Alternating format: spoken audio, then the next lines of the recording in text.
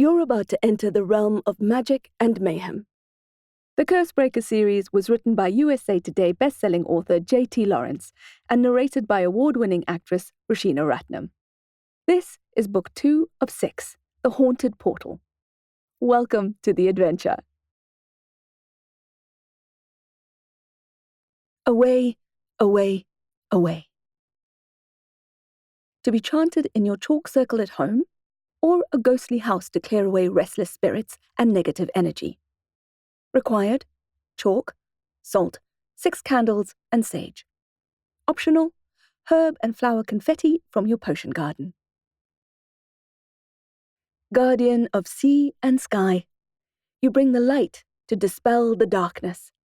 To dispel the darkness away, away, away.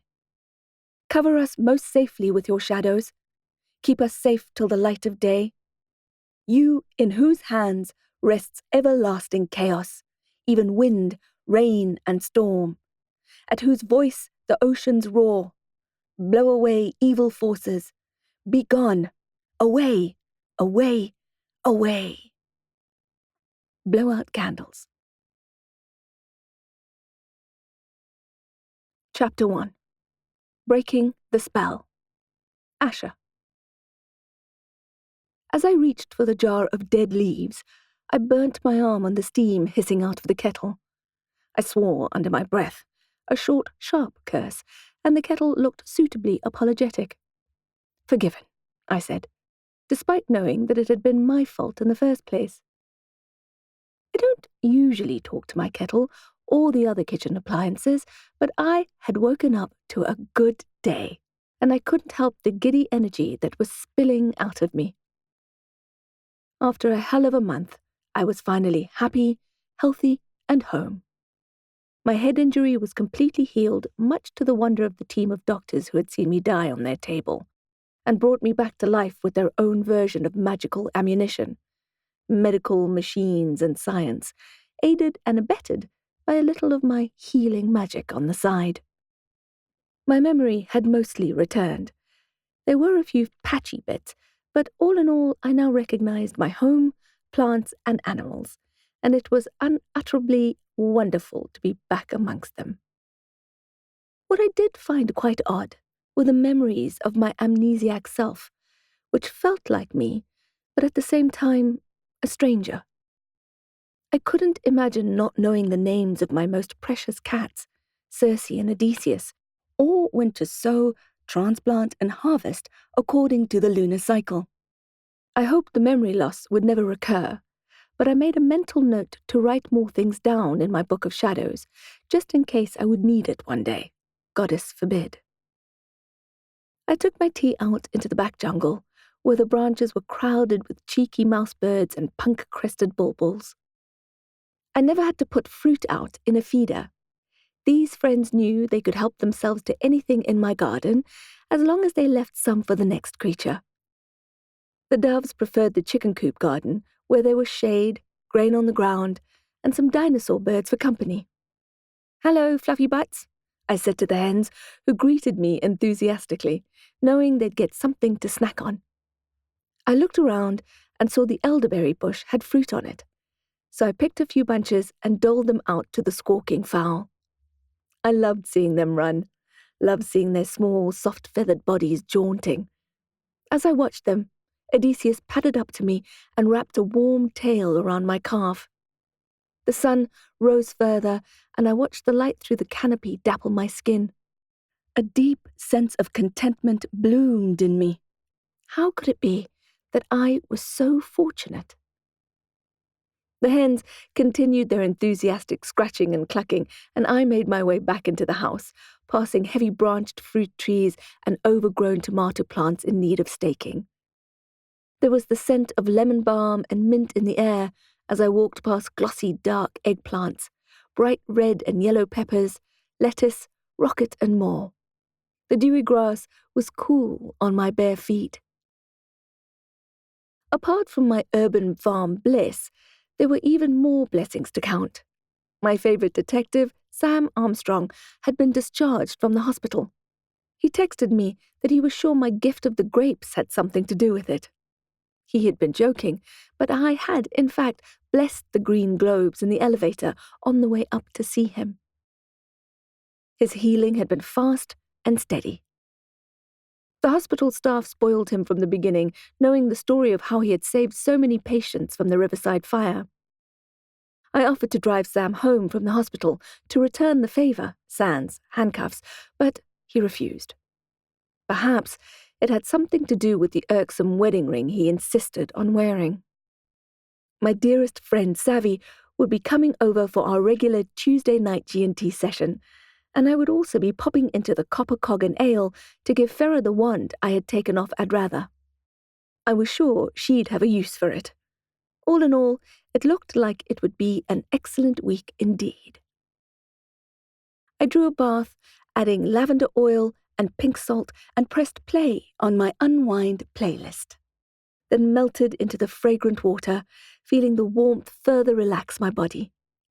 I lit a candle called Unhex/Unvex by Bewitch, and recited an old chant of thanks to the void. One I liked to say when everything was good and I was grateful. I gazed at the fading bruises and scratches on my arms and legs as I sunk deeper and deeper. I had fought, and I had won. I was alive. I felt at one with the water and the music and the birds calling outside. It was a deep and important feeling. Then the doorbell rang, breaking the spell. I wondered if the person at the gate would go away if I just ignored them. I sank deep into the pink-tinged water until only my eyes were above the surface. I hoped not to hear the doorbell again, but as soon as I had the thought, it was punctuated by more ringing.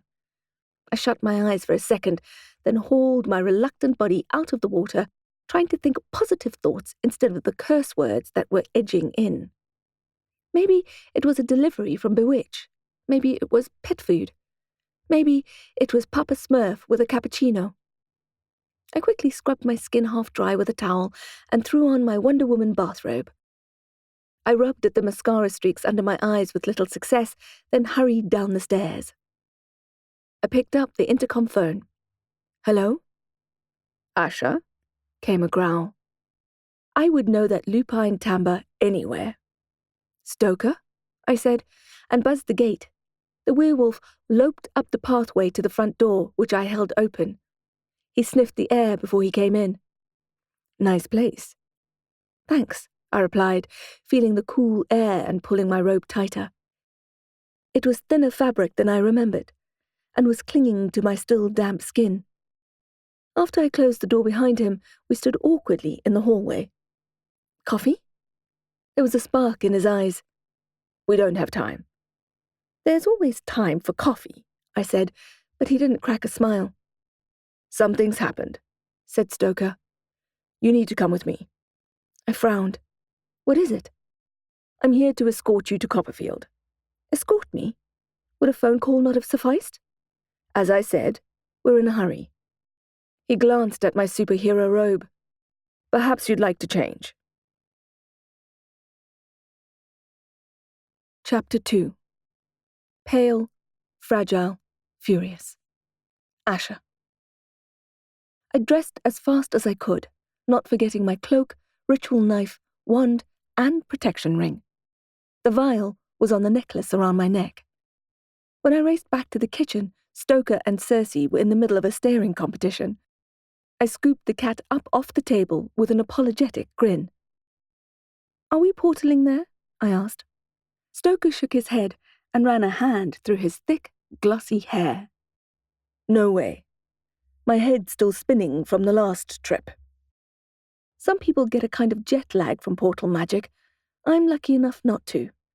The werewolf shook a small bunch of keys in my direction. "Besides, I'm in the mood to drive." There was a bit of a growl in his voice when he said drive, which made me feel nervous and a bit excited. Wolves are notorious risk-takers, and their car insurance premiums reflect it. I made sure that my familiars had enough food, then locked up. Stoker's Copperfield security van was quite something. It was like the homemade version of Morgan's state-issued SUV, replete with bulletproof glass and run-flat tires. It was beaten and bolted together, so much so that it looked like it belonged in a Mad Max movie.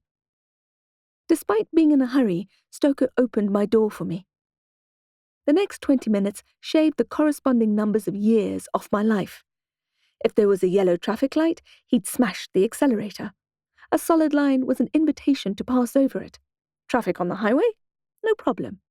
He slapped his flashing light on the roof, blared his siren, and we zipped along the emergency lane like a bat out of Dracula's castle.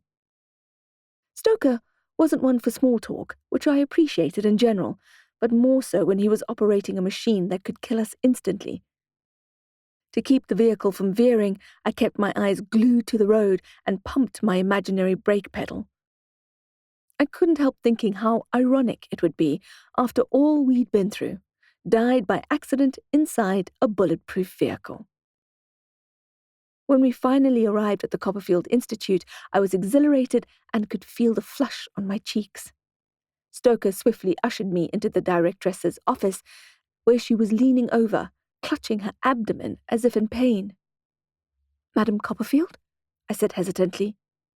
She looked up at me, her skin ashen, and straightened to her full height. The directress has legendary dark and beautiful skin, so I was shocked by her pale tone. I gulped. "Directress? Are you?" Her lips were a tight line.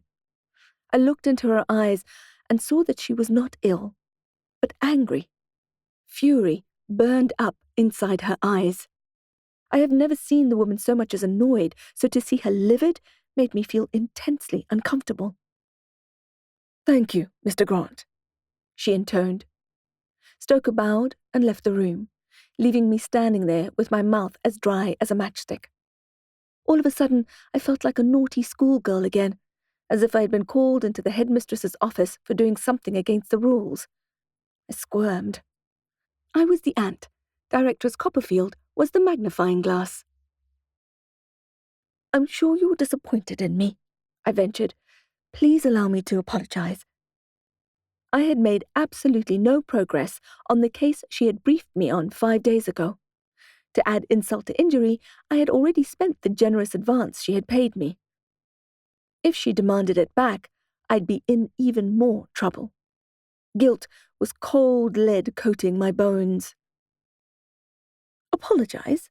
said Copperfield. Confusion leaked into her face, diffusing some of the anger. She blinked. "I'm terribly sorry," I said. Copperfield stopped and rubbed her face, then looked me in the eyes. "You think I'm angry with you?" "Of course you're angry with me," I said. "I've had 5 days—" "Dear child," she cut in, holding out her palm to stop me from blathering. "I know what you did at Riverside." How would she know what happened at Riverside? "It was immensely brave of you." It was my turn to blink at her. "How do you know?" "I was extremely proud when the story was relayed to me. Extraordinarily proud." I decided not to push further. I was just relieved that her fury was not directed at me. "Thank you, Directress. I had a lot of help. Stoker, for instance." "There is terrible news," she said sharply, making me jump. "The most terrible news. The police are on their way. The council will be sending a representative. We'll be closing the school again." "What? Why?" "The last time the Copperfield Institute was closed was during the Civil War last year, when Baldassar's vampire clan tried to take over the realm, and almost succeeded. He managed to get the most brutal orcs on his side, the neo-Nazi Hammerskins, to pillage and burn the realm's most sacred and historical places, including the ancient apothecary Mason and Sons, the National Magical Artifact Museum, and the Copperfield Institute. I remembered the pictures that came out after the coup was over. Photos of tattooed orcs lounging on their tanks on the hockey field with AK-47 ammo for necklaces, flaming Molotov cocktails in their hands as if it were happy hour in hell. Which, in a way, I guess it was. They took over the residence halls and the kitchen, the dining halls and the recreational rooms. The Hammerskins had a knack for destroying everything they touched, so they were perfect for the job. Of course, spoiler alert, Jacqueline Denner Knight and her team had finally ousted the clan and saved the realm before the void fracture was complete, saving everyone a whole world of pain and the Highfire Crown, the magical artifact that had started the whole thing, was now kept under numerous protection spells at Copperfield, where its power could only do good, restoring the grounds, keeping everyone safe and well, and making the directress look younger and fitter than ever. Until today. When I looked at her again, she was simmering. Police sirens approached in the distance. She took a step toward me. "Asha," she said, pale, fragile, furious. "They took one of our students." Chapter 3. Dwarf-Made Dynamite. Asha. "Who did?" I asked, then had the urge to kick myself for asking such a ridiculous question. If the directress knew who was kidnapping the girl children, she wouldn't need me. Instead of rolling her eyes, Copperfield was gracious. "I don't know." She shook her head. "I don't know. We need to find out before they hurt them." She shuddered, then rubbed her arms to warm herself despite the snug spring weather. "We don't know how they got in. Nothing was breached, no windows broken, just a billowing curtain and an empty bed." It was a vivid picture in my mind. The rising sun, the flowing fabric, the warm spot where the girl had been sleeping. "How do you know she was taken?" I asked. Suffice to say that if the girl had decided to visit the boys' residence hall, she wouldn't be the first. Perhaps she had visited a friend and fallen asleep there. Perhaps she had run away. Perhaps her roommate, replied Copperfield. "She saw something, but she won't talk. She can't talk. She's literally petrified." "Do you mean scared or cursed?" "Both," replied Copperfield. "That's why we called you." 3 squad cars roared in, spraying cream gravel in arcs as they braked to park, skidding to a halt under the majestic purple-blossomed jacaranda tree. "The police are here," the directress said, ignoring that the sirens had announced their arrival. When I peeked outside, I saw a familiar SUV. An attractive woman dressed in a black uniform and impossibly spiky stilettos stepped out and slammed the door behind her. She swept her gaze over the landscape, no doubt orientating herself to the buildings. "Morgan," I called out of the window, and she squinted in our direction, the sun bouncing off her shades. "We're in here." Captain Morgan nodded and called to her partner to follow. "Nothing good will come of this," Copperfield tut-tutted, following my gaze. For once, she sounded her age. It's not that I didn't agree. I just wasn't used to seeing her despondent. In my 5 years at Copperfield, I had never seen the directress anything other than stoic. The scorpions began streaming into the building, and the captain came straight to the office. "Directress?" greeted Morgan, bowing to Copperfield and nodding at me. "Thank you for coming so quickly," the directress replied. "I'm sorry it's under such awful circumstances." The forensic team, dressed in protective gear, appeared at the doorway. "We're ready, Captain." Directress Copperfield inhaled deeply, then led them out of the administration building, past a quad of lawn, jasmine hedges, and a giant-sized chessboard, which served as a picnic blanket for the animated stone chess creatures who lived there. The narrow-eyed goblin pawns were whispering amongst themselves. The White Witch Queen took a defiant step towards the Dark Wizard King, while the elf bishops looked on in anticipation. Morgan, looking on in interest, slowed her steps. "I wonder who will win." Of course, I knew that neither good nor evil ever won. It was a constant rebalancing of the power, and the struggle, the engine which powered our universe. "They've been playing for years," I told her, and left it at that. The stone-walled residence hall was as handsome as I remembered it, with Boston ivy creeping up its walls and turrets, and pretty house flags being whipped by the wind. The reception hall of Malachite House was generous, but still cosy, with a giant fire crackling in the hearth and an oriental carpet with images of dragons, swords, and thorns woven into its intricate geometric pattern. I hadn't stayed in this particular wing when I had been a student, but it made me feel nostalgic for my school years, despite the sometimes troubled times I had under its sky-reaching spires.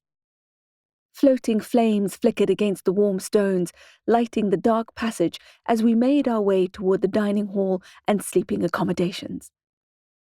My wistful feelings gradually gave way to discomfort as I saw the empty chairs, silent corridors, and vacant beds. "Where are the students?" I whispered. "We evacuated them," replied the directress. "They're in the school hall waiting for their parents. As you can imagine, everyone is distraught." "What about the kids who, I said, don't have parents?" Morgan grimaced with empathy. It was no secret that I was abandoned when I was a baby, and subsequently rejected by multiple foster parents. Copperfield was the closest thing I ever had to having a home, and the teachers who cared for me also taught me to embrace my unique form of magic. The irony wasn't lost on me that the children who were vanishing had loving parents who missed them. The roles had been reversed for my childhood. I had missing parents who I longed for every day. When pieces are lost, some puzzles remain forever incomplete. "They'll move into my house, as they did last year when we had that trouble with Acheron." "Good," I said, nodding. The stories that had emerged from the kids that had stayed with the directress during the revolt had been equal parts harrowing and satisfying. It seemed the orphans had used the invisibility potion made by the potion master, Sir Sparks, to go undercover in the rooms the Hammerskin Orcs had requisitioned as their headquarters, and listened in on their strategy meetings. Apparently, the plans hadn't been very good ones. The meetings had afterwards been described as a political joyride in a Cadillac packed with Dwarf-Made Dynamite, with a fuse they didn't even know was burning. When the invisible kids realized there wasn't much intelligence to be gained, they turned their minds to playing tricks on the neo-Nazis. They turned the milk sour just as the orcs were sitting down to their breakfast cereal, made toast randomly pop out of the toaster, and had kitchen knives follow the men around, surprising them as they opened shower curtains or sat down on the toilet. "Her name is Maple Mellow," said the directress as we entered the passageway of dormitories. "The girl who was taken?" asked Morgan. Copperfield shook her head. "Her roommate." "The eyewitness?" "Yes, the one I'm hoping Miss Rourke will be able to help." "And the missing girl?" I asked. "What's her name?" The directress slowed down and swept her arm to her left, indicating the doorway of a cheerful-looking dorm. Cheerful, apart from the rumpled bed bereft of its owner. Copperfield's expression was grim. "Zalaria Chalice." "Holy hex," I muttered, certain my eyes were bulging. Of course, any child going missing is terrible news, but the daughter of the Chalices being kidnapped definitely ratcheted up the ante. Morgan frowned at me and did that thing she was so good at, not blinking till she'd gotten the answer she was after. "The Chalices are like wizard royalty," I explained. "Xavier Chalice is a professor on the council. His wife Sabine runs the Better Realm Foundation. Think Bill and Melinda, but with magical powers." "Better Realm," replied Morgan. "Why does that sound familiar?" "She's good at PR. Also, she raised over 5 million coin last year for hungry orc families left destitute by the battle for the realm. That was just one of their projects." The captain narrowed her eyes. "Well-known, wealthy parents? Magical child? That is not the MO of the kidnapper we're looking for. He takes average Joe human kids." I bit my lip. "You think there'll be a ransom demand?" Morgan still hadn't blinked. It was unnerving. She motioned for the forensic team to enter the dormitory and gave them a stern look. "Don't leave till you find something." I watched as a white-clad forensic expert emptied the waste paper basket into an evidence bag. Chocolate wrappers, pencil shavings, and tissues. The directress absent-mindedly looked at her wristwatch. "Follow me," she said. "We have less than 20 minutes with poor Maple Mellow before her parents take her home." Chapter 4. Petrified people don't cry. Asha. Maple Mellow sat perched on the edge of the seat of a wingback in the common room of Malachite House, as still and as white as a marble statue. Her back was straight, her hands on her knees, her dark hair falling like a black curtain over her near-transparent cheeks. She looked cold, so cold that I automatically looked around for a blanket, but didn't see one. A kind-faced dwarf matron was watching over her, reminding me of a younger Farah. When I closed my eyes, I could almost smell the spice cookie she'd sneak into our Copperfield cloak pockets. Cinnamon, nutmeg, ginger, butter. The room was wonderfully cozy with charming artwork on the wall and oversized furniture. Despite the warmth of the decor, the feeling radiating off the girl was cold and bleak. Finally, I found a heavy patchwork quilt folded on an unplugged radiator. I shook it out and put it over the girl's shoulders, crossing it in front and using the edges to cover her bony knees. The matron helped me tuck it in. Maple Mellow didn't move. She kept staring straight ahead. "Thank you, Matron Steele," said the directress. The aproned dwarf curtsied. When the matron had left the room, Copperfield turned to us and spoke in a low voice. "As you can clearly see, the girl is in a fragile state. The Mellows are desperate to take her home, but they agreed we could first ask the questions we need answered. The poor girl hasn't said a word since we found her this morning, frozen in the dorm she shares with Zelaria Chalice." I stepped closer and studied the girl. Was it a curse, or was it some other kind of dark magic at play? Or was the child just outright petrified in the true sense of the word? Frozen by what she had witnessed? Goddess, I hope not. "Illumino," I uttered, reaching for my wand. It lit up instantly, and I used it to look into the girl's eyes. Her pupils reacted to the light, but the emptiness I saw there chilled me to the bone. "What happened to you?" I whispered. If she heard me, she did not show it. I shook the wand like a spent match, extinguishing its glowing amber tip and putting it away. Morgan sat down a distance away, as if to say that I should direct the interview. I took the hardback chair closest to the girl. "Maple," I said slowly. "My name is Asha Viridian Rook. I'm a green witch, an alumna of the school. I'm here to help you. Can you hear me?" The schoolgirl didn't twitch. "I think you may have been cursed into silence."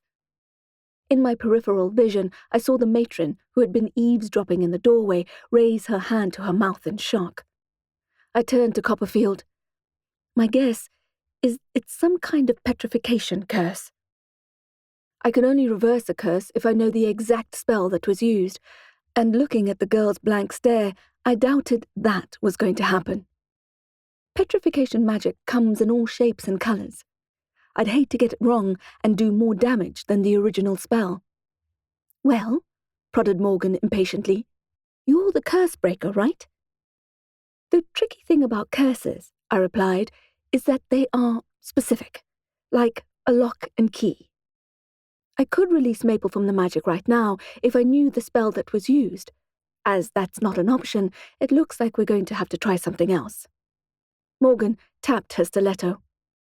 "Go on, then," she said, losing patience with silence of the dumbstruck girl. "We need answers. The sooner we can get an ID, the sooner we can throw this creep behind bars." Madame Copperfield sighed. "Somehow," she said, "I don't think it's going to be that straightforward." Footsteps marched down the passageway where we had just been. A man and a woman wearing matching distress on their faces arrived in the common room. The directress forced her grim expression into a slightly more hopeful one. "Mr. and Mrs. Mello," she said gently, "may we have just 10 more minutes with Maple? I'm afraid we haven't gotten anywhere yet." I watched the girl carefully, searching for some kind of reaction or recognition of her parents, but I didn't see anything. "The poor child," gushed the mother. "She needs to be home." "Of course, I agree," replied Copperfield. "We just need a few more minutes. Anything Maple remembers may help us find the kidnapper." "Of course," said Mr. Mello, taking his wife's hand. "If it had been Maple taken instead of the Chalice girl, we'd want her to be comprehensively interviewed. We'd be desperate to know anything." Mrs. Mello closed her eyes, her expression pained. A tear escaped and ran down her cheek. Perhaps she was picturing herself in Mrs. Chalice's designer shoes. So far, none of the missing girls had been found, and there wasn't much hope that they would be breathing when they were. Captain Morgan stepped forward. "She's not talking. Perhaps you can attempt to get something out of her?" Mrs. Mello wiped away the tear and sniffed. She sat directly opposite her daughter. "My darling," she said, touching the girl's chin. Her voice was uneven. "You're safe. We're here. We're going to take you home and look after you. I'm going to make you spaghetti tonight. We'll eat ice cream and watch Hocus Pocus together. Everything is going to be okay." The girl blinked. Mrs. Mello wiped away another tear. "But first, we need you to tell the police what you know, even if your memory isn't clear, even if it's just a small, vague thing, a smell, a feeling, a glimpse. Can you tell us anything about who took Zaleria?" We all held our breath as we waited for Maple to respond. She stayed silent and unmoving, except for the water that welled up in her eyes, mirroring her mother's tears.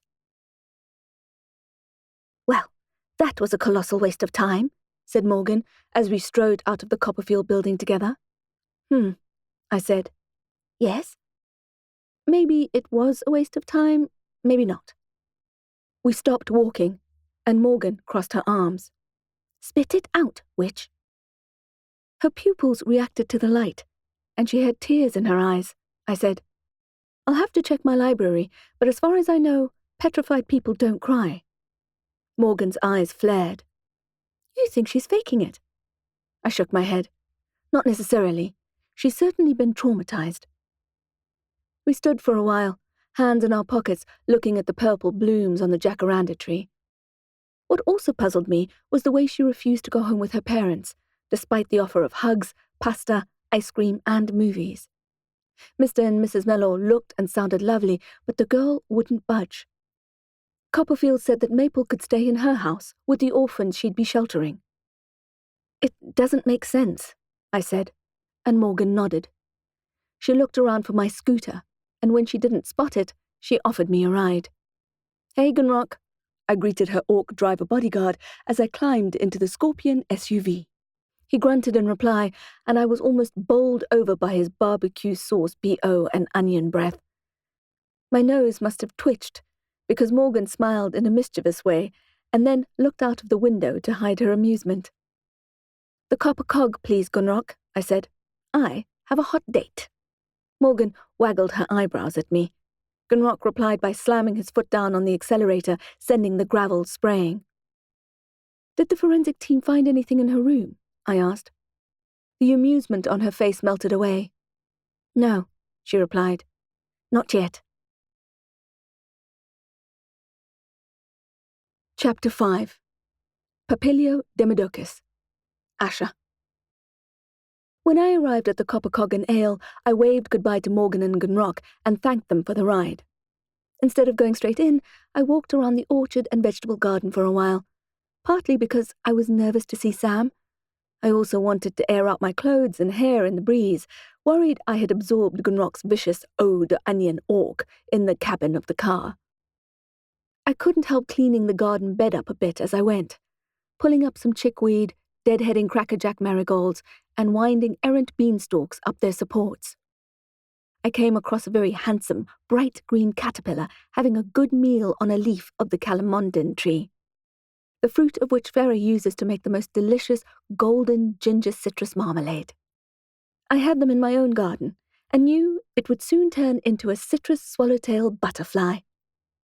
I was so entranced by the creature's neat munching that I almost jumped a foot in the air when I felt a hand on my back. Hades hellcats, I swore, thrusting my hand from my dagger to my jumping heart. I've been called worse, said Sam, smiling. Sorry, I didn't mean to startle you. I did call out, but you seemed so engrossed in what you were doing. He saw the caterpillar. Handsome fellow. Papilio Demodocus, I replied, still out of breath. Is that some kind of spell? I looked into his eyes, which were sparkling with humour. It should be, I replied. We smiled at each other, and time seemed to slow down in the little bubble we stood in. Thanks for the grapes you brought me in the hospital, he said. It was nothing, I lied. In truth, it was the only way I could smuggle in consistent healing magic. It had taken a lot of magical energy to bless the sweet globes individually, but it was the least I could do.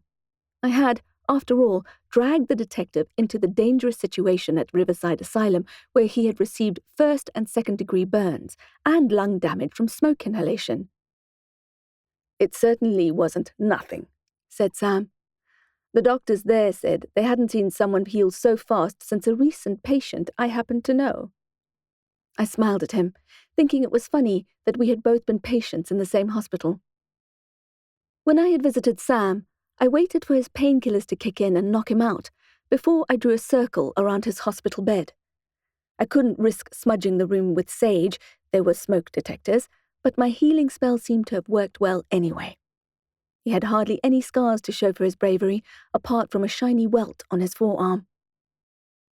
Amazing what a bunch of grapes can do, I said. Indeed, he replied, a smile dancing on his lips. The man had attractive lips.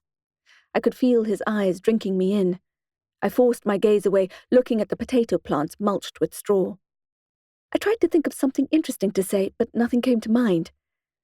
The void knew that I had plenty of random facts about the best way to grow potatoes, but my brain and pelvis were too busy fizzing with the chemistry I felt to make sense of them. I found his new scar attractive too, because it was a testament to the kind of man he was. I doubt I'd ever forget how he ran into the burning building again and again to rescue patients and nurses. They say you should watch out for red flags when you date a new man. I had plenty of red flags going up with Sam, but the red didn't stand for caution. Instead, it warned not to let him get away. Shall we go inside? I asked. They have excellent food and beer here. The detective nodded and stood aside. After you, milady. Wow, the detective said, as we entered the steampunk-themed gastropub. I nodded. I know, right? It looked amazing from the outside, a vintage airship. But inside was just as impressive with its snug atmosphere and attention to detail. As usual, the fire was roaring in the hearth in the middle of the large room, and golden light reflected off the polished copper piping that decorated the walls. An army of clocks ticked against the exposed brick walls, showing off their neat cogs. Magical creatures huddled in their booths, sharing stories, secrets, and belly laughs. The aroma of roasted meats and vegetables filled the place, making even the least hungry customers feel a bit peckish. "Rookie," hailed a voice from the bar area. When I looked over, no one was behind the counter. I blinked, thinking it was perhaps time to get eyeglasses, when Farah lifted her head from behind the handsome bronze-bolted counter and grinned at me. She wore her ginger hair in pigtails and a Viking helmet. "Welcome." She placed the cups she had just retrieved on the counter near the coffee machine and wiped her hands on the tea towel she kept stitched to her shoulder. I gestured to Sam, tilting my head in the dwarf's direction, ready to introduce him. The detective seemed a bit shell-shocked to see so many magical creatures, and was distracted by a table of rowdy goblins nearby who were playing beer pong in their booth. Behind them, 3 wizards huddled over a dusty book, and beside them, a wretch of orcs roared with laughter at someone's, presumably dirty, joke. "I know it's weird," I said, which should probably go down as the most understated understatement of all time. "But you'll get used to it." "Sure," he said, nodding. "I guess you start seeing them all as people like you or me at the end of the day." "Not really," I said. "The opposite is true. Always remember who you are dealing with. It's handy and sometimes life-saving to have gross generalizations in mind. Goblins are sneaky and dishonest. Orcs are thugs. Elves are arrogant and selfish. Wizards have egos the size of the Black Tower." "And witches?" he asked. "Witches are very hard work to be around." "Really?" he said. "I haven't found that to be true." "They're melodramatic, sometimes bitchy, too independent. They'll push you away because they know that they'll do perfectly well on their own." "Ah, well," said Sam. "I do like a challenge." I knew he was kind of joking, but it was the first time he had made it clear that he was interested in pursuing some kind of relationship with me.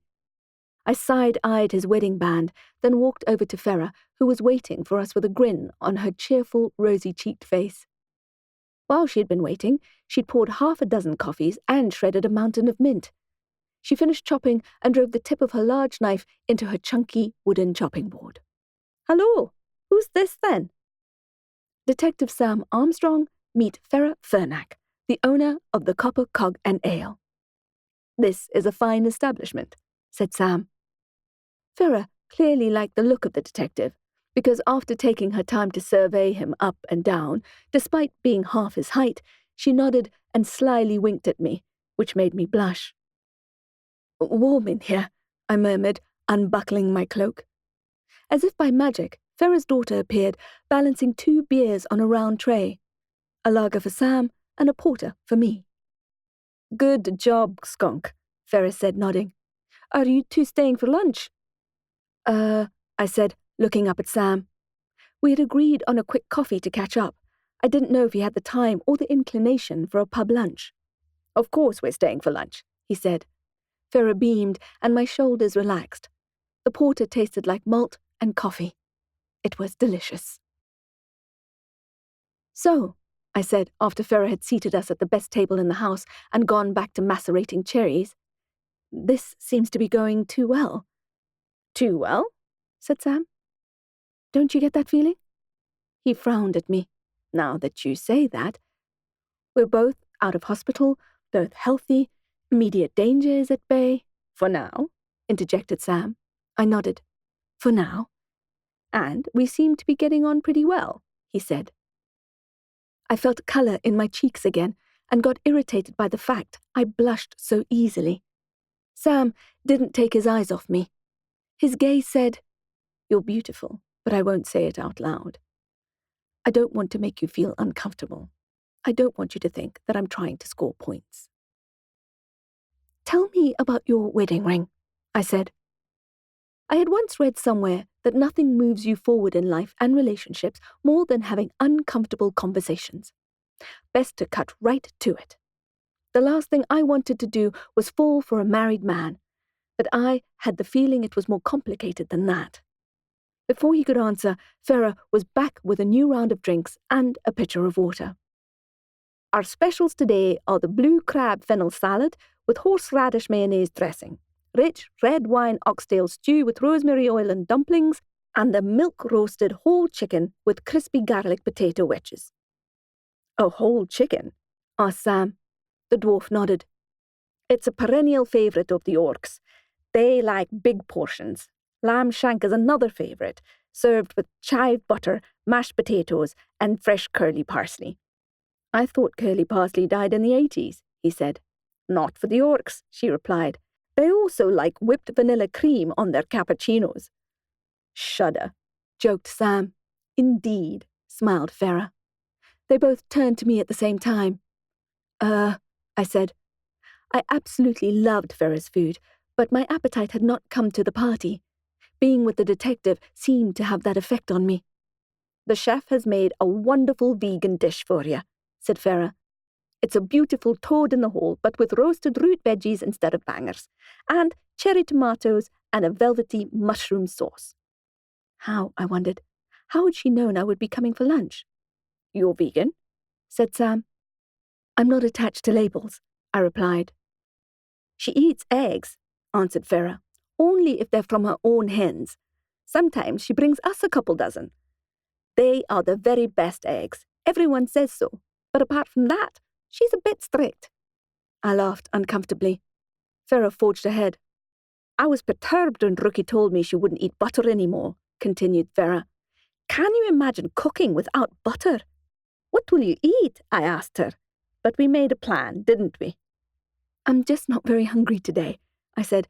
"I'll have the fennel salad, please, without the crab and without the mayonnaise." They both looked at me like I was mad. Farah broke the silence. "I'll get Chef to dish up a small portion of the toad in the hole." "Thank you," I replied. "That sounds perfect." "I'll have the same," said Sam. Farah froze. "Are you sure, Detective? I've never known a man not to order meat. The oxtail is especially—" "I'm sure," he said. "Thank you." Farah arched her eyebrows at me, then turned and disappeared into the kitchen, no doubt harassing the chef to make sure the vegan meal was perfect. "That's interesting," said Sam. "What is?" "The fact that you're vegan." "I told you, I'm not attached to labels." "The fact that you're pretty much vegan and yet you're comfortable—" He hesitated and scratched his stubble. He had very attractive stubble. "Yes," I said. "You're pretty much vegan and yet you seem comfortable killing people." Chapter 6. A Force of Nature. Asha. I almost choked on my beer. "Killing people?" I spluttered. "Don't get me wrong. You seem to be very good at it," Sam said. "Is this some kind of interrogation?" I asked, bristling. Here, I thought we were on a casual date, but actually the man was still intent on arresting me for the wizard I had killed in self-defense. It was some kind of intricate trap. "That Dusk Reaper almost killed me," I said. "My skull was fractured. I had—" "Whoa," he said. "Slow down. I didn't mean it like that." "Then how did you mean it?" Now it was anger that stained my cheeks, and I hadn't forgotten how he had conveniently dodged my question about being married. "Asha," he said, "I honestly didn't mean it like that." "You're not going to sneakily cuff me like you did last time." "Only if you want me to," his eyes promised. "Of course not. I'm not here to entrap you." "Then why are you here?" I asked. I was clearly taking the uncomfortable conversation's advice to heart. "I thought it was obvious," he said. His gaze was affectionate and unwavering. "I killed my attacker in self-defense," I said, "and then I killed Adratha for the same reason. In my line of work, I'll probably kill again." There was that grand understatement again. "Yes," he said, "I know. That's why I asked the question. It seems to be an interesting paradox that you're kind of vegan, but don't answer if you don't want to." "Why are you wearing a wedding ring?" I wanted to say. "Don't answer if you don't want to." "It's simple," I replied. "To me, not eating meat isn't about identity politics. I don't identify with being vegan. It's not a box I put myself in." Sam took a sip of his lager and listened. "It's about having a true connection with the earth, an intense connection with the world around you, with nature, with everything. It's not about protecting nature. We are nature. We're all part of it." The detective didn't need to know the whole truth about my childhood. Not yet. The fact that I had to scrounge for food in the forest and had to sometimes kill pigeons and rabbits or starve to death. It's one of the reasons I started the food jungle at home, so I'd never feel that desperately hungry again, so I'd never have to kill to eat. And yet, my profession required— The detective nodded. "Your Mother Nature?" "No," I laughed, extricating myself from my dark inner workings. "I'm just her helping hand." "A force of nature," he said. Literally. I convert evil to good, I thought. I convert compost to new life, death to vitality. It's what nature does.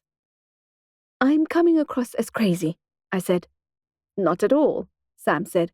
But before he could continue, one of Ferra's children, I always feel bad for not remembering all of their names, but there were so many of them. Ferra got around it by calling them skunks, brought us our meals on levitating trays. We thanked the dwarf child and looked down at the steaming food, which looked truly delicious, but neither of us picked up our cutlery. Looks amazing, he said. Yes, I replied, feigning enthusiasm, despite the butterflies swarming in my stomach. We waited a little while longer, still not moving to eat. Not hungry? Sam asked. Not really, I replied, but we'd better make an effort. I gestured at Ferra. Yes, agreed Sam, and scooped up his fork. While we danced around our food, the polar opposite was true at the table next to us. The orcs there poured beer down their throats and ripped roast chicken legs off the carcasses, eating them like lollipops.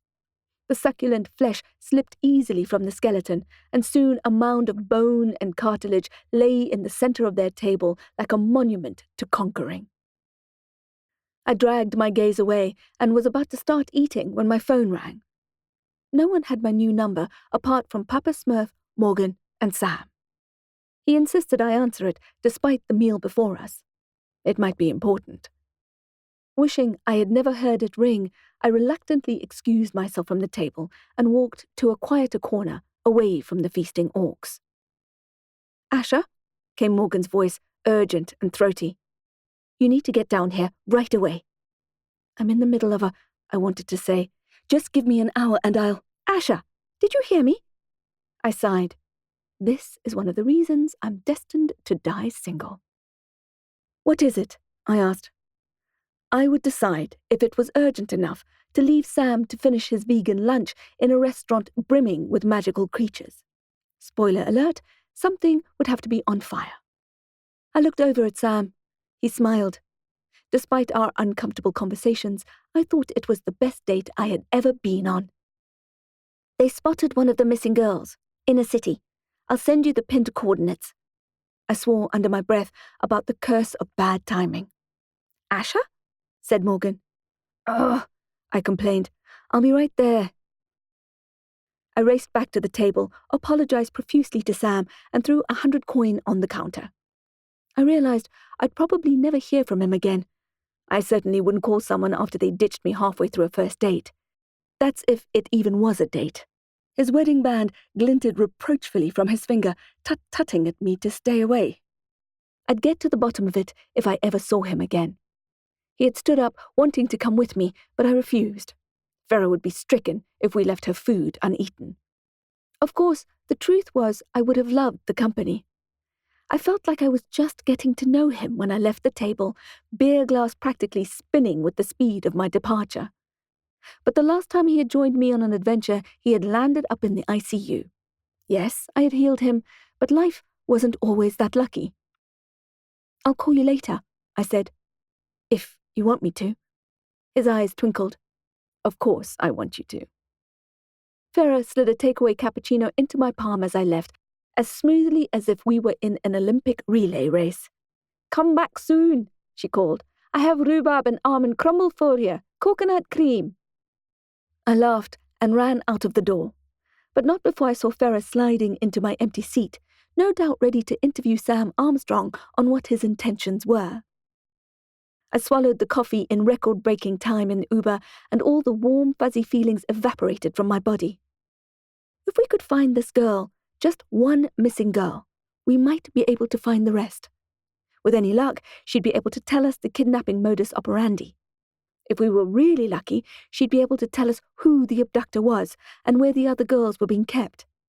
Once we hit the main road, I asked the driver to speed up. I arrived at the coordinates just in time to see Gunrock giving chase. We followed. Despite being a mountain of a man, he was pretty nimble around corners and down alleys. I didn't understand who we were following. Surely we weren't chasing the missing girl.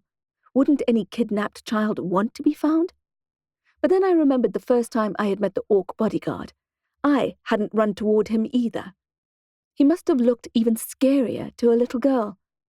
I decided to ditch the taxi and run. When I finally caught sight of her, I yelled at the orc to stop chasing. Hopped up on beer, caffeine, and the adrenaline from rushing, I gave chase like a hungry greyhound. The child stumbled and almost fell into the rough asphalt, and my heart went out to her. "I'm not going to hurt you," I shouted, but then realized it was a dumb thing to say.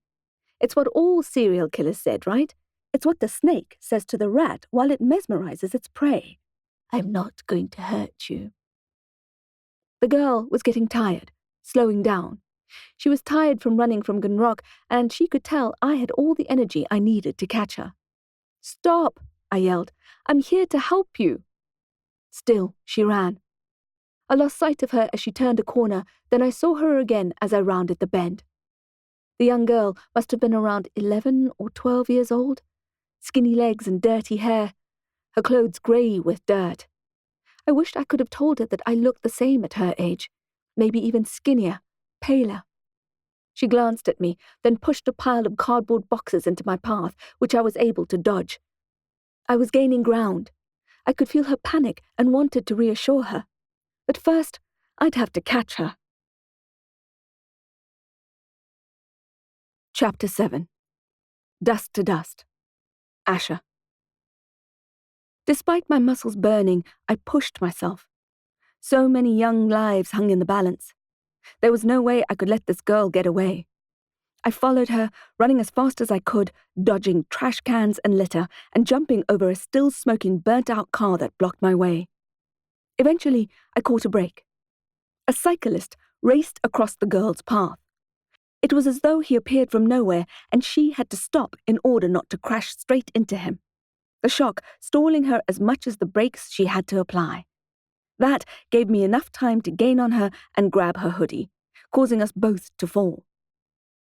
She struggled against me, clawing and scratching like a feral cat, but I held her. I felt her pain and panic like it was mine. Suddenly, I was the scared girl in the dark forest, hiding behind one of the trees I knew so well. The dry bark on my tingling palms. I was so small, so vulnerable, so alone. Who was I hiding from? With a deep inhalation, I forced myself away from the childhood flashback and back into the present. My forceful grip around the girl turned into rocking her back and forth. "I'm not going to hurt you," I crooned. "I'm not going to hurt you." Eventually, her manic movements slowed. When she was still, I stopped swaying her and held her shoulders gently, looking into her eyes. "My name is Asha Viridian-Rook," I said. "I'm here to help you." A police siren sounded in the background, causing us both to flinch. "You're a cop?" the girl asked. Her face was dirty, her hair tangled. She had old bruises on her arms and legs and a faint mark on her cheekbone. "No," I said. "I'm not a cop. I'm on your side. I used to be like you. I can get you the help you need." "I don't need help." "Then we need your help," I said. "We'll pay you for it." As she had struggled against me, I had felt her protruding ribs and shoulder blades, sharp as knives. "Cash and a hearty meal? From wherever you want." "You're going to lock me up," she said. "Put me in an orphanage." "Hex no," I replied. "That's the last place kids belong." She looked slightly calmer after that, but still as wary as a caged animal. I slowly let her go. "I'm starving," I lied. Despite not eating Ferris toad in the hole, my appetite was still 0. "Where do you want to go?"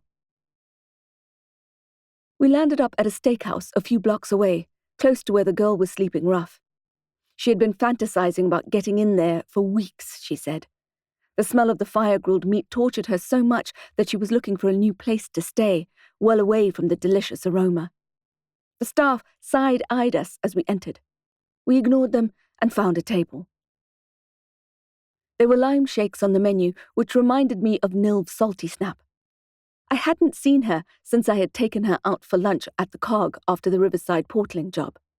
I had been trying to call her, but she wasn't answering her phone, the imp.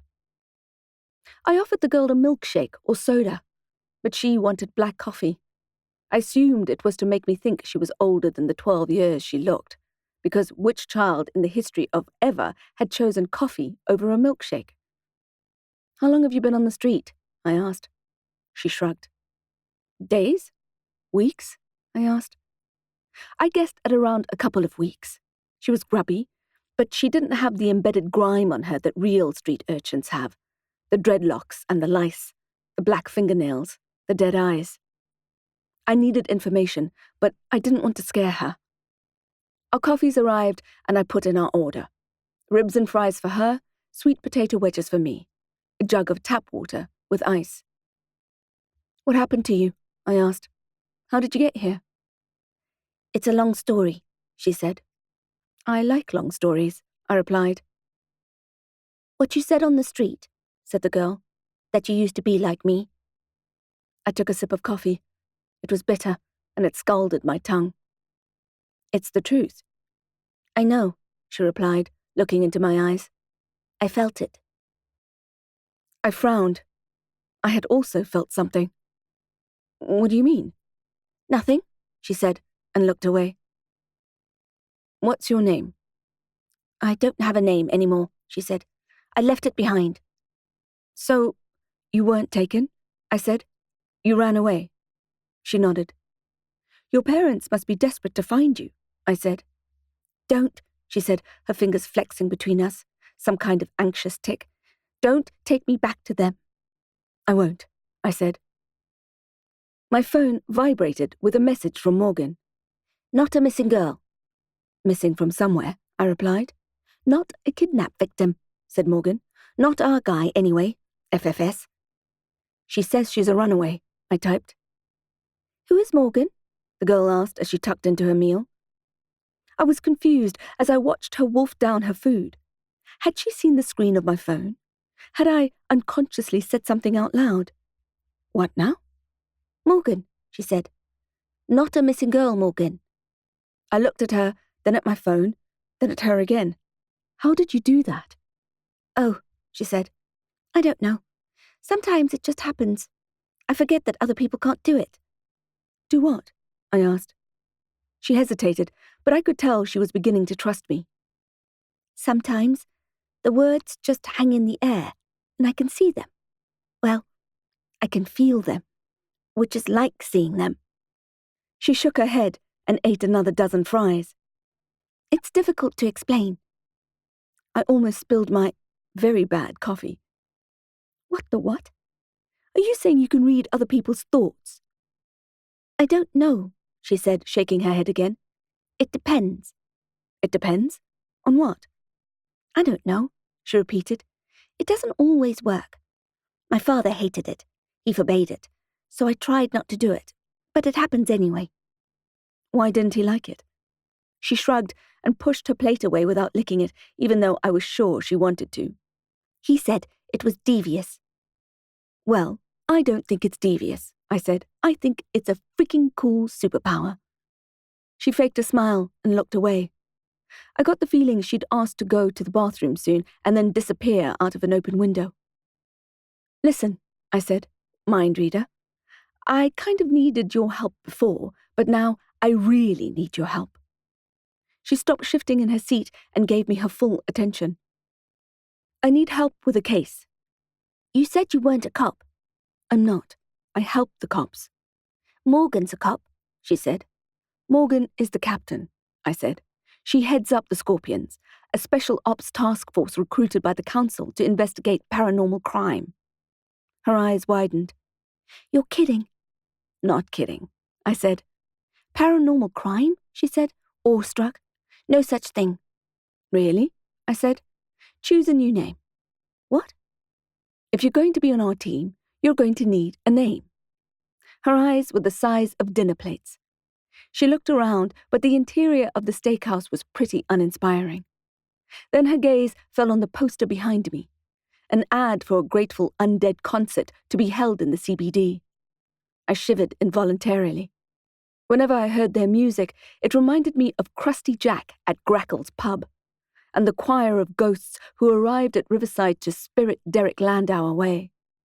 The warm-up band listed on the poster was Dust to Dust, an upcoming dark indie rock outfit. "How about Dusty?" she ventured. "After Dust to Dust? That's a pretty macabre choice." "I like it," she said. "In that case," I said, "it'll work." "Ice cream?" I offered. Dusty shook her head. "No, thank you." Her manners were too good for a feral. She was telling the truth when she said that she hadn't been on the street for long. What kind of kid doesn't like ice cream? "I'm not a kid," she said. "I'm 16. "You're 11, I said. She looked slightly annoyed. "I'm almost 12. "What almost 12-year-old doesn't like ice cream?" "I'm full," she said, eyeing her empty plate. "I'm not used to eating so much." It made a huge difference from eating with Salty, who would have hoovered 2 lime milkshakes, the entire plate of ribs and fries, and then my sweet potato wedges, then an ice cream sundae and a coffee with cream. I called the waiter over, requested the bill, and asked her if we could take a chicken pie as takeaway for dinner. Once I had paid and the food sat in a neat container between us, I folded my arms and looked at her. "Okay, Dusty," I said. "Let's talk business." The girl sat up. "You don't want to be taken back home." She nodded. "Even though your parents are probably beside themselves with worry." "They won't be," she said. "They'll be glad I'm gone." "I can't imagine that's true," I said. Then, without thinking, I said, "All parents love their kids." Dusty's face fell. "Not all parents." She was right. It had rung hollow as I said it, because my childhood was proof that some parents didn't care an ounce about their babies.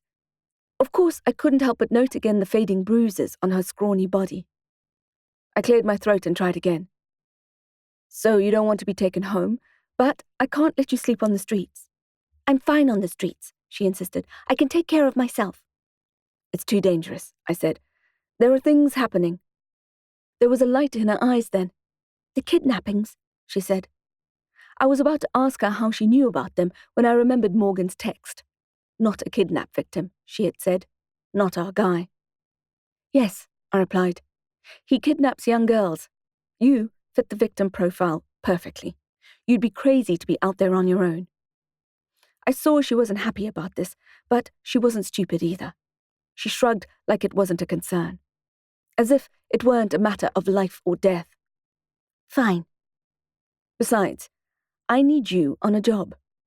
"You said you'll pay cash?" Dusty said. I pulled my wallet out of my cloak pocket and handed her 500 rand, which she pretended wasn't a big deal, but I saw the relief in her body language. "Think of it as an advance," I said. "You'll get double when you have something for me." The money would keep her fed for a couple of weeks on the streets, but I had other plans for her. "I need you to move into a house with some other kids," I said. "It's part of the job." "I told you, I'm not going into an orphanage." "It isn't an orphanage." "There are orphans there," she said, narrowing her eyes. It was quite unnerving to have a conversation with someone who could intermittently read your thoughts. "Yes, but it's not what you think. The Copperfield Institute is the most successful magical academy in Africa." "Magical what?" I smiled. "Dusty, what your father saw as devious, we see as a gift." I could practically see her heart opening up, hopeful, apprehensive. "Who is we?" It was a good thing she was sitting down, because over the next 10 minutes I told her all about what lay beyond the veil. Magical powers, supernatural creatures, the good and evil forces which continually struggled to prevail. "It's my job to keep the balance in the realm," I said. "I need to work to tip to the light side, because there are always more than enough people on the dark side." Dusty's lips were open. I could tell that her brain was whirling like the cup and saucer amusement park ride in Goblin City. "Keep the balance? How do you do that?" "I have certain powers, different from yours." "Like what?" I wasn't sure how much I should be saying, but I needed this child's help. "I'm a green witch, a potion mistress, and a Cursebreaker." I decided to leave out the bit about being a vigilante assassin and hoped she wouldn't be able to read that particular thought. "No such thing," she said, but I heard the uncertainty in her voice. "No such thing as witches or magic." I arched my brows at her. Really? I focused my attention on the package of food that sat in the middle of the table between us, and breathed deeply a few times to gather my power. As soon as I felt the sparkle of magic on the skin of my arms and hands, I placed all my attention on the food. "Volas," I chanted to myself. The brown paper bag containing Dusty's pie twitched and then levitated in the air between us. Dusty, shocked, looked around the restaurant as if to check if anyone else was seeing what she was. I withdrew the magic and the container fell back to the table with a crunch of polystyrene. The girl stared at the bag and then at me. I smiled. Staying at the directress's house at Copperfield with the orphans will serve us in 2 ways. Firstly, you'll get a roof over your head, food to eat, and a protective spell around the property. You'll be safe there. I gestured at the cash I had put on the table. Secondly, you need to be there for the job I'm hiring you for. Chapter 8. The Company of Trees. Asha. I was so glad to get home after dropping Dusty off with Madame Copperfield. I could feel the stale perspiration and urban grime on my skin, and I couldn't wait to shower. Walking in through the front garden was always a relief, shutting the gate on the hot, violent city outside and being immediately swept into the cool green oasis of leaves, buds, and berries, and the company of trees. I stopped and hauled some deep breaths into my lungs. Standing there in silence, I was able to see the shimmer in the moving branches and dancing leaves. There were so many urgent problems in the world, but not here. Sometimes I couldn't believe I was lucky enough to have this sanctum. Which reminded me, now that I was fully compos mentis and I had most of my memory back, I needed to start making money again. I had already spent the advance the directress had given me, and the freelance investigator rate the Scorpions paid me would insult an empty wallet. As any self-respecting witch would tell you, it was a good idea to have multiple streams of income. Yes, my most important job was to keep the balance in the realm, which meant solving paranormal crimes and taking out the occasional bad guy. But unfortunately, that didn't pay the rent. My main source of income was more commercial, but still within the supernatural realm. I created and bottled potions for Masons and Sons, the oldest and most venerated magical apothecary in Johannesburg. I also supplied them with ingredients. You'd be surprised how difficult it was to come by the non-GMO organic victuals that magical folk require for even the most basic spells. Foxglove, mandrake truffles, eye of newt, aka fresh mustard seeds, gingerflower petals, not to mention the plethora of mushrooms growing in my garden. Of course, all witches have their own gardens, but seasons change and you never know what life will throw at you. You can't have all the ingredients growing all the time. As city dwellers, not all witches have enough space to grow what they need. I knew that super slick technophile starfall witch Agatha lived in a flat, so had only a balcony to green. It suited her, but I wouldn't be able to live like that. I think I would have thrown myself off said balcony. So yes, I needed to get back to potion making. I also needed to get back to sowing, harvesting, and preserving. Not only the ingredients, but also of food. I hadn't done a very good job of feeding myself since the attack. I needed to nourish my body with the gifts from the wild. Just in the front garden alone were Cinderella pumpkins ripening, and bean and pea vines heavy with bulging pods. My bank account may have been on the lean side, but at least I wasn't going to go hungry. I picked a handful of purple podded peas to take through to the hens and began snapping them open as I strolled. I unlocked the front door and walked in, ready to go straight through to the back garden and treat the dinosaur birds with their fresh green candy balls. There was a silhouette against a window, accompanied by a familiar smell. Jolted, I dropped the peas and they rolled away from me. The scent was rosemary and sandalwood. High Priestess, I said. You startled me. Soleil was sitting on the windowsill with Odysseus purring on her lap. Sorry, dear. Not bothering to use a wand, she pointed 2 fingers at the peas on the floor and said, Contenders, whipping them up and then sending them outside in a stream toward the grateful hens. I wish you wouldn't do that, I said. Soleil gave me a mischievous smile. Feed the hens? Break and enter. I see no breakage, Soleil replied. Couldn't you just come through the front door like a regular person? The High Priestess frowned. I'm not a regular person. I sighed. I don't know why you can't just ring the doorbell.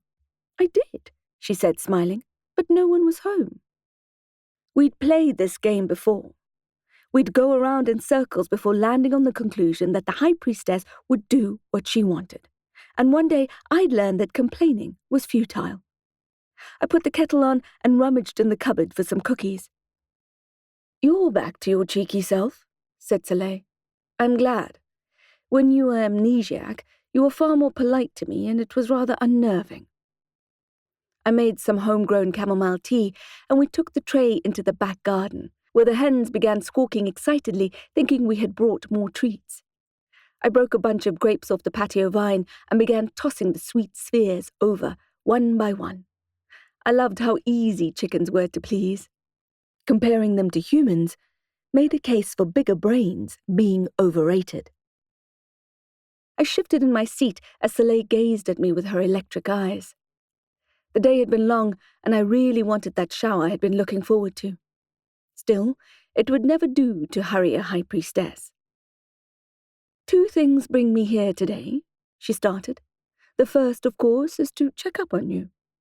I gulped down my tea and poured another. I was thirstier than I realized. She was watching every move. Are you okay? You look a little disheveled. Yes, I replied. Thank you. I had an interesting day. Intrigued, her eyebrows arched as she held her cup to her lips. But as far as my head injury, I think it's almost totally healed. No such thing as totally healed, said Soleil. Yes, I replied. A wound always leaves a scar, whether visible or not. Are you still getting headaches? No, I replied. No headaches. Good. And your memories? Have they all returned? I hesitated. I think so. The thing about memories is you wouldn't know if you had them all back or not, right? The High Priestess smiled. True. Mottled memory is the human condition. Bees buzzed happily around us, hunting for pollen to fill their pockets. Soleil leaned forward on her elbows. I suppose what I'm trying to ask, dear Asha, is if you remembered our understanding? I looked blankly at her until I realized what she was referring to. Oh, I said. You mean? Yes, replied Soleil. Your VA position. She could have meant virtual assistant, of course, but I knew better than that. I was Soleil's hand for hire, her hitwoman, her vigilante assassin. I nodded, keeping the balance in the realm. The High Priestess looked pleased, and her shoulders relaxed. Yes, she said, keeping the balance in the realm. I popped a ginger cookie into my mouth and wiped the crumbs off my fingers. Is there someone you'd like me to take care of? Not yet, Soleil replied. I'll keep you posted. I just wanted to make sure that particular string of memories came back to you. I nodded. They had returned in full colour and velocity while I had been trapped in the fire at Riverside. I remembered killing the vampire who took out an entire untouched family, the witch who killed every husband she managed to ensnare, the orc brute who collected the teeth of his untouched human victims. As the building had burned all around me, I had remembered taking the killers' lives, and I remembered it in stark detail, because that's what happens when you kill someone. I remembered every scent and every searing sensation. Asha? I blinked at Soleil. Sorry, She held up her hand. No need to explain. The other thing I came to see you about is an invitation. Oh? Rose Devka is joining the Starfall Coven. What now? Nicola Landau, said Soleil, speaking slowly, perhaps worried that I had lost more memories than I thought. She's in the Witches' Protection Program. I shook my head. I know that, but joining the coven? She doesn't have the touch. The High Priestess smiled indulgently at me. You know as well as I do that not all women who turn to witchcraft have access to the void. But you were raised by the excellent teachers and professors at Copperfield, so it's natural for you to accept that all occult practitioners are touched. I put my cup down. But what is the point? If they can't do magic, I mean. Soleil looked out into the jungle. A butterfly flitted past, watermelon-winged. Would you still garden if you couldn't eat the fruit? I blinked at her. Of course I would. Well, she smiled again. There's your answer. Soleil left me feeling unsettled. I was all for Nicola Landau, Rose Devka starting a new life, but it seemed odd that she would join our coven. The High Priestess had said that she wanted to help others as we had helped her. She'd be dead without us, she said, or worse. Maybe I found it disturbing because I knew why she had been cursed in the first place, and it had nothing to do with her and everything to do with me. I pictured Adratha's demonic face as he switched his lightning machine on, convulsing my body and twisting my consciousness as if it were a wet cloth being wrung out. Hades, it had been agony. And Landau had been through days of that kind of torture. Before Adratha and Keone had set their sights on her, Nicola Landau had been a wealthy, middle-class suburban wife who loved Pilates and her Labrador. Now she was a homeless widow with altered fingerprints and PTSD. Yes, there was that twinge again. It was guilt, whether I deserved it or not. I would go to the initiation ceremony, I decided, and I would smile and bear gifts. It was the least I could do. In the meantime, I had the missing girls to find. I checked my phone. Nothing from Dusty yet, but I was still hopeful. Maple Mellow had wordlessly refused to go home with her parents, so Dusty and Maple were now under the same roof. If Dusty really was telepathic, I was sure she'd soon have news for me. I also hoped she was settling in nicely into the directress's house. The matron would be there to feed them and tuck them in at night, and Madame Copperfield would teach them what they needed to know to defend themselves from possible abductors and other dark magic. A heavy sigh escaped my lips. What kind of world were we living in, where we had to teach young girls to defend themselves from harm? These kidnappings were certainly pushing the pendulum toward the dark side, and it was my responsibility to pull it back. Where could the girls be? It was like they all vanished without a trace. Literally. Morgan said her forensic team hadn't found so much as a partial print or stray hair. And why, after kidnapping dozens of ordinary girls, would the evil person take a magical girl, the daughter of such high-ranking realm members? Was he or she looking for notoriety, for headlines, as serial killers often do?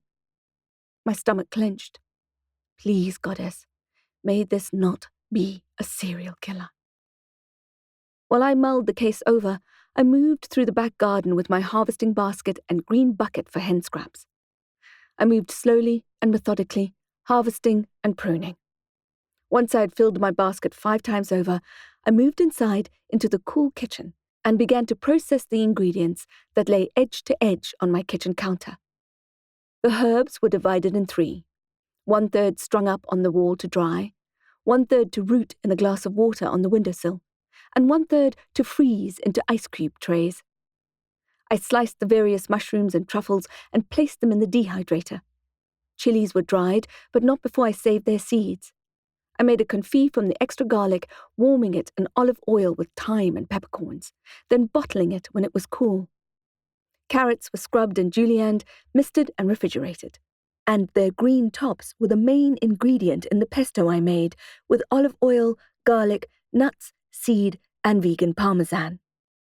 The more interesting herbs, read poisonous, I prepared in a different corner of the kitchen, on a chopping board that never touched any of the other food. Water hemlock, deadly nightshade, white snake root, oleander. The water hemlock, Cicuta maculata, had been deemed the most violently toxic plant in the world. The tricky thing was that the large wildflower in the carrot family looked almost identical to parsnip. Apparently, it was an easy mistake to make and a terrible way to die. Belladonna had been used as medicine since ancient times. It was named after the beautiful women of Renaissance Italy who would imbibe the toxins to enlarge their pupils. The dark, sweet, inky fruit has less charming names. Murderess's berries, sorceress's berries, even devil's berries. They may have been the poison given to Juliet in Shakespeare's tragic play. When I worked with these kind of ingredients, I was sure to wear gloves, and the offcuts went straight into the compost tower and never near my birds.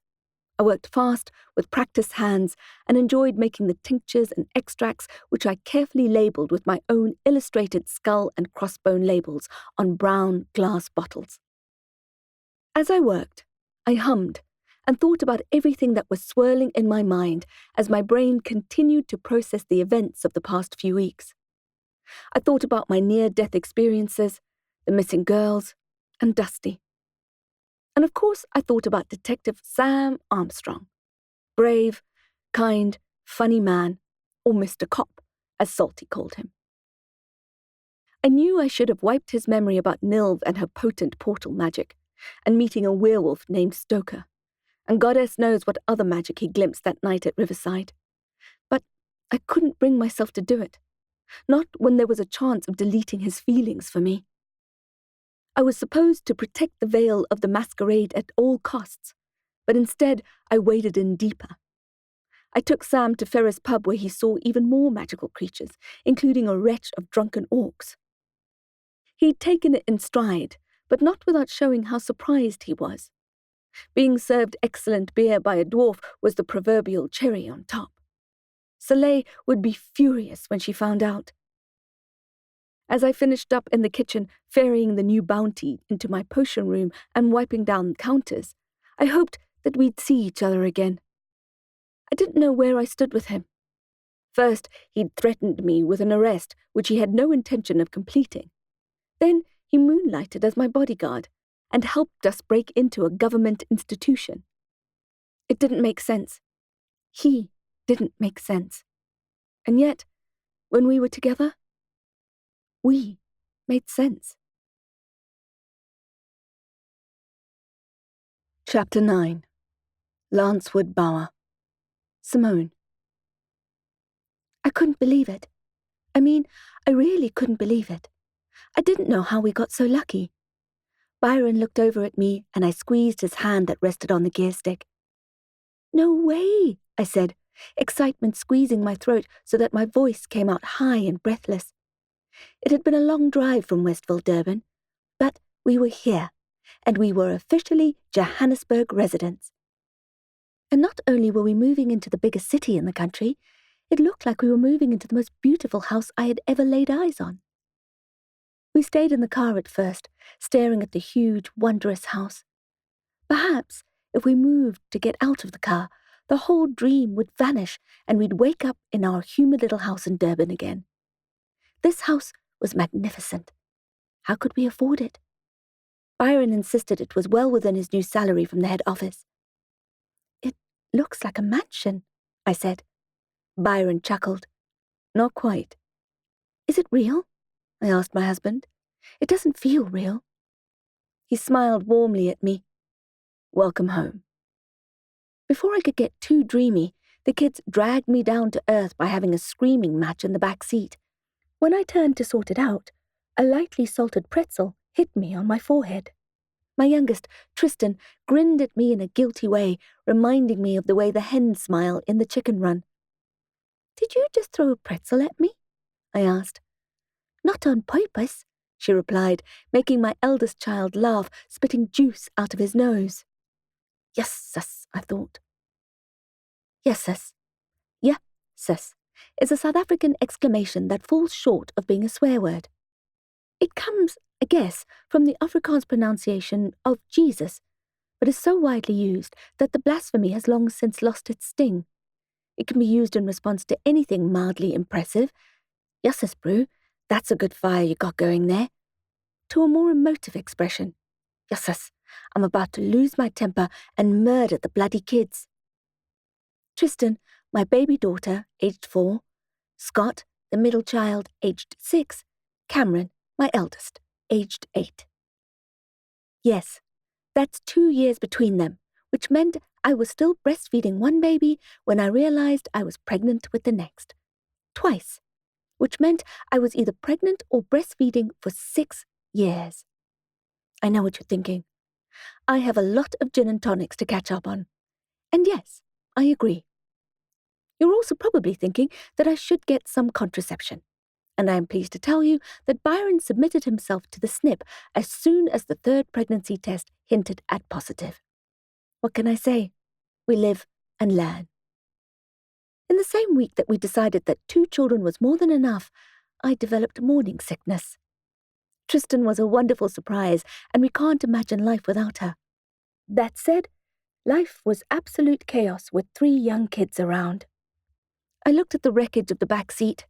Spilled juice, cracker crumbs, raisins littering the floor like dead flies. iPad screens left greasy and headphone cords twisted and bent. I took a deep breath. At least we had survived the trip. We were alive and physically healthy. Mentally healthy, I wasn't sure. The jury is still out on that one. I have days where I want to take a long walk off a short cliff. I loved it and it drove me mad. In a rare moment of calm, they all looked at me and gave me that chicken run grin. What could I do but return the grin? It was a circus, and they were my monkeys. I unfastened Kristen's car seat with a loud snap. Her skin was moist with perspiration, and her little cotton dress stuck to her.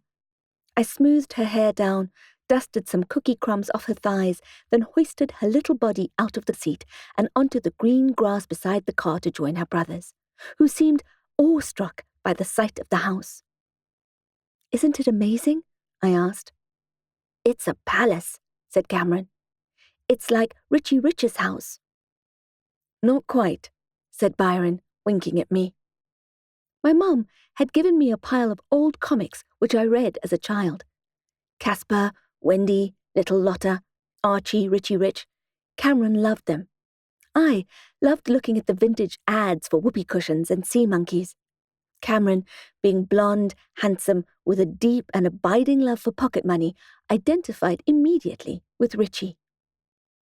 "It's massive," said Tristan. Massive was one of her new words, which she used at every opportunity. Immense was her other current favourite. She liked big words, which we found amusing as she was the smallest.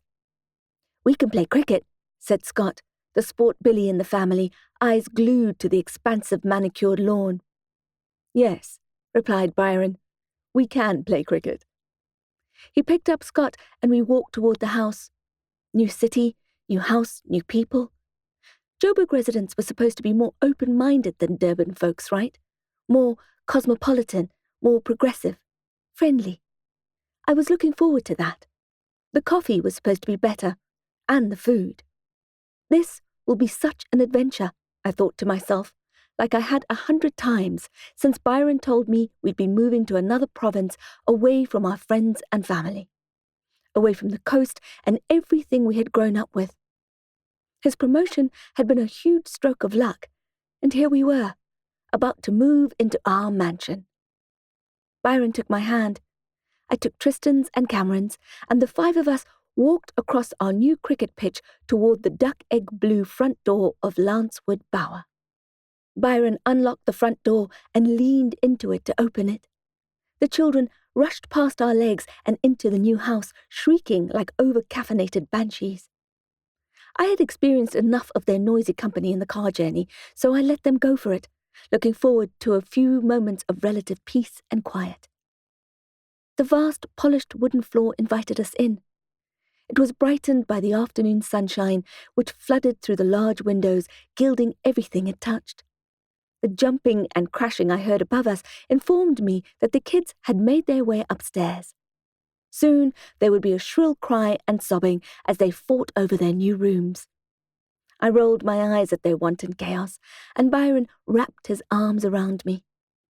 My husband was slightly taller than me, and stronger, and I loved it when he folded me into his body. If there ever was a forever home, this felt like it. "It's wonderful," I said. He chuckled. "You haven't even seen it yet. There are a dozen other rooms. I'm sure they're wonderful too." There was a lot that wasn't being said in the moment that we both inherently understood. It had been a risk packing up our comfortable Westville lives to come here, and we had both been anxious about it. I'd never so much as seen the house we poured our lifetime savings into. It is in Byron's nature to take responsibility for everything, so I knew he was stressed about how it would all turn out. So far, so good. I extricated myself from his warm embrace and pushed up my sleeves. "Let's get the car unpacked." "No," replied Byron, checking the freezer for ice. "Let's rather celebrate. There's ice in here, and Bombay Sapphire and tonic in the cooler box." "So organized," I said. "I'm impressed." "There's linen on the beds, and I'll just grab our overnight bag for pajamas and toothbrushes. The rest can wait till tomorrow." I wasn't going to argue with a man offering me a cold G&T after a long day in the car with our homemade gremlins. We even had half a bag of pretzels left over from the trip, so I ignored the fact that they probably had the kids' finger germs all over them and emptied them into a random plastic bowl I'd found in an otherwise empty cupboard. The cupboards didn't have the musty smell that coastal houses had. The air here was dry. We took our drinks out onto the patio, which looked out onto a gigantic oak tree, a rolling lawn, and an inviting pool. "Wow," I said, not for the first time that day. There was an old-fashioned swing hanging from the tree, moving slightly in the evening breeze. The lawn was perfectly manicured, and the garden beds were a riot of blooms. "The house comes with a gardener, right?" I asked. I had the opposite of a green thumb. I had black frost fingers. If I had to look after this garden, it would go from prolific to apocalyptic in a year. Gardener and cleaner. I kept them both on. I thought it was the right thing to do. They'll start next week. I worried. Joburg was an expensive city. "But we can't afford that, can we?" "My salary should be able to cover it," he replied. We both knew damn well that mine wouldn't. I used to be an artist, a painter, but the kids vacuumed all the creative energy out of me like overly enthusiastic soul-sucking vampires. They took and took until I had nothing left to give, then they took more. It's not that they never gave back. They did. They fed us drama and joy and made our lives feel more connected and meaningful. Our lives before kids seemed so sterile, so superficial. Kids have a way of bringing you down to earth and tackling you with their hugs and incessant questions, keeping you firmly in the moment. That's what all the gurus say, right? Happiness is found when you are in the moment. I think there's something to that. Since having Cameron 8 years ago, I've definitely felt more present, more engaged, also more exhausted. But as they say, the days are long, but the years are short. "Hey, beautiful," said Byron, chinking my glass with his. His expression was tired but cheerful. "Happy moving day. Welcome to the rest of your life." Chapter 10. An Old Man. Simone. I had barely taken a sip of my G&T when I heard the shrill crying I had been expecting. Byron got up, but I waved him back down. "I'll check on her," I said. "I need the bathroom anyway." I left Byron out on the warm patio in the sherry-tinted evening light, his glass dripping with condensation. I felt quite giddy. Everything looked so new. I ran upstairs to pull the kids apart from their wrestling match and scold them for bad behavior. I threatened them with losing their iPad privileges and told them to unpack their backpacks. "When is Catnip coming?" asked Cameron. We all loved our cat, but Cameron and Catnip had the closest relationship. I'd often come across them lying together, the sweet, dark tabby purring loudly enough to drive an engine, while Cam listened to the Harry Potter audiobooks on his tablet. Catnip is probably the only cat in the world who has been subjected to 7 or 8 readings of the entire Harry Potter series. She didn't seem to mind. "Tomorrow," I replied. "I miss her," he said. "It hasn't even been 24 hours, I wanted to say. Instead, I smiled and ruffled his hair. "Me too. She'll be here soon." The most spoilt cat in Westville was to be tranquilized and flown to us to minimize the trauma of the trip. Cameron had decorated her carry basket with fresh catnip and an expensive scarf of mine. He had even brought along a can of tuna in his backpack to welcome her when she arrived. I wished he would be as nice to his siblings, but I guessed that would be asking too much.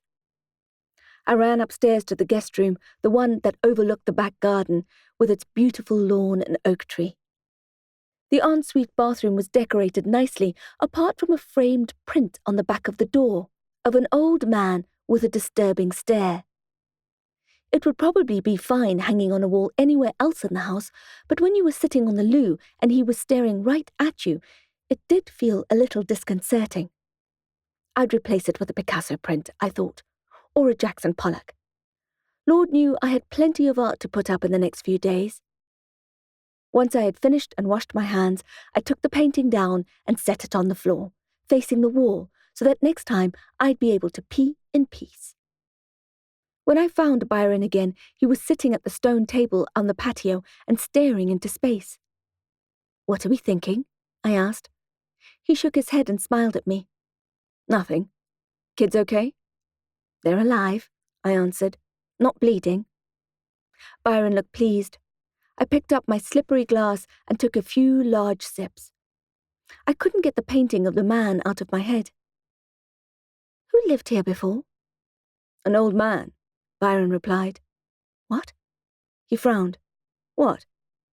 "An old man?" "I think so. That's what the estate agent said."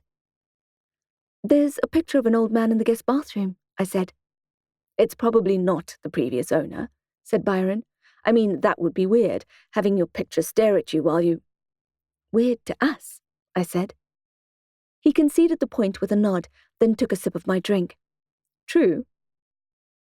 I would check the artist's signature and see what I could find out about the man.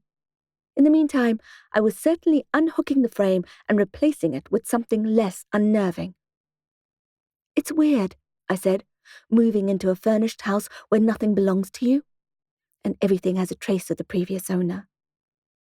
"Our stuff is arriving tomorrow. It'll be more comfortable when we have our own things." "Yes," I agreed. Our previous house was small, too small for a bustling family of 5, so we would never have had enough furniture for this expansive residence. "Where is he now?" I asked. I put my now empty glass on the table and watched the remainder of the ice melt. "Who?" "The old man," I said. "The previous owner." Byron shrugged. "The agent didn't say. Maybe he decided to move in with his family. The agent mentioned that he has a son living nearby.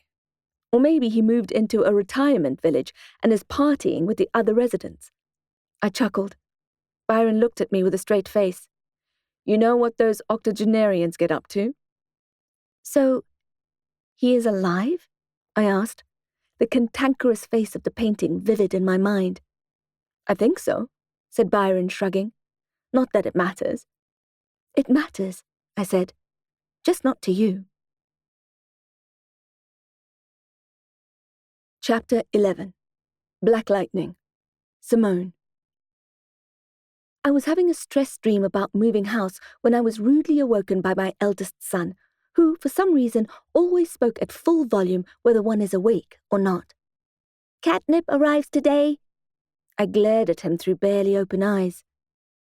"It's too early in the morning to be excited," Please go away. Sometimes seeing Cameron cuddling catnip melted my heart. But there was a time and place for everything, and I needed more sleep if I was going to have the energy to unpack our things. The boy ignored me. What time will she get here? I put my pillow over my head. Please use your inside voice. He held my arm. What time, Mum? I don't know. They didn't say. If you want to make yourself useful, you can make me some tea. Cameron groaned, but was interrupted by a voice on the stairs. It's too late, announced Byron. I pushed the pillow aside to see my husband carrying a large mug of Ceylon tea and a side plate of rusks. God bless you, Byron Delport. He smiled, knowing full well I didn't believe in God. Up and at 'em, beautiful. It's time to carp the diem. What? Why? It's so early. The sun is up, Mum, said Cameron, like it was scandalous to be in bed a minute after sunrise. My morning lark family didn't understand the ways of a night owl. They treated any reluctance to seize the day as confusing and perhaps even lazy. They didn't even understand that I was my most energetic and creative at night, which often translated into lethargic mornings. All right, I grumbled, sipping the tea. In Byron's defense, it was a good cup of tea. There was yelling on the stairs, and I just managed to put the mug down in time before Scott came crashing in, launching into a flying jump and landing on my bed, roaring as he did so. He landed on my left knee, and as I sat up, he managed to lodge his sharp elbow into my ribs. I cried out, so he flung himself at me to hug me better. He'd always been a whirlwind of energy, a Tasmanian devil. Even when I was pregnant with him, he was forever bouncing and kicking. When Scott was in the room with you, you had to put away the breakables. As it was, I was worried about the hot tea on the bedside table. Slow down, I yelled at him, which I did at least 100 times a day. He hugged me tighter, now a baby vervet monkey, and burrowed into me. He had always been the hazard, but also the cuddliest of the three. The more hugs in a day, the more holding, the closer he could get to me, the better.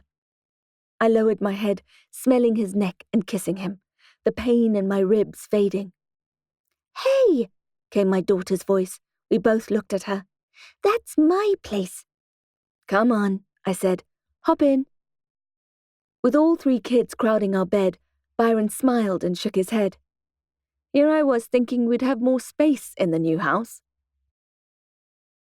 After a morning of unpacking and a lunch of cheese and ham rolls, the doorbell rang.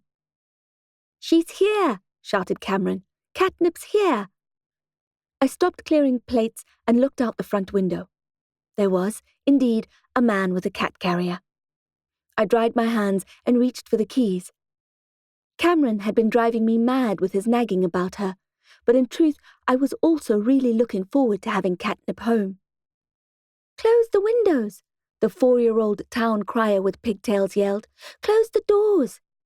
Cameron was waiting at the front door for me. Come on, Mum. Yes, I replied. I'm coming. There were 3 keys on the keyring, so I had to try 2 before the last one did the job. I'd have to get them color-coded. The man from the pet travel agency smiled and handed the carrier over. I peered inside, frowning. That's not our cat, I said. The man blinked at me in alarm. Oh, I'm so sorry. We must have... Just ignore her, said Cameron with a sigh, taking the carrier. She thinks she's hilarious. I was only joking, I said to him. This is definitely our cat. Thank you for bringing her home safely. Oh, he said, his shoulders relaxing. Good one. Cameron sighed again. Don't encourage her. We heaped a mountain of attention on the soft, gentle, dark-haired tabby and asked her how her adventure had been. Cam fed her the tuna he had been keeping, and I put out her toys and a temporary litter box. We installed Catnip in Cameron's bedroom, with the windows and door closed, where she'd learned the sense of her new home. She immediately began to sniff everything.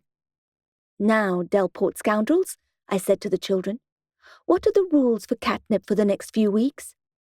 "Close the windows," Tristan chirped. "Yes, we keep the windows and the door closed so that she doesn't run away. What else?" "Give her lots of attention," said Scott. "Right, but don't be too loud around her. She's probably feeling nervous after her trip. It's our job to make her feel happy and at home." They all nodded at me with serious expressions. The cat found the cupboard and darted inside. A moment later, she was growling. In the 5 years we'd known her, I'd never heard her growl. "What is it?" I asked. "Catnip?" I went over to the cupboard and opened the door wider. Catnip was facing the corner, frozen, and making that disconcerting snarl. "Catnip? Something there?" "What's wrong, Mum?" asked Cameron. "She's probably just getting used to her new surroundings," I said, not believing a word. I went down on my knees to get a better look inside the cupboard. I blinked into the darkness, seeing nothing except the shape of Catnip's rigid body. "What's wrong, Kit Kat?" I whispered. I moved further into the cupboard, which was deeper than I had assumed. Again, the cat's growl rose, louder and more ferocious, forcing adrenaline into my bloodstream and raising the hair on the back of my neck. When Catnip came to the end of her long, guttural sound, I heard something else. Something that seemed to come from far away. It sounded like a child crying. I snapped my head back to look at my kids, who were all still standing there, eyes on stalks. I turned toward the cupboard again, and as I did so, there was some kind of flash, if flashes could be dark, like black lightning, and a yowl from Catnip, who launched herself out of the recess and onto my face and chest, claws tearing into my skin in terror. Shocked, without thinking, I pushed her away from me, sending her flying to the floor. She collided with a sickening thump and squeaked in pain. "Mum!" shouted Cameron, rushing toward Catnip.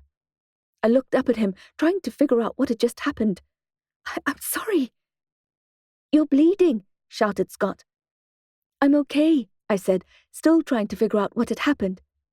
Tristan's face crumpled as she started crying. "It's okay," I told her. "Everyone's okay." I hugged her and peered over to Catnip, who seemed dazed but otherwise healthy. "Mum, seriously," said Scott, "you're bleeding." I came away from hugging my daughter and saw that I had inked her pretty dress with my blood. Chapter 12. Old Glarer. Simone. My husband looked at me with deep concern etched into his face. "Black lightning? In the cupboard?" I know it sounds crazy. I don't know what it was. It was dark. He reapplied the cold compress to my cheek. Catnip's claws had raised angry welts on my face and chest. Byron's gentle touch was calming. "And Catnip attacked you?" "No, it wasn't like that. She was growling. She was spooked by something. Then that spark happened and she jumped away from it, but I was in the way." "She's never been aggressive before," he said. "Maybe she was stressed from the trip." "She wasn't being aggressive," I insisted. "She was scared." We went back into Cameron's room together without the children. Catnip was curled up, asleep on the bed, looking the opposite of stressed. I showed Byron the cupboard, and he went down on his hands and knees, shining a flashlight into the corner. It was empty, as I knew it would be. He did a thorough inspection and then stood up again, shaking his head. "I can't see anything." It's funny how shining a simple light could make something far less scary. "I'm sure it was nothing," I said, my fingers traveling up to the lacerations on my face. "Just an accident." This did not unknit Byron's brows. "I don't like seeing you hurt." "Oh, it's nothing that a bit of Germaline won't fix. I'm fine. Catnip's fine." "Still," he replied, touching my arm, "I don't like it. I'll make you a cup of tea, and you can lie down for a while." I shook my head. "No way. I have so much unpacking to do. I need to get the kids' rooms done today and get their new uniforms. There'll be time for that. You've had a shock. The move has been stressful. They say that moving house is one of the most stressful things you can do. It's okay to take some time off. I hesitated. A nap sounded extremely tempting. What about carping the diem? We shall carpe the hell out of tomorrow. For now, you can carpe the tea and the Netflix. I crawled reluctantly and gratefully into bed. I was exhausted and wished the house would unpack itself. Maybe Byron was right. Maybe the move had been more of a mental strain than I had realized. Being a mum of 3 homemade gremlins was already a full-time job, never mind the rest. The cotton sheet was deliciously cool against my skin. The filtered sunlight patterned the bed. I wasn't used to the bedroom yet, and it felt like I was in a hotel room. I wondered how long it would take for the novelty to wear off, how long it would take me to remember where all the light switches were. The kids were playing and fighting downstairs. Byron called them for snacks, and I heard them scamper to the kitchen.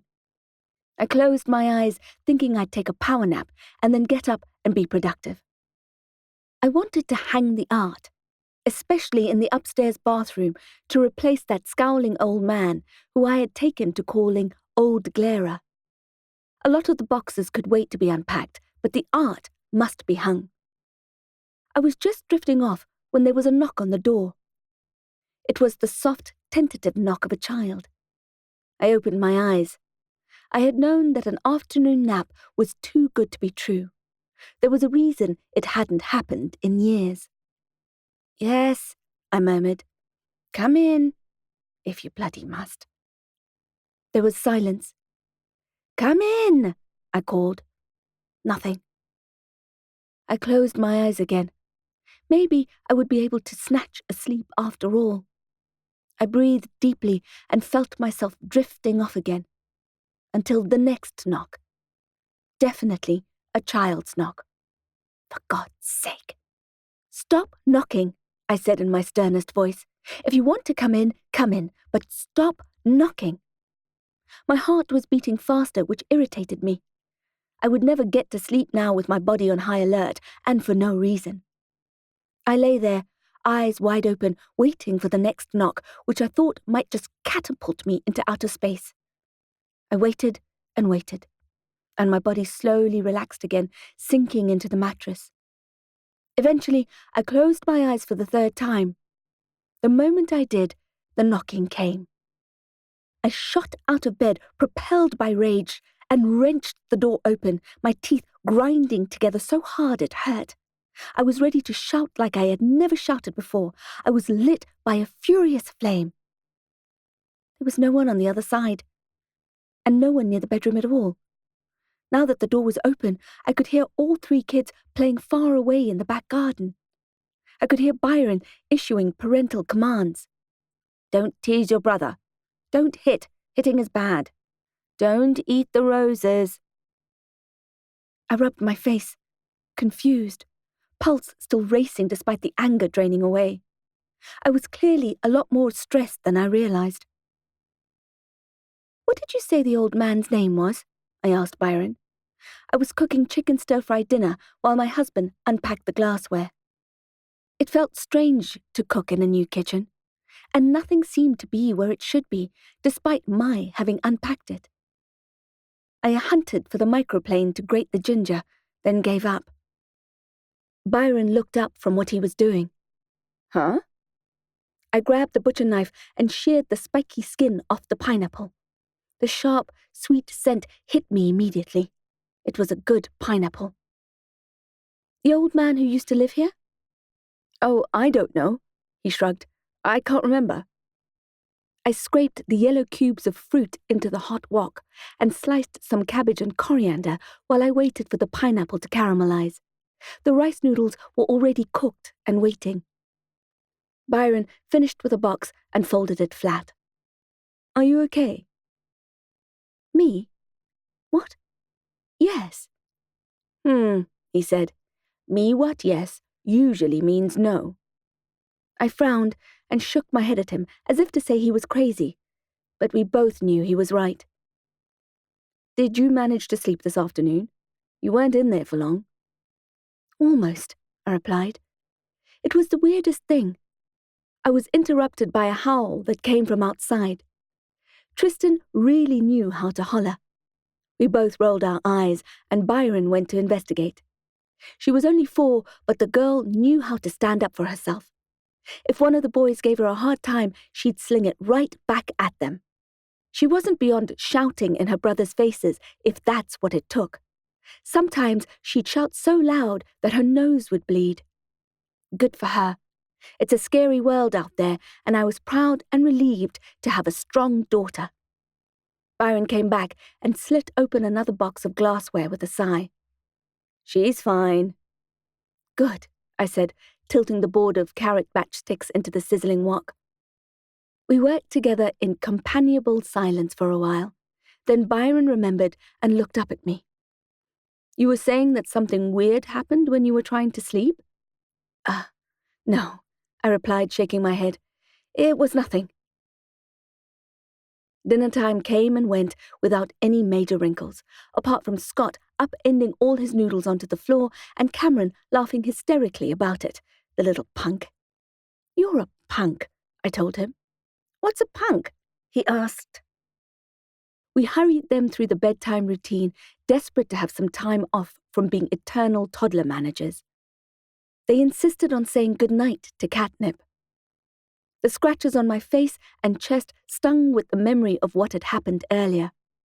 Byron saw me hesitate, so without skipping a beat, he went into Cameron's room with them while I picked up their dirty clothes and launched them into the laundry basket in the corner, pretending to score basketball hoops. Then came story time, cuddling, and sleep. Byron and I staggered out of their dark rooms, alternating beds until we both had snuggled with each child. We complained about it, but we loved it. We knew that despite the challenges of parenthood, the time flew, and before we knew it, they'd be all grown up and travelling the world, leaving us in their dust, wondering where all the time had gone. "I'm sure Catnip's sorry about scratching you," whispered Cameron. "I'm okay," I assured him, staring at the cupboard. Once all the kids were asleep, Byron and I had a quiet cup of tea together and called it an early night. As I lay in bed, feeling restless, I listened for the small-fisted knock on the door. But it did not come. Chapter 13. The Children in the Walls. Simone. "Mum!" shouted Cameron, rudely rousing me from an already troubled slumber. "Mum!" The child had no sense of voice volume control. "Why are you shouting?" I asked him. "I told you before, use your inside—" "Mum, Catnip's gone." I sat up, stiff, dizzy. "What?" "She's gone. When I woke up, she was just gone." I looked over at Byron's empty side of the bed. "Where's your dad?" "He's looking for her in the garden." I got out of bed and grabbed my robe, belting it around my waist and rubbing my eyes. "Did you guys open a window last night?" "No," he shouted. "She must be in your room then." "She's not." "Don't worry," I said, despite the anxiety I felt flood my body. "I'm sure she's here somewhere." We hurried down the stairs together and into his room. "But you said that cats run away, that they run back to their old homes." I didn't know what to say. Catnip's too clever for that. I checked under the bed, behind the curtains, behind the chest of drawers. All that was left was the cupboard, which I didn't want to open. "Here," said Cameron, handing me the flashlight from the day before. I cast him a grateful look and clicked it on. "Catnip?" I called softly. "Catnip!" Kss. I gingerly opened the cupboard door, expecting her to launch herself at me again, but the cupboard was empty. I checked the whole room again, calling to her as I did so.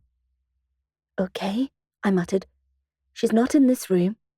"I told you," Cameron shouted. His face was flushed, his eyes filled with tears. "We'll find her," I said. He didn't like to be hugged, so I just squeezed his shoulder gently. We'll find her. Go and get some of that tuna." We spent the morning calling for Catnip, rattling her steel food bowl and setting out plates of tuna all over the property. At noon, I was still in my robe, calling and shaking her kibble bowl like a demented woman.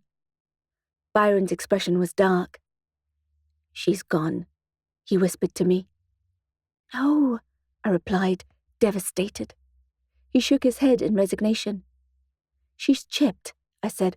"Someone will hand her into a vet, and they'll scan the chip and call us." Byron rubbed the small of my back, choosing his words carefully. "Let's hope that happens." Cameron cried the rest of the afternoon. The other kids were upset, but easily distracted by the television. My heart ached for my son and for Catnip, who I imagined in all kinds of terrible situations. I didn't feel up to cooking, so we ordered Chinese, and then we didn't eat it. "I'm too sad," said Cam, eyes swollen from weeping. I nodded. My eyes were stinging too. Me too.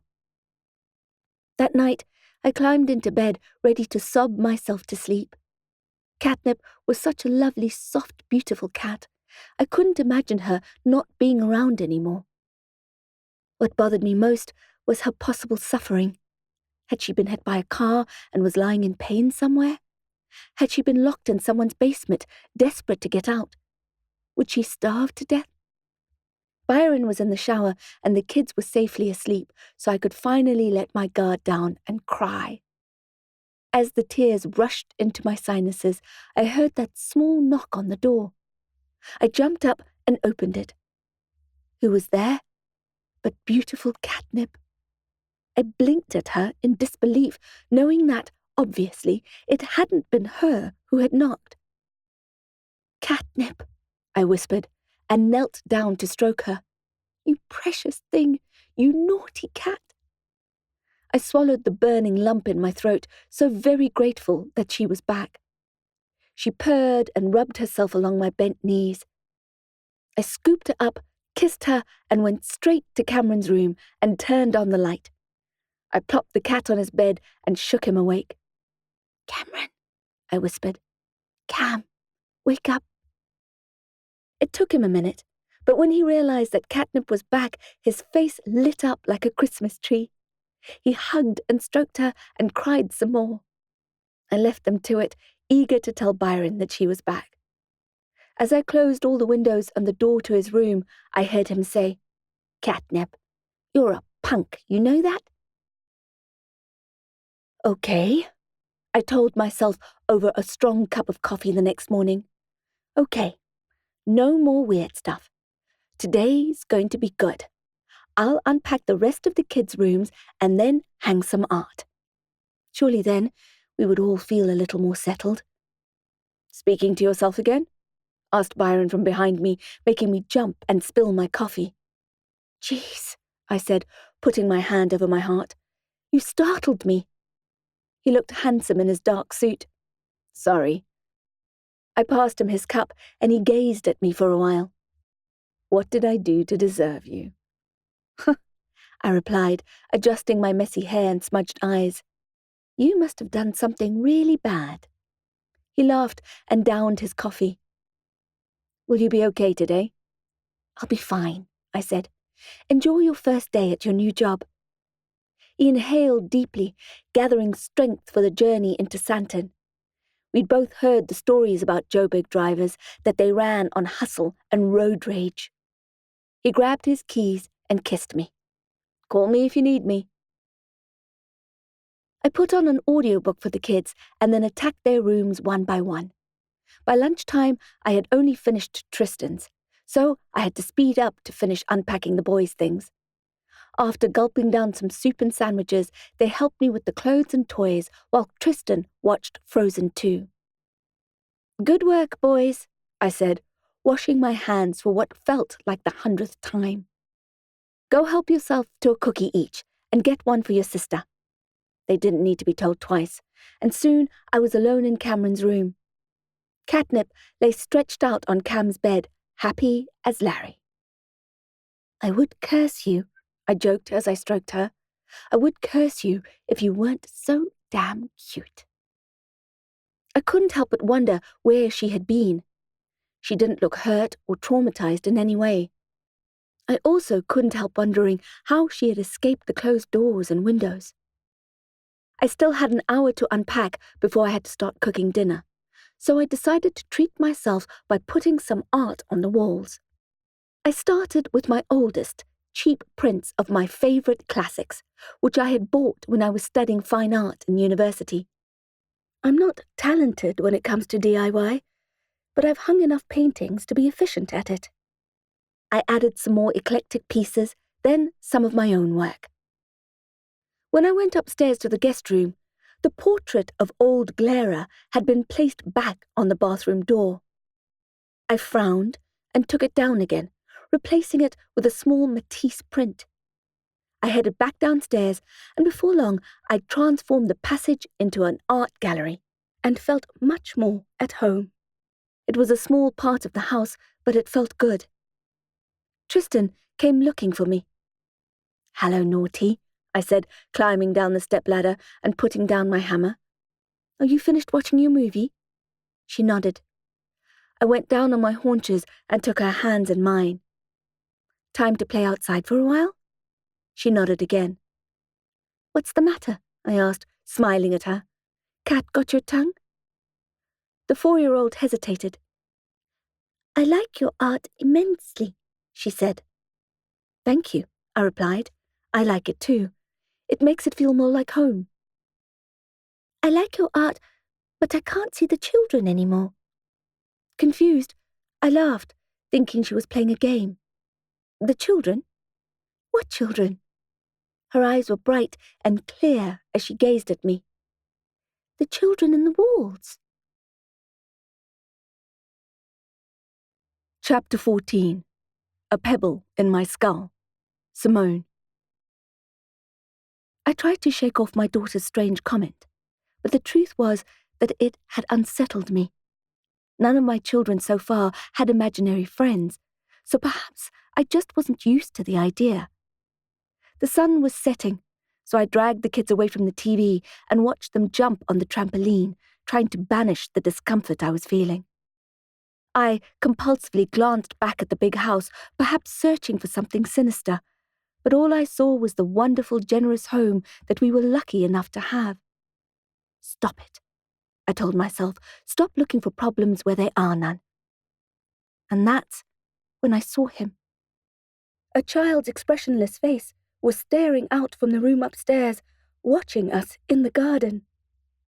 I think my heart stopped beating for a moment, and I lost my hearing and my voice as everything seemed to freeze and the world narrowed to just me and the child. I dragged air into my lungs, gasping, and yelled for Cameron without taking my eyes off the stranger's face. My son didn't hear me. The kids were still jumping on the trampoline. "Cameron!" I shouted again. I kept my eyes trained on the child in the window. Cam came running. "What, Mom?" "Look up at that window," I said slowly. "That top window. Do you see anything?" He shielded his eyes from the sinking sun, squinting at the upstairs room. "No." "Look in the bottom left corner of the window," I said. "There's nothing there, Mum." I finally broke eye contact with the child in the window and looked at Cam. "Are you sure?" I asked. "Look again." But, of course, when I looked up, the face was gone, just as I knew it would be. "There's nothing there," said my son. I quickly made sure the pool fence was locked and ran into the cool house and up the stairs to the guest room that faced out onto the garden. There was no one at the window. I checked behind the curtains, under the bed, and inside the cupboards. Nothing seemed out of place or weird at all. I sat on the bed, waiting for my heart to slow. When I felt calm again, I stood up and walked toward the window, looking down at my children. Cam had rejoined the other two, and they were jumping and laughing together. I watched them for a while, but felt unsettled that my face was now the one in the window. The light was fading quickly, and since Byron would be home late, I had a lot of work I needed to do before the kids' bedtime. Cameron ran a bath for them while I cooked some quick macaroni and cheese, gulping down a glass of red wine as I did so in order to steady my nerves. As hard as I tried to get that expressionless face out of my mind, it lingered, like when you look at a blazing light and its bright traces remain burnt into your vision. The small grey face stayed in my mind all through dinner, like a pebble in my skull. "I like your art, but I can't see the children anymore," Tristan had said. "The children in the walls." I pushed the bland pasta around on my plate, gave up on eating, and poured myself another glass of wine. "When's Dad getting home?" asked Cameron. "Soon," I replied, "but after you guys fall asleep." Scott wriggled in his chair. "Is he going to work late every night, like he did before when we lived in our old house?" "I hope not," I said, and forced a smile. It was no small feat to get them all into their pajamas, brush and floss their teeth, comb their hair, spray them with insect repellent, and settle down for 3 bedtime stories. Eventually, it was time for lights out, and I lay down next to Tristan first with a loud sigh, grateful that the day was almost over. We talked and cuddled, and I pressed my nose into the warm crook of her neck and kissed her. How precious the children were. How perfect. Sometimes I felt life was too good to be true, or like I was tempting fate by having such a healthy, beautiful family. There was so much hardship in the world. It wasn't at all fair that I had such bounty. And yet there was darkness, and it was creeping slowly toward us like black mist. I could feel it coming, and I could see it in my mind's eye. I didn't know how to fend it off. "Trissie," I whispered, not sure if she was still awake. I wanted to ask her about the children in the walls.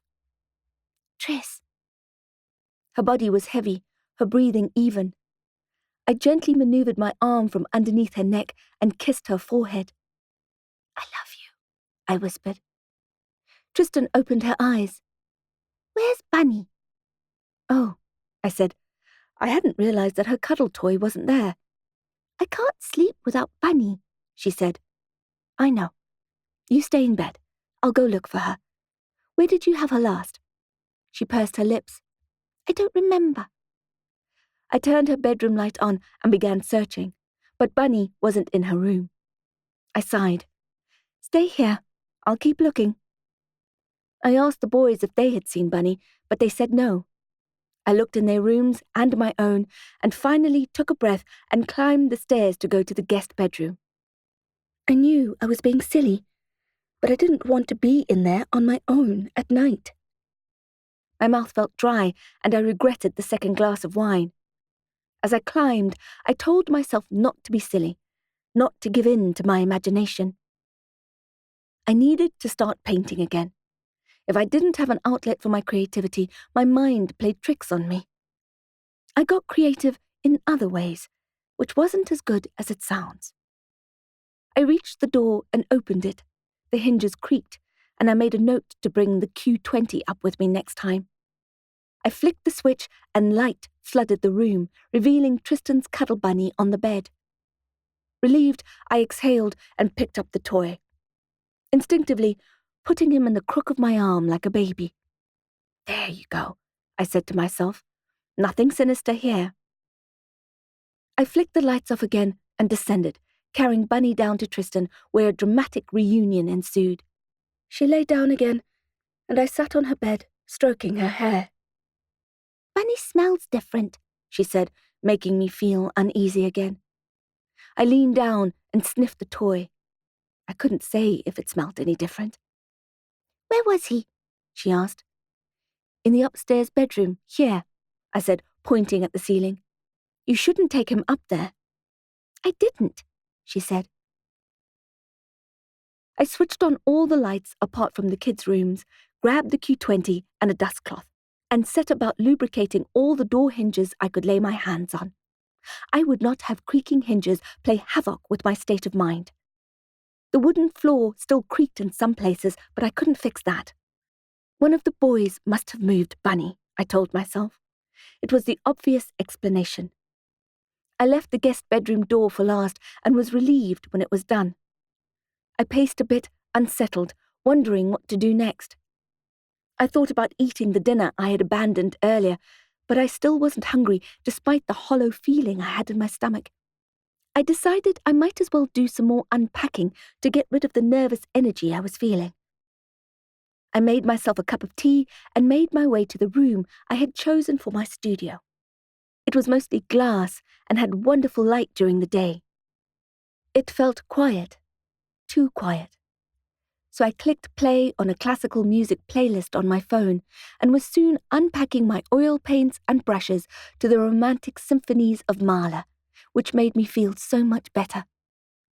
I put up my easel and a new canvas, planning on starting a painting in the next few days when the house was unpacked.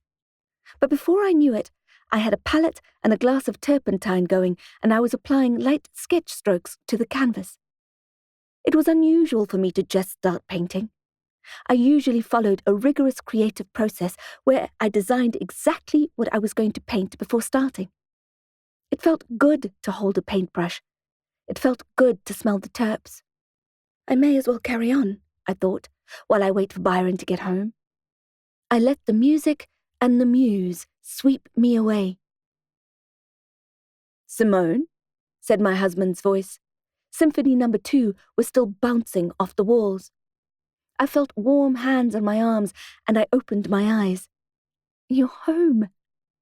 His face was pinched. "Are you okay?" "Yes," I said, except that my back was aching from falling asleep in a chair. I stretched and yawned. "What's the time?" "Late," he said. "Sorry." "Let's go to bed," I said, ready to stand. His grip tightened on my arms. "Simone?" His voice was so serious it made me stop. "What?" "Is there something you want to tell me?" I thought about the face in the window, the small-fisted knock at the door, the children in the walls. "No." "Are you sure?" Byron's gaze travelled to my easel where a finished painting sat on the ledge. My mouth fell open. "Who is it?" asked Byron. "I don't know," I replied. On the canvas, in rich and bleak detail, was the familiar face of a dead boy. I cleaned my hands with turpentine and then scrubbed them with soap and water as if I were Lady Macbeth trying to wash away toxic guilt. "Easy," Byron said, taking the nail brush away from me and rinsing my hands under the kitchen tap before drying them tenderly with a tea towel. "I don't know what happened," I said. "All I remember is tidying the studio and then starting to paint." "Who is the boy?" asked Byron. I shook my head. "I don't know. I saw him in the window." "Now you've got me worried." "Which window?" "I was in the garden with the kids, and when I looked up, I saw a face in the window of the guest bedroom. When I went up to check, there was no one there." "Why didn't you call me?" "Because you were at your first day of work. I didn't know if I was going crazy, and at the same time, I was herding cats. Once I checked the room, I thought it wasn't necessary." Byron's pinched expression had not faded. "I'm staying at home tomorrow," he said. I was so relieved, I swallowed the lump in my throat. "But you need to go to work." "Yes," he said, looking over at the macabre portrait. "But I need to be with my family more." Chapter 15. The Dead Rat. Simone. "Mum," said my little girl. "Mum."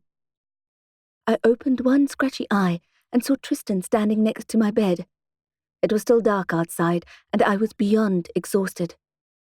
"I swear that bloody children will sabotage your sleep at any opportunity." "Go back to sleep," I murmured. "It's the middle of the night." "Bunny's gone again," she said.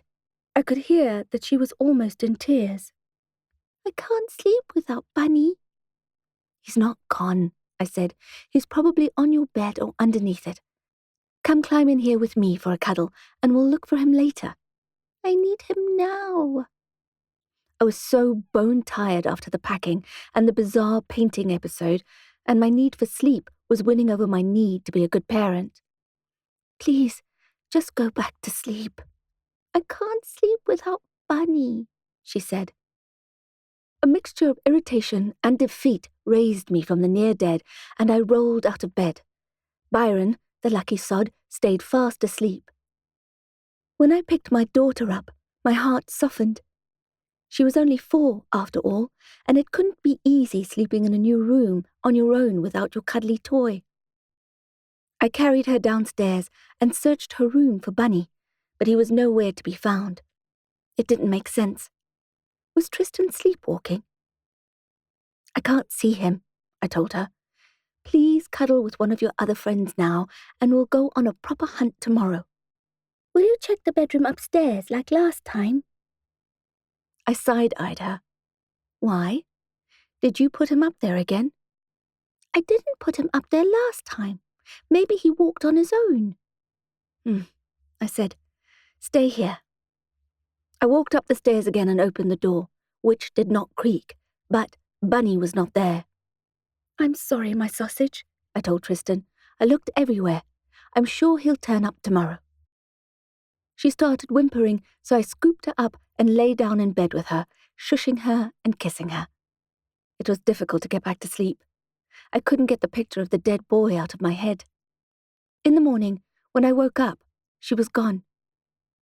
The kitchen smelled like fresh coffee. Byron took one look at me and handed me a mug. "Tough night?" "That's an understatement," I replied, feeling at least a century old.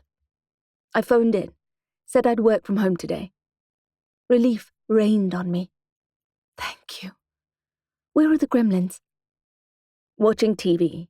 I told them that if they disturbed you, I'd make them do push-ups." I laughed, despite the way I felt. "Listen," he said, putting his mug down. "Why don't you take a few hours off? I'll handle the kids and unpacking for a bit. You can walk down to the library or the coffee shop or whatever. Just take some time to yourself." It was tempting, but I actually felt too tired to leave the house. I'd have to shower, wash my hair, and find something unwrinkled to wear. No, I'd rather stay at home and get through the day on carbs and caffeine. Tristan screamed from the TV lounge. Then Scott came running. "Cameron took the remote away from Tristan." "Good morning, Scottbot," I said. He realized he hadn't seen me that morning and sprinted straight into me for a hug, almost knocking me off my feet. "Best mama in the world," he said. I wrapped my arms around him. "I don't know about that." Tristan was still wailing at full volume. I put my precious coffee down and dragged myself in her general direction to diffuse the skirmish. "Come on, naughties," I said to them, turning off the television at the wall. "Let's go play outside." I wiped Tristan's tears away and picked her up. She melted into me, and I stood there for a moment, swaying gently, eyes closed, savoring the moment. The children were growing like weeds, and they'd be teenagers before we knew it. I wished they'd slow down. I wasn't ready to let go of my babies. The sun was already hot at 8 o'clock in the morning, with only the slightest breeze to keep us cool. Cameron and Scott double-bounced each other on the trampoline, while Tristan and I looked at the plants together. I didn't know anything about gardening, and every time I looked at this generously sized garden, I spotted something new. Perhaps I'd try to paint a botanical image. I couldn't help thinking of the ghastly portrait from the night before, and I shivered. I pushed the thoughts out of my mind and tried to focus instead on Tristan's cheerful chattering about flowers and leaves and butterflies. When we arrived at the bottom of the garden, I stopped. "Tristan?" I said, touching her shoulder to hold her back. "What's that?" I pointed at something that was just sticking out of the ground, motionless. A small, brown animal? We edged closer, not knowing what it could be. A dead rat, perhaps, or a mouse. A brown bird that had fallen from its nest. It was none of these things. As we edged closer, we still couldn't tell what it was, but we could see it was not a creature, but some kind of fabric. Without stopping to find a trowel, I pulled at the thing and began to dig it up. The soil was soft. Tristan gasped when she saw what I had unearthed. The dead rat was actually a very muddy version of her cuddle bunny. "Did you bury Bunny here?" I asked Tristan, knowing full well she hadn't. She replied with a cross face. "No." "Boys," I shouted. They stopped jumping on the trampoline and looked up at me nervously. "Come here." They climbed off the trampoline and made their way toward us, not getting too close, as if they could see my fuse burning. "Are we in trouble?" asked Cameron, pink-cheeked from exertion. "You won't be if you tell me the truth. Promise to tell me the truth and no one gets into trouble." They both nodded, wiggling their pinkies in the air to acknowledge the seriousness of their commitment to honesty. Pinky square promise, Tristan calls it. I took a steadying breath. "Did one of you bury Bunny here?" I lifted the hapless creature for them to see. It was stained with soil and looked dire. Both boys shook their heads. "No?" I gave them my best angry mum laser eyes. "Are you sure?" "Sure," said Scott. "Mum," said Cameron, "why would we do that?" "Well, someone did it," I replied. The four of us stood there, looking at the toy rabbit. "It wasn't us," declared Scott. We waited another moment, then I dismissed them, promising Tristan I'd wash Bunny carefully as I could. As I turned to walk back into the house, hell knows I needed another coffee, I glimpsed something in the hole I had just dug. I squatted and looked at it. Was it a piece of plastic? I tried to dislodge it, but the earth was harder down there. I marched into the house. "What's up?" asked Byron, who was unwrapping jugs and vases. "I need a spade," I said. His eyes travelled to my dirty hands. "Why?" "Just tell me where the gardening tools are." It came out sounding too sharp. "Please." He frowned at me, then walked to the garage and came back with a spade. When I tried to reach for it, he touched my shoulder. "I'll dig." I showed him the hole where we had unearthed Bunny. He was as confused as I was. "You sure Cam didn't do it?" "Pretty sure," I said. Cameron wasn't always the kindest to his siblings, but he wasn't in the habit of lying. Byron sliced into the soil with the spade. The plastic object was the wheel of a toy car. "Cool," said Scott. Out came the car. Then out came 2 dolls, a boat, some building blocks, and a water pistol. There was a baby's pacifier, which made the hair on the back of my neck stand up. Then another 6 children's toys. I gazed into the hole, which was now wide and deep. "What the hell?" "I think that's it," said Byron. "I can't see any more." "It's like a bloody Fisher-Price graveyard," I said. "Why?" Byron shrugged. "No idea. Too deep for kids to have done it." I felt a bit ill. "How did Bunny get here?" Byron scratched his stubble. "Not a clue." We stood there, baffled, till the sun got too hot on our backs. I looked at my fingernails, which were caked in soil.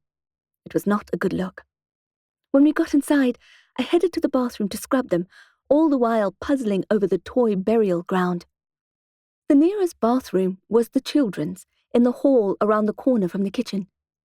I opened the vanity case and was greeted by a familiar sight of cartoon-branded toothpaste and brushes, Savlon, bandages, and nail clippers. I grabbed their green plastic scrubbing brush and lathered up, using more force than was necessary, hoping that perhaps I could scrub the creepiness away as I had tried to do the night before. When I was satisfied that my nails were clean, I dried off the brush and put it back in the cabinet. I closed the door, and as the mirror swung back, I screamed.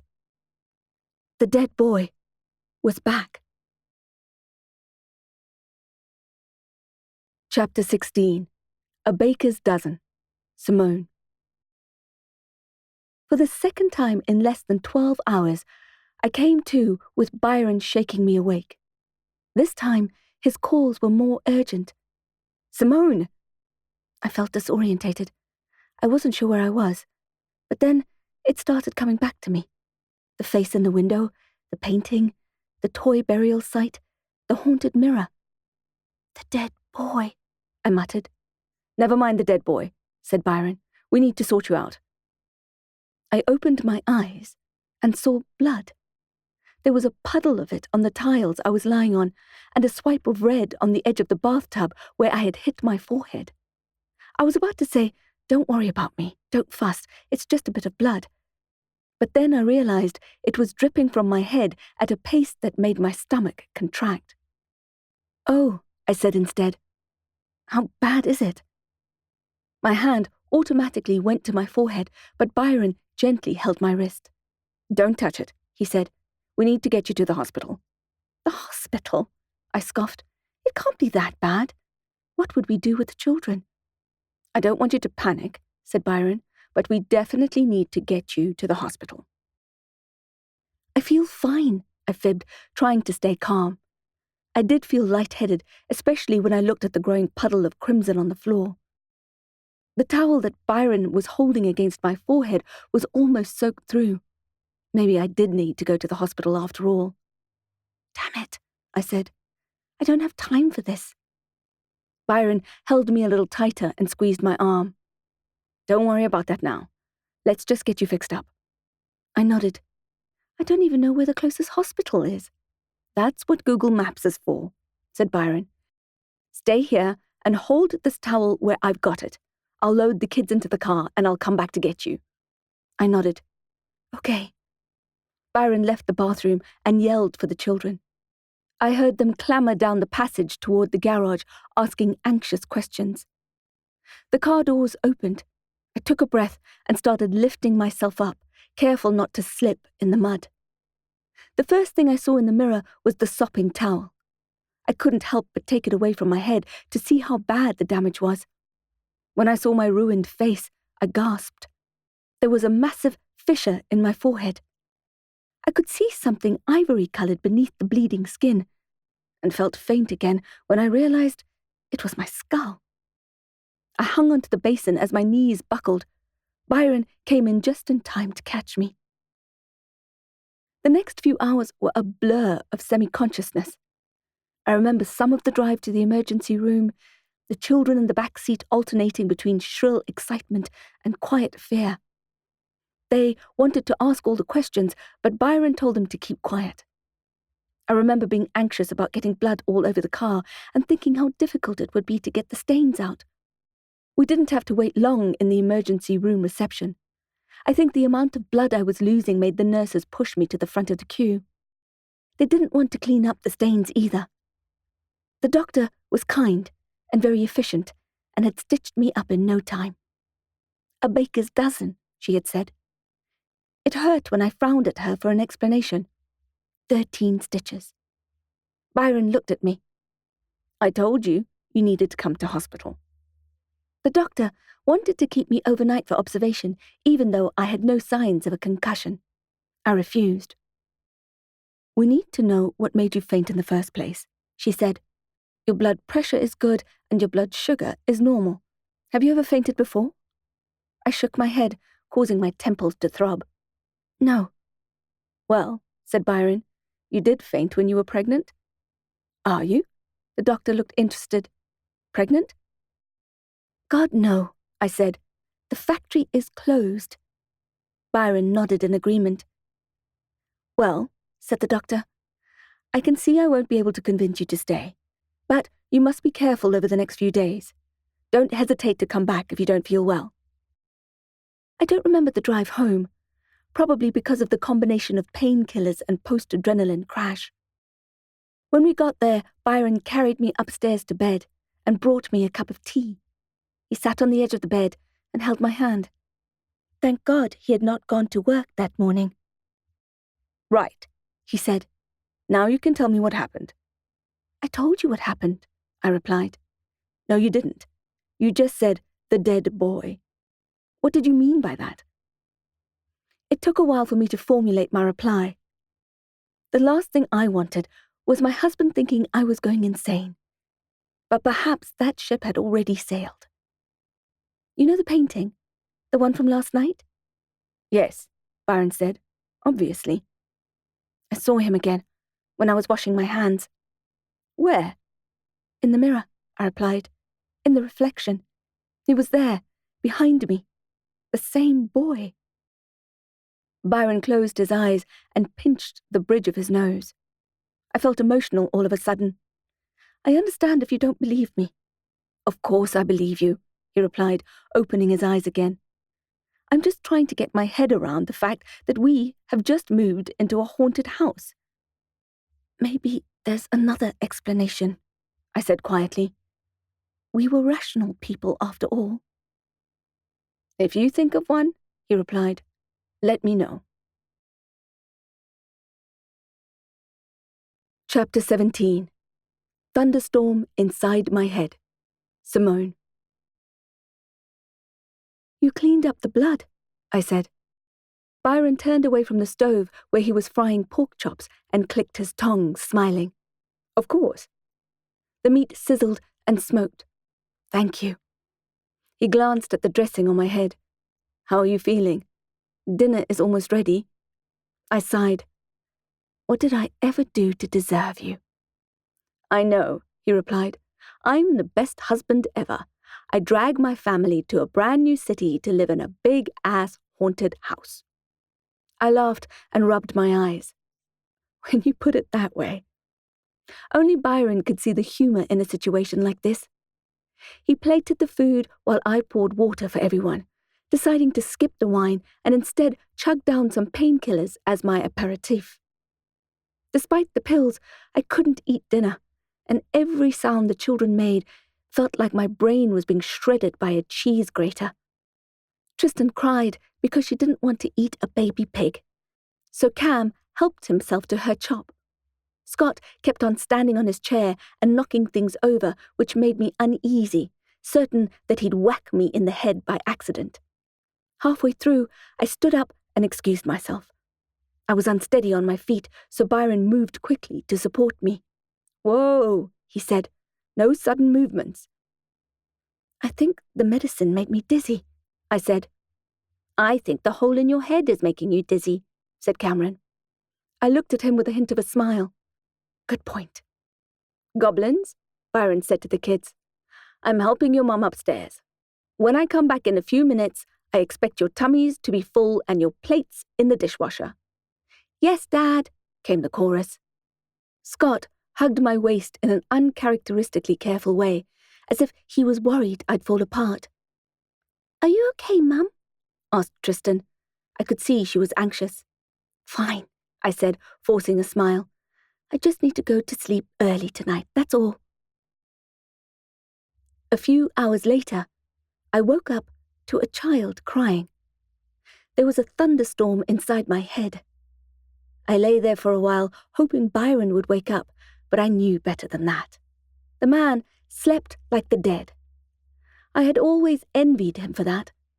Usually, I would have gotten up, but I was still dizzy and my raging headache was partially blinding me, so I didn't think that walking down the stairs would be the wisest thing to do. Byron, I whispered. Byron. I shook him a little, feeling bad while doing it. Eventually, he surfaced. What's wrong? He demanded. Are you okay? Fine, I replied, my face thudding with pain. Someone's crying. One of the kids. Byron furrowed his brows and listened. It was quiet. No one is crying. You're dreaming. Try to go back to sleep. He turned away from me and was asleep again in seconds. Honestly, the man had a superpower. It wasn't time for more medicine yet, so I closed my eyes and tried to breathe the pain away. I had read that somewhere, that you could breathe into the pain and make it more bearable. But instead, it mounted. After 3 minutes, I cursed out loud and took more painkillers. The crying pulled me from my sleep again like a jagged fingernail that keeps catching. The pain was no longer unbearable, but it lingered in the distance like a dark, grey cloud threatening to burst. I couldn't tell if it was Trissy or Scott wailing, but it wasn't like them to cry at night. Not anymore, anyway. So that worried me. I glanced over at my husband, who seemed to be sleeping blissfully again. I was unfairly annoyed by him. The wailing got louder. I pulled the duvet off and stood up slowly, taking care to steady myself. My brain took this as a sign to start thundering again, and soon my skull felt electrified. You can do it, I told myself. It'll take 2 minutes. Carefully go down the stairs, comfort the child, get back into bed. I saw stars as I walked and tried to blink them away so that I'd get a clear view of the stairs. I took them slowly, leaning on the handrail for support.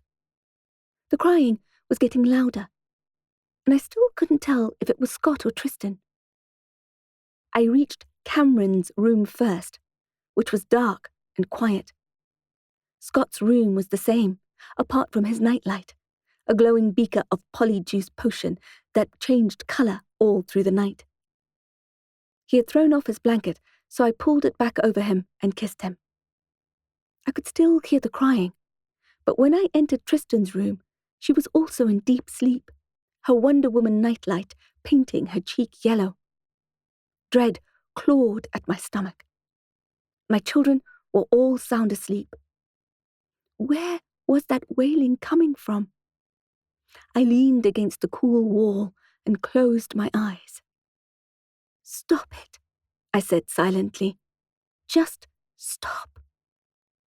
The wailing stopped. Chapter 18. Face of Stone. Simone. Feeling marginally more human, I got up early, downed some pills, and made breakfast.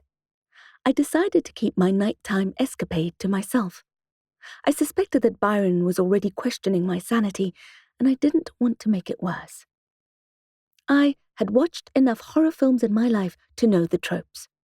Woman starts to see things. Woman is almost driven mad. Woman is accused of being mad. Everyone dies except the woman and the dog.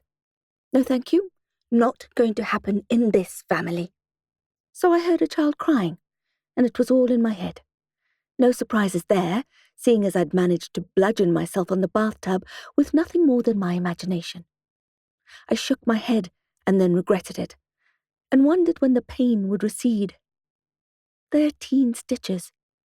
I might need some plastic surgery to neaten up the scar. Maybe I could sneak in a couple of extra requests, like fixing my crow's feet and laugh lines. Heck, why stop there? May as well get a boob upgrade too. A small tummy tuck. I'm a big fan of killing multiple birds with one stone, and it's not every day I'm sedated in a room with a plastic surgeon. Mama! Cried Tristan, and I swung toward her and dropped to one knee. Hello, beautiful girl, I said, scooping her up into a hug and kissing her cheeks and nose. Her pajamas were still warm from bed, and she had Bunny under her arm. Did Dad wash Bunny for you? I asked. He was looking distinctly worse for wear, but at least he was no longer caked in mud. No, she said. Oh, did you wash him? Clever girl.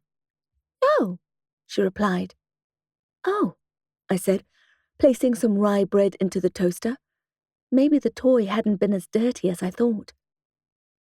The boys came through and ate the toast as soon as it popped, then asked for more. The way the kids ate, it was a good thing Byron had received a pay raise with the new job. It seemed like no matter how many times I filled up the fridge, it was empty within days.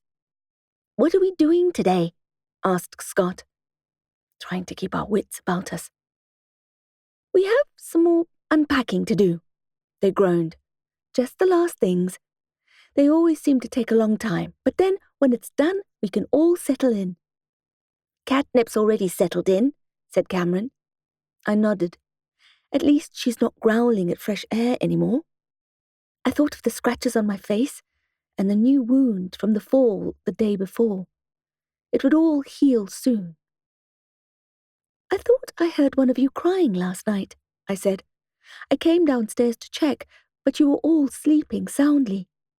I heard it too, said Cam, biting into his second slice of toast. I looked at him so quickly I almost snapped my neck. What? I heard it, he repeated. I thought it was Tristan. I didn't cry last night, said Tristan. I thought I imagined it, I said. Because of my, you know. I gestured vaguely at the bandage on my head. Nope, said Cam. It was real. It woke me up. I wasn't sure which was worse, imagining that I'd heard the crying, or Cam corroborating the story. If it hadn't been in my imagination, it meant that a child really was wailing. The chilling thing was, it had come from our house. Byron waltzed in. Good morning, gremlins. Tristan giggled. You just called Mama gremlin. Yes, well, he replied, she's a beautiful gremlin. He kissed my cheek and then switched the kettle on. Dad, said Scott, we can't stay here. This house is haunted. Oh, I know, he replied, but most ghosts are harmless. I think we'll be fine. What? Asked Scott, eyes as wide as his bowl of cereal. Byron laughed and ruffled Scott's hair. Only kidding. The house isn't haunted. We're just settling in, that's all. I looked at him over my steaming mug. Yes, I lied. As you said, we're all just settling in. Byron was unpacking the garage. I finished our bedroom and then moved down to the kitchen, which was taking forever to sort. I hadn't been nearly minimalist enough in deciding what to bring with us from Durban, and found myself wishing I'd donated or chucked at least half the things I was unpacking. Goblet-like wine glasses that I'd never liked, a hairline-cracked platter, a pair of peeling silicone tongs. I sighed. None of them sparked joy. Where was Marie Kondo when you needed her? I had just closed the glassware cupboard and started on the cutlery drawer when I heard Tristan scream from the back garden. I froze. Tristan shrieked often, mostly when Cam was antagonizing her, and I usually let them sort it out amongst themselves, but there was something in the scream that I didn't like. I dropped the salad fork I was holding and moved outside on feet that felt they weren't touching the ground. Mom! Shouted Cameron. Mom! Ice water flooded my veins. I knew something was very wrong. As I stepped outside, the sun practically blinded me. I held a hand up to shade my eyes, trying to see where the kids were. It was hot, and insects buzzed around my throbbing head. Tristan? I called. Cam? Mom! Shouted Cameron again. Look! He was standing in the shade of a tree. I ran to him. His body language was alarmed, rigid, and he was pointing up towards the guest bedroom. Tristan screamed again, and the high-pitched shriek seemed to blunt my vision for a moment. I thought, oh no, they've seen that face of stone in the window. But it was far worse than that. When I was finally able to look up at the window where Cameron was pointing, adrenaline flashed into my body like a lightning strike. Scott was on the window ledge, a bone-crashing fall from the rose bushes below. I froze for a moment. It occurred to me that if I shouted, Scott might get a fright and fall. Teeth clenched, I grabbed Cameron's arm and ordered him to tell his father. His terrified face nodded, and he ran into the house. I looked up at Scott again. His face was blank, as if hypnotized. Scott? I called as softly as I could. My son's expression didn't change. Scott! I called louder, but still he ignored me. Irrational thoughts occurred to me. I should fetch the mattress and lay it on the ground. I should get a blanket to try and catch him. I should call emergency services. But then Byron appeared behind the glass, his face as white as Scott's, as white as that face I had seen the day before. Byron approached slowly. I was afraid to watch, worried that somehow Byron might accidentally make Scott fall. I couldn't watch. I couldn't not watch. I tried looking up at my son, in a trance, one last time and begging him to listen. Perhaps if I kept talking, he'd eventually tune in. Scott, please be careful.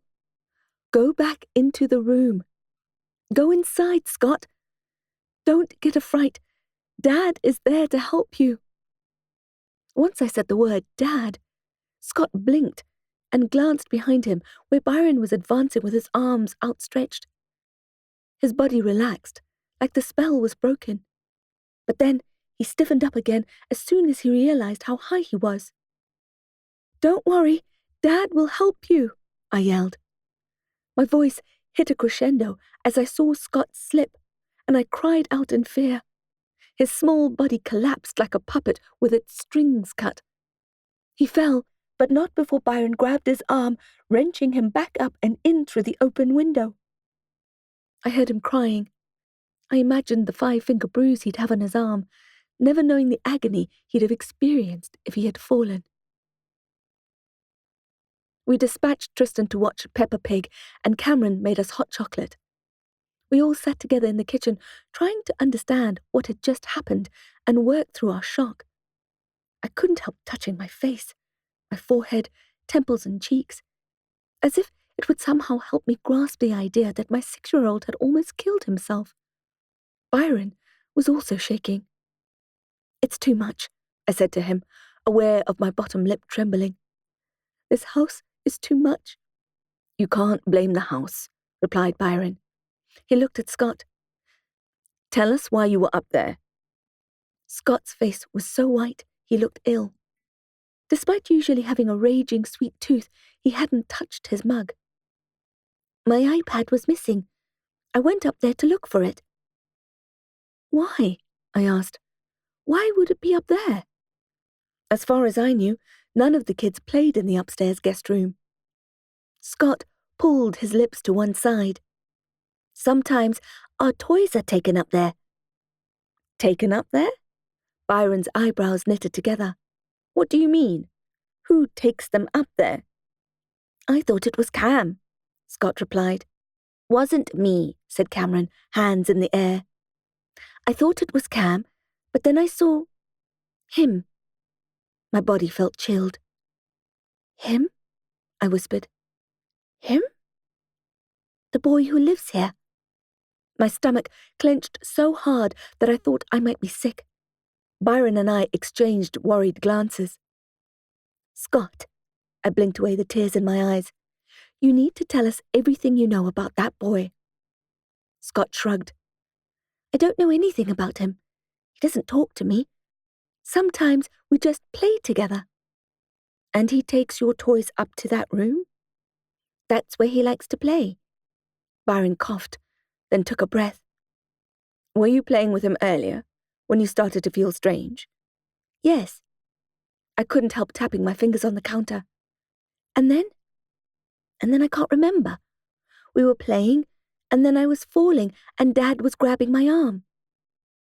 We glanced at his arm, which was turning from angry red to blue. You're not in trouble, I said to him. We just need to hear the truth. It is the truth, he said. Has the boy ever tried to hurt you before? I asked. Scott shook his head. He's not like that. He doesn't try to hurt me. It took strength not to grab my son by his other arm and shake him. Instead, I pretended to be calm. He did try to hurt you. If you had fallen... My hands flew up to my mouth. I couldn't finish the sentence. Byron stood up and gathered the empty mugs. Go and watch TV, he said to the boys. They both whined. But... Byron's cheeks flushed. I said, go and watch TV. I closed my eyes and rested my forehead on my clasped hands on the counter. My head wound throbbed. I couldn't deal with what was happening. It's too much, I said again. Byron put the mugs in the sink and moved over to me, hugging me from behind. My body relaxed. We need to get out of this house, I said. Byron took my hands and turned me around. Look, I know it's been difficult. I blinked at him, incredulous. My throat was swollen with emotion. difficult. You said it yourself. We need some time to settle in. My fury flared. My God, Byron! Scott almost killed himself today. I would never, as long as I lived, be able to get the picture out of my head of him almost falling from the window. We need to get him a doctor, said Byron. He obviously had some kind of episode. I crossed my arms. Episode? Some kind of seizure? Sleepwalking? He was completely non-responsive when I was calling to him, and he doesn't remember how he got there. I'll book an appointment with a neurologist. I couldn't believe what I was hearing. Was he even living in the same house as us? What the hell, Byron? Are you serious? Why don't you book a brain scan for me too while you're at it? And for catnip? Annoyed, he took a step back. Walking out of a second-story window is not normal behavior. Yes, I said, and a cat growling at an empty cupboard is not normal behavior. And me seeing a dead boy in the kids' bathroom mirror and then braining myself on the bathtub is also not normal behavior. Never mind the strange things that had happened that I never told him about. His face twitched. Byron, there's nothing wrong with us. There's something wrong with the house. I know someone, Byron said, opening our second bottle of Merlot. I slid my glass over to him. We had moved on from our hot chocolate to wine. Day drinking seemed to be the obvious thing to do when you just realized your brand new home was housing a poltergeist. I laughed and didn't care that it was inappropriate. There may have been some hysteria involved. The kids were on their third hour of watching Netflix, and I didn't care. What do you mean you know someone? There was a girl I went to school with in Westville. Why am I getting a bad feeling about this? She was always into paranormal stuff. She moved to Joburg to join a group of people. A group of people? A group of witches. I almost spat my wine out.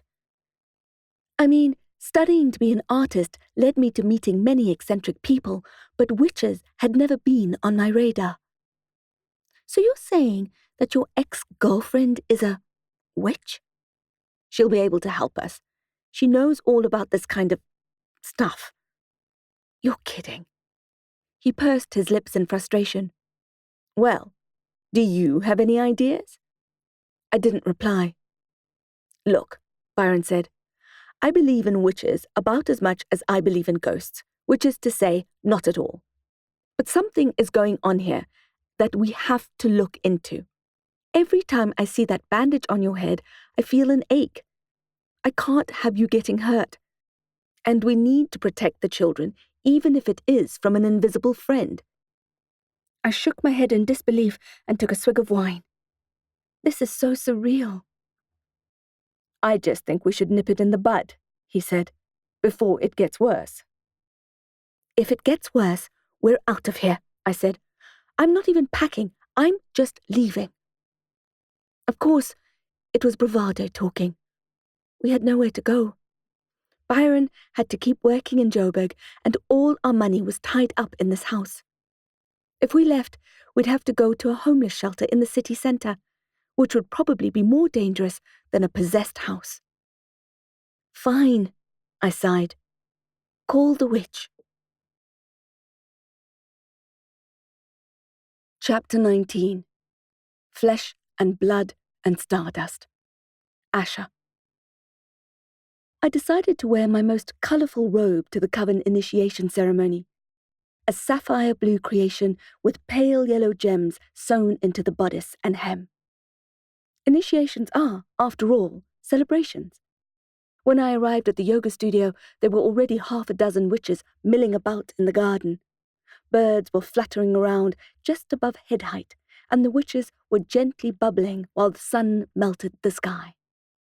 I smiled and waved at Esmeralda and Forsythia, avoided Boston, and made my way inside to put my salad platter down. The fresh baby veg I had harvested the day before, along with the hummus and the carrot-top pesto I'd made. Despite the Starfall Coven knowing I regularly worked with poisonous mushrooms and herbs, my crudité was always a hit. Savvy mixed up her limited French on purpose and called them my coup d'etat. Asha! I turned around to see Soleil beaming at me. I am so glad you made it. I wouldn't miss it, I fibbed. In truth, I felt like I was wasting time. I needed to be on the missing girls case, but I was still waiting to hear from Dusty. I knew pinning my entire investigation on one runaway wasn't probably the smartest idea. But at that moment, she was the closest thing to a lead I had. She was the only one who had a chance of finding out what Maple Mellow had seen the night that Zaleria Chalice had been kidnapped. Happy barking from outside signaled that Nicola Landau, or rather Rose Defka, had arrived. We had all fallen in love with her dog Sebastian when we watched them reunited, and I could hear the other women greeting him as enthusiastically as he was them. My mind wandered to Keone, the Grimalkin, and I briefly wondered how she was and what she was up to. Something told me we had not seen the last of her. Canine claws clicked on the floor beside me. When I looked down, Sebastian gazed up at me, a hint of whine in earnest greeting. "Hello, you good boy," I said, giving him a good rub on the back of his head. "Hello. You've come to see your mama join Starfall." Sebastian barked. "Oh, I see," I said, pretending to understand the wisdom in his eyes. "You're also joining? Our first male witch and our first canine. Well, it's about time. Welcome." When Soleil gave the signal, a multicolored flurry of witches set about their duties, lighting candles, burning incense, and putting on the soft, high-end spa music that the High Priestess seemed to favor. Soleil cast the circle, and Ivy purified the space therein with salt and water. We took our places on the circumference and joined hands. Sebastian sat at Rose Defka's heels. Soleil muttered a quick spell that turned her ordinary cloak to her ceremonial one, which sparkled in the low light. "An initiation is a symbolic death and rebirth," she intoned. "A rite of passage that transforms each person who experiences it. Rose Defka, today's ceremony marks your acceptance into our coven and your deep personal commitment to the goddess. You will be an initiate for a year and a day, in which time you are expected to embrace the ways of the craft and do your shadow work." "So mote it be," chanted the coven. "Where there is no courage, there is no love. Love demands vulnerability, or it is hollow. Rose Defka, do you commit to this path of repatterning?" "I do," she said, sending wisps of incense smoke swirling. I couldn't help staring at her. Nicola Landau was unrecognizable as Rose Defka. As well as the superficial changes, a new short chic haircut, a tan and cherry lipstick, she really did look like a completely different woman.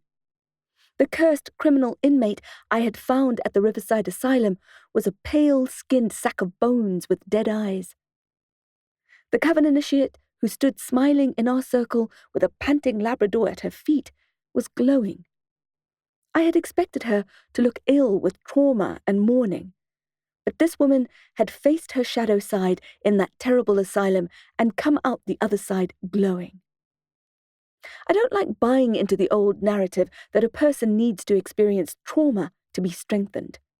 We are flesh and blood and stardust, not steel and swords.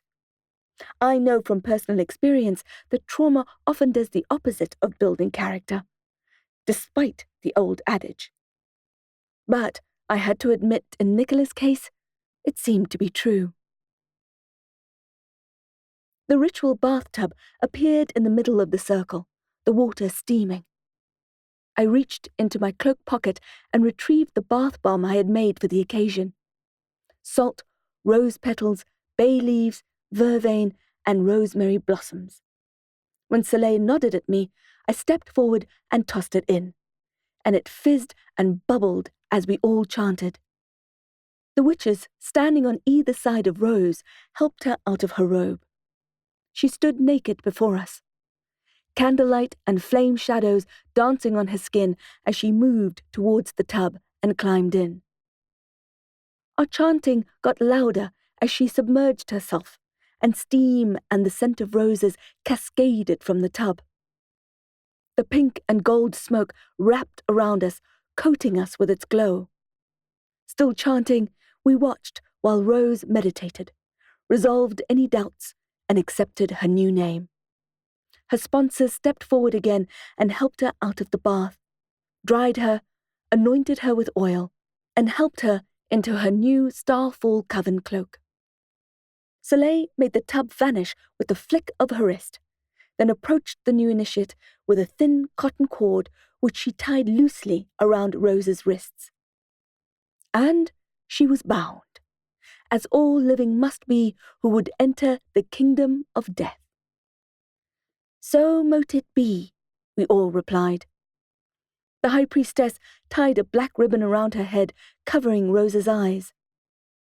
You're about to enter a vortex of power, a place beyond imagination where birth and death, dark and light, joy and pain meet as one. You will step between worlds, beyond time, outside the boundaries of your human life. Rose spoke.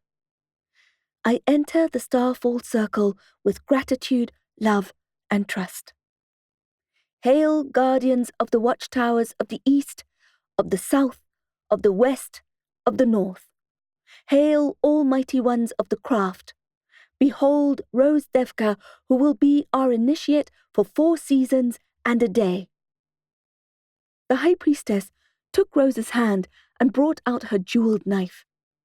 She made a small cut on Rose's index finger pad, which made the initiate bite her lip.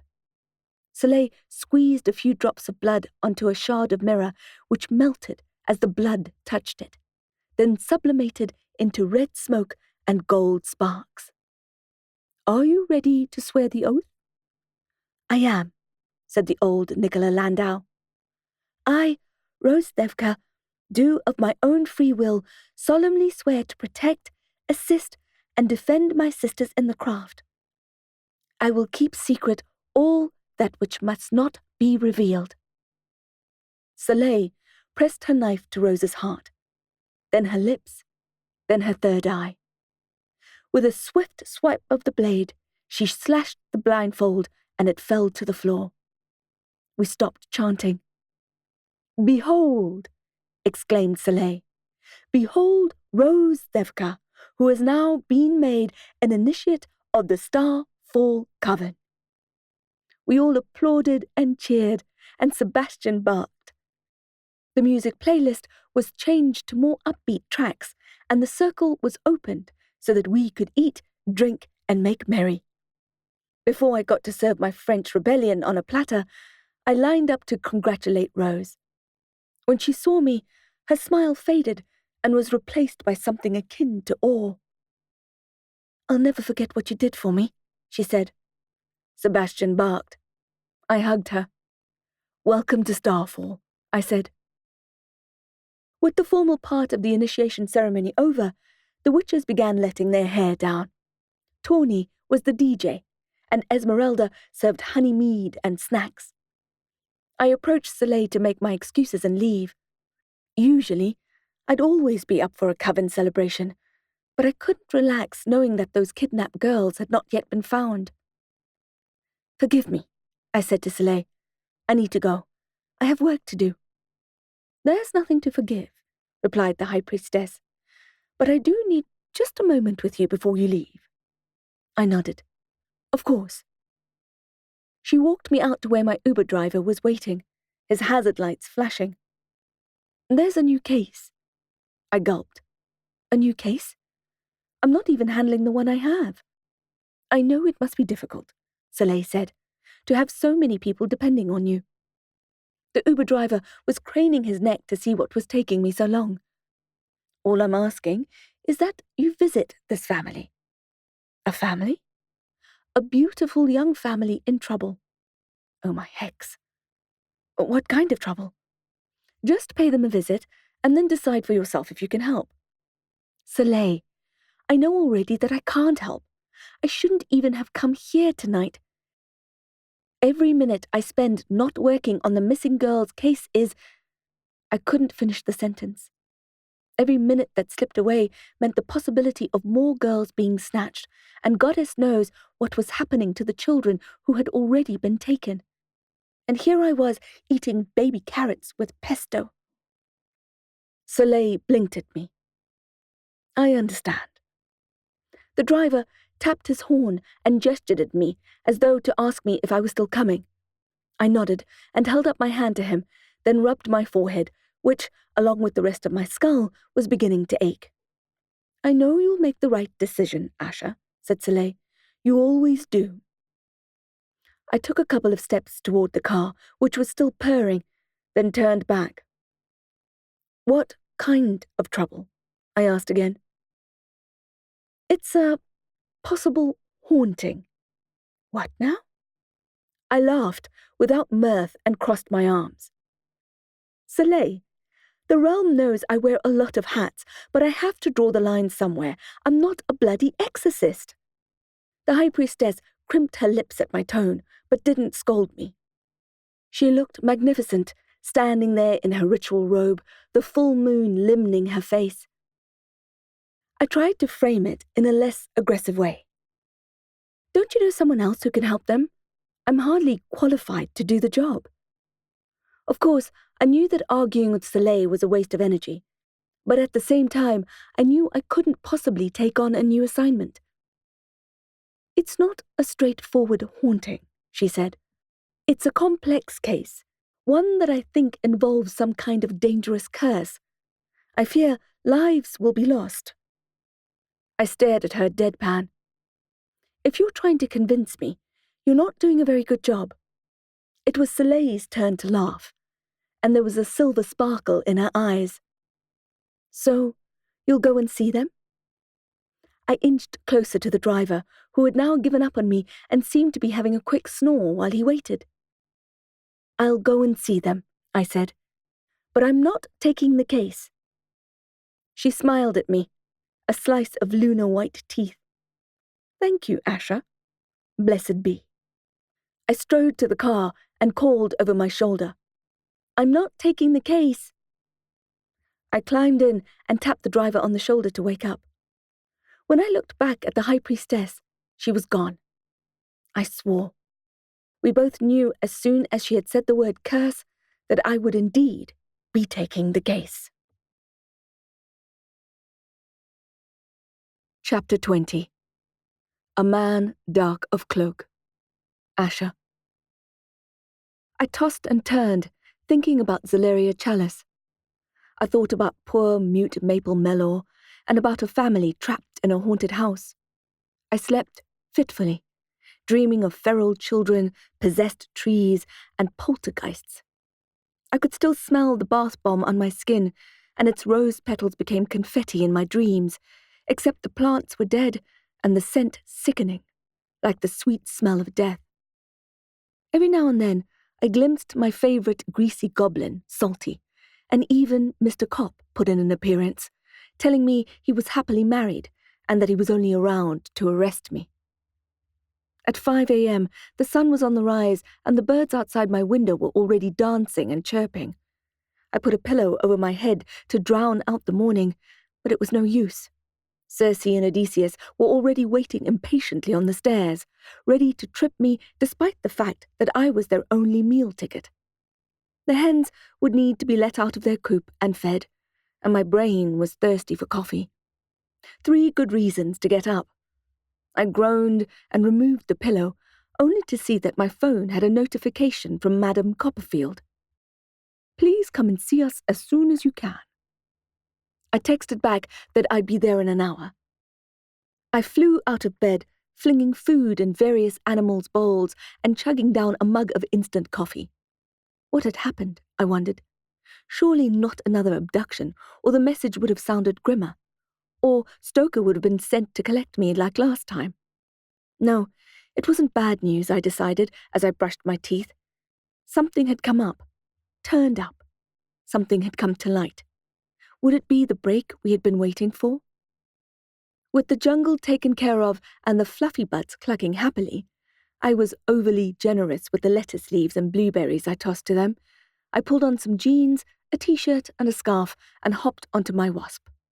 My mind raced faster than the scooter as I accelerated toward the Copperfield Institution.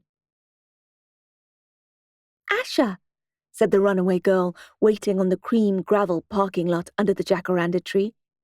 I eased off my helmet. "Hello, Dusty," I replied. "I was waiting for you. The directress said you'd be here." "Well," I said, trying to smooth down my helmet hair. She was right. We smiled at each other. "How are they treating you around here?" "Oh, it's lovely," she replied. "As you said it would be. The school's closed, but there are about 20 of us in the directress's home. It's like having a sleepover every night." Madame Copperfield's house was a modest size, but she was able to add extra rooms on a whim due to the magic of the high-fire crown, which was gifted to the school by Blimex Aberim, a venerated wizard on the council. It was the magical artifact that had allowed the school to be rebuilt after being knocked down and burnt by the Hammerskins. Not only was the school restored, but it was done with the original material, so none of the history was lost. As it stood, it looked identical to how it did when I was a student there. The crown also served to maintain the school. There were no leaking faucets, no burst pipes, the paint never peeled off the walls, and the fireplaces burned without needing wood or clearing of grates. It also explained why the directress looked so young. Whether she liked it or not, the high-fire crown would keep her young and healthy for as long as she was on her grounds. The teachers liked it too. It was a good perk to have. They complained of their crow's feet and creaking knees on vacations, and were never sorry to get back to teaching on the Copperfield grounds. "Made any friends?" I asked. The girl looked far happier, and I was pleased to note that she had colour in her cheeks. "Plenty," Dusty replied, "and Matron Forge keeps feeding me." "That brings back memories," I told her. "Cinnamon and nutmeg-scented memories." Dwarf matrons are good at that. "And the directress is so lovely. Strict, but lovely." "That sounds about right." I locked my helmet away. "Is she in her office?" "She's at home. It's the weekend." "Is it?" I had no idea. "She said to bring you to the living room for tea." The directress's handsome house had always been firmly off-limits when I was a Copperfield scholar. But when the void fractured, everything changed. We all went into survival mode, literally. Now, the house looked more like a sophisticated park, with a huge treehouse in the front with a built-in library, swings, a zip line, and a beautiful polished timber jungle gym. The directress had done everything she could to make sure the orphans felt safe and happy. The older kids had the back garden to themselves, including an educational gaming center aligned with the Copperfield syllabus, and a huge conservatory which doubled as a starlit cinema at nighttime. Dusty shoved something into my hand. When I looked down, I saw the money I had given her to help me on the case. "What's this?" "You've helped me so much by bringing me here. You have no idea. No one thinks I'm weird or evil. For the first time in my life, I feel like I belong." A lump suddenly ached in my throat. I don't think I ever had that feeling, except with plants. I pictured myself as an old crone in an apartment crowded by green leaves and cats. Ah, well, life could be worse. We stepped through the intelligent invisible force field that was protecting the grounds, sending a slight electric buzz through our fingers and feet. Dusty shuddered, then smiled at me. "I'm not used to that feeling yet." The directress's front garden was a riot of pansies and peonies, in front of golden grasses which swayed in the breeze. Dusty led me confidently into the house as if she had grown up there. When we arrived in the living room, Madame Copperfield was standing at the large window on the opposite side of the room, staring out into the herb garden. I was about to clear my throat to alert her to our presence when she spoke in a soft voice. "The basil is bolting. I should have planted it in the east corner." "It's not too late to plant more," I offered. "I'll send you some home-saved heirloom seeds." She turned to me, and the corners of her lips turned up. "You were always the best herbology student. Best we'd seen in years. The other students would be arranging secret meetups and getting up to mischief, but if you were missing, we'd always know where to find you." "Where?" asked Dusty. "In the greenhouse or the gardens," Copperfield said, "or the potion lab." Asha was also the top potion student. She won an award in her final year. Dusty smiled. I remember the other kids poking fun at me, but never in a mean way, about my dormitory windowsill, which was always full of seedlings and cuttings of various plants I was trying to propagate. That's not to say there was never any bullying at Copperfield.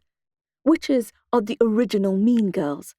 Just that, luckily, I was seldom the target. I seem to remember Jacqueline Denner Knight being picked on by some of the witches because she was different. The only female wizard in the school, maybe even in the realm. But that bullying didn't last long. When those girls saw what Jax was capable of in the crossbow tournament, they left her alone. It was more an act of self-preservation than compassion. Maybe they left me alone for that reason too. They knew how many different potions I could brew, and my guess is that they didn't want to wake up one day with hair growing out of their eyeballs. I was friendly enough, but I was also the goth girl with the spell book you didn't want to cross. We sat down at the large round table at the back of the room, which had a teapot on a tray. The directress gestured subtly at it, and it began to steam. She offered us scones, but I was too nervy to eat. "Dusty says she's already discovered something," I said. "Indeed," Copperfield smoothed down her long skirt. "Go ahead, Dusty." The girl looked at me with what I sensed were mixed emotions. Happy to have something to report, but perhaps anxious too.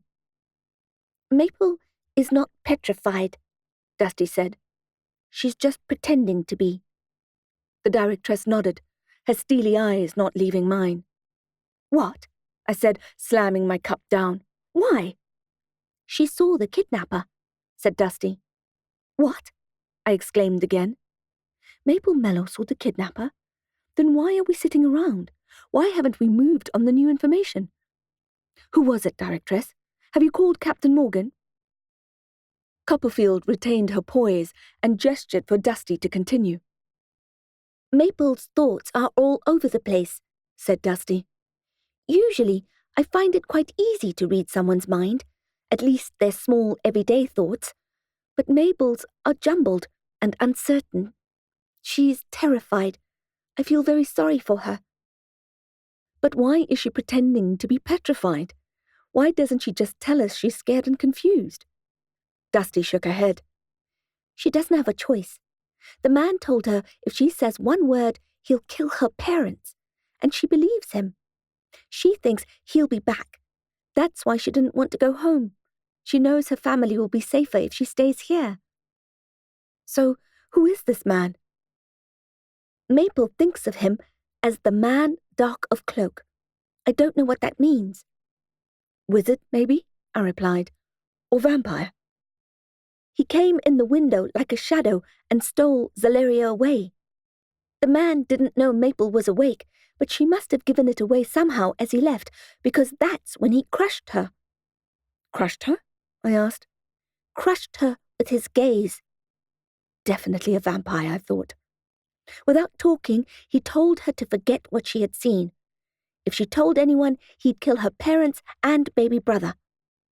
"Sounds like a vampire," I said, and Copperfield nodded. "He tried to mesmerize her, but it doesn't seem to have worked. But he did manage to terrify her into silence." The directress put her cup down on the table. "That's precisely what I thought." "Did you pick up any other details, Dusty? A facial feature? A color?" She shook her head. "No, Trying to tap into Maple's thoughts is like trying to read a book in a tornado. I must have looked disappointed, because she quickly added, "But I'll keep trying, I promise." I rubbed my temples. "Thank you." What could I say? It was hardly good news that the kidnapper was a vampire, but at least it was a step forward, our first and only clue. Zaleria's parents, the Chalices, are going to be on national television tonight, as well as all the streaming platforms, to offer a reward for any information that may lead to the safe return of their daughter. Ugh, I said. That was a sure way to complicate matters by bringing the nutters out and tying up the Scorpion's phone lines. Do you think they can be dissuaded? I don't know.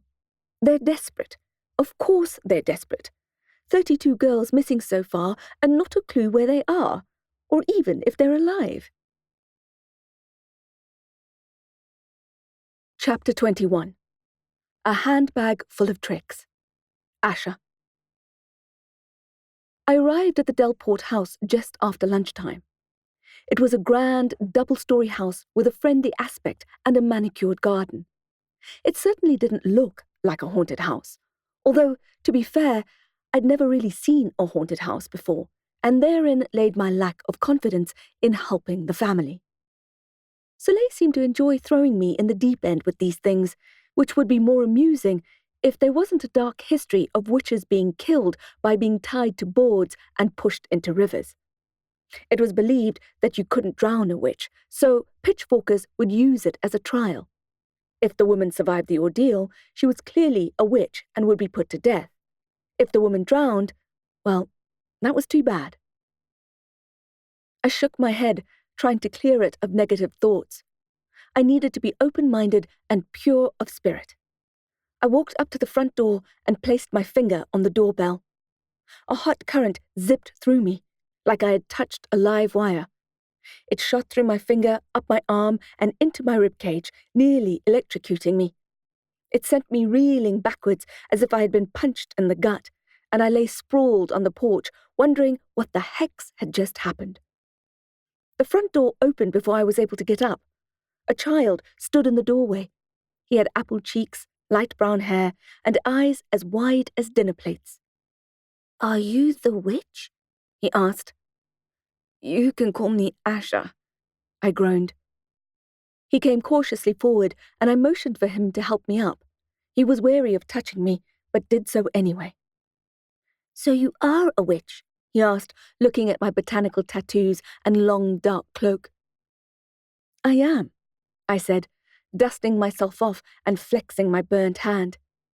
"Who are you?" He blinked at me. "Yes," I said. "Do you have a name?" I suddenly felt like I was a 40s nanny arriving to meet the children. All I needed was a handbag full of tricks. Mary Poppins was, after all, a witch. "Scott," he said. "Scott Delport." "It's a good name," I said. "I have a feeling you'll go far in life, Scott Delport." His lips twitched into a suggestion of a smile. Footsteps rushed toward us. "Oh, said a woman with a bandage on her head. "Oh, shucks," she said, just narrowly avoiding cursing in front of the children, of which there were now 3. A man trailed behind them. "Hello," I said. "Hello," said the children. "I'm so sorry," the woman said. "How long have you been standing there?" "Just long enough to be electrocuted by your doorbell and then be helped up by this gentleman here." Scott smiled. The woman's face was stamped with confusion. "Never mind. I take it that you're Mrs. Delport?" "Call me Simone, please. And this is Byron." The man raised his hand in greeting. "Please, come in." I was still flexing my hand when Byron put a cup of coffee in front of me. I was worried about damage because it was my preferred spell-slinging hand. "Do you want some ice for that?" asked Simone. "I'm so sorry." "I'll check the wiring when we're finished up here," said Byron. The amused look his wife sent him told me he didn't have a clue about that sort of thing. We sat at the kitchen counter while they told me what had been happening in the new house, including why Simone's head was wrapped in a bandage. "We weren't that worried," said Simone, until yesterday, when Scott had that episode. I mean, he could have killed himself. And he doesn't remember doing it? I asked. He said he was playing with the boy, and then the next thing he remembered was Byron catching him. I mean, it was the same for me that night in my studio. I picked up my paints, and the next thing I remember is Byron waking me up. I finished that portrait in one night with no memory of even starting it. Has anyone else seen this boy? I looked at Byron, who shook his head. No, just Simone and Scott. What about the previous owner of the house? I asked. I need to look him up, said Byron. I never met him. He's ill, apparently, or was ill. I don't know. Name? I don't know. I never saw it. The purchase of the house went through some kind of trust. We should get his name, I said. Byron nodded. I'll speak to the attorneys. The sunlight was beginning to fade, and I had the urge to get home. I needed to feed the family and spend some time in my jungle. I'll look at the house, I said, but I need to tell you up front that this is not my area of expertise. Byron looked frustrated. Esmeralda said you're the most talented witch in their coven. That may be so, I allowed, but witches are not exorcists. Oh my God, said Simone, clutching her chest. You think we need an exorcist? Of course, the word made everyone think of the movie by that name and scared us all. I was quiet for a while. Honestly, I don't know what you need. I was happy to help until you told me about Scott. I could burn some sage and cleanse the house. I could cast protection spells around the property. Yes, nodded Simone. That sounds good. Let's do that. But it won't help, I said. Sure, it'll get rid of negative energy and stop strangers from coming in, but it won't get rid of a resident ghost. And even that, I wouldn't mind dealing with a ghost. We had, after all, learned about them in Copperfield. But it sounds like a ghost who is trying to hurt your children. Simone dropped her mug and it smashed on the kitchen floor.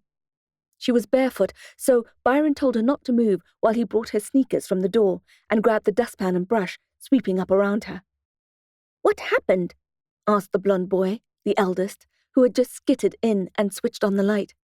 Nothing, said Byron, ruffling his hair. Nothing serious. Go and get ready for bed. We waited for the boy to leave. I had serious reservations about helping the Delports. First of all, every moment I spent off the missing daughter's case was abetting the vampire who was taking the girls. I needed to solve that case and get the girls back safely. Secondly, as I had said to the High Priestess and the Delports, ghosts were not my thing. I had zero experience and even less inclination to get involved with the spectral world. Thirdly, this particular ghost had already made it abundantly clear that I was not welcome there, and in my opinion, when murderous ghosts spoke, it made good sense to listen. On the other hand, I could see that they were good people, and I could tell how desperate they were, and how beloved their children were. How could I walk away from that? The realm knew that not all children were lucky enough to have parents like these. I certainly wasn't. I sighed deeply. I could try and talk to him, I said. The ghost. Simone looked up, a small glint of hope in her bruised-looking eyes. She had not been sleeping. Like one of those Ouija boards?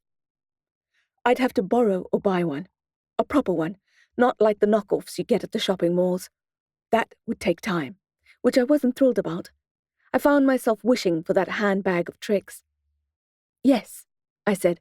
Again, not my specialty, but I'm willing to try if you are. If we could figure out why... The lights flickered.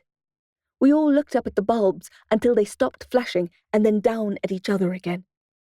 Well, I mused, tilting my head slightly to the side.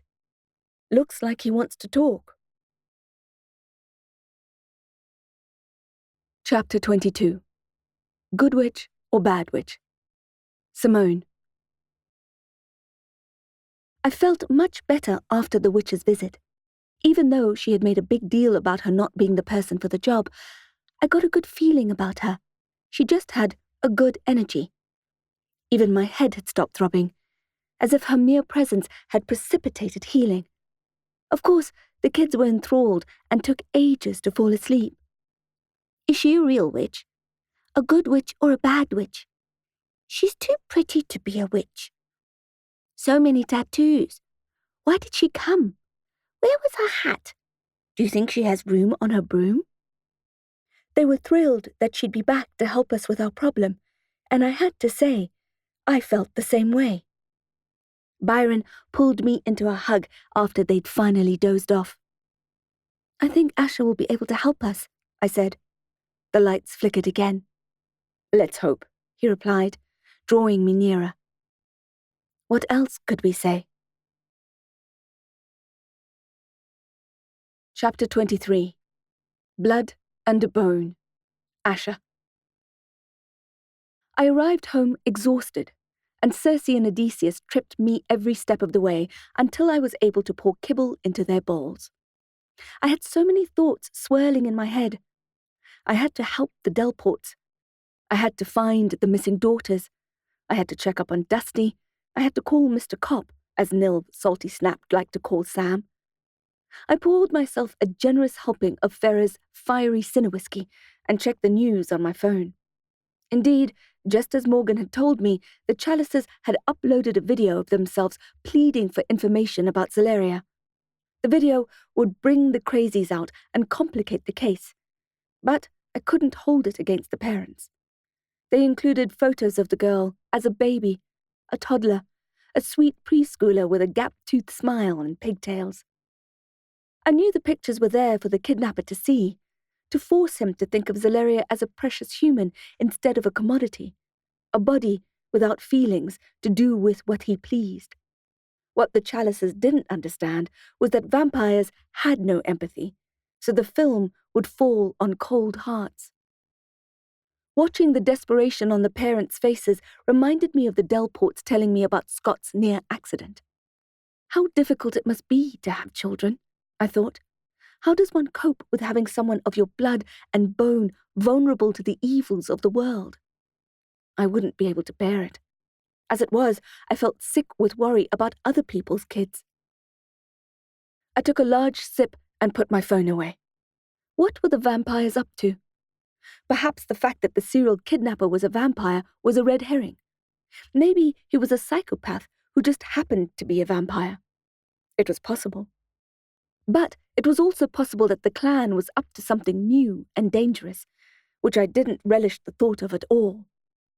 We all knew it would happen, that it was just a matter of time before the ambition of the clan would cause more mayhem.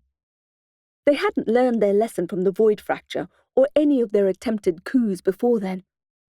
A sudden violent impulse made me fantasize about taking out their leader, but I knew it would solve nothing. There was always a new, ambitious vamp in the wings, ready to take the blood-stained reins. You know that saying about someone who would jump in your grave if you let them? That was especially true for vampires, although perhaps coffin would be a better fit than grave.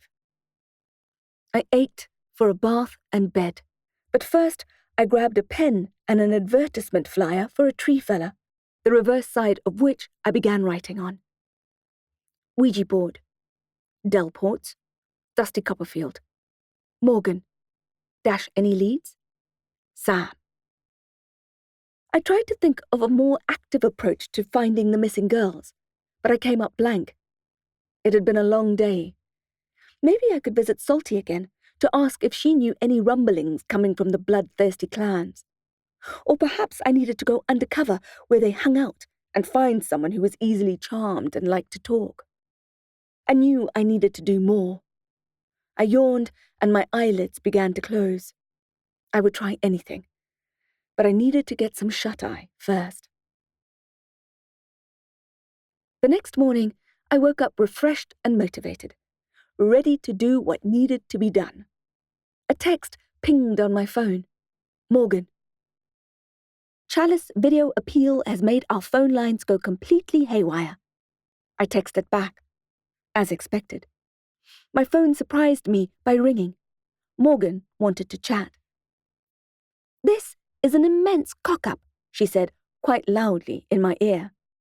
Now I've got half my team speaking to conspiracy theorists and Looney Tunes when we should be out trying to find the girls. My sympathies, I said. Do you need to develop some technical difficulties which will temporarily cut the lines?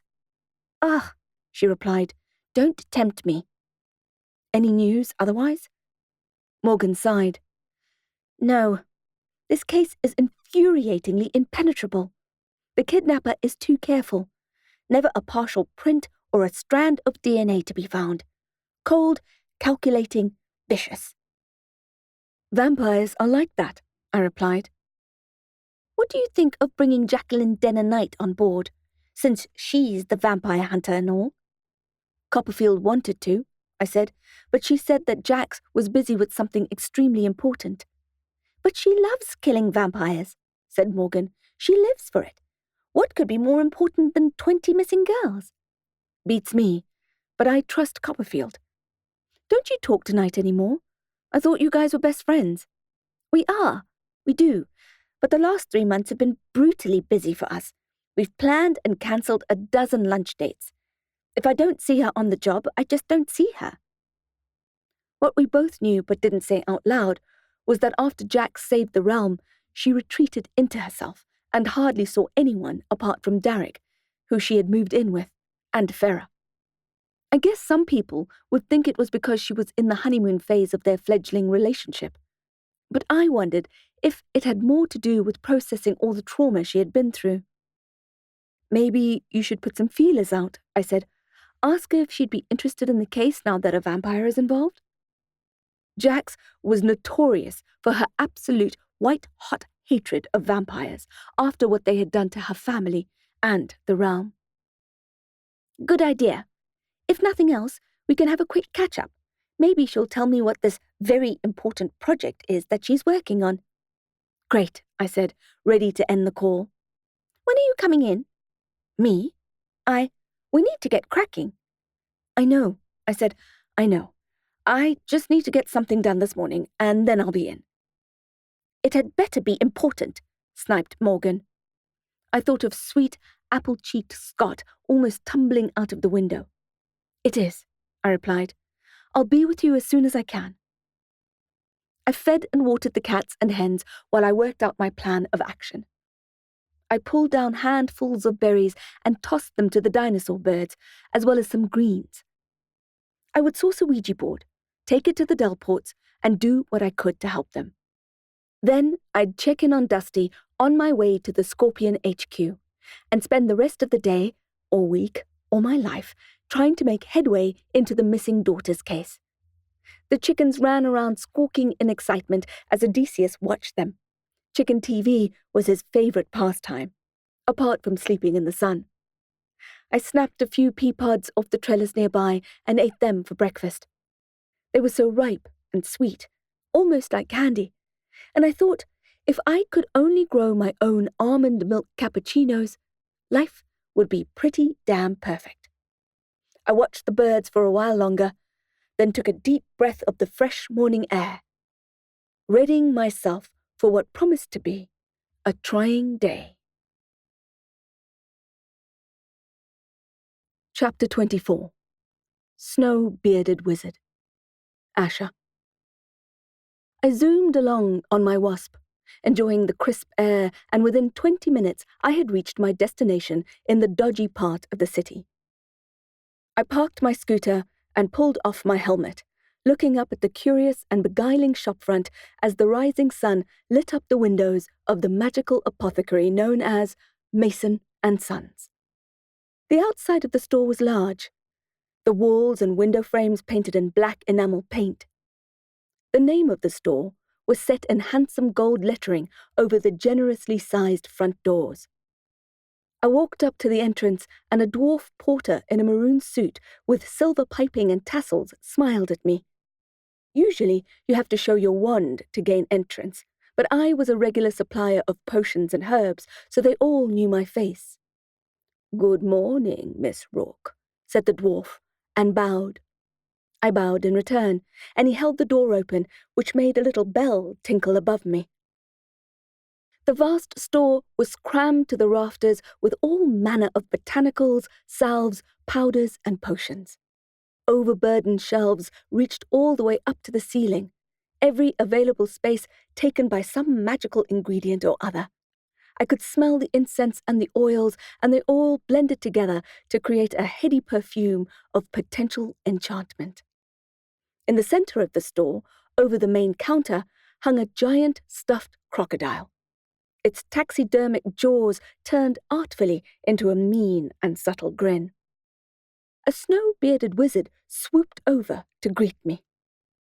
"Miss Rourke," he wheezed. "How lovely to see you. You're looking well." "And you."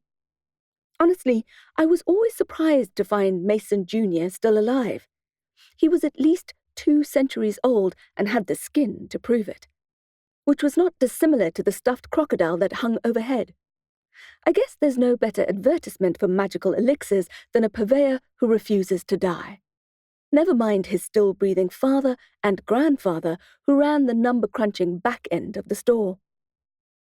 I looked around at the timber signs hanging from the ceiling, labels boldly painted. In the botanical section, there were signs for herbs, woods, and resins. Then there was an incense aisle, and magical oils took up 3. Closer to me were where the potions and powders were displayed. Teas, unguents, inks, and something vaguely described as fruit of the apothecary's art. I could see a few of my tinctures on the shelf. "Are you here to make a delivery?" whispered the grizzled wizard.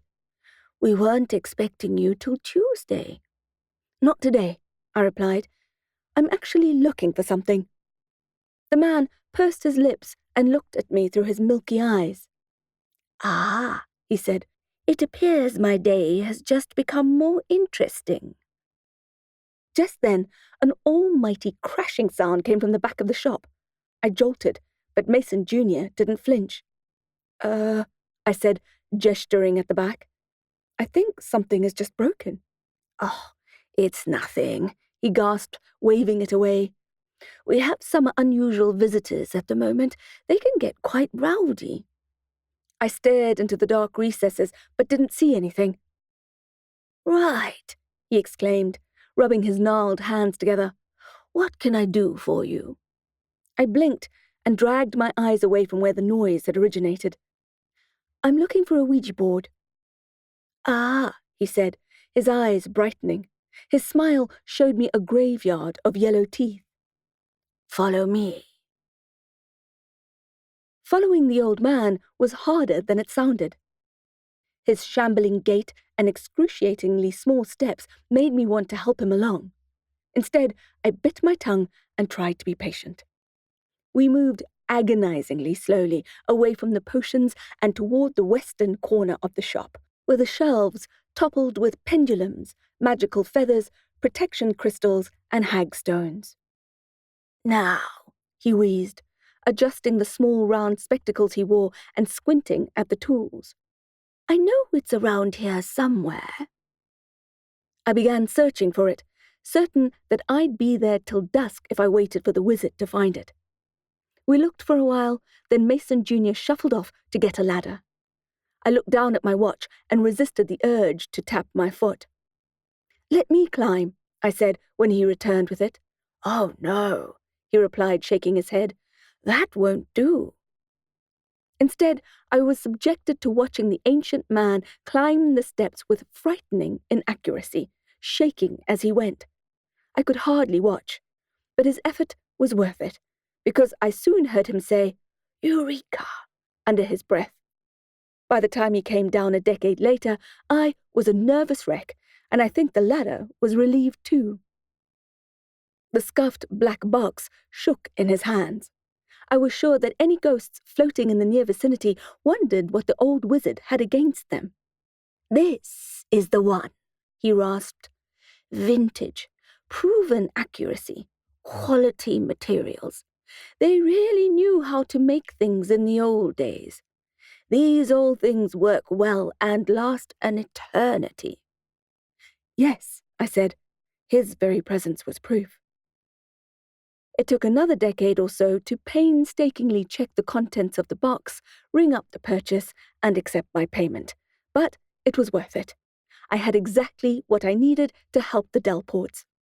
I tucked it under my arm and thanked the wizard, promising to see him soon for the next delivery. "Do you have any advice on how to use it?" I asked. "The last time I saw a board was in school, and that was one of the cheap ones made in China and sold at the C&A. "Cast a salt circle and be respectful of the spirits," he said, peering at me from over his specs. His eyebrows were silver wire. "You don't want to get on their bad side." Chapter 25. Clapping Game. Simone. I trudged down to the kitchen to flick on the kettle. Still bleary-eyed, I almost tripped over the mountain of old toys that had been placed there on the floor. I stared at the dirty objects, taking a while to recognize them as the toys we had dug up in the garden. "Cam," I yelled. "Scott! Tristan!" They came running, perhaps thinking that I had made them a nice breakfast. They almost tumbled over the heap, too. "What are you doing?" asked my daughter. "You made a mess." "It wasn't me," I said, looking at the boys. They both shook their heads. I was going to ask, then how did they get there? But we all realized the answer at the same time. The ghost boy had done it. Now, if someone had told me a couple of days ago that I would be accepting the presence of a ghost child in the house, I would have carted myself off to the nearest asylum. But as long as the spectre was keeping himself busy rearranging trash, I was happy. In fact, I wouldn't mind sharing the house with him as long as he didn't hurt anyone. I guess that's how quickly opinions can change, how quickly life can change. "Come on," I said to the kids as I grabbed some black rubbish bags. "Help me load this back into the bin." By the time Byron had come downstairs, the kitchen was tidy and the coffee was brewed. I'd even made breakfast. "Yes, sis, you're lucky to be married to me," I said, passing my husband a plate of scrambled eggs. He agreed. He'd decided to skip another day at work to make sure we were safe. We were hoping that Asha would be able to locate a board and return to our house as soon as possible. We just had to stay alive until then. I was optimistic. "Maybe we should stay out in the garden today," suggested Byron. It seemed like a good idea. We wrangled the kids into clothes and smeared sunblock on their faces. At lunchtime, Byron ordered bagels, donuts, and cappuccinos from Uber Eats, and we had a picnic under the tree. The children didn't fight. It was all too good to be true. "Why do donuts need umbrellas?" asked Scott. "I don't know," I said. "Why?" "Because of sprinkles." I laughed. "Good one," said Cameron, grinning. He had chocolate glaze on his teeth. "We should have donuts every day," said Tristan, and the other kids agreed. I cast an appreciative look at Byron. I was so used to him working all the time that having time with him was really lovely. For a short while, I was able to pretend that the house was normal and life was good, and we basked in the sunshine, watching the kids play until I'd finished my cappuccino. Byron got up to sort out the garden shed, which still hadn't been unpacked. I needed to pee, so I told the kids I'd be back in 5, and sauntered into the cool interior of the house. Instead of walking to the opposite side of the house and up those stairs, I decided to brave the guest room with its ensuite bathroom. I hadn't been up there since Scott's near accident the day before. The room looked normal, and nothing seemed out of place. I used the toilet and washed my hands, watching my reflection carefully, determined not to faint if I saw something scary behind me. After all, it was my falling that had done the damage, not the apparition itself. When no one joined my reflection in the mirror, I was relieved. My head wound had stopped hurting altogether, so I unwrapped the bandage and slowly peeled off the dressing that covered the 13 stitches, only to find that not only had the stitches vanished, but the cut was completely healed. Only a thin pink and silver scar remained. The scratches were also gone. I stared at myself for a good long while. I was sure the witch had something to do with it, because I hadn't had a headache since her visit. On my way back out of the bathroom, I noticed that painting of the old man was back on the door. I took it down again and set it on the floor, facing the wall. I would tell the kids not to put it up again. I walked up to the window that had given me nightmares. First with the face I had seen up here, and then with Scott's scare. It's just a window, I told myself, a few panes of glass in steel frames. I stood right up close to it and looked down into the back garden. I saw a movement in the garden shed where Byron was still working.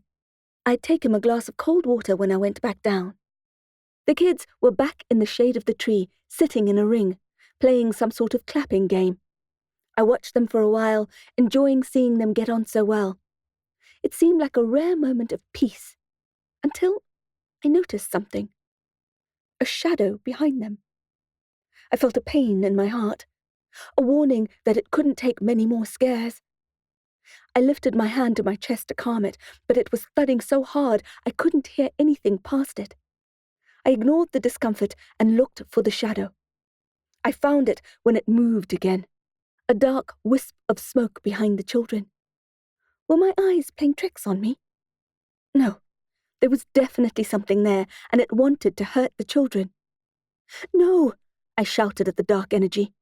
I wanted to run downstairs and gather them all up, but my shoes were glued to the timber floor. I was transfixed and could not move from that spot.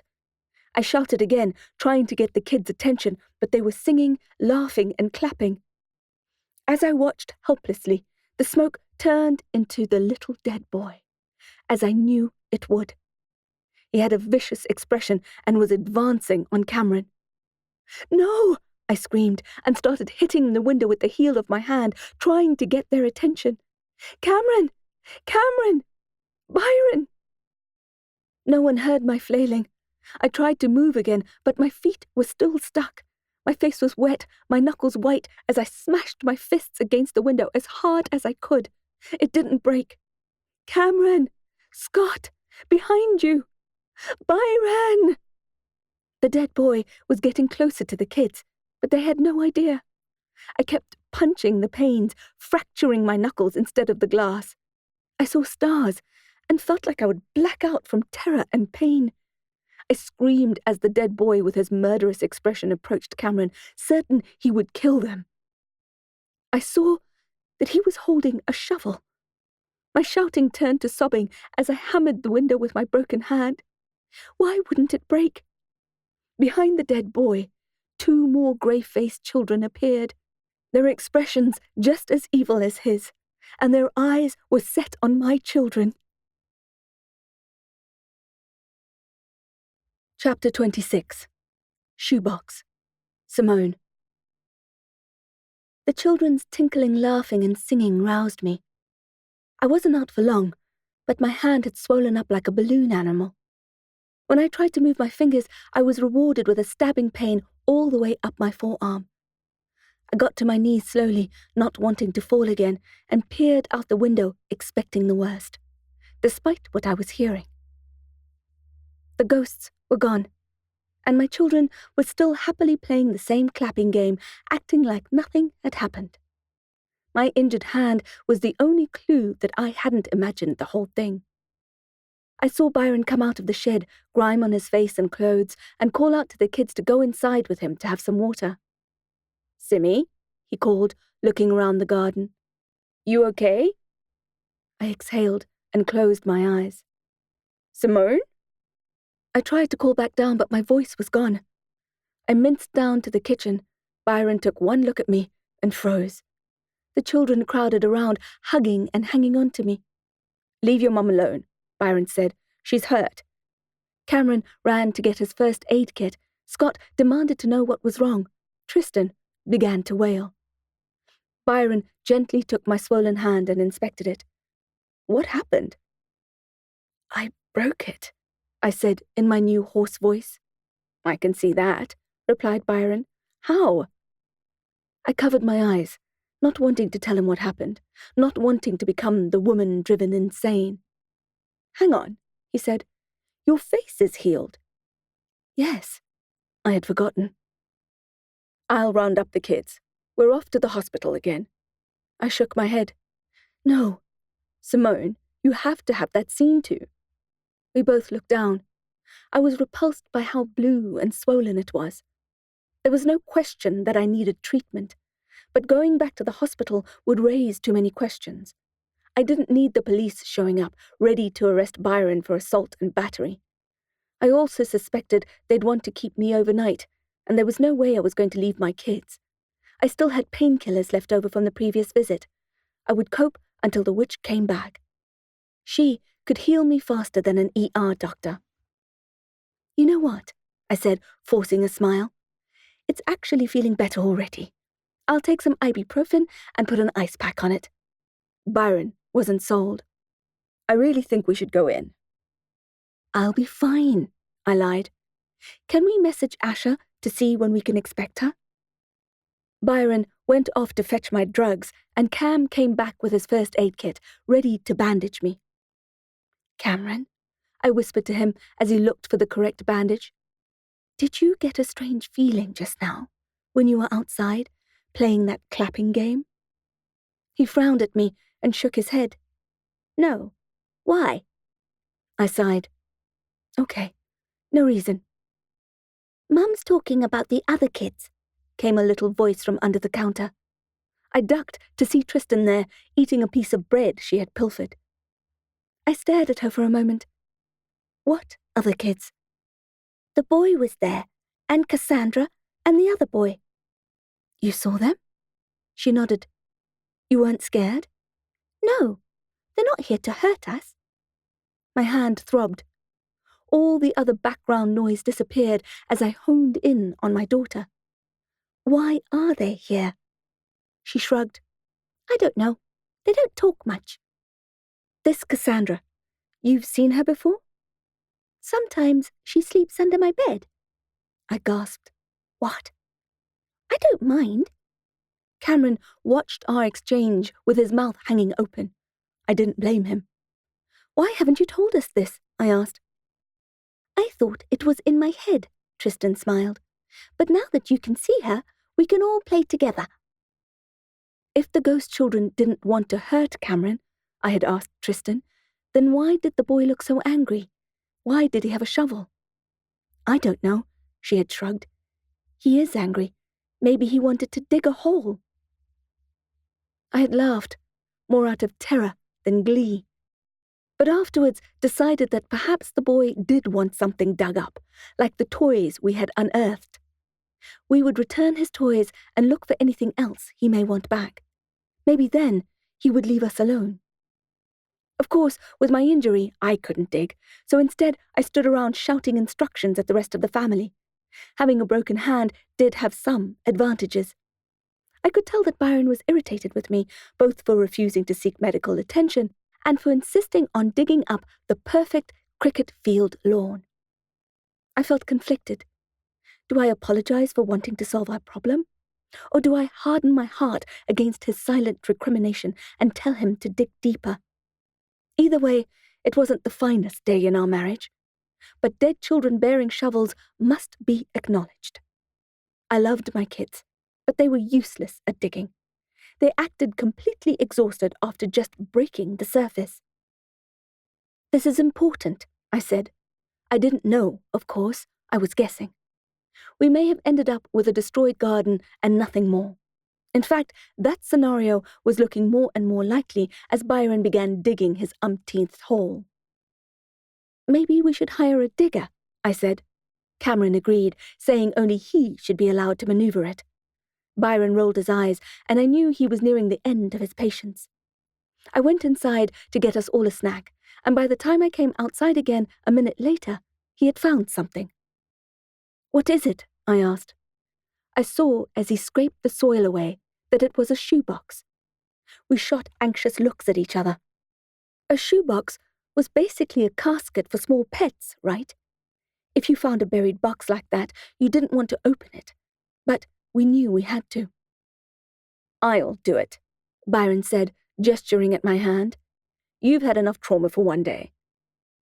He unearthed it a little more and then moved to lift the lid. I peered in, and we both took a sharp breath. When I turned my head back to him, the lid was back on the box and his face was white and slick with sweat. "We need to call Asha," I said. Byron shook his head. "We need to call the police."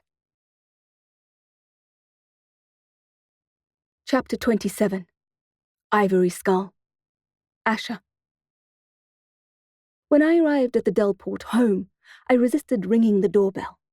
I was about to call out to them when I felt a terrible energy. I was pretty sure it was Simone. Hex. I grabbed my wand and steadied myself. Volas. My body shot into the air and I steered myself to go over the house and to the back garden, where I thought the terror was coming from.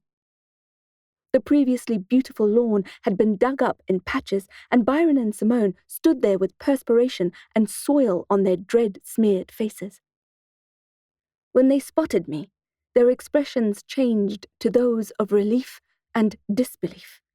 I landed softly, straightened my cloak, and surveyed the damage to the garden. Is it a bad time? I felt bad for my attempt at levity when I saw how much Simone was shaking and noticed her swollen hand. Byron was holding a dilapidated shoebox. They looked totally shell-shocked. "We need to call the police," said Byron, which never failed to set off alarm bells in my head. My anxiety spiked, and I clasped my book of shadows and newly acquired Ouija board to my chest. "What happened?" He put his arm around his wife and ushered us inside, where he made us coffee. Once we were sitting down, he rubbed the stubble on his chin in a slow and thoughtful way. He told me about what they had seen that morning, which had led to their Swiss cheese-style lawn, and then their expressions grew even grimmer. "We've just found something troubling." "Okay," I said, waiting for them to continue. Neither of them seemed to want to elaborate. Eventually, Byron put his hands on the counter and locked eyes with me. "A baby." I swallowed hard. What now?" Simone leaned forward. "Like a mummy, but a small baby." I could feel my eyes widening. I smoothed down my hair, mostly because my hands were trembling and I needed to ground them. "You sure?" They both nodded, and we shared a long moment of silent distress. "He wanted us to find it," Simone said. "I saw him with a shovel. That's why we started digging." "Goddess. Are the kids okay?" I asked. They nodded. "They didn't see it. They're watching TV." Byron laid the muddy box before me. His body language was apologetic.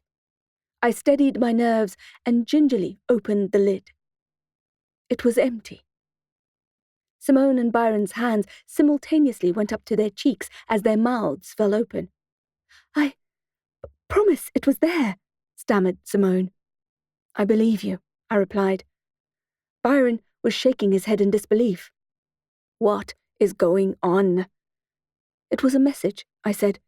"He's trying to tell us something." Simone's eyes were bulging. I put my hand on her injured one and sent a silent healing spell into her inflamed muscles and fractured bones. It didn't take long to repair. I noticed with satisfaction that her forehead had healed nicely too. She closed her eyes and sighed in relief. "Thank you," she said. I took a deep breath. "I got the Ouija board this morning." Byron pulled the curtains closed. I found some leaves, branches, and blossoms in the garden to boost my powers. While Simone delivered snacks and drinks to the kids, put a movie on, and locked the passage door, I lit some sage, cast the circle of salt, and we sat inside the sacred space littered by leaves and petals. I opened my book of shadows and unpacked the box I had brought from Masons and Sons. Only then, picking up the subtle scent of naphthalene balls and sandalwood incense it carried. The board was well used, but beautiful, elegantly designed and expertly carved. I set it down between us and picked up the planchette, placing it in the middle of the board. The planchette was made from ivory and carved in the shape of a skull. We all smiled nervously at each other. The void knows I was no ghost whisperer. "Ready?" Byron squeezed Simone's uninjured hand. They nodded. Chapter 28. Kill the Children. Asha. I lit 12 candles and placed them along the perimeter of the circle. I told the Delports to mimic the way I was breathing in slow, deep lungfuls. We took each other's hands, and I took care to be gentle with Simone's, as it continued to slowly heal in mine. I chanted a long Latin passage from my Book of Shadows. It wasn't a spirit-summoning chant per se, but it did well to whip up the magic in the room, causing the candle flames to flicker and the planchette to tremble on the board. I motioned for Byron and Simone to touch the ivory with me. "Spirits, show yourself," I said, voice like gravel. "Spectres, reveal. Monstrous." The leaves began blowing around, even lifting in the air, but the candles stayed alight, sparking and reaching higher as if there was suddenly more oxygen in the room. Monstrous! The kitchen door slammed shut, making us all jump, and then the planchette began to move. We all looked at one another. It was happening. Even though the weather outside was sunny, the wind inside the room began to howl. I could sense Simone shaking. Byron was nervous too, but his energy was solid. "Tell me why you're here," I said. "You know you are dead. You should have moved on. Why do you choose to remain here when you could be free?" The wind became stronger. The flames reached higher. Leaves fluttered throughout the room, and the pages of my book turned themselves. Under the gentle pressure of our fingertips, the Ivory Skull began skating towards the letters on the vintage board. K. I. L. L. Holy hex, I thought. I was totally out of my depth. T. H. E. I knew what was going to come next before the ghost began spelling it, and I got goosebumps on every square inch of my skin. C. H. I. L. D. R. E. N. Chapter 29. Burned too brightly. Asha. Simone was now shuddering so much she could no longer keep her grip on the skull. She let out a shocked sob. I thought of Cameron, Scott, and Tristan. "I need you to leave this house," I said. A sudden gust of wind knocked us all back, as if the ghost had whacked us in anger. "No," I heard in the wind rushing in my ears. "No." I struggled to sit up. "Tell me what you need. I can help you." "No," shouted the wind and knocked me backwards again. The candles burned too brightly. No one was touching the Ouija board anymore, but the planchette didn't stop moving, spelling out similar messages over and over again. Take the children, hurt the children, kill the children. I could tell we weren't going to convince the spirit to leave the house. With a heavy heart, I shut the Book of Shadows and ended the spell. The wind immediately dropped, and the candles sputtered out. I had a searing headache that had come out of nowhere and dropped my face into my hands. "What the hell was that?" asked Byron. I looked up at him. "I don't know. He's angry." "He wants to hurt the children," sobbed Simone. "Not necessarily," I said. They both looked at me like I was crazy. "Were you not reading the board?" "I just mean you can't take what spirits say literally. They're in a different realm. Things get lost in translation. Think of them being in a 4D universe where we're in 3D. As the words left my mouth, I knew I shouldn't have said it. Untouched humans, through no fault of their own, had zero understanding of the bigger picture, never mind 4-dimensional language. Simone pulled a face. 3D? Are you being serious? What I mean, I don't care what you mean. Her face had gone from white to flushed with fury. My children are in danger, and I thought you'd be able to help us. I'm trying, I said. I'll keep trying. I want your family to be safe. Byron rubbed his cheek in an agitated way. So, what do we do? Before I could answer, one of the kids started screaming. Byron unlocked the door to the passage, and we all ran towards the whale. When we got there, all 3 kids were standing on the couch, shocked expressions etched on their faces. "What?" shouted Simone. "What is it?" The dead television had a large crack in it. Judging by the smell of electricity in the air, it had been knocked out by some sort of power surge. "There was a scary boy," said Scott. Tristan started crying. "What?" I said in alarm, whipping out my wand. "What do you mean? Where?" "In the TV," said Cameron. "You were watching a scary movie?" I asked. The boys shook their heads.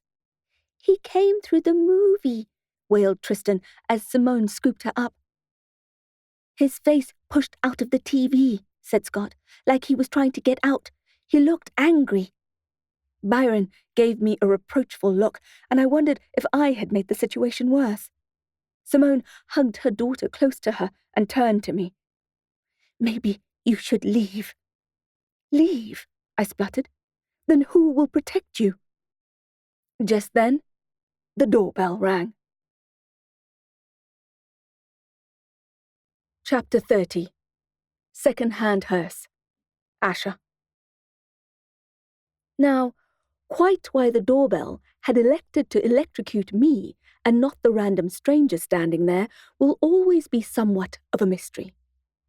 We all frowned at each other, confused. I could tell that they weren't expecting visitors. When we had gathered ourselves enough to make our way to the front of the house, we found a strange man standing there. He looked around 30 years old, wearing grey overalls and carried a strange contraption on his back. He wore designer sunglasses and high-top sneakers. And although he looked harmless enough, I took an instant dislike to him. Perhaps it was because the spell had taken a great deal of energy from me, or because I felt I had been unfairly maligned after the failure of the séance. But there was something about the uninvited guest that made me feel intensely uncomfortable. The Delports, however, didn't appear to share my foreboding.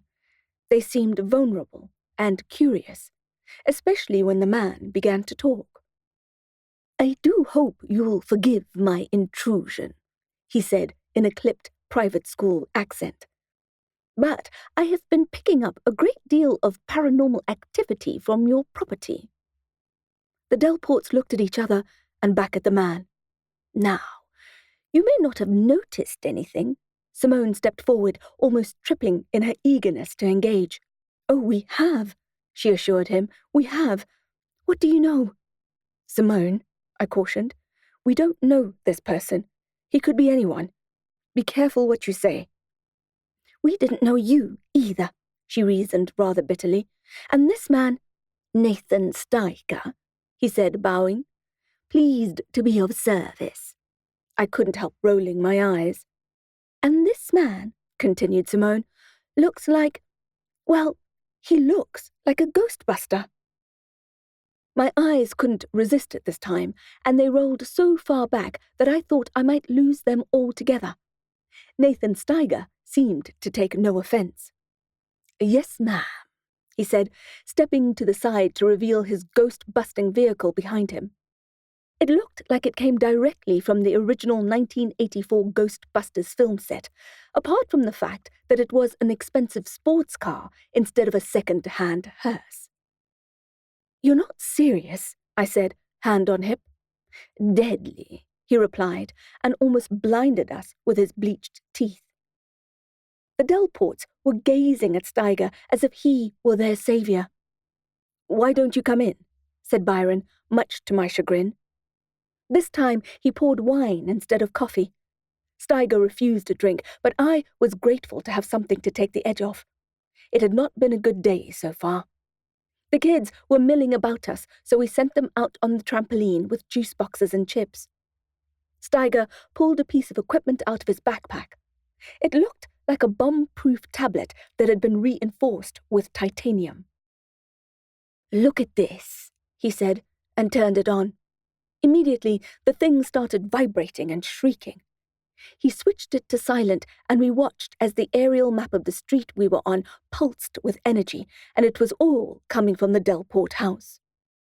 "What is this?" I asked, looking at the gadget with my arms crossed. "It's a supernator," the ghostbuster replied, like it was common knowledge. "It measures paranormal vigor in the atmosphere." "Handy," I said. "So you drive around with this, looking for new clients?" "No," he fake laughed. "It's a bit more complicated than that." I narrowed my eyes at him. When I looked back at Simone, she had already drained her glass and was looking at Nathan Steiger with heart-shaped hope in her eyes. It was a disaster waiting to happen. "So you do this for a living?" asked Byron, who hadn't touched his wine yet. I was pleased to see that he seemed at least a little skeptical. Steiger nodded enthusiastically. "I'm pretty passionate about it. It's my calling." My eyeballs threatened to swivel all the way out of their sockets. I put down my glass. "I'm going to go," I said. "You can't leave," Byron said. "What about the box we found? What about the children?" "I didn't sign up for teamwork," I said, looking pointedly at Nathan. I knew a quack when I saw one, and he would only make things more dangerous for us. "Let her go," said Simone. "She said herself that she wasn't a ghost whisperer." I gathered my things, went out to the trampoline, and ruffled the children's hair as a goodbye, then felt a wrenching guilt as I walked away. They shouldn't be punished for their parents' desperation. Still, I had no choice. I knew that Simone no longer trusted me, so until that changed, my presence there would do no good. The only reason I had tried to help them was because Soleil had told me how desperate they were, and I seemed like the only one who could possibly help. Now that there was a career ghostbuster in the house, I could once more focus on the missing girls case. Byron walked me out. "Thank you for trying to help," he said. "Of course," I replied. "I'll check in with you tomorrow. Call me if you need to." "I appreciate that." Once I was outside, and he had almost closed the door behind me, I called out, "Byron?" He turned around. "Yes?" What could I say? Don't trust a rando who shows up uninvited in what looks like a kid's Halloween costume? Make sure he doesn't make the ghost angrier than he is already. Don't take your eyes off your kids. "Please be careful," I said, and climbed onto my wasp. As conflicted as I felt, I was going to have to let this one go. Chapter 31. Smoke and Mirrors. Simone. "Where do we start?" I asked the ghostbuster. The sooner we kicked the poltergeist out, the sooner my children would be safe. Byron walked back inside after letting Asha out, a look of deep concern stamped on his face. I felt a twinge of regret about letting the witch go, and the dark bloom of guilt. She had done her best to help us, and I had been ungrateful and snippy toward her. I brought my hand up and flexed my fingers. I hadn't even thanked her for healing my forehead or my hand, which was no small thing. I decided that when this was over, I'd make it up to her. "I'll begin with sweeping the property," he said, raising himself to his full height. "Once I find the epicenter of the paranormal energy, I'll detonate the spirit hub with my Phasma Blaster 5000. He reached around and patted his backpack. I watched him with interest and hope. That certainly sounded more efficient than burning culinary herbs over a second-hand board game. Nathan Steiger preferred working on his own, so he made his way through the house while we put the kids to bed. I lay with them for longer than normal, holding their soft hands, stroking their backs, and telling them how much I loved them, my eyes leaking onto their respective pillows. Even Catnip got a full 5 minutes of love. Once they were all asleep, I dragged myself back to the kitchen, where Byron offered me another glass of wine. I surprised myself by turning it down, wanting to be as alert as possible in case something went wrong. Just after 9 o'clock, Steiger returned to the kitchen, his grey uniform smudged and dusty from crawling into nooks and crannies. He accepted a glass of water from me and gulped the whole thing down in one go. "Here's the thing," he sighed, after he'd given the empty glass back to me with a nod. He had our attention. "This haunting is a little more complicated than I first thought." Anxiety poked through my sense of calm. I needed this man to make our home safe. "Why is that?" asked Byron. "The paranormal energy is being refracted in multiple places, which confuses my spec radar." I furrowed my brows. "In English?"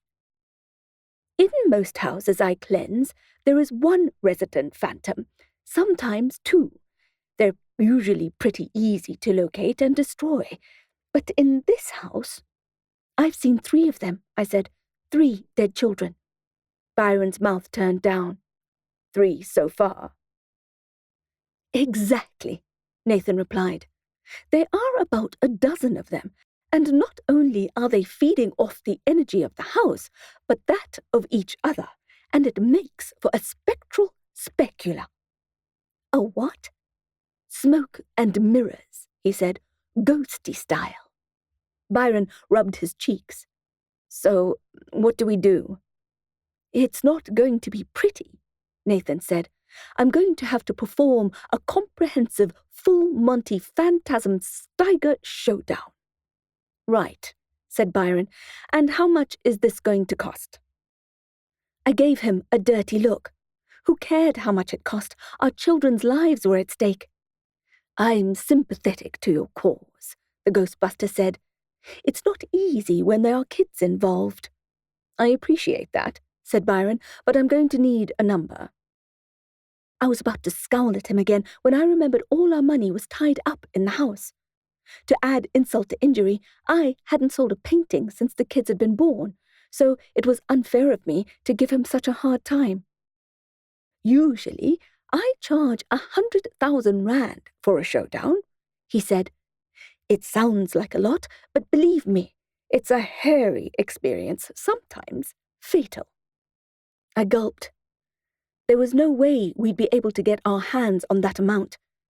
As it was, the new bond repayment would be a stretch for us. "I'm going to give you a discount, though, because of the kids and all, and because you'll need some cash handy to move into a hotel for a few days. Let's say 80. 60 is all we can afford," said Byron. Nathan tapped his fingers on the counter as if he were playing a tune, while I wondered where we would get the 60,000 from. The ghostbuster stopped tapping and raised his hand to shake Byron's. I exhaled. We had a deal. Chapter 32. Fresh Regret. Asha. I left the Delport house appropriately annoyed. I didn't know where the hell Nathan Steiger had come from, but I was sure he was bad news. If I had just been leaving Simone and Byron behind, I would have felt reasonably at peace with it. It was their decision to employ the Halloween-themed hack. But their kids were so lovely and so innocent. I hated thinking of what trauma could befall them. The void knows that I understood what childhood trauma can do to a young mind. I forced them out of my mind and accelerated, dodging the evening traffic. If I hurried, I could still make it to the Copperfield Institute in time to chat with Dusty. "Steiger," said the nagging voice inside my head. Steiger. Did the name sound familiar, or was I imagining things? Ever since my skull was fractured the month before, I'd found that my regained memories were a bit spotty, like trying to see through a migraine-induced aura, or like trying to complete an imaginary puzzle with odd-fitting pieces. I shouldn't complain. I died twice on the table, and the doctors told me they never thought I'd breathe again, never mind walk and talk and think. But there I was, buzzing along on my scooter, brain mainly intact, trying to leave my fresh regret behind. I arrived at Copperfield just after dusk, and Stoker smiled and waved me in. I saluted him and zoomed through the gateway and up the drive. Madame Copperfield greeted me warmly and offered me a dry sherry, which I gratefully accepted. She was looking well. We sat in her lounge, surrounded by portraits of important magical people, and heard the students moving and talking around the house. "How is Dusty?" I asked. I had expected to see her. "She's doing well," said Copperfield. "We're very happy to have her with us." "But?" The directress smiled. "My only concern is that we do not have her parents' permission to house or educate her." "Her parents are abusers who have not even reported Dusty missing," I said. "Surely they have temporarily lost their parenting rights." "In a just world, yes." "What do I need to do? Track them down? Dusty won't tell me her real name." "We'll make that a priority once Celeria is found," replied Copperfield, and I nodded in agreement. The sherry warmed my throat and my stomach. As expected, the Scorpions have been overwhelmed with calls since the Chalice appeal. Copperfield nodded ruefully. "Do you know if Dusty has learned anything more about Maple Mellow?" "She's working on it. I see them together often. If there is something new to learn, I'm confident she'll do it. If she displays the mettle, perhaps she'll become your apprentice after she graduates." "Perhaps," I said. I'd always thought of myself as a loner, but it would be somewhat useful to have a mind reader as a sidekick. "I have something for you," Madame Copperfield said, and walked over to a burnished woodside table.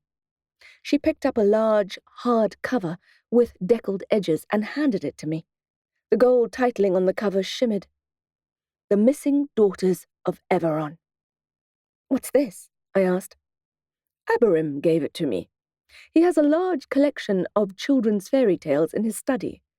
Touched and untouched, classic fairy tales as well as long-lost ones." "I've never heard of this one." To be fair, my knowledge of fairy tales was patchy at best. That's what happens when you're shuttled between foster homes in your formative years. The time you're supposed to be nourished and nurtured, cuddled and read to. Instead of warm memories, you end up with cool, hard, blank. "Take it home," she offered. "You think it has something to do with the missing girls? Everything is connected, is it not?" "All right," I said, unconvinced. Yes, everything was connected, always, but I didn't see how reading children's stories was going to help me find the kidnapper, especially on a deadline. "Is Dusty around?" I asked. The directress nodded. "She seemed to know you were coming." We shared a smile. "She's waiting for you in the library." I had heard whispers about Madame Copperfield's library when I had attended the academy, but the rumors had not prepared me for what I saw when I walked through the tall mahogany doors. Picture one of those incredible European libraries with a dozen floors and stairs and doorways all over. The kind of pictures that get shared on social media by book lovers, that results in misty eyes and deep, desperate longing. Of course, it was some kind of beautiful trick, because the bottom floor alone was larger than Madame Copperfield's whole house. "The conjuring spell is genius," said Dusty, who I only then spotted sitting at a table with a pile of books towering before her. I looked around, not bothering to hide my awe. "How does it work?" "It's like a computer with files. You only take up the space you literally take up with your body. The rest is an illusion." I looked at my hand, turning it over. It looked normal, but the edges did flicker a little as I moved it, as if there were a constant green screen behind it trying to catch up. Dusty stood up. "You can even move around in it. Watch this." She pointed at a stairway at the far end of the room and curled her finger to beckon it. The set of stairs slid smoothly over to her. She smiled at me and began to climb to the second story. "Well, you coming?" The stairs were sturdy under my cautious feet, and I was relieved to make it to the seemingly solid wood flooring of the next level. "This is incredible," I said. The books didn't sit still. There was movement everywhere I looked. Copper railings shimmered. Doors opened and closed, and books slid off the shelves and shook the dust off their shoulders. "I could spend all day in here," I whispered. "I often do," said the girl. "I want to read every book in sight." She glanced down at the hardcover fairy tale book I was holding under my arm. "Copperfield gave it to me to read. It's from Blimex Aberim." She nodded and kept walking. I kept up. She seemed like a different person.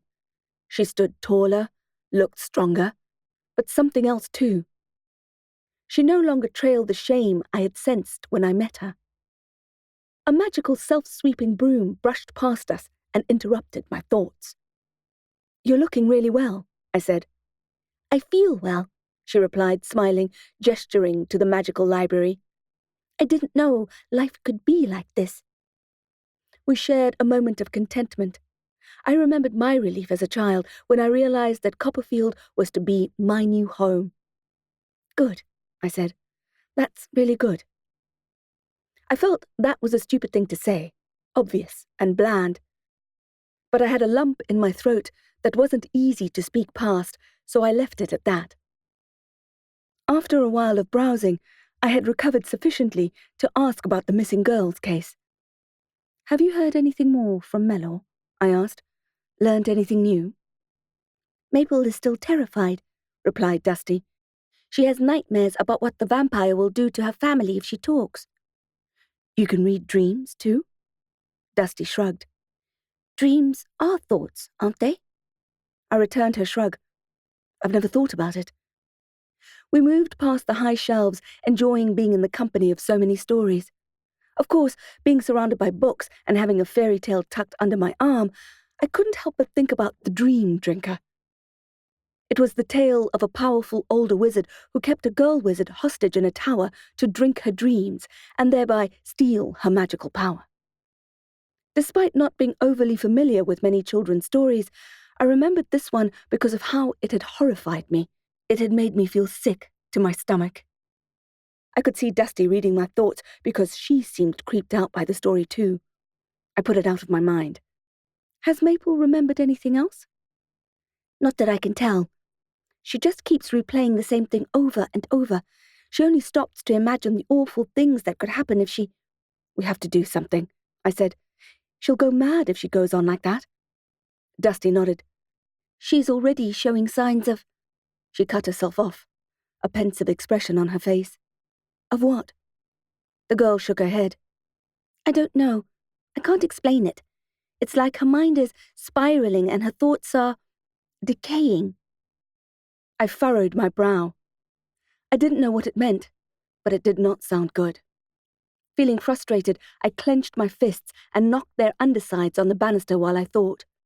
I watched as a library ladder on a rail slid from one side of the library to the other. "Where is she now?" "Sleeping," said Dusty. "She sleeps a lot now." Poor child. It must be agonizing. We had to do something, but I didn't know what. My mood was low on my ride home. I couldn't stop worrying about Maple Mellor or the Delports. "Kill the children," the spirit had said. Despite the balmy evening weather and my warm cloak, a shiver shook my shoulders. I had to force myself to ride in the direction of home instead of to their house. Despite the stress they had been through, I remained unconvinced they appreciated the danger that lingered in their new home. Steiger, I thought again. I needed to try and remember why the name sounded familiar. I fiercely hoped that his presence wouldn't add to their jeopardy. I finally reached my house, and once I had parked and pulled off my helmet, I realized how tired I was. I fed the cats and hens while I entertained a short fantasy about how I would enjoy spending the evening. A long hot bath with classical music and candlelight, a dinner of fruit and bread, a glass of dark red wine. The fantasy was short-lived. As soon as I had pulled off my clothes, I found the lure of my pajamas too potent to pass up. I put the children's book on my side table and decided to lie down on my bed, just for a minute, and opened my eyes 4 hours later, jolted awake by a vampire-themed nightmare. Unable to go back to sleep after the nightmare, I turned on my reading light and picked up the hardcover that the directress had given me. I spent my time appreciating the cover, the gold title shining in the dim light. The book was well read, but also well cared for. Despite being older than I was, it showed little damage apart from the oft-turned pages. I was pessimistic about getting any more shut-eye, so I opened the book and settled in. Chapter 33. The Missing Daughters of Everon. Once upon a time, there was a sweet town called Everon, nestled in a beautiful valley between a mountain and a forest. Everyone in Everon was good and kind. The children were happy and helpful. The farms were bountiful, and the village was the most peaceful, contented town you ever did see. One day, this changed. One day, the children stopped playing. One day, the doors were locked and the windows shuttered. This happened because a young girl called Marika went missing. She was only 8 when she was taken from her room in the middle of the night. Her mother found her bed cold and empty on the morning of the day that everything changed in the tranquil village of Everon. The townsfolk abandoned their tools to search for the child. The dairy farmer left his cows unmilked, the seamstress dropped her needle, and the ironmonger let his fire die in the forge. The villagers searched the meadow, the mountain, and the river, but there was no sign of the missing girl. Marika's parents swore never to stop searching for their daughter until the day they died. They were up at dawn the next day to begin looking for their missing daughter when something terrible happened. They heard cries of anguish from their neighbor, the mother of Marika's dearest friend, Eleanor. They rushed to help, but it was too late. Eleanor's bed was also cold and empty. They roused the village, and the townspeople immediately set out to search for the girls again, leaving the baker's cakes to flop and the cheesemaker's wheels to crack. The townsfolk redoubled their efforts to find the girls, shouting into the empty morning air, their breath creating ghosts as they called. Again, they searched the meadow, the mountain, and the river, but there was no sign of the missing girl. Eleanor's parents promised to never stop searching for their daughter until the day they died. On the 3rd day, the 3rd girl went missing. Her name was Harriet. This time, the townsfolk did not search. Instead, they panicked. Their fear was made worse by their hunger. They began to blame one another.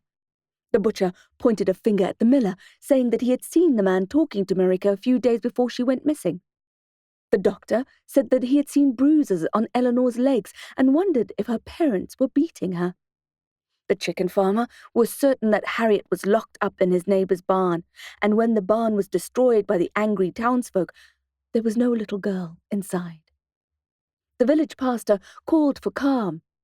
He had a temporary solution to keep the girls in the town safe, while they figured out what had happened to Marika, Eleanor, and Harriet.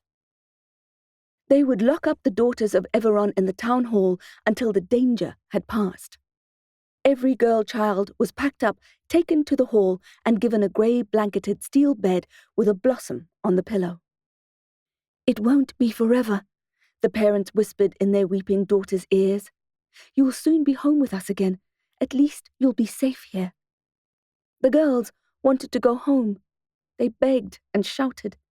They tried to pick the locks and smash the windows, but the hall was secured, so no one managed to escape.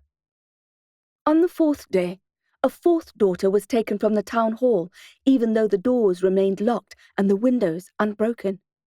The ironmonger was set to work creating rings for the girls, and the pastor made certain that every girl was chained to her bed by the ring on her left little finger.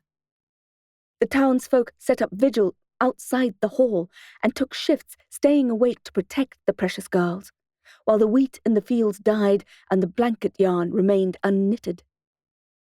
On the 5th day, a 5th daughter was taken, despite the pinky ring chain, the locked doors, and the sentinels who stood guard outside. It was inexplicable, and yet the pastor attempted an explanation. "A magical creature is responsible," he said. "A demon. a werewolf or a witch. A creature who could get past ordinary human defenses like guards and walls and locked doors. The daughters of Everon pleaded to be released, but their fathers refused. The fathers refused because they knew the tale of the witch in the forest, the witch of the woods, who lived in a hut built on chicken legs and a fence made of children's bones and skulls. She had metal teeth, the fathers said, and liked to eat children. The girls shivered in their grey beds. They knew the stories.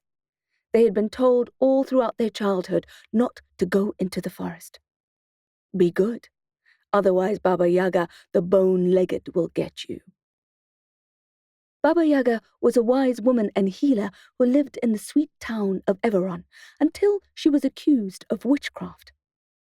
The villagers had tried to drown her, but she survived and fled, leaving everything and everyone she loved behind. The pastor wondered out loud if the witch was perhaps trying to exact revenge for the way they had treated her. The townspeople realized that Baba Yaga was never a terrible witch until they made her one.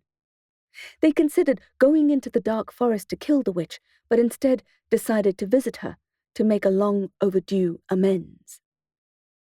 The townsfolk and sentinels gathered their pitchforks and fiery torches as well as every gift they could carry, butter, blankets, blades, and made their way deep into the forest where Baba Yaga was rumored to live. When they found the hut, it was empty, apart from the fresh bones of the 5 missing girls. Baba Yaga had eaten the maidens to extract their innocent youth and live longer. When the townsfolk heard her singing, they were terrified and ran back to the town. Before the villagers reached their home, the daughters, thinking they'd be chained up forever, cut off their little fingers. They escaped the temporarily unguarded doors and ran away. The daughters of Everon were never seen again. Chapter 34. Burn It Down. Simone. Once we had ironed out the details with the ghostbuster and agreed to be out of the house the next day, he left, revving his ridiculous car as he sped down the road. There's something about him I'm just not sure about, I said, feeling another jab of guilt for how I had treated Asha, who I assume had felt the same way about the stranger called Steiger. Me too, agreed Byron, but he seems to know what he's doing. You don't have to like a plumber to employ him, right? I shrugged. I guess so, as long as the kids are safe. Byron pulled me into a hug and kissed the top of my head. They will be. We couldn't bear sleeping upstairs. It seemed too far away from the kids. So we put some sun lounger cushions on the floor in the hallway outside their rooms and lay there in the dark with our eyes open, holding hands. Asha fixed my hand, I told him. I feel bad about being bitchy to her. She didn't deserve it. Go easy on yourself, he replied. We're dealing with exceptional circumstances. You're under a lot of stress. I'm sure she understands. Still, I said, that's no excuse for being cack. She's coming to check on us tomorrow, said Byron. We can apologize then. Okay, I said, feeling marginally better and closing my eyes. The floor was hard beneath the thin cushions, and I couldn't get Asha out of my mind. Okay, asked Byron. Okay, I said. I drifted off into a shallow, troubled sleep, only to be woken by something tickling my foot. In my dream, it was one of the dead children trying to wake me up. I kicked and groaned as I came to, then suddenly worried that it was catnip that I had just kicked. I jolted up, ready to say sorry, but even in the dark, I could see there was no cat there. The tickling continued. There was a shadow on my foot. A shadow with vibrating legs. I froze, not wanting to flail or scream or do anything that would make the creature bite or sting me. Byron, he stirred. Darkness twitched on the walls. Byron, turn on the light. He groaned and hoisted himself up, then felt along the passage walls for the light switch, further scattering the crawling shadows. He flicked the switch and the hallway light flooded the space between us, which was convulsing with large, hairy spiders. Certain that I was still stuck in my nightmare, I screamed and tried to kick them away. Tried to kick my way up to the surface and out of my dream like a dark lake. The spiders advanced. Panic pushed Byron into full warrior mode, and he killed as many as he could. I managed to stand up, still screaming inside. I swept the spiders off my hair, my pajamas, my feet. I was barefoot and felt the soft body squashing against the wooden floor as I made my way over to Tristan's room and smashed her light on. I stifled my scream. Her room and toys were full of them, and some had climbed up onto her bed. I swiped them off, sobbing in panic, and picked her up. I shushed her while I carried her upstairs and put her in our bed. The spiders hadn't found their way up the stairs yet. I pulled on boots and went back down for the boys, who I hauled out of bed without waking. Byron had given up stomping and had grabbed a broom. He was sweeping the spiders toward the kitchen door, where they'd all be able to scuttle out into the garden. I grabbed the outside broom and helped him. They seemed more than happy to escape. Once we were certain that every single one, living or dead, had been dispatched, we collapsed to the floor. Byron sat with his head in his hands while I sobbed into mine. I had reached my breaking point. We'll burn this house down, I thought irrationally. We'll burn it down and everything in it, and then the problems will be gone. Chapter 35. Fresh Crimson. Simone. We stood up as the sun began painting the windows gold. Our muscles were stiff, brains fried from the horrific night we had experienced.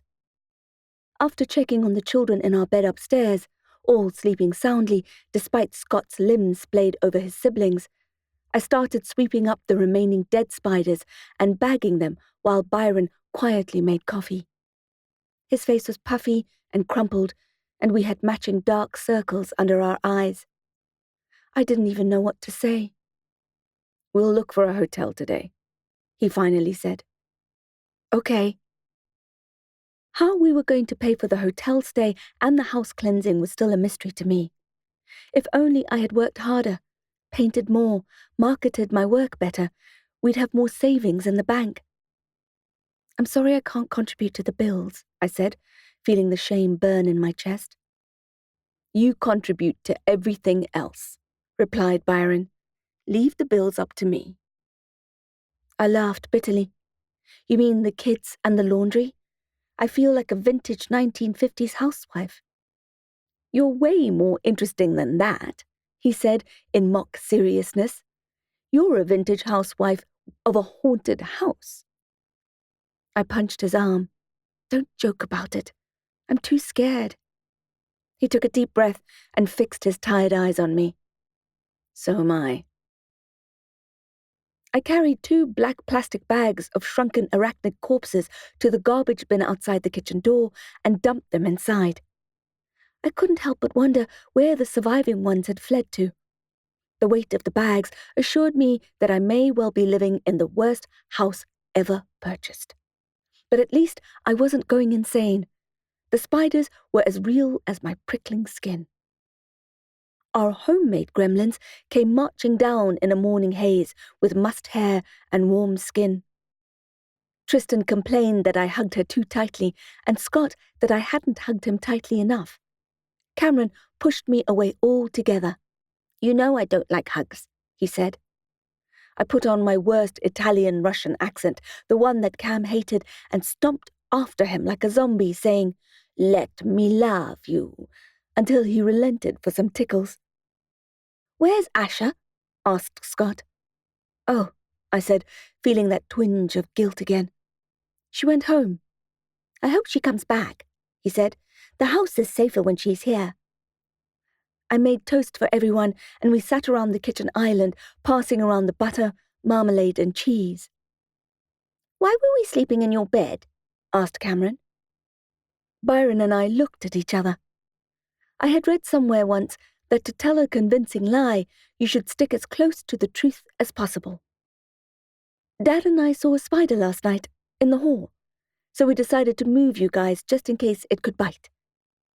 Cameron narrowed his eyes suspiciously at me. Why didn't you move the spider? I smiled at him. Byron cleared his throat. More coffee? He asked. Nathan Steiger was due to arrive at midday. I packed enough clothes for a 3-night stay in a hotel and then hopped in the shower. I closed my eyes and let the warm water unknit my tight muscles. I tilted my head back and enjoyed the sensation of the water on my scalp. Then I opened my eyes to reach for the shampoo. Everything was red. Panic blanked my brain. Was my head wound open? Had I cut myself? Had I had blood in my hair? No, the blood was everywhere. It was coming out of the shower head. I screamed and gagged, realizing the water tasted salty and slightly metallic. I slammed the lever down to stop the flow and gagged again, stepping out onto the bath mat and grabbing my towel, ruining both. I wanted to call Byron, but I didn't want to scare the kids. Blood dripped all over the floor, and when I caught sight of myself in the mirror, I almost screamed again. I tried the basin tap, and the water was clear, so I used that to rinse myself off in small, awkward handfuls, then grabbed a fresh towel, which I stained pink. It took ages to get the blood off, and when I was finished, I sat on the edge of the bed, feeling almost catatonic with nerves. When Byron found me, he drew in his breath. I was still sitting on the edge of the bed, naked, cold, mind blank, uncertain how much time had passed. He stared at the blood on the floor and the towels. What the? I looked up at him and blinked. Blood. I can see that, he said. Are you hurt? I shook my head. It came out of the shower.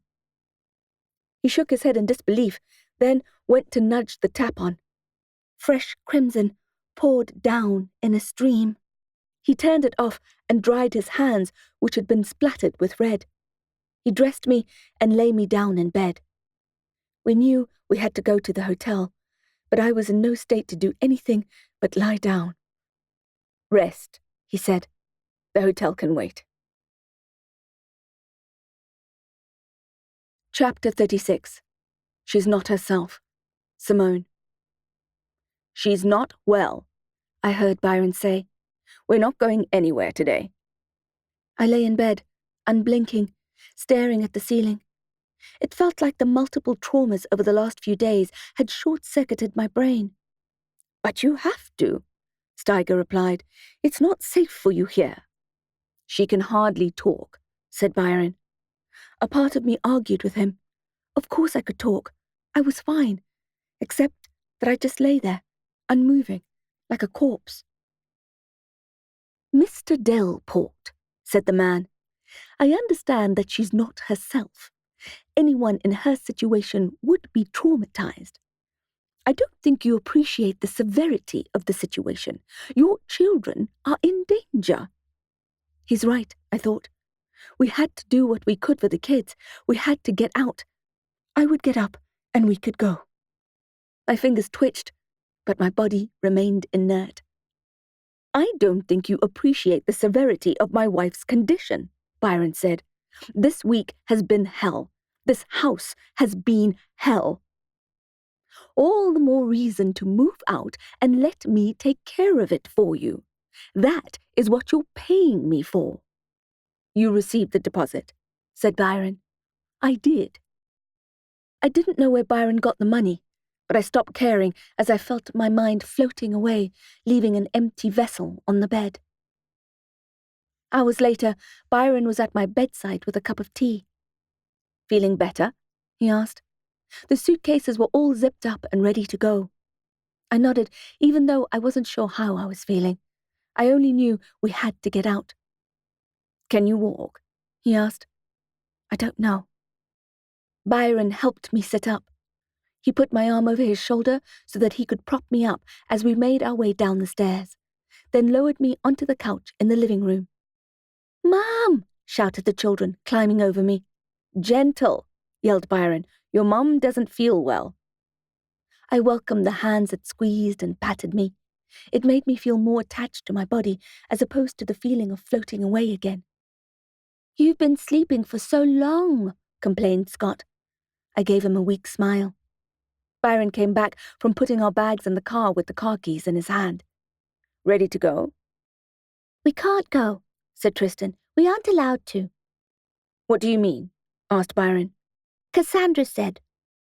Cassandra is the girl in Tristan's room, said Scott. There seemed to be electricity in the air. I found myself holding my breath. I turned to Scott. You also see them? He nodded. Uh-huh. So does Catnip. Tristan piped up. Cassandra loves Catnip. Byron stared at our 4-year-old daughter. Is this your friend who sleeps under your bed? Yes, she's one of the children who lives here, she said. She's the one who kept taking Bunny. She buried Bunny that one time. The children who used to live here? I asked. It seemed that my brain functioning was coming back. I told her to stop taking Bunny. Now we're friends. Was Cassandra the one who made Scott climb out of the window? No, she said, shaking her head, then moving a strand of hair from her lips. That was Henry. The children have names, I said. I swallowed hard. How many are there? How many children? Lots, said Tristan. Scott pulled a face. Too many. Henry's the boss, said Tristan. He's angry all the time. Why do they want to hurt you? I asked. They don't want to hurt us, replied Scott. Scott, I exclaimed. He made you climb out of the window. You almost died. He nodded. Good point. The Ouija communication had made the danger clear. You mustn't trust them, I said. Did you hear me? They were slow to agree. Too slow. I clenched my teeth. Did you hear me? Yes, Mom, the boy said. Tristan? I said, jaw wired shut with tension. Her hazel eyes were wide and clear. Yes, Mum. Good, said Byron. Let's get in the car. No, shouted Tristan. I told you we aren't allowed to go. Tristan, I said, you are 4 years old and I am your mother. I'm 4.5, she yelled back. Tristan, I'm telling you that we are getting in that car. No, she shouted, tears springing to her eyes. I felt what little energy I had seeping out, anticipating an argument with a headstrong preschooler, especially my headstrong preschooler. I sat back and closed my eyes. Cassandra said we have to stay, she said, her face flushed with emotion. We have to stay or people will die. Who will die? I demanded, thinking again of the Ouija message. Hurt the children. Kill the children. The children! Shouted Tristan, and started wailing. I thought of Scott on the windowsill. I thought of the spiders on Tristan's skin. She looked so distraught that I couldn't argue with her anymore. My eyes also filled with tears, and I stretched my arms out toward her. She immediately barreled into me, seeking comfort. I looked up at Byron, who was shaking his head and looking at the ceiling. I don't know what to do, I said, cradling my little girl. Nor do I, he replied. We broke the news to the ghostbuster that we'd be staying. Don't be ridiculous, said Nathan Steiger. He was in his full gear and had his spec radar out, ready to sweep the house. You need to leave. My mouth fell open. The man had been so polite the day before. It was like he had changed masks. Excuse me? This is our house. Not anymore, he snapped, trying to focus on the beeping screen of his gadget. Byron took a step toward him. What? It's not your house, the ghostbuster said. It won't be yours until you get rid of the paranormal energy that is ingrained in every part of this building. One of the ghosts, I said, tripping over the word I wasn't used to saying out loud.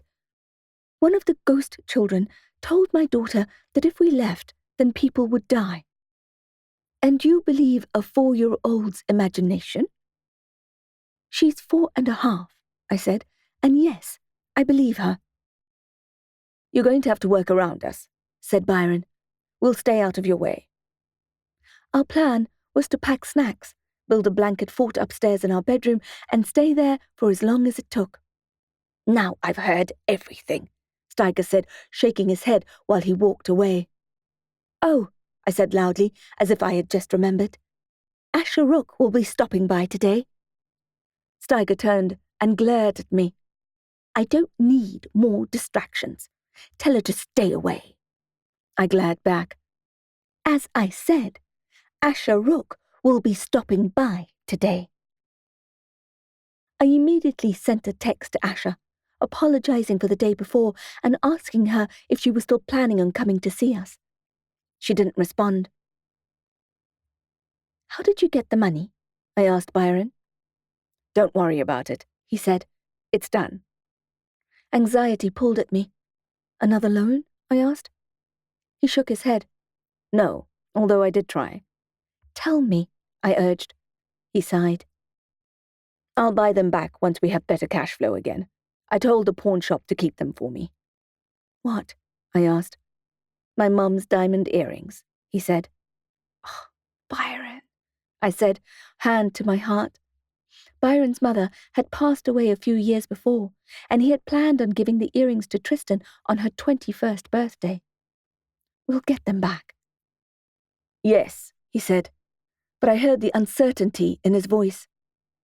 He shook his head again. "It doesn't matter.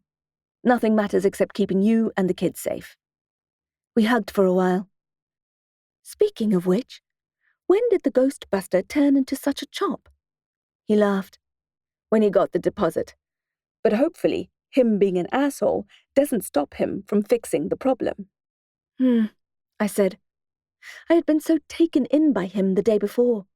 I had been so vulnerable and desperate.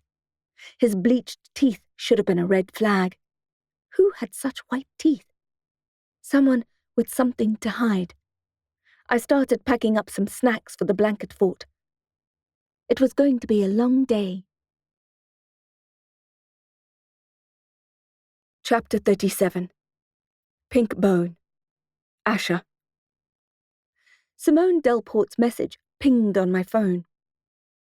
"I am dreadfully sorry about my behavior yesterday. It was rude and unnecessary, and especially unkind after the kindness you have shown us. Please forgive me. I fear for my children. Will you please come back today?" The message was contrite enough to make her easy to forgive. She was, after all, trying her best to protect her family. The ghostbuster had brought Simone hope. I had brought her a vintage Ouija board and death threats. Also, one should never underestimate the power of an 80s film-inspired cosplay costume. I was still feeling unsettled after reading the awful fairy tale the night before.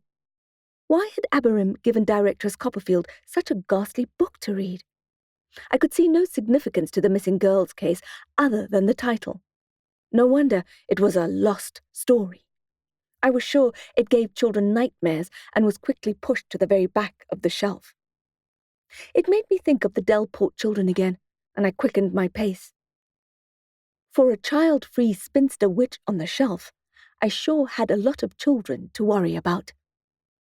I hauled out my Book of Shadows again and pored over it, searching for a better way to communicate with the spirit.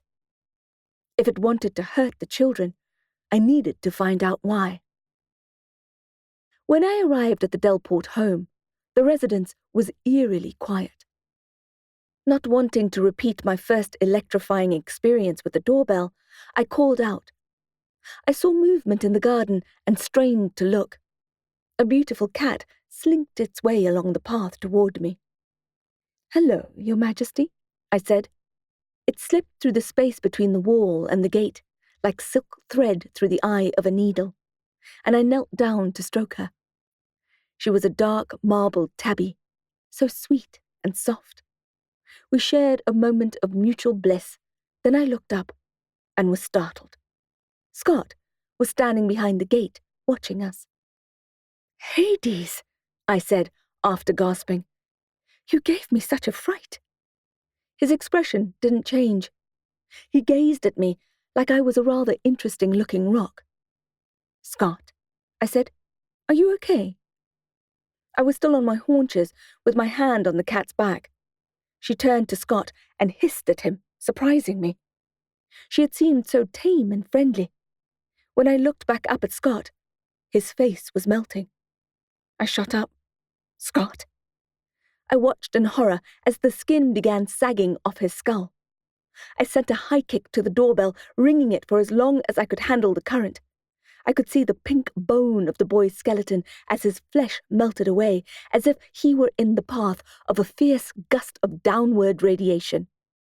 He watched me until his eyeballs began trailing down his cheeks. "Simone!" I yelled. "Byron! Byron! Simone!" Of course, by then I should have realized that it was an illusion. 6-year-olds don't often make a habit of melting into the ground. I saw a curtain being pulled aside, and then Byron ran out, followed by the rest of the family, including a very healthy-looking Scott. When I looked back at the skeleton, it was nothing but grey mist. No, not grey mist. It was a faint ghost. A boy. His lips moved, but I couldn't hear what he was saying. It was one word. I tried to read his lips, but he was fading. "Help," he was saying. "Help." "Wait," I called to him, but the vapor disappeared. Chapter 38. Henry. Asha. Byron approached me as though I were rather mad, hesitant to unlock the gate. "I saw a ghost," I said, clutching my chest. I decided to leave out the gory bit about Scott melting. "A little dead boy." Simone nodded and strode forward. "Yes," she said, "that's Henry." "Piercing gaze," I said. "Pale, bad teeth." I wondered if I had just described every ghost that had ever existed. Simone nodded. "That's him." She elbowed Byron, who snapped out of it and let me in. The cat trotted along with me. "Catnip," said Cameron. "I was looking for you." He dropped to his knees, and she ran to him, eager for more affection. Scott and Tristan smiled shyly at me. "Right," I said, taking a calming breath and straightening my cloak. "I'm here to help." The Delports reluctantly sent the kids to play outside, and in hushed tones filled me in on the spider nightmare and the blood shower trauma. "You need to get out of here," I said, wondering why on earth they were still there. "We can't," said Simone. "The house told the kids that if we left, someone would die." I crossed my arms. "And if you stay?" "You'll all die," I wanted to say, but I held my tongue. I didn't want to antagonize them. "Nathan wants us in a hotel," Byron said, "but the children are adamant that we stay." Simone gave me a wry smile. We compromised and made a blanket fort up in our room. I noticed the ghostbuster's elaborate backpack leaning against the wall in the corner. "Where's Steiger?" Simone gestured vaguely at the other side of the house. "He's walking around with his radar thing. All he talks about are his high-tech gadgets and measurements, but so far he hasn't helped at all." Nathan chose that exact moment to appear behind the Delports. "Hello, Steiger," I said. Simone blushed, and they turned to face him. He gave one of his wide, superficial smiles. "Hello, witch," he drawled. "Always a pleasure." I returned his fake countenance with teeth and included some batting eyelashes for good measure. "Always." We stood in awkward silence. "I saw Henry," I said, "the dead boy. The cat saw him too." "They're getting more brazen," said Steiger. "You need to all move out and let me do my job." I stood my ground. The ghost boy, Henry, said he needed help. Steiger barked a joyless laugh. "It's a ploy. Don't you know that the spirit world will do whatever they have to get their way? Do you know how dangerous they get when they don't get their way? Do you know anything about the phantom realm?" He wrinkled his nose. "What are you even doing here?" It was a good question. "My high priestess sent me," I said. The ghostbuster sneered. "And you arrived on your broomstick, scooter, with an ancient parlour board game and empty promises. It did seem a bit lame when he put it like that, especially compared to the high-tech tools he carried. "Look," he said, addressing me, "if you want to help, how about convincing the kids that the house doesn't want them here?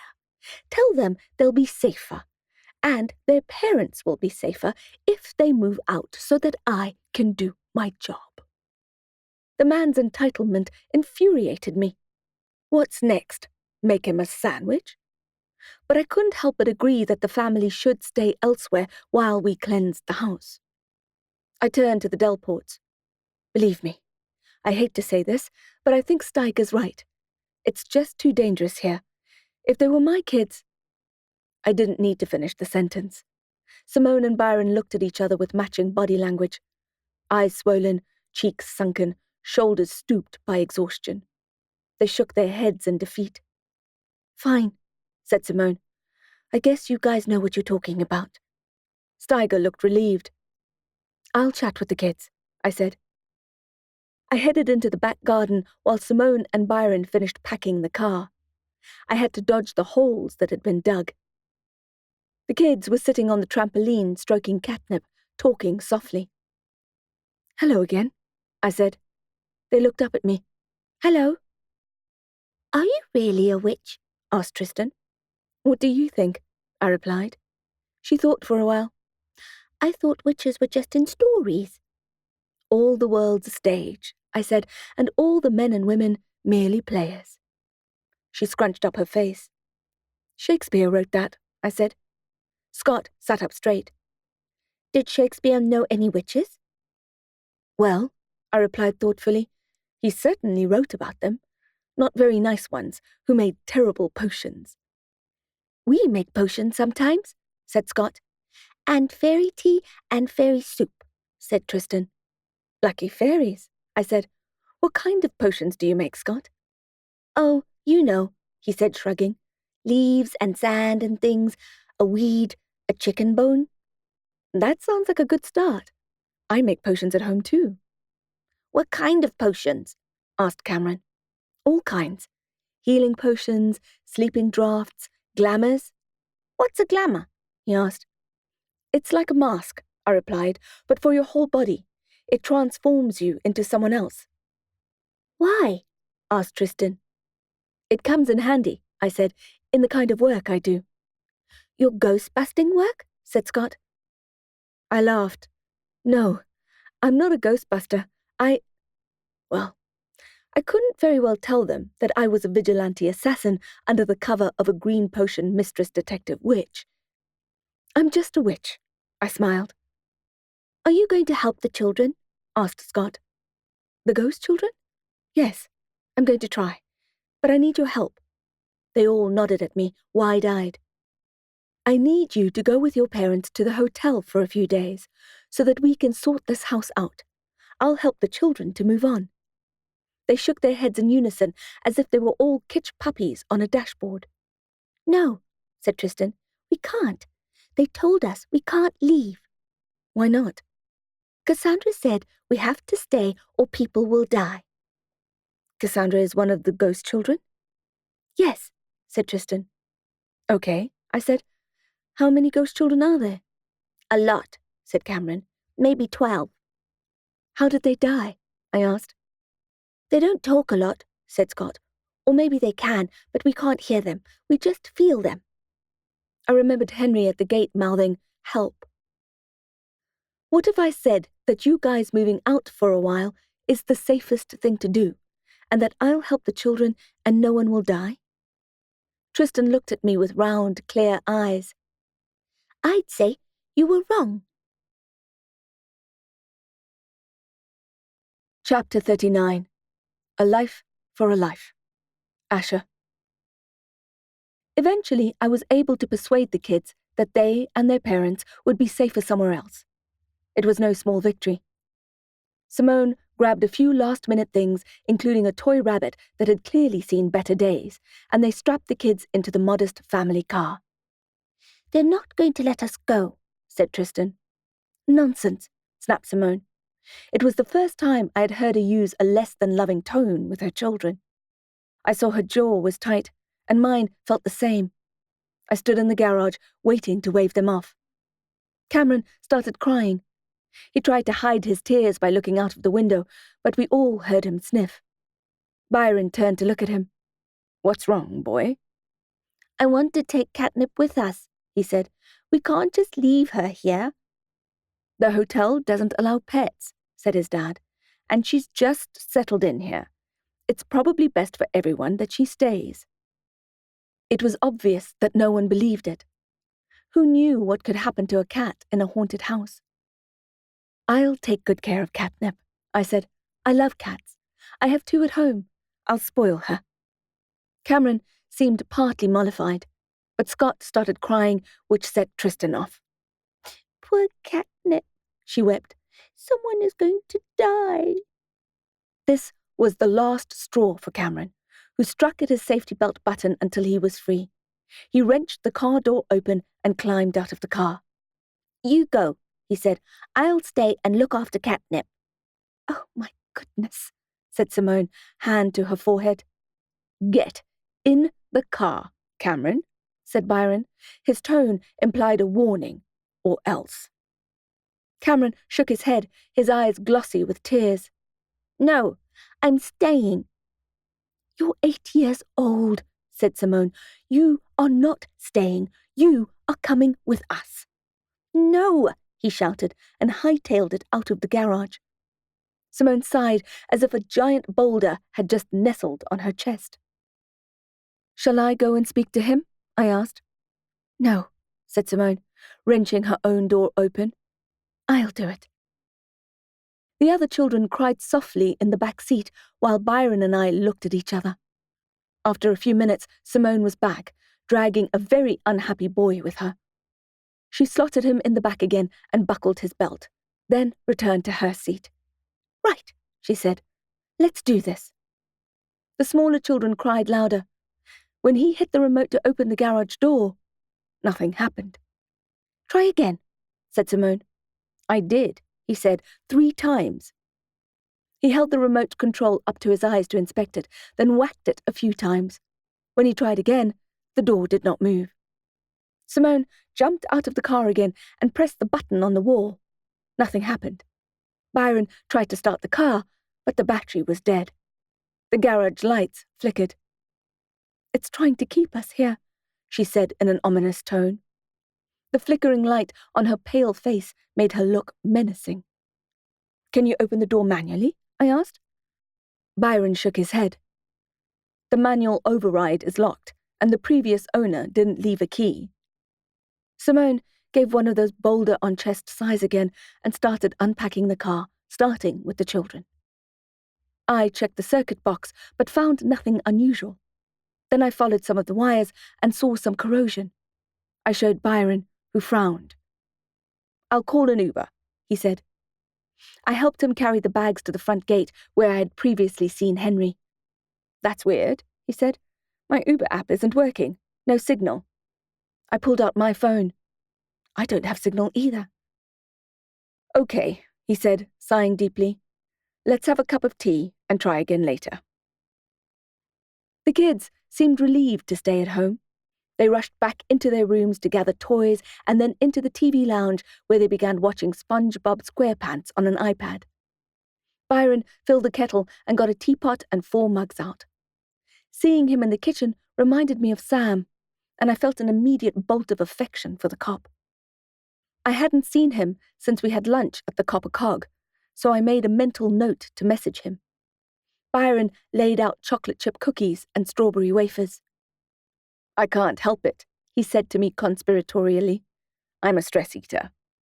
I took a wafer. If there's ever been a time to eat carbs, this is probably it. We were quiet for a moment, then Byron spoke. "Do you think it's true that if we leave, someone will die?" I shrugged. "No idea. But who knows how many people will die if you stay?" "What if we're supposed to?" he said. "Die, I mean." "Then you will," I replied, "no matter where you are." "What's it like?" he asked. "Dying?" I don't know. I don't remember. You healed Simone's forehead and then her hand. Can you bring someone back to life? I nodded. I can, but it's not worth the cost. What's the cost? A life for a life. We drank the rest of our tea in silence. Chapter 40. Elfish. Asha. Simone bustled in. Uber? She said, eyebrows arched. Byron passed her a mug of tea. We're trying. No luck so far. She looked resigned and leaned against the kitchen island counter. We're staying here, aren't we? Byron shrugged. It looks like it.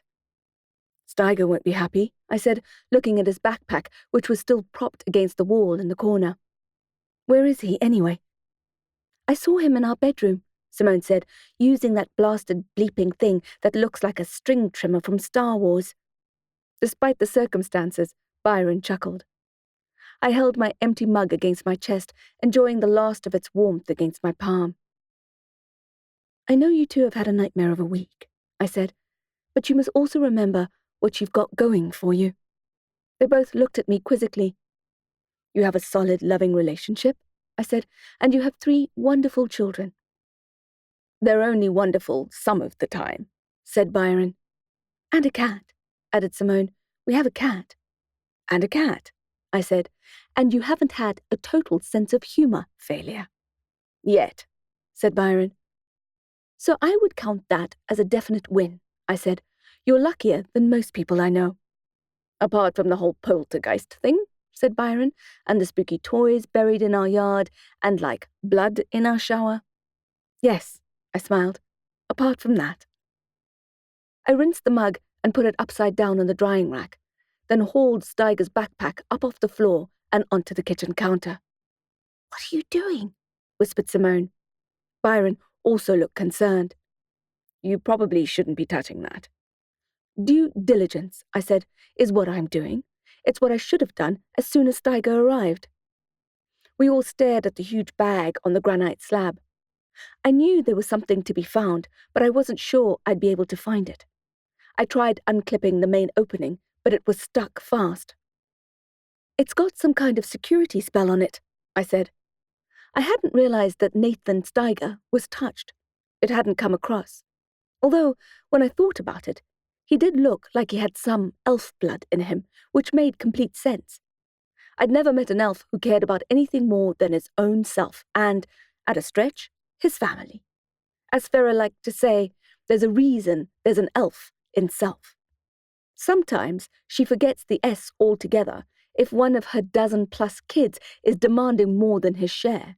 She bangs her copper pots around and yells, "Stop being so elfish!" Yes, it made sense that Nathan Steiger had some elf blood. The good looks, the height, the expensive car. The only thing that struck me as strange was that he was working for a living. Most elves were trust fund kids who didn't need to work a day in their lives.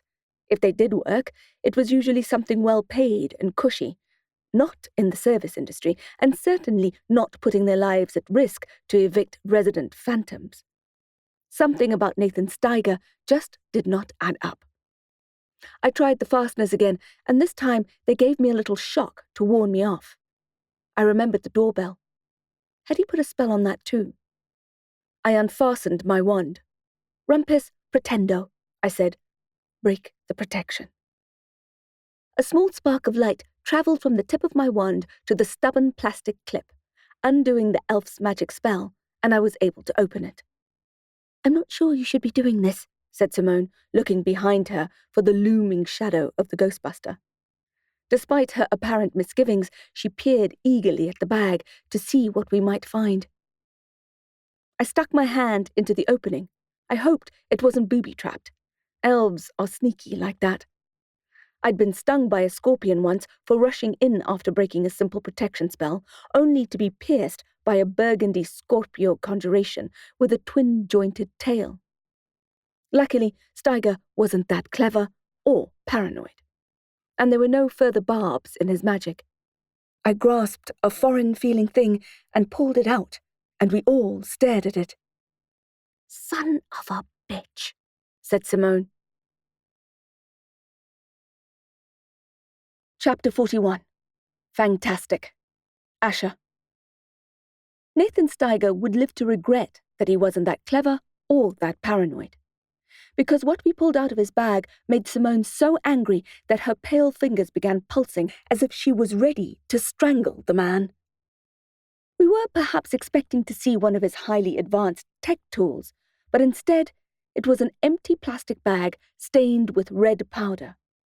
The sticker said, "Bulk Blood from Fantastic," the popular online cosplay and dress-up store. "I wondered why it was only the shower water that was red," she said. "He must have put it in our bedroom shower head." I decided to do away with caution and dump the entire contents of the bag on the granite.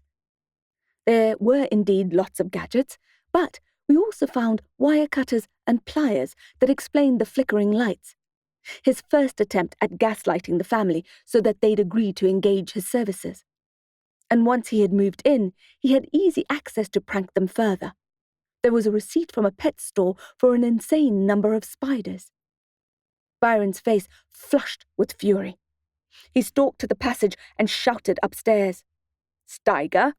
Steiger! You come down here right now!" Simone grabbed the front gate keys and ran out onto the path, unlocking the gate with trembling hands. "Steiger!" Byron thundered. The ghostbuster came down, scowling about being so rudely interrupted. But when he caught sight of the kitchen counter, he shut his mouth and stepped back, putting his hands up. Byron glared at him, and then, in a very calm, very dangerous voice, said, "I think you owe us an explanation." "It's not what you think," Steiger said. "Really?" said Byron. "Then help us clear up our misunderstanding." The contrast of Byron's bulk versus Steiger's slim build had never seemed so stark. Steiger visibly gulped and moved toward his bag, stuffing the offending items back into the bag. "We're listening," I said. He finally got everything in and clipped the bag half shut, then swung it around onto his back. Byron marched him out of the house to where his ridiculous car waited. "Why would you do this to us?" Simone asked. Her voice shook with emotion. I also wanted to ask him how. I understood how he had done the cheap tricks and buried toys, but the other conjurations were very sophisticated. "How did you get Scott to almost walk out of the window?" I asked. He gave me an annoyed look. "I didn't. These kids' imaginations are wild. They're the dangerous ones." "But my painting," said Simone. I nodded. "I saw the dead boy too." "You're delusional," said Steiger, throwing his bag into the trunk and slamming it shut. "You're all freaking insane." "So that's what you do?" I asked him. "Make people believe their house is haunted, then fleece them?" He pushed his fringe out of his flustered face and sneered at me. "Don't judge me, witch. You're operating on the same circuit." "Hex you," I sneered. He jumped into his expensive car, no doubt financed by scared and vulnerable families, and revved the engine loud enough for the whole neighborhood to hear. "How did you do it?" I asked again. "The dead children?" He shook his head again. "As I said, you're all bonkers." He put his foot down and screeched away, leaving Byron, Simone, and me standing on the walkway in a shocked stupor. I could feel the dread boiling inside me. Steiger was clearly a con man, but seeing Henry had been no illusion. "There must be a special place in hell for people like that," said Simone. "Since when do you believe in hell?" quipped Byron. "Since we moved to Johannesburg," she replied. They exchanged half smiles and a hug. She took a deep breath and exhaled. "I can't believe it's over." "It's definitely not over," I said. They both looked at me for an explanation. "You saw the ghost children," I said to Simone. "You know they're real. You know they tried to get Scott to jump out of that window." "And the box," said Byron. "The box we dug up." That couldn't have been Steiger. And the Ouija board. Simone ran her fingers through her hair. Let's just burn it all down. Byron laughed. I'm not kidding, she said. At least the insurance will give us enough to buy a different house. Yeah, replied Byron. A house which will stand open while we're in prison for arson. She gritted her teeth. What are we supposed to do? I'm going to try my best to help you, I said. There must be a way to cleanse this house. Now that we've got the distractions out the way, we can focus on getting the ghosts to agree to move on. We moved inside. I need to do more research, I said. I need to practice. We don't have time for that, said Simone. I knew she was right. The air reeked of death and danger in the presence of those small phantoms. Help, Henry had mouthed. Help. Chapter 42. Catnip. Asha. Catnip jumped onto the windowsill and gave me a soul-searching look. I stroked her silky back. What are we going to do? I asked. She closed her eyes and purred. That's not helpful, I griped, and carried on petting her. I felt stuck and useless, and worried about all the people I should be looking for or protecting. Catnip's purring was soothing.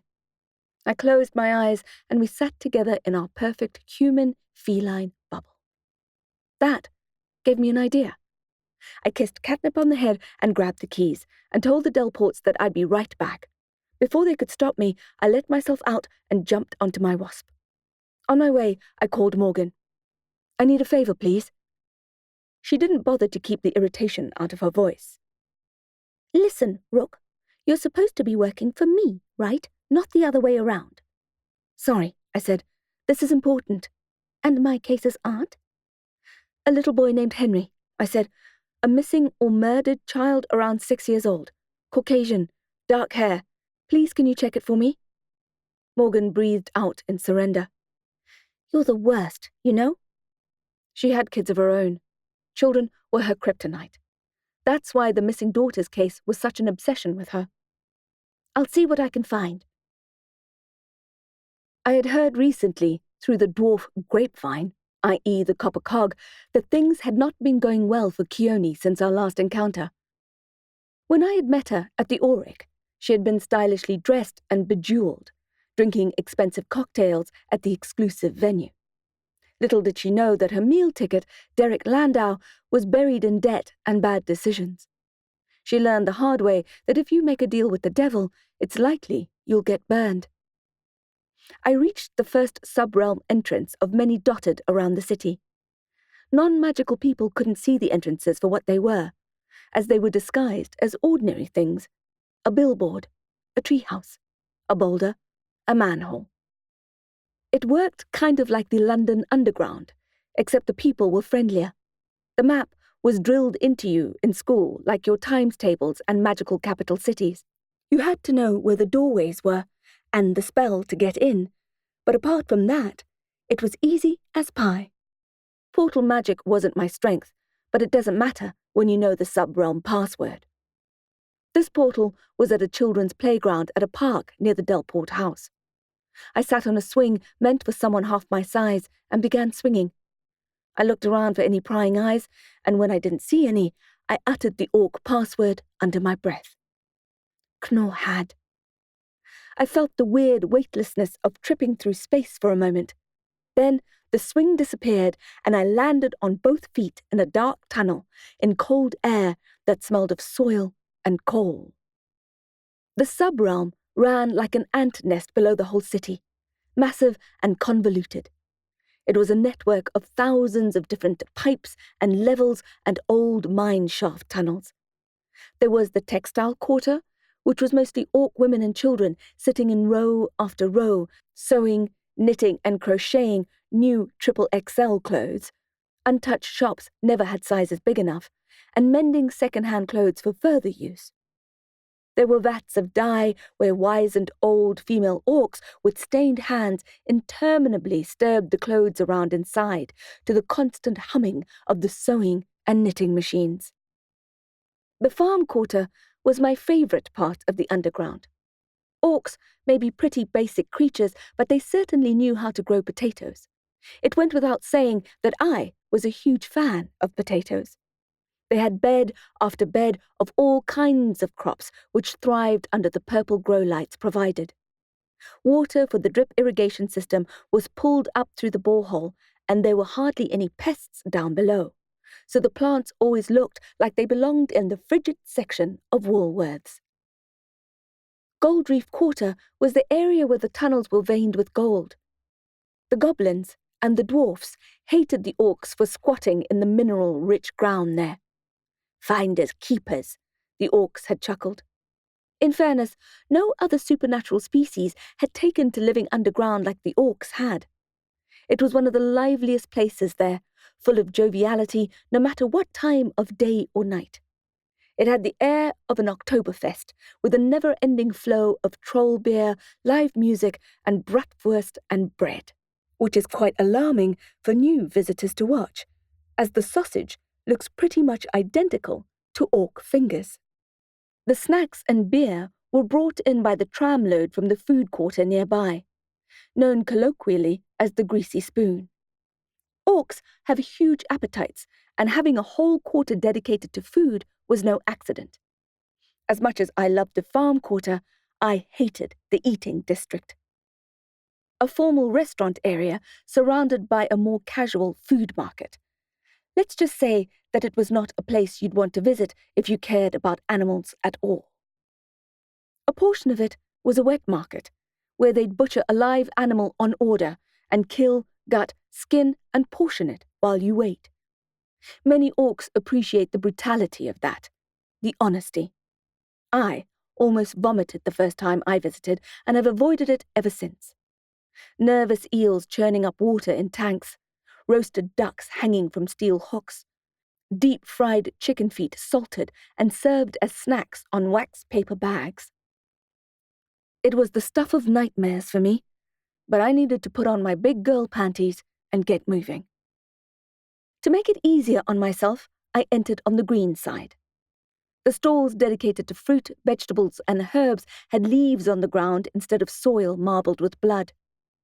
Attempting anonymity, I kept my hoodie on, but I was still conspicuous as I was decidedly human-sized among the throngs of hulks. I walked down the aisles packed with giant spuds, sweet potatoes, carrots, turnips, and beetroot. Orc vegetables were twice the size of regular produce.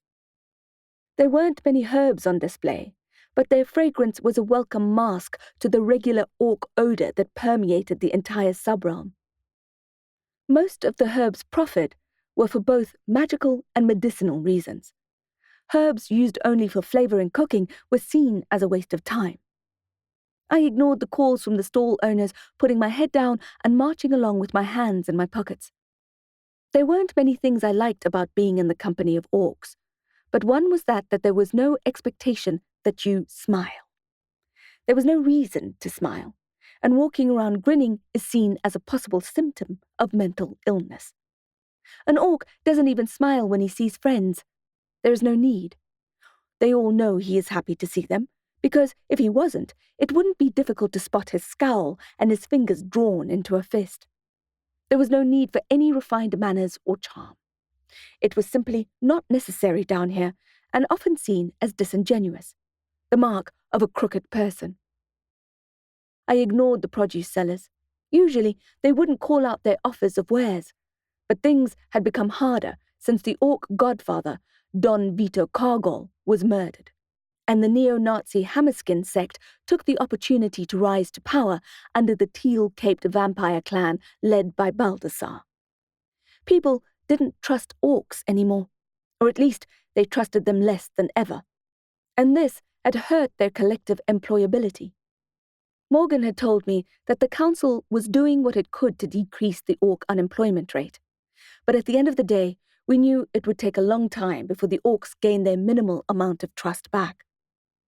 That was one of the reasons that I found it difficult to believe that Keone had secured a job down in the greasy spoon backrooms. The orc culture was not an inclusive one. If there were jobs to be had in the sub-realm, you'd better believe they'd go to orcs and not other magical creatures. Also, the Grimalkin I knew was wealthy, sophisticated, and well-dressed, and I had a difficult time believing she would be working in a place like this.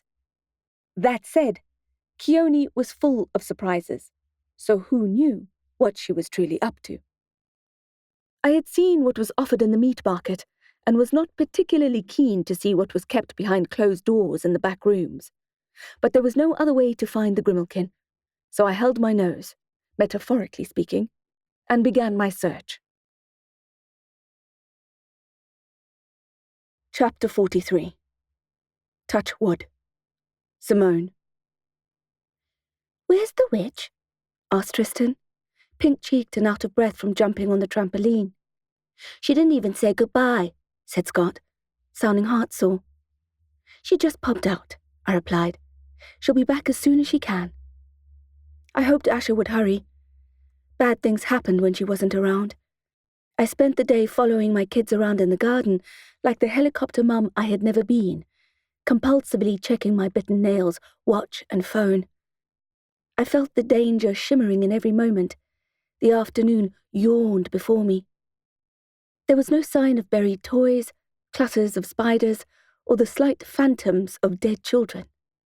Perhaps I needed to start a gratitude journal. Every mundane hour that passed was a gift to the preservation of my sanity. I didn't hear Byron walk up behind me, so when he touched my waist, I jumped, almost knocking the coffee out of his hand. "Geez," I said. "Learn to warn a girl." "Sorry," he said. "I thought you would have heard me. I'm hardly light on my feet." I shrugged. "A lot going on," I said. "Yes," Byron said, his voice tender. "You feeling okay?" I nodded. I was just thinking how happy I am that it's been an uneventful morning so far. I leaned to the side to touch a tree trunk. Touch wood. "This whole thing feels like a dream," said Byron. "Sometimes I think I'll wake up and we'll be home in Westville in our small house, and this whole thing would have just been a dream."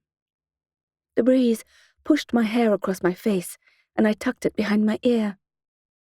"Maybe Asha knows a spell that will reverse time."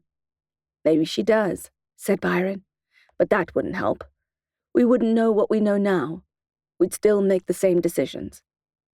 "I guess so," I said. There was no quick fix to a thing like this. We should have known that before employing Nathan Steiger. But some lessons are only absorbed via experience. "You live and you learn," my mum used to say. There was no going back. There was no waking up from a dream. These demons were ours to cast out. Chapter 44. The Disgraced Grimalkin. Asha. I employed the camouflage aspect of my Fernac-engineered witch cloak, which rendered me invisible, apart from the little skin I was showing, and a slight shimmer as the fabric adjusted to its new surroundings as I walked.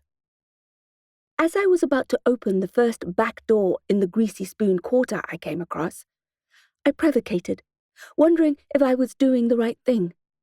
The rooms were strictly off-limits, and the last thing I wanted was to get arrested by the sub-realm security and be tossed into an underground jail cell that smelled of apple cider vinegar and musty goats.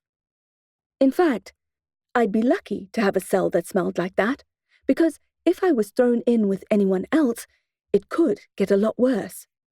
Grey goblins, manky vamps, and underground orcs all had distinctive body odours, none of which I was keen to spend time sniffing.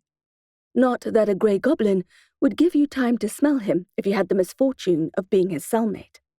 His dirty needle teeth would shred you before you could say, "Eau de Gris goblin." I couldn't help shuddering. Maybe if I had been more organised, I would have applied a glamour potion before rushing down here. It would have been safer, even though orc glamours are extremely uncomfortable.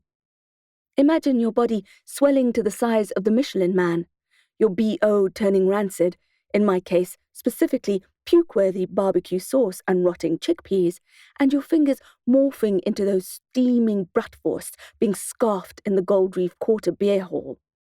Imagine trying to talk with lips the size and texture of giant slugs. Every time I had, reluctantly, done it, I had promised myself never again. I was glad to be in my own witch skin, and gladder still for Ferret's genius dwarf technology baked into my cloak, which allowed me a measure of invisibility. I said a little prayer of thanks to my brilliant dwarf godmother and opened the first door. To calm my nerves, I played a game in my head. I imagined garish spotlights beaming throughout the marketplace, and a huge pickle-faced orc with a microphone in the center, adjusting his bow tie under the dusty bright light. When the imaginary orc pointed at me, he announced in his best showman voice, "Let's see what's behind door number 1. The door opened with no resistance, and the imaginary game show behind me disappeared. I walked into a room of brightly lit counters full of huge cuts of meat, chops, ribs, fillet, and offal. A bandsaw whined rhythmically as the butcher, a bald orc in a white coat with a red apron and rubber boots, worked cleanly and methodically through a mountain of carcasses. I couldn't see which unfortunate animal it was, only that it was huge, with T-bone steaks as big as the tray they were landing on. His team of 3 moved quickly to package the meat in black styrofoam trays and plastic wrap, attached a sticker, and pack them into cooler boxes, ready to deliver. The room smelled of iron, refrigerated flesh, and sawed bone. I left before I retched. The disco lights and bow-tied orc was back, the garish colours penetrating my already offended eyeballs. Now it's time to find out what is behind door number 2. I pushed open the next door, wary now of what I might find.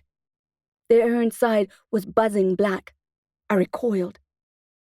Soon I realized the myriad flies were behind a screen and could not touch me. Their frantic movements and sounds still made me feel intensely uncomfortable. It took me a while to figure out that this was a black soldier fly lab, which I had heard about, but guessed it would be in the agricultural quarter. The fly setup was the cheapest and most sustainable way of farming the huge amount of protein the orcs needed to function. Of course, they weren't served in insect form. Mostly, they were dried and crushed into a protein powder and whipped into a tasty chocolate shake. But they were also macerated and flavored and made into burgers, meatballs, and raisins. I shuddered again. The high-pitched sound of the desperate flies got right into my ears, and I retreated quickly. On my way to door number 3, I was feeling a bit on edge and hoped there wasn't much more gore in store. I was lucky. It was an ice cream factory. I had walked past an ice cream stall on my way in and recognized the logo. The whole room was refrigerated, as the butcher's had been, but the temperature was set to "Hell is currently freezing over." They made the ice cream in there and then carted it out in smoking boxes of dry ice when it was ready. I scanned the workers' faces and saw they were all orcs, so Keone was still MIA. I quickly checked the ice cream flavors before I left, just for curiosity's sake. There was steak and kisses pie, rabbit and rose petals, and port with Stilton replete with blue veins in the marbled red and white ice cream. Dear void, I thought, what is it with orcs and reeky cheese? There were about 6 rooms left to explore, but as I put my palm on the handle of door number 4, I felt a firm hand grabbing my shoulder from behind. I gasped and twirled around. It was the game show orc, sans microphone and bow tie. In fact, I had seen the man on the way in and guessed that he was a bouncer, and somehow he had made it into my game show vision. Close up, I noticed his shoulders were at different heights. "You're not allowed in there," he said, pointing to a no-entry sign. "Oh," I said, feigning surprise. "I'm so sorry. I'm looking for a friend." "You have no friends here," he replied. "I do," I said. "A Grimalkin, named Keone." The bouncer looked amused. The Disgraced Grimalkin? I nodded hopefully. Do you know where I can find her? Without responding, he began limping away. I wasn't sure if I was supposed to follow him, but I did so. I guess the limping had something to do with his body being out of alignment. I love what you've done with the place, I said, trying to make conversation. He snorted. It needs work. Don't we all? I replied. He led me away from the doors I was planning on checking out, and instead we rounded the huge hall until we hit the wet market. I averted my gaze and focused on the uneven steps of the orc. I still saw subtle slices of horror. An animal being skinned, snake eggs, a boiled lamb's head. I couldn't help closing my eyes and hoping for a strong stomach. If I tossed my kidneys here, it would not bode well. I swallowed the sour saliva flooding my mouth and kept going. Think happy thoughts, I told myself. Think of the garden and the hens and dear Circe and Odysseus. I pretended I was walking in my edible jungle, the soft leaves brushing my skin as I ambled through. But I couldn't help smelling the blood in the air, which brought me back to reality. The orc slowed down. I saw an entrance to what looked like a tunnel. Suddenly, I was worried that he was about to lock me up, but I saw no malice in his wide, pale face. The Grimalkin's in there. I pulled out my wand. Whoa, he said, tensing up. Careful with that thing. It's just for light, I said, nodding at the entrance of the cave. Go on, then, he said gruffly. Go find your cat. I stepped into the cool air that smelled of soil. The orc watched me disappear into the darkness. When I was certain he could no longer see me, I aimed my wand at his torso, pictured the knotted tendons and pinched nerves in his hips and back, and whispered, Kuras Volnam. The orc grimaced and brought his hand to the small of his back. There was an audible cracking sound, and his face contorted, his shoulders rounded, and he stood frozen in agony for a moment. I waited, the healing spell still drawing energy from me through my wand until it was done. The bouncer's high shoulder eased down. His spine had lengthened and straightened, and his pained expression unspooled, giving way to a picture of immense relief. He shook his head, and when he turned to walk away, he was no longer limping. Chapter 45. Illumino. Asha. I was happy to leave the wet market behind me, but even as I strode into the darkness, I was afraid of what I might find. I was walking into what looked like an abandoned mining tunnel, with all the wildlife to prove it. Illumino, I said, and my wand flared with golden light. Spiders scuttled along silver strands, cockroaches the size of crabs rustled past me, and moist black leeches climbed the walls. Anxiety burned in my stomach, but I kept walking. I started seeing clues, and when I stood on a rat bone and snapped it, I knew I was near the Grimalkin. Hello, witch, said Keone, sashaying up to me out of the darkness as if she was still the glamorous fashion model she'd looked like when we had first met. This time, however, she wore a dirty tracksuit and her skin was dull. I heard something flutter in the distance. Bats? You don't live here, do you? I asked. I tried to keep the disgust from reaching my face, but failed. It's temporary, she said, scratching at her greasy hair, which made me want to scratch mine too, but I resisted. Why here? I asked. You could have come and stayed with me, you know. She chuckled in a dry, humorless way. Stay with you? After what happened? Yes, I said. If I had known how desperate. I don't need your pity, she hissed. I chose orc territory for a reason. I wanted to be left alone. Why are you here? I hesitated. Spit it out, she snarled. Are you here to claim your due? My what? Your due, your favor. She crossed her arms and rolled her eyes. I owe you a life, remember? No, I said. You don't owe me anything. Her feline eyes shone in the light of my wand. You owed Nikki Landau, and you made good on it by changing her fingerprints. She's got a new name and identity now.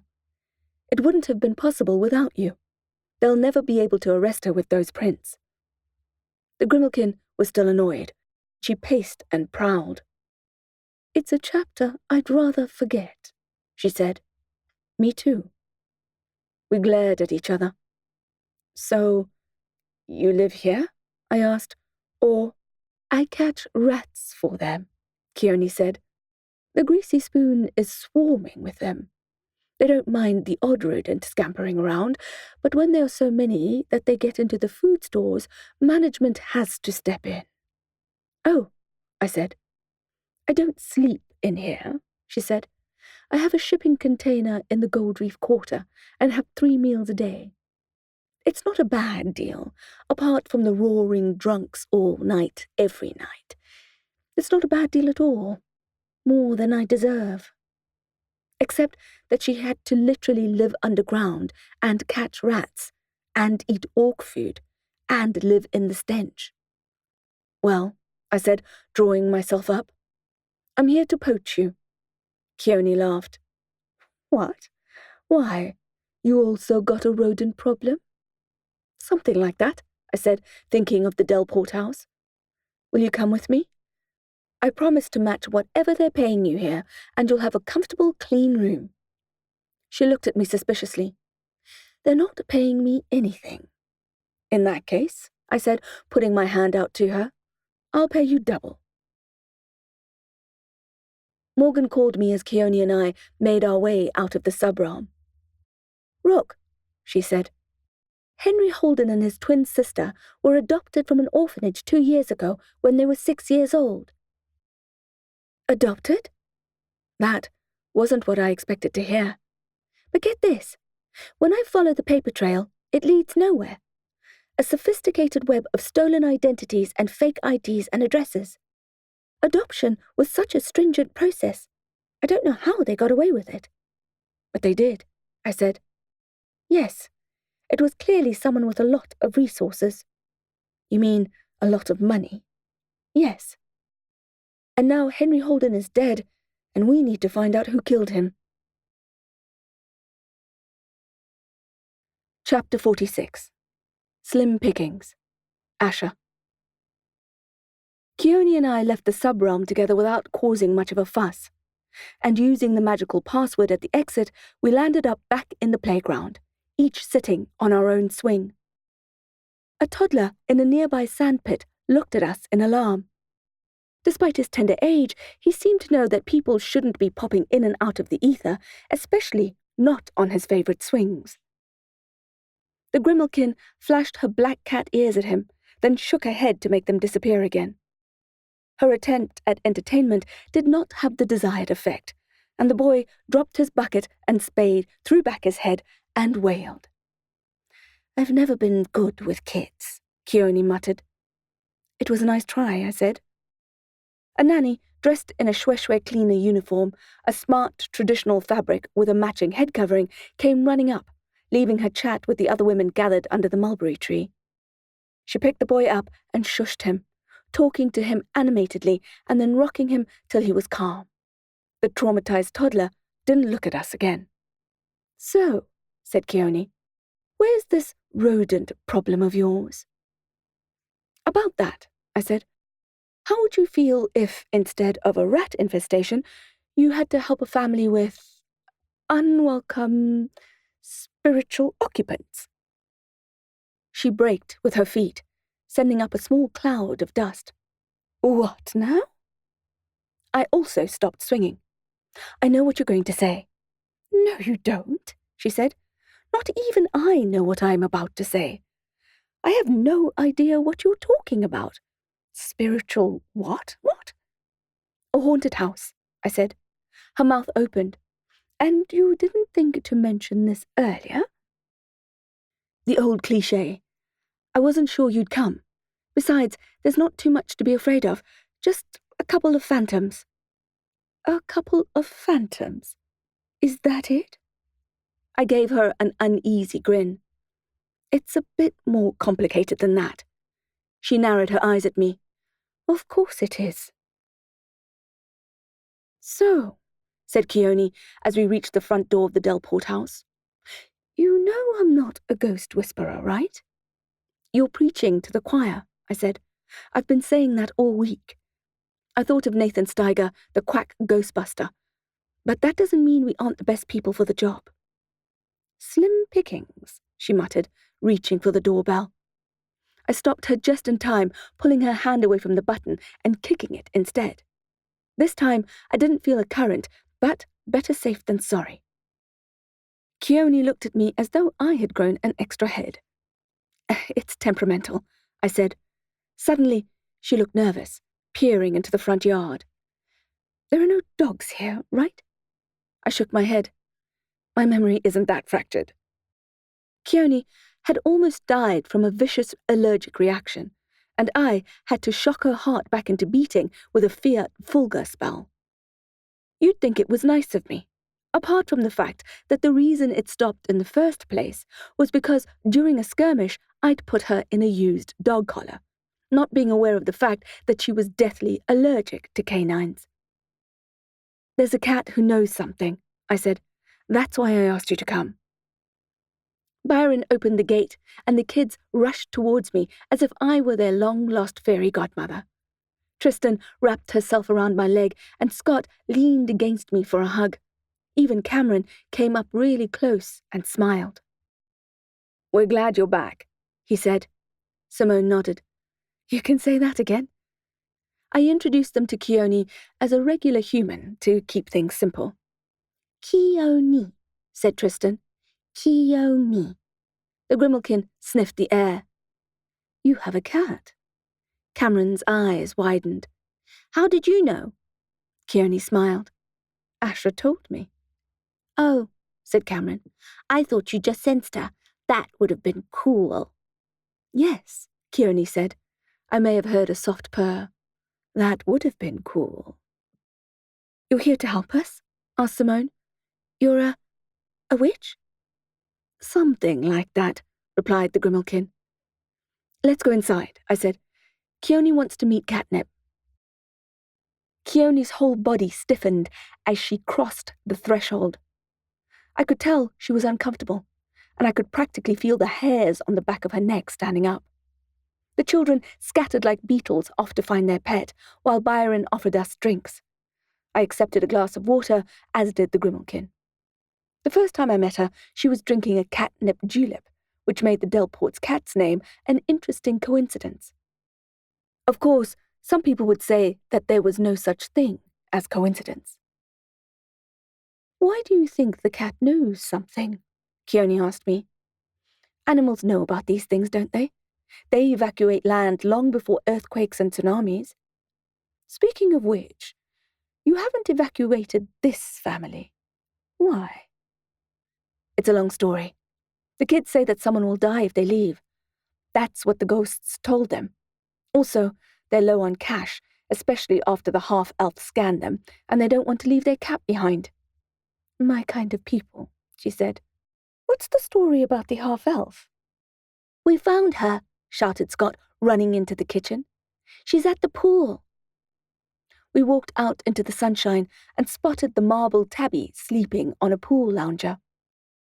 Living her best life, I see, said Keone, smirking. Do you think they'll adopt me, too? I smiled. If you play your cards right. Simone wrangled the kids and took them inside for a snack, leaving us to stroke the small, silky cat, rousing her from what looked like an excellent nap. Hello, said Keone, her pupils turning from human to feline. She blinked slowly, introducing herself to the tabby, who sat up and stretched, then gave all her attention to the Grimalkin. They had a silent conversation while I watched. I hadn't realized that cats were somewhat telepathic, but it made complete sense. If I was ever upset at home, Circe and Odysseus would arrive like magic to comfort me. After a couple of minutes, Keone looked away, and Catnip lay back down on her lounger for another heroic bout of napping. "She says there are children trapped here," said the Grimalkin. "Yes, that makes sense. All the spirits we've seen so far are children. I told them to move on, but they got angry. They threatened the kids. The feline said that if we can free the children, the house will be cleansed." I felt a jab of frustration. Talk about stating the obvious. I guessed as much, but how? By doing what you do best. What I do best? Grow things? Make potions? Heal people? Or kill them? "What do I do best?" I asked. Keone looked amused. "You're the Cursebreaker, aren't you?" "Yes," I replied, failing to see the significance. "The phantoms are bound to this house by a curse." "What? Is that what Catnip said?" "Yes. She found the curse on the first day here, but you didn't need a cat to tell you that. Isn't it obvious? Why else would you be here?" "I don't know. Soleil sent me." "Exactly." Catnip chose that moment to have a long, deep stretch, showing us her white chinchilla soft belly, which I couldn't help stroking.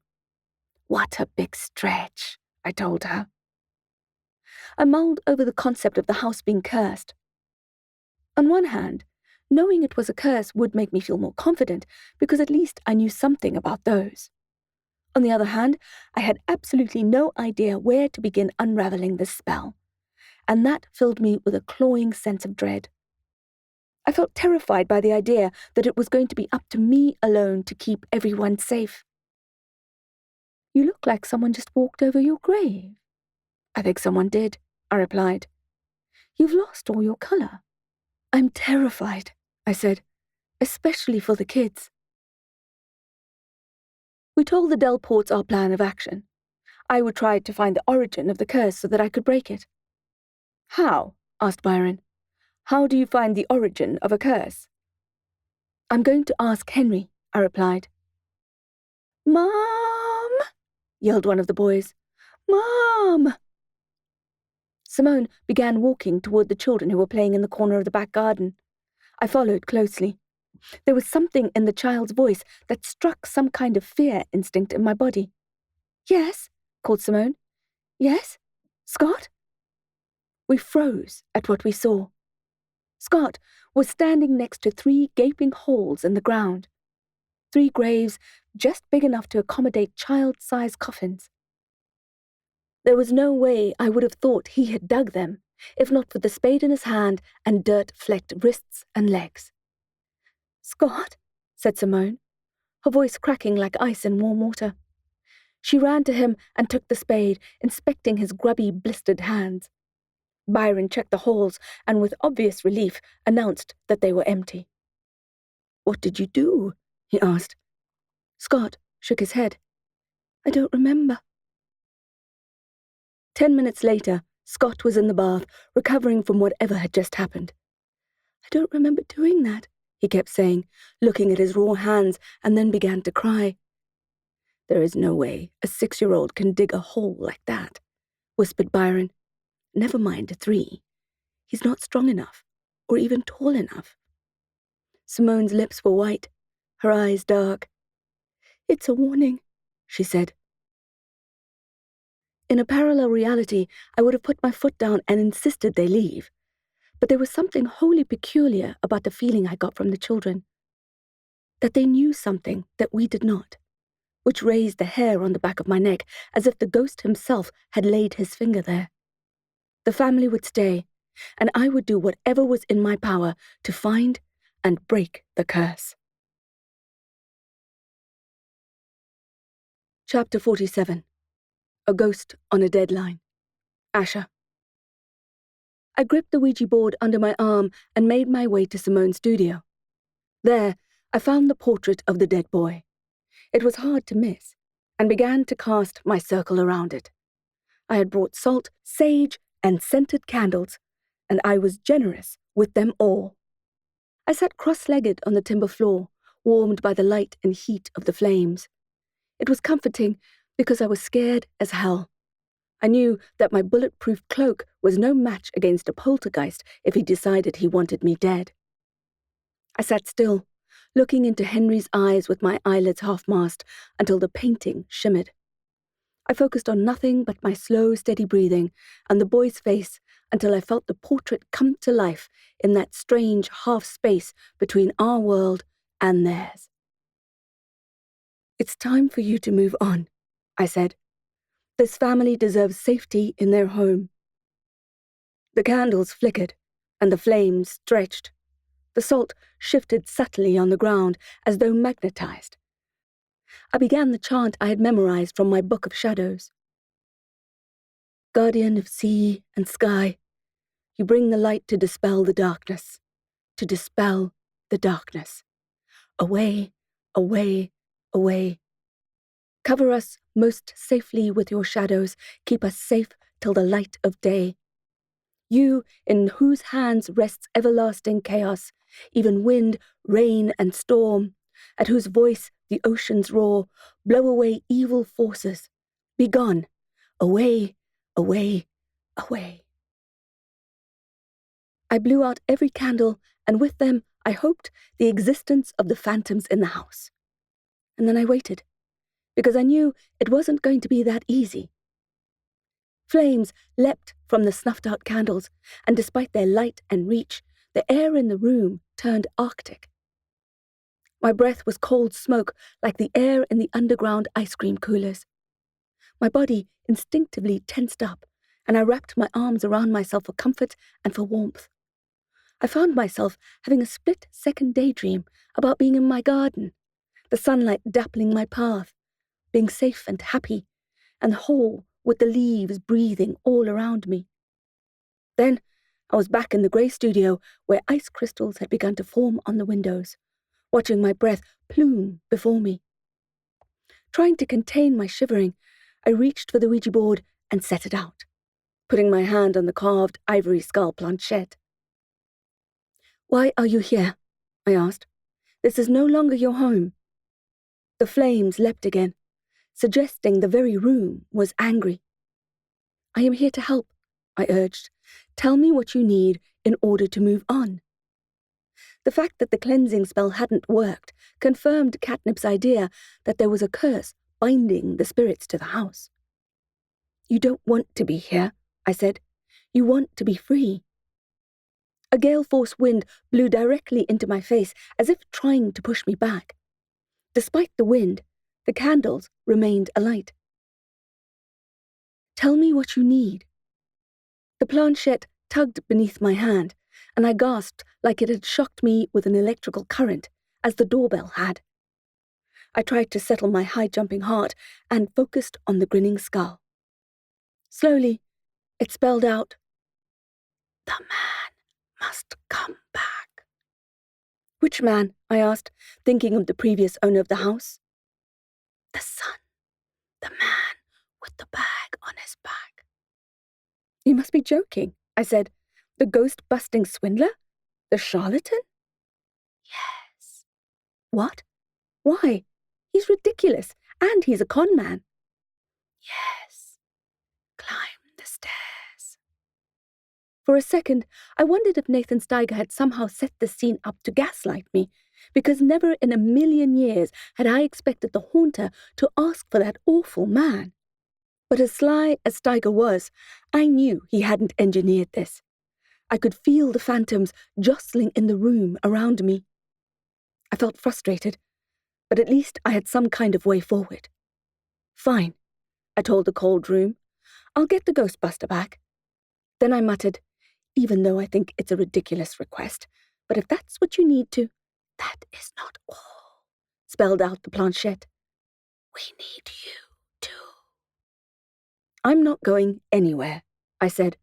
"I'll be here until this house is safe for the Delports, who I'd appreciate you not terrorizing anymore." "We had to get your attention," the board said. "You have my attention," I replied. "Does that mean you'll leave the Delports alone?" "We'll leave them alone once we are free." I heaved a huge sigh. "All right," I said. "I'll do as you say." spelled out the board. You must hurry. Okay, I said again, although I'd never known a phantom to be in a rush. A ghost on a deadline? Who knew? You must hurry, repeated the board, or the children will die.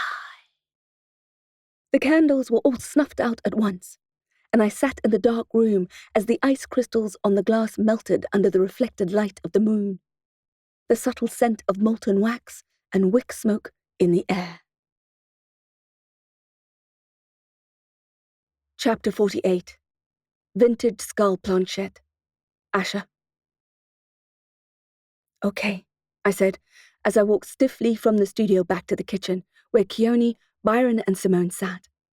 Simone took one look at me, switched on the kettle, and wrapped a galaxy-themed blanket around my shoulders.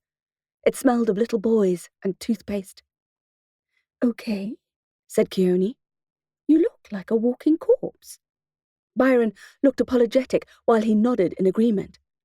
What the hell happened in there? I was still shaking, inside and out. It felt like my bones would never defrost. The bottom half of your face is blue, said the Grimalkin. I drew my lips in and bit them to get some blood flow going. Hex knew what I would do without lips if I lost them to frostbite. I'd be grinning like that vintage skull planchette. They waited for me to warm up a bit, and then I told them what had happened. When I got to the part about getting Steiger to come back, the Delports bristled. Simone's energy changed from nurturing to incandescent in a finger snap. Are you literally insane? She asked. I never want to see that man again for as long as I live. I know how it sounds, I said. Believe me, I don't want him back either, but they insisted. Using that board? Asked Byron. He didn't bother to hide his cynicism. Yes, I replied. They both narrowed their eyes at me, and I could sense their suspicions arising as we spoke. Simone raised her hand to her temple as if it hurt to think. Asha, ventured Byron carefully. Did you know Steiger before he showed up here? No, I replied. Then my jaw dropped open as I realized what he was really asking. If you think that imposter and I are in any way working together, you couldn't be more wrong. And yet, said Byron slowly, thinking it over as he spoke, Steiger showed up here just like that. I didn't have an answer for that. Why had the man chosen the Delports to terrorize? And that board you have, said Simone, the Ouija board? It's easy to fake messages on there. I shook my head. I would never do that. Byron breathed out a wasted laugh and crossed his arms. It's such a clever con. It's not a con, I said. So what is your MO? Asked Byron. How does it work? You get wind of a family who's battling to settle into a new house, and then you two have this elaborate act, good cop and bad cop, to gaslight and fleece the owners? I placed my hands on the cool counter. That is not what is happening here. I understand how vulnerable you must be feeling, but don't let your fear further endanger your family. Please. Keone piped up. Asha is your best chance of surviving this. If I were you, I'd stop with your paranoia and listen to what she says. Of course you'd say that, said Simone to the Grimalkin. You'll get your cut too. Keone stood up. I don't need to listen to this. We came here to help you. Cast your aspersions elsewhere or suffer the consequences. Suffer the consequences? Shrilled Simone. Are you threatening us now? No, I said, please. We don't have time for this. They said we have to hurry. Hurry? Said Byron. Or what? They said we have to hurry or... Keone suddenly made a strange gasping sound, and she clutched her chest as her eyes flew open. Keone? I moved closer to her. Keone, are you okay? Under more relaxed circumstances, I would have asked her jokingly if she had a fur ball stuck in her throat. The Grimalkin choked out a reply. There's something wrong with the children. Chapter 49. Still as Skeletons. Asha.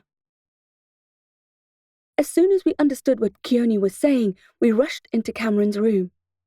We got there just in time to see the children faint. 1, 2, 3.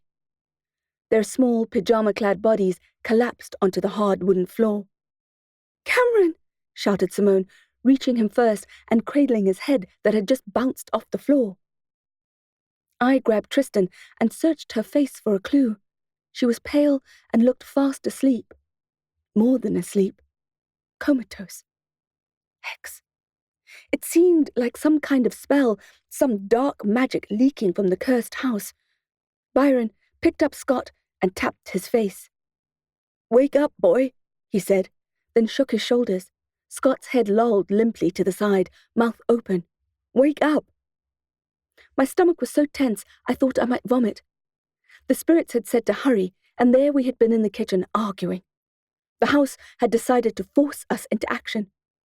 I had a strong intuition that the children wouldn't wake up unless I did what the phantoms had asked of me. I heard Simone sob, and I couldn't help sobbing too. I had no right to cry, but the sound just blubbed out of me as I cradled Tristan's limp, shallow-breathing body. Still sobbing, Simone levered Cameron off the floor and left the room with him in her arms. Byron and I followed her, carrying the kids as she trudged up the stairs into their bedroom. We laid the children down in their bed and covered them with blankets.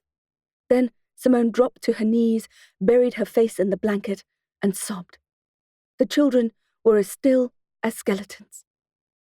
"We were wasting time," I said desperately. "Henry said—" "We trusted you," Simone murmured. "We trusted you." "You were never the right person for this job," said a voice inside me. "You knew you weren't the right person, and now look what has happened." "Please," said Byron through clenched jaws. "Go away. Get out of this house and never come back." Tears flooded my vision, and I left the room, flying down the stairs and almost colliding with Keone on my way out. "We're leaving," I choked. "What?" she demanded. "We can't leave." I thought of the 3 comatose children lying on the bed upstairs. They don't trust us. They don't want us here. Keone's eyes tapered and turned yellow. She was transforming into her feline form. "Byron said he never wants to see me again." "Byron is scared, as he should be." "I don't know what to do," I said. "The children—" Keone grabbed my arms. "For the love of Isis, pull yourself together, witch." I looked at her face, slowly transforming and growing a fine layer of fur. It's not every day you take advice from a cat. "The children are not in immediate danger. They will be safe in their deep sleep until you return." "How do you know?" "The spirits don't want to harm them." "You could have fooled me." "Asha!" Her nails became sharp. I felt them dig into my skin. "You need to do what the spirits have asked. As long as things are in motion, the children will be safe. It's when you stop trying that things get dangerous." "Okay," I said. "You go and find Steiger. I'll keep an eye on things here, and let you know if there are any developments." I nodded. Yes, I would get Steiger and return as soon as possible. "And Asha?" I took a breath and looked at her. "I have a feeling that this particular curse will not be a simple one. You'll need your energy. If I were you, I'd eat, sleep, and get prepared for battle." I left before her transformation was complete. Chapter 50. Lost in every way. Asha. I dashed out of the Delport home, reeling. I felt lost in every way. Conflicted, too. I felt I had failed them. But had I? I'd done everything I could to help them. I had said from the beginning that I was not an exorcist. I'd been reluctant to take the job. But Soleil had insisted, and the High Priestess was seldom wrong. I had accused the ghostbuster of being a fraud, and now they saw me in the same light. I was angry with them for that, but I understood it nonetheless. Protecting children, your own children, brings out the wildness, the ferocity. Still, I was angry. My jaw ached from clenching it, even as my teeth ground down on each other. I couldn't shake the image of the 3 kids lying comatose in that bed. I hadn't wanted to leave them, but it was an impossible situation. "You get Steiger," Keone had said, "and get prepared for battle." I climbed on my wasp, knowing it wasn't the responsible thing to do. I was too emotional to be riding, too raw to be speeding along the rough asphalt that could pull the skin from my bones. Tears blurred my vision, and I found I was leaning into corners too heavily and braking too hard. I was at a loss as to where to go. My home had always been my sanctuary, but I knew that night I couldn't be alone. I rode home to park my scooter, change into fresh clothes, and quickly feed my brood. Savvy called. By the sound of things, she already had a few drinks under her belt. She came across very enthusiastic. "Asha," she yelled into the phone, "you total bitch." "What?" "You stood me up, and now I'm forced to have drinks with some randoms I met at the Jolly Freaking Roger." "Oh dear," I replied. "That's all you have to say?" she demanded, but there was humor in her tone. "Good friend you are." "It's Tuesday?" I asked. "Yes, you little witch. It's Tuesday." Tuesday was our weekly gin and tonic meetup. Damn it. As if I didn't already feel like a total failure at life. "I'm really sorry," I said. "I'm in an Uber. Can I pick you up?" "Definitely," she said. "Hurry up, or I'll be wearing Sven's eye patch soon." "I don't even want to know what that means," I said. She laughed raucously. "Don't drink anymore," I said. I knew she was a grown woman who could take care of herself, but knowing her vulnerabilities, I had such a soft spot for her. "I'll be there as soon as I can." The Uber pulled up outside the bar, which was jostling with patrons holding sweating beer bottles and tumblers twinkling with ice and spirits. I tried to phone Savvy to tell her we had arrived, but her phone was off. I guess her battery must have died. I sighed and told the driver I'd be right back. I jumped out of the car and into the sultry city air wafting off the still, warm sidewalk. I scanned the crowd downstairs, but didn't spot Savannah. I fought my way upstairs to where the pizza ovens and balcony were. It was equally crowded, and I still couldn't see Savvy. I tried to call her again, but her phone was still dead.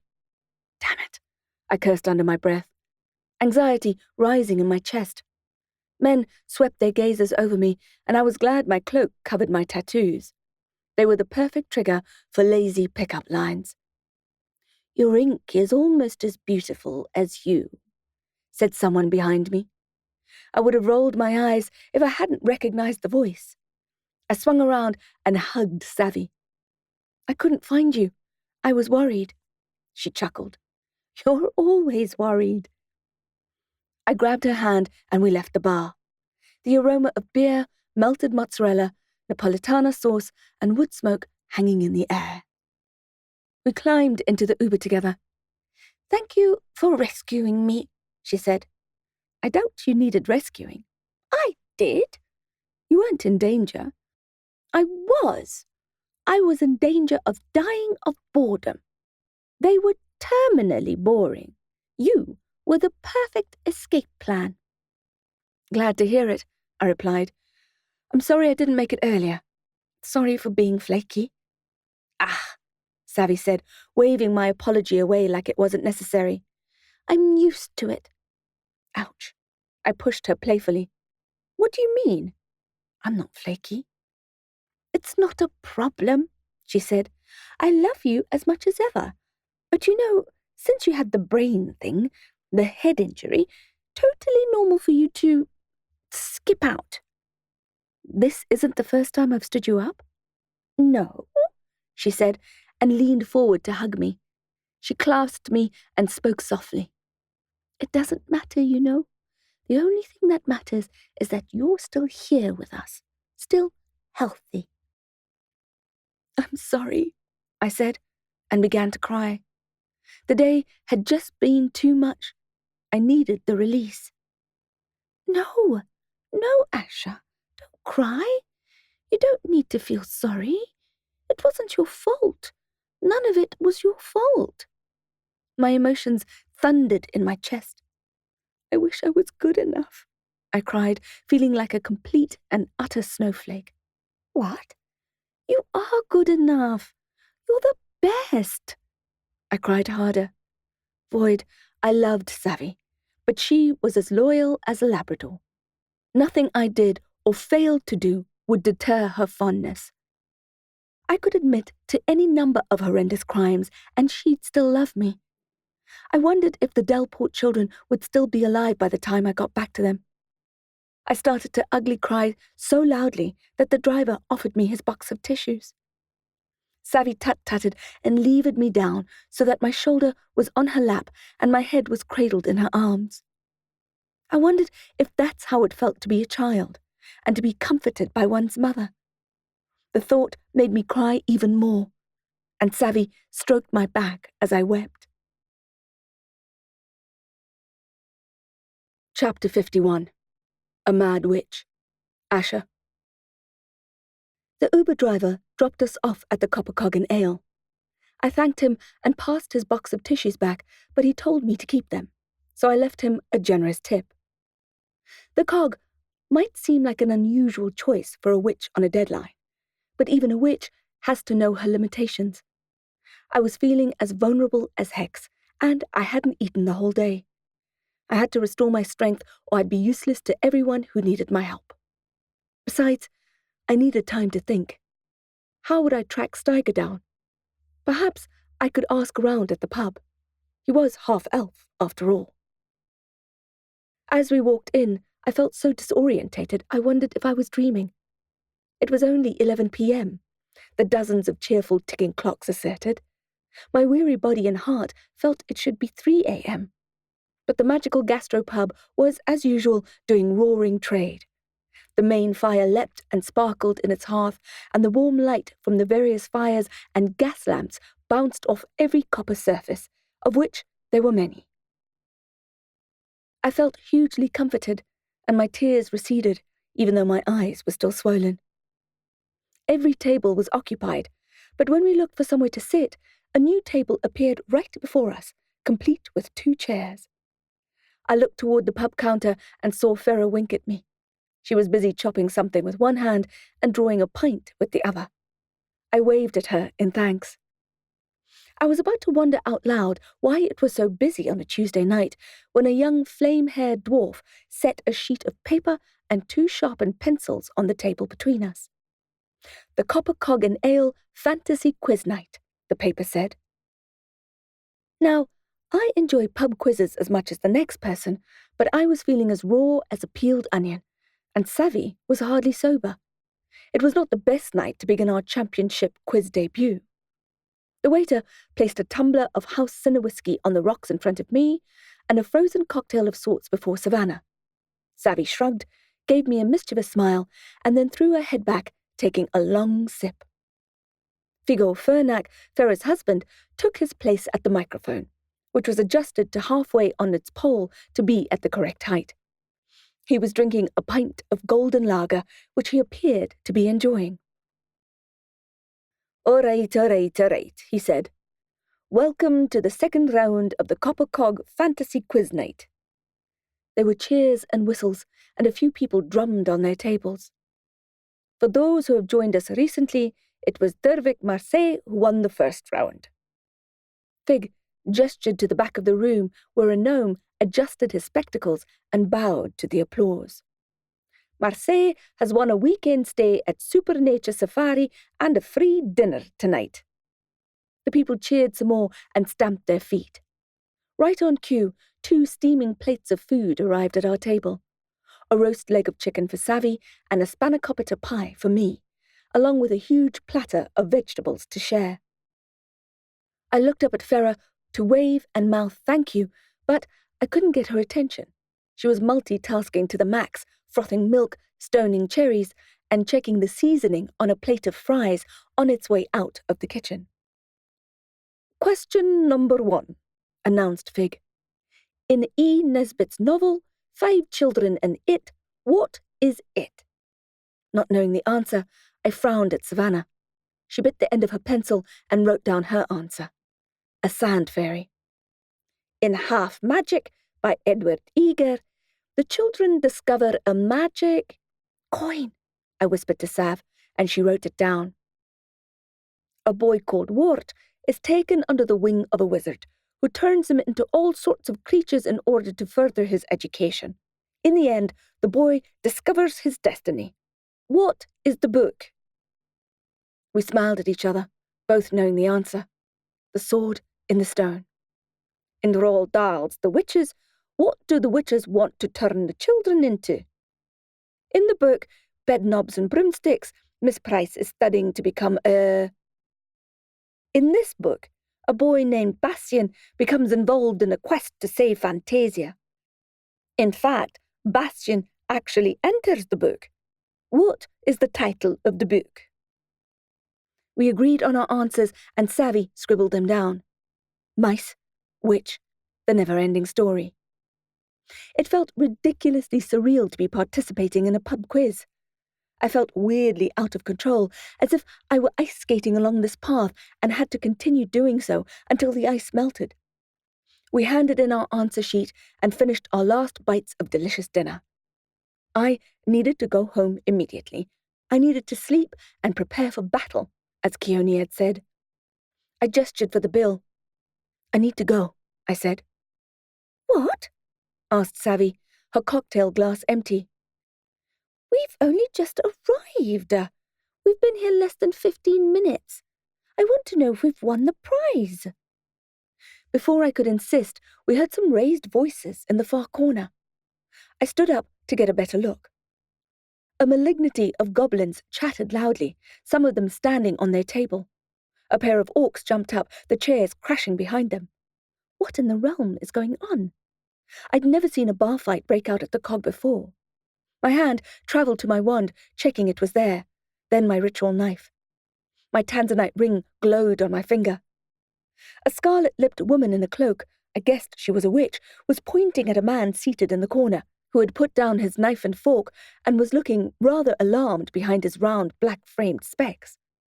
Only then did I see the tufts of fur snaking out of his plaid collar and sleeves, and his generous facial hair. I strained to hear what the witch was saying, but only heard snatches in the ruckus. Murderer, she said. Bloodthirsty animals. Do you think we don't know what you're doing? Leave our children alone. The werewolf hipster looked truly puzzled by the witch's antics, but did not engage. I saw his Adam's apple bob as he swallowed his last bite of food. The witch, frustrated that the wolf seemed like a natural-born pacifist, grabbed her wand dramatically, her cloak flowing as she did so. The goblins shrieked and held their hands over their heads, some of them ducked for cover. The orcs grunted and stumbled backward. You're all the same, shouted the aggressive woman, taking what you want when you want it. Despicable, violent, savage dogs. Her fury travelled through her arm and wand, and a bolt of lightning emerged, striking the wall behind the werewolf's head. The spell would have killed him if he hadn't ducked at the last moment. I grabbed my wand and held it out, ready to disarm the madwoman, but it was too late. A tall, slim, red-haired woman at the bar who had been chatting with Farah turned around, wand outstretched, and strode toward the aggressor. Malachi? She shouted. I could only see her back, but I recognized her. It was Jacqueline Denner Knight. Malachi, put down your wand. The witch turned to snarl at Jax, who was at least 20 years her junior. You think you can tell me what to do, wizard? We don't want any trouble here, said the famous spell slinger. Put down your wand or leave. I felt a bit starstruck. I had been at Copperfield at roughly the same time as Jax, but our paths had hardly crossed. It was no secret she had a deep and abiding loathing of witches. So I stayed clear, despite our shared history of being feral orphans taken in by Copperfield. As far as I was told, Knight went on to become a kind of weird and witty, mediocre detective, and I didn't hear from her again until she and her motley crew had saved the realm. From being seen as a slight misfit, few wizards are female, suddenly she became everyone's favourite sorceress. That was when she went underground. Expecting fireworks, the magical creatures near the combative witch cautiously edged away from her as Jax approached. The witch clenched her fist. "This is none of your business, Knight." "It is now," replied Jax. "You're threatening an innocent person, which goes against the laws of the realm." Malachi spat, not taking her eyes off the werewolf, who now had his hands up in a pose of bewildered surrender. "What do you know about the laws of the realm?" "I know that I won't stand by watching a witch threaten an innocent person." "He's a murderous dog," she screeched. "An innocent person," yelled Jax. "And I won't let you shoot up this glorious pub just after it's been rebuilt." The woman's shoulders fell. "Malachi," said Jax, getting closer to the now irate witch, "I'm giving you one last chance to put your weapon away." The witch got so angry I expected her hair to catch fire. Her face twitched and snarled. Her wand flickered with fury.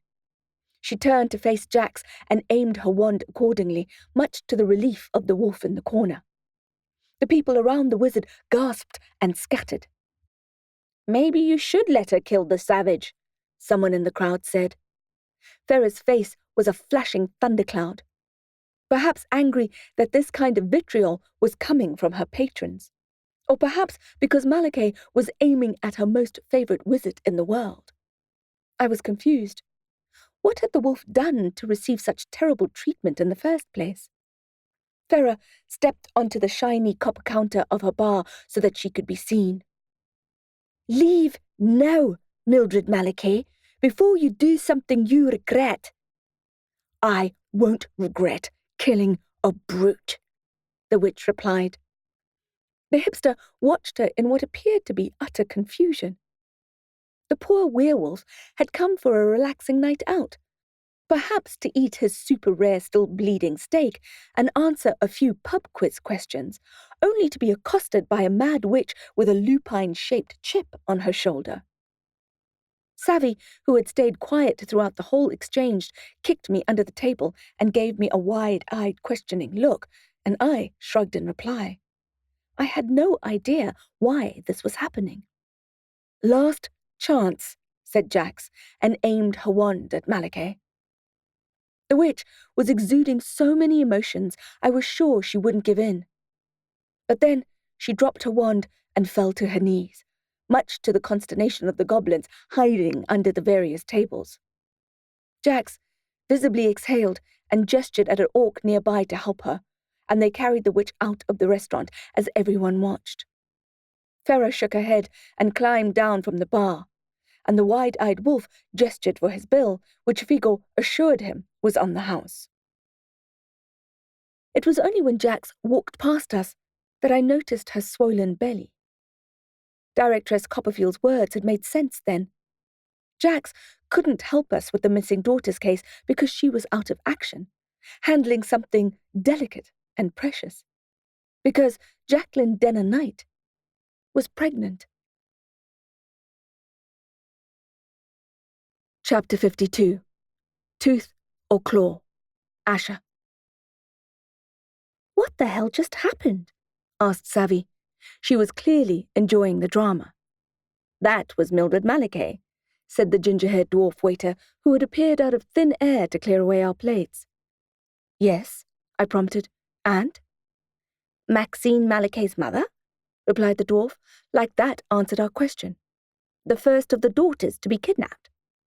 "Oh," I said, and suddenly my contempt for the woman melted into compassion.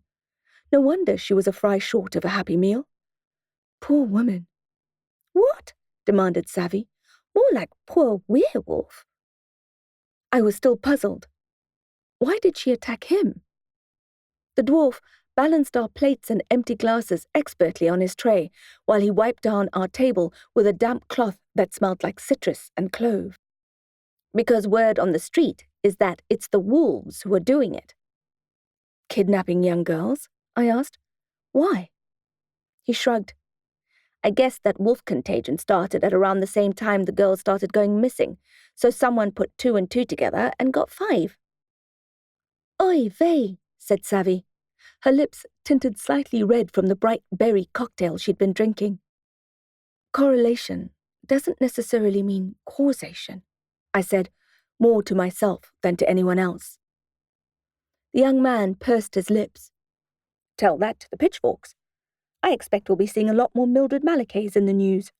Rabble-rousing for the cause until we discover what's really happening with those missing girls.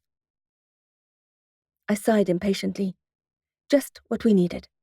A fake news pandemic to complicate the investigation. I remembered Soleil telling me shortly after my hospitalization that the wolf curse was spreading. What do werewolves have to do with curses? I had asked in the coven meeting. It was before I got my memory back. Most werewolf cases are curses, Forsythia had explained. Contagious curses, another coven sister had said. That's why they always take priority. They can be spread by even the smallest injury via tooth or claw. This was a problem prioritized by the council, as werewolf attacks were tricky to explain to the untouched humans threatening the preservation of the Vale. A haunted house, missing girls, and now contagious wolf curses. As if I didn't have enough to deal with. The dwarf came back with coffees for both of us. Savvy took hers and said, God bless you, child. Despite A, her being an atheist, and B, the dwarf being a fully grown man, despite his vertical challenges. So they think the wolves are taking the girls? Asked Savvy, once he had rolled his eyes and left the table. Why would they? I replied. It doesn't make any sense. Werewolves in the realm kept pretty much to themselves. They were employed as security guards, drug control at airports, and any other jobs that required muscle, speed, vigilance, and/or a keen sense of smell. They stayed in their packs, loyal to family, and didn't spend much time in cultural pursuits apart from their annual rabbit hunt, which always made me sad because I've always had a penchant for rabbits. In my admittedly limited knowledge of werewolves, they didn't actively seek out humans or other creatures to turn. They didn't need new members in their packs.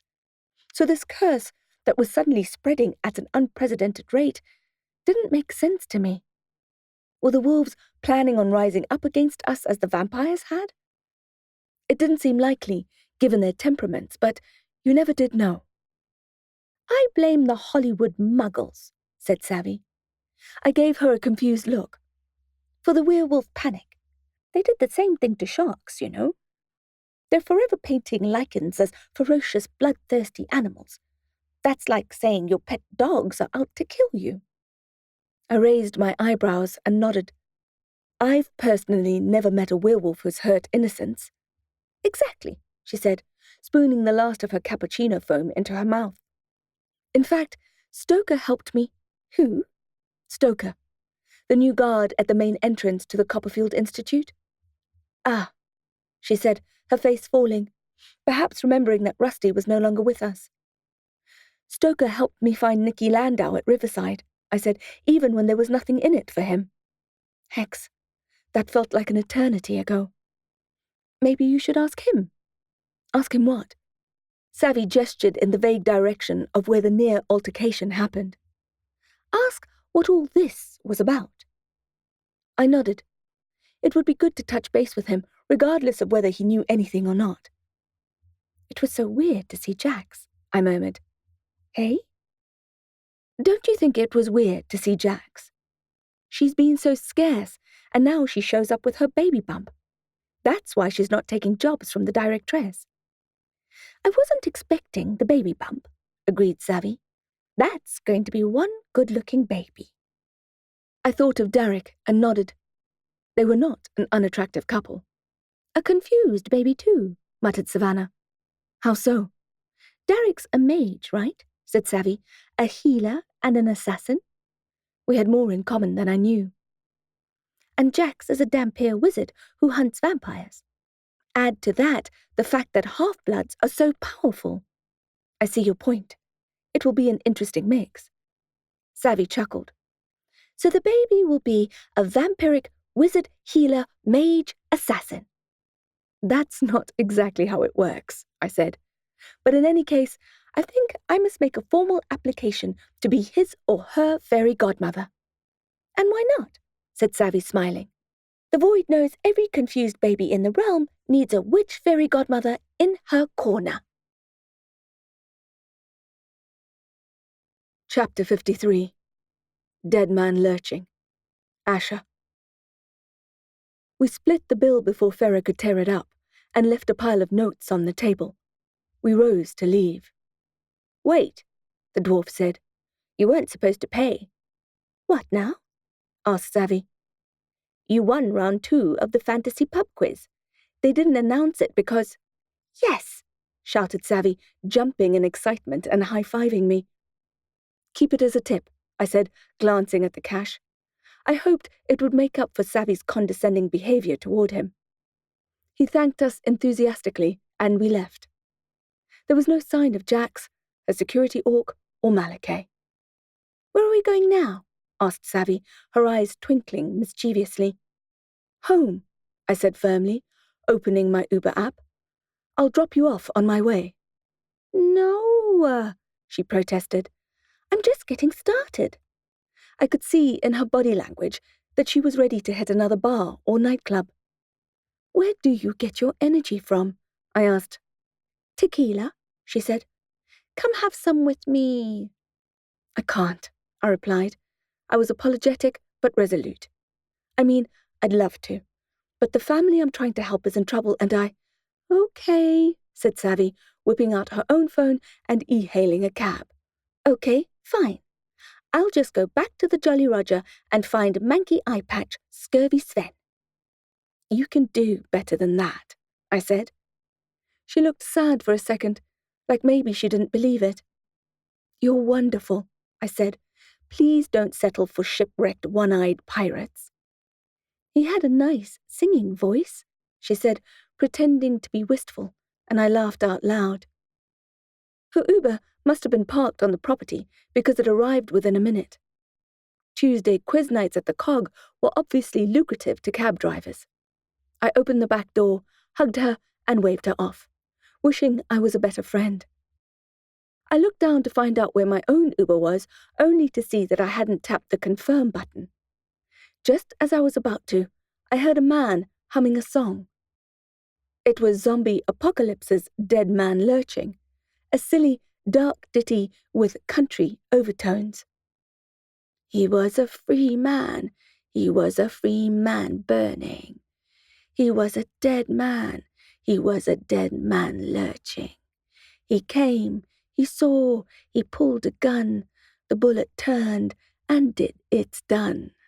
He was a dead man lurching. He was a gone man going.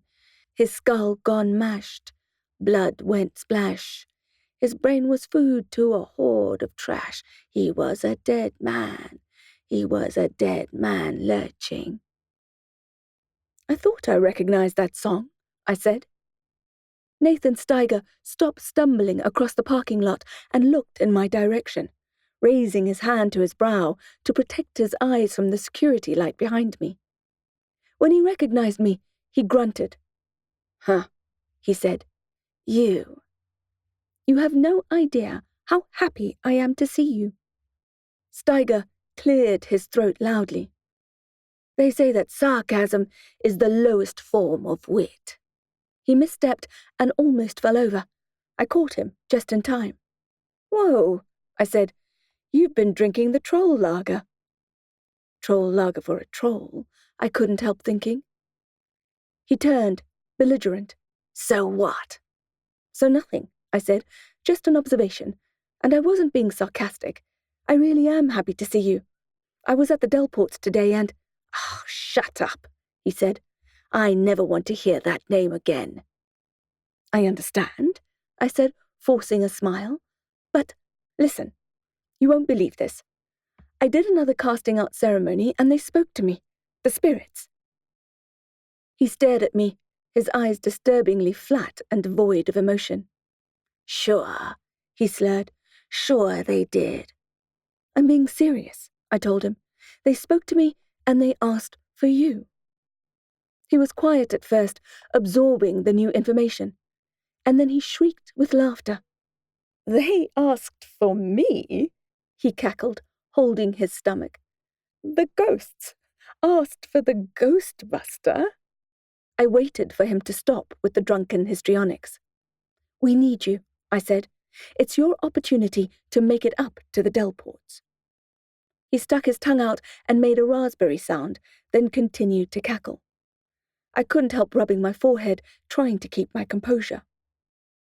I'll tell you a secret, he said. That house isn't haunted. Not really. Not by ghosts, anyway. What do you mean? Steiger hiccuped and then retched, losing his partially digested dinner and a couple of liters of cheap lager. I stood back just in time to keep my shoes clean. The man disgusted me on so many levels, but I had to pursue him because it's what the house demanded. The children are ill, I said. Steiger wiped his lips on the back of his sleeve. I don't care. My fingers tingled, and I had the fervent desire to hex him right there on the spot, something subtle and irritating. A small monkey on his back for all eternity. Something like his own personal cloud of bad Wi-Fi signal, or a recurring cold sore every year on his birthday. I summoned every ounce of willpower I had and clenched my already aching jaws. I would not be childish or spiteful. I needed him. The children are ill, and the spirits told me that they need you. I don't give a bat's arse, he said. Resentment roiled in my stomach. You're an awful human being, I said, tired of playing nice. No, I take that back. You're a failure of a human. Ha! Steiger laughed. That's funny. That's exactly what my father used to say about me. He wiped his mouth again, and I saw the car keys in his hand twinkle in the light. You're not driving home, I said. You can hardly walk. Watch me, he spat, and began zigzagging through the parking lot. I remembered what Soleil had done to me the other day to prevent me from leaving the studio. I pulled out my wand and used a fly-fishing motion. Contendis, I said, and the jingling keys came flying through the air toward me. I caught them and dropped them in my cloak pocket. Pretendo, I said, locking the pocket from fingers other than my own. He turned towards me, furious. Give them back, he demanded through gritted teeth. Give them back to me right now. He began crashing in my direction like an angry rhinoceros, but I still had my wand out, and I was confident I could protect myself. The half-elf could hardly stand. He lunged at me, but not before I chanted, Impedio Dormio, under my breath. Steiger fell asleep mid-launch and smashed into the gravel below. I took my phone out again and called Teo, the cab driver from Edison's. I have an unconscious man here, I said. I'll pay you by the hour to wait with him and then take him home when he resurfaces. Teo agreed. We had an understanding after what had happened to Derek Landau. We had no other affiliation apart from the fact that we were both agents of good, and sometimes that's all you need to work together. I waited for him to arrive and thanked him, asking him to save Steiger's home address and text it to me. I would need it the next day when I planned to pick Steiger up, despite his protestations. Some people naturally do the right thing, and some people need a little more persuading. I hope he doesn't spray paint the inside of your cab, I said. I've heard worse, Teo said, tilting his head and smiling. They pulled away, and I pressed the button on Steiger's car remote. The Porsche clicked open, and flashed its lights, alerting me to where it was parked. I walked over, took a picture of its registration plate, and sent it to Sam. Chapter 54. Toddler Stew. Asha. Any chance of an ID? I typed. It's almost midnight, he replied. And yet you're awake. Natural night owl, he replied. So it's witching hour. What are you up to? The usual. Sacrificing goats, throwing children into a cauldron, dancing naked in the moonlight. I never took you for a multitasker. Okay, you caught me out. I'm actually standing in the parking lot at Copper Cog. Damn fine establishment, typed Sam. Damn fine lager and the food. Don't forget to mention the damn fine company. Yes, came his reply. That too. There was a skirmish, I texted. Oh, who did you beat up? I wasn't involved. Replied Sam. Why do I find that difficult to believe? I'll tell you all about it later. So there'll be a later? I blushed. I didn't mean tonight. Asha Viridian Rook. You know how to crush a man. I sent a laughing emoji. Then there was a second skirmish. Ah, hence the picture of the Porsche you sent me. Yes. Do I need to bring my boxing gloves? You have boxing gloves?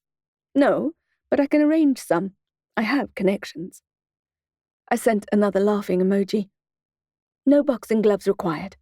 I took care of him. I like that about you, he replied. I wasn't sure how to respond. Then I saw he was typing. You need a ride home? He asked. It's late. You're in bed. I'll Uber. Who said I was in bed? I just assumed, seeing as it's witching hour and all. Nope, he texted. I was also dancing in the moonlight, etc. The cauldron's nice and hot. Let me just wash this goat's blood off my naked body, and I'll be there. It's not necessary. I can Uber, really. I'm already on my way. I'll be there in 20. Seriously? Seriously. How else will I hear the whole story about the skirmishes? Finding myself with 20 minutes to kill, I ambled back into the cog and ordered 2 takeaway coffees and some of Farah's signature spice cookies. The atmosphere was muted. All previous joviality gone. Pop quiz papers littered the floor. Farah was no longer at the bar. She was probably in her office discussing what had happened earlier. I wished I had been able to chat with Jax. I wished we could be friends, but more than that, I wished we could work together. I could see why she was out of action for the near future, but perhaps after that? That's if I survived the haunting of the Delport house. I went back outside and looked at the stars. Sooner than expected, Detective Sam Armstrong pulled up beside me. Well, that's disappointing, he said. What's that?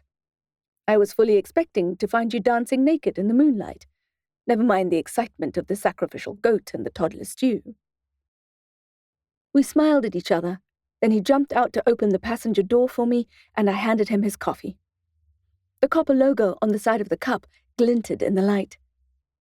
Once we pulled out of the parking lot, he snuck a sideways glance at me.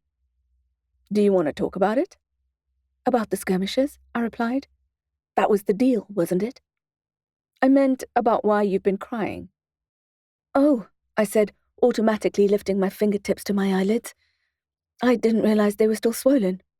Not too much, he said, but you noticed. I'm a detective. It's literally my job to pay attention. Did I want to talk about why I was weeping in Savvy's arms earlier? No. I had needed the release, and she had allowed me to have it. It was a cloudburst of emotion, and it was over. I'll tell you about the skirmishes, I said. As Sam drove me home, I told him about Mildred Malachi's meltdown in the pub, and how Jax had diffused the situation. He was fascinated by the talk of the magical creatures and the politics it entailed. Wait, Jacqueline? I thought wizards were male, he said. Usually they are. I always picture them with long grey beards. Jax doesn't have a beard. She has a wand and a kick-ass magical crossbow. Was the Mad Witch right? Are werewolves dangerous?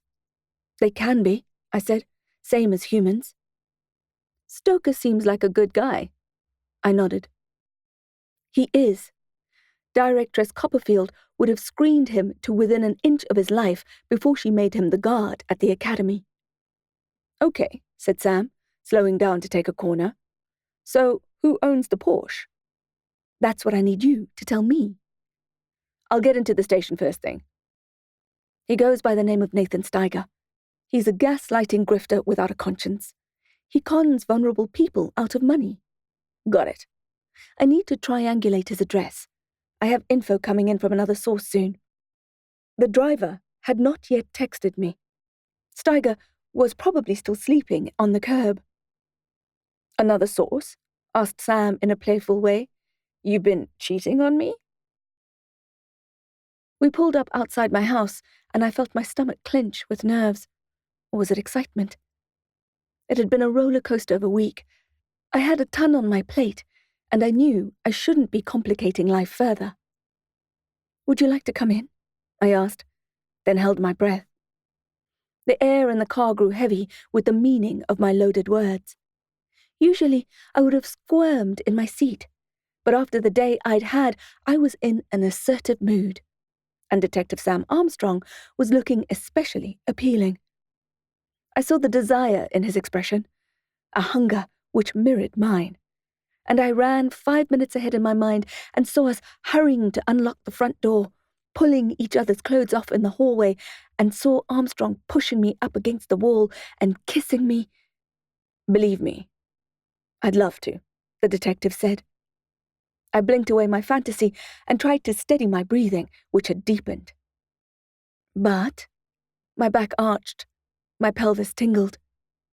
But you've had a really long day, and I have to get up in, he checked his watch, 5 hours to track this plate for you? What's the real reason? I asked. He hesitated to answer. You're in a vulnerable place right now. I'm not afraid of being vulnerable with you. He looked at me with affection and longing. Then maybe I'm the one who's afraid. Chapter 55. Assassinations are so much less demanding. Asha. I was sorry to see Sam drive away, but I also knew it was probably for the best. My feelings for him had been growing, and it would have been so good to just give in to them, and to him, and just, I don't know, spend an hour giving in to my body's longing, completely letting go and letting the universe inside me. But it wasn't going to happen. Not tonight, anyway. I sighed deeply, bringing in as much oxygen as I could, and then exhaling and letting the frustration go. Tonight was about preparing for battle, as Keone had advised. Pretty pleasures would have to wait. I walked slowly into my house, feeling like I hadn't been home in ages, even though it had only been hours. I hung up my cloak and unclipped my ritual knife. Circe and Odysseus wound their charcoal tails around my calves, and I stopped to stroke them. They sniffed my wrists, perhaps picking up the scent of Keone or catnip. I continued breathing deeply, almost in a meditative state, as I went around the house, tipping kibble into the cats' bowls, giving them fresh water, and then went out to lock up the hens. The first stage of the battle would be picking up the hungover Steiger, who I was sure would resist. The next would be to convince the Delports that we could help them, despite the current evidence to the contrary. The biggest battle would, of course, be getting the spirits to move on and leave the family in peace. Was I up to it? I wouldn't know till I was there, facing up to them. None of the challenges seemed surmountable, but I knew from previous experience that I often felt this way before a confrontation. I silently railed at Soleil for sending me into this kind of situation. Assassinations are so much less demanding. I felt torn between studying my book of shadows all night and having a chamomile bath and going straight to bed. My pillow won. Mostly because I was exhausted, but also because I reasoned that if I was going to fight the forces of darkness the next day, it was best I get a good night's sleep. I could brush up on spells in the morning with a fresh brain. I pulled on the silly pajamas Savvy had bought for me, a turquoise and pink unicorn onesie, and I found it soft and comforting. Getting some good rest seemed like the responsible, mature thing to do. But you know what they say about good intentions. I couldn't say how many hours of restful sleep I managed to get before I tumbled into nightmare after nightmare. My fear and anxiety played out in surreal technicolor with all the terrible scenarios my imagination could master. An old, yawning tree swallowed me whole and pushed me through its roots and into the soil to feed the mycelium that had threaded through the mulch there. A poltergeist froze my body. A bite of a homegrown apple revealed it was teeming with worms. Steiger tortured me with one of his fake gadgets, laughing maniacally. The Delport children, pale and white-eyed, tried to push me off a roof. I was back in the hospital, and the nurses tut-tutted around me. "Broken again?" said Dr. Gilbert as she pushed me back into the operating room. The surgical team shook their heads at my carelessness. "Too bad this woman doesn't know how to take care of herself."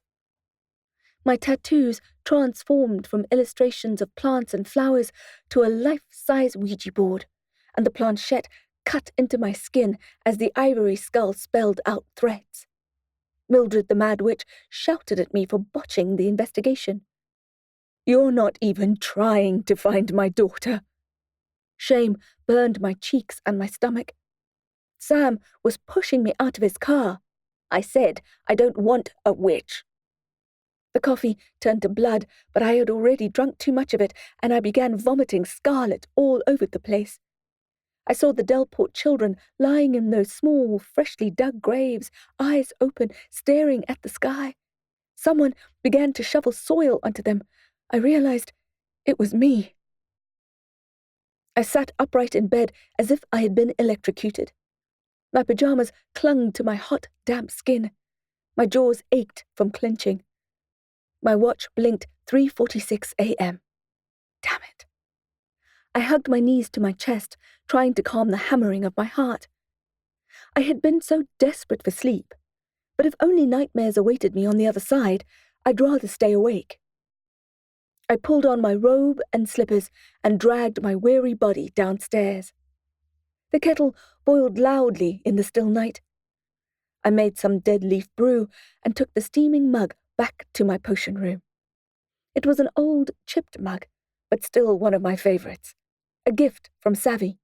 It read, "I know how to drive a stick." My potion room was dark and quiet, just the way I liked it. I cracked my knuckles and got down to work. Chapter 56. Cartwheeling to My Demise. Asha. In some faraway universe, a doorbell rang.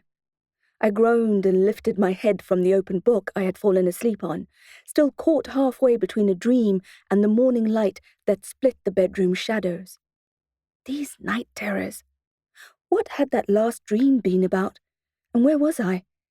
Something about a mad witch and a lurching dead man. And Sam.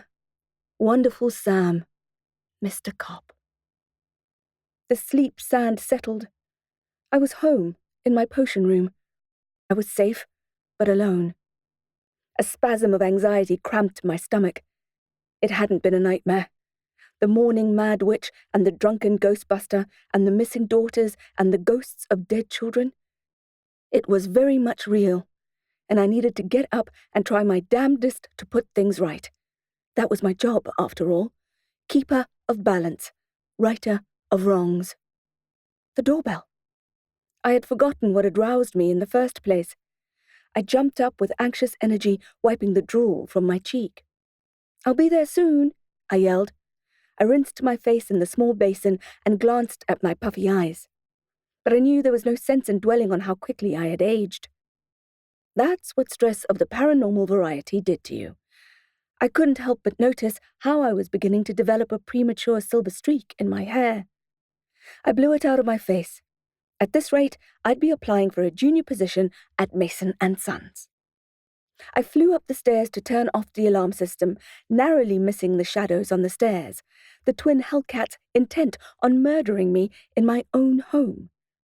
One day, I'd trip over them and I'd go hurtling down the steps, cartwheeling to my demise. "Who will feed you?" I muttered to Circe and Odysseus on my way down again. "Who will give you catnip crisps when I'm resting in my grave?" Odysseus meowed and narrowed his eyes at me. Typical feline. He had an answer for everything. By the time I opened the front door, I recognized the shape of the visitor, his unique hat and round specs. It was Papa Smurf. "Merlin," I said, slightly out of breath. "Rookie," he answered warmly. "What on earth are you wearing?" I looked down and realized I was still wearing the unicorn onesie. Merlin appeared amused. "Not that it doesn't look good on you." I returned his good-natured smile. I wasn't paying attention. He smirked. "A good night out, then?" Of course, Merlin knew that Tuesdays were my gin nights with Savannah, hence his arrival with morning coffee to mitigate the inevitable hangover. "You're too good to me," I said, unlocking the gate. "Will you come in?" "I've actually got to run," he said, looking at his watch, which was copper and complicated, and I was sure it would make Farah envious. "I'm meeting a colleague at the Spawn Lab. We're making progress on cloning the Coriactis gesta. It's exciting stuff." I raised my eyebrows hopefully. 5 minutes? I didn't want to keep him, but I really wanted to ask his advice. He glanced at his copper ticker again and sucked air in through his teeth as if he couldn't decide. Then his eyes twinkled and he smiled mischievously. "Sure," he said. "Of course." He grabbed his own coffee from the car and we walked into the house, stopping only to admire the brown-capped, black-gilled Paniolus cinctulus, which had sprung up overnight amongst the Italian parsley. "I also have some Leucocoprineus birnbaumii," I said, "in the potted peach out back." He nodded approvingly, like the fungi had chosen me for my personality instead of my choice of potting soil. To be honest, I was irrationally smug whenever they popped up in my garden, feeling they had indeed chosen me over my less fortunate neighbours. Merlin tipped his mushroom leather hat as we entered the house, and we sat at the counter to drink our barista-poured cappuccinos from platelet. I could smell the almond milk in mine before I tasted it, and marvelled at how good the coffee was and how well the man knew me. "What do you need?" he asked. I hesitated. Where do I start? He had less than 5 minutes, and I had a problem I didn't even know how to describe. "There's this family," I said. He nodded. "In this new house?" He blinked and adjusted his glasses. "Yes?" Okay, that wasn't going to work. I decided a quick, crazy monologue would do the trick instead. "The house is haunted by these ghost children, and the family is in danger, but they don't trust me to help them anymore. And the ghosts said I need to return with this con man who is the reason the family no longer trusts me. All people will be hurt. Children will be hurt. They keep saying that. Hurt the children. Kill the children. But even if they let us in, I don't know how to solve the problem." Merlin's eyes widened, and he sat upright. "And you're involved in this how?" "Soleil brought me in." Grunted Papa Smurf, clearly not impressed with the High Priestess. "What are you going to do?" I took a long sip of the coffee, then shrugged. "I don't know," I said. "Try to unhaunt the house?" He chuckled in alarm. "Rather you than me." "Seriously," I said. "I need to find a way to get the junior spooks to move on. Any ideas?" Merlin's eyes grew wide behind his specs, and he coughed out a laugh. "Me? Are you kidding? I know less about poltergeists than you do. I don't even watch scary movies. I can't take them." I stared at him, then shook my head. "Sorry," I said. "Of course you don't." The truth was that although I had regained most of my memory, I seemed to have forgotten things about Merlin, which made me feel bad, because he knew everything about me. I closed my eyes and rubbed them, sighing hard. I just thought you might have an idea. Anything. But why would you?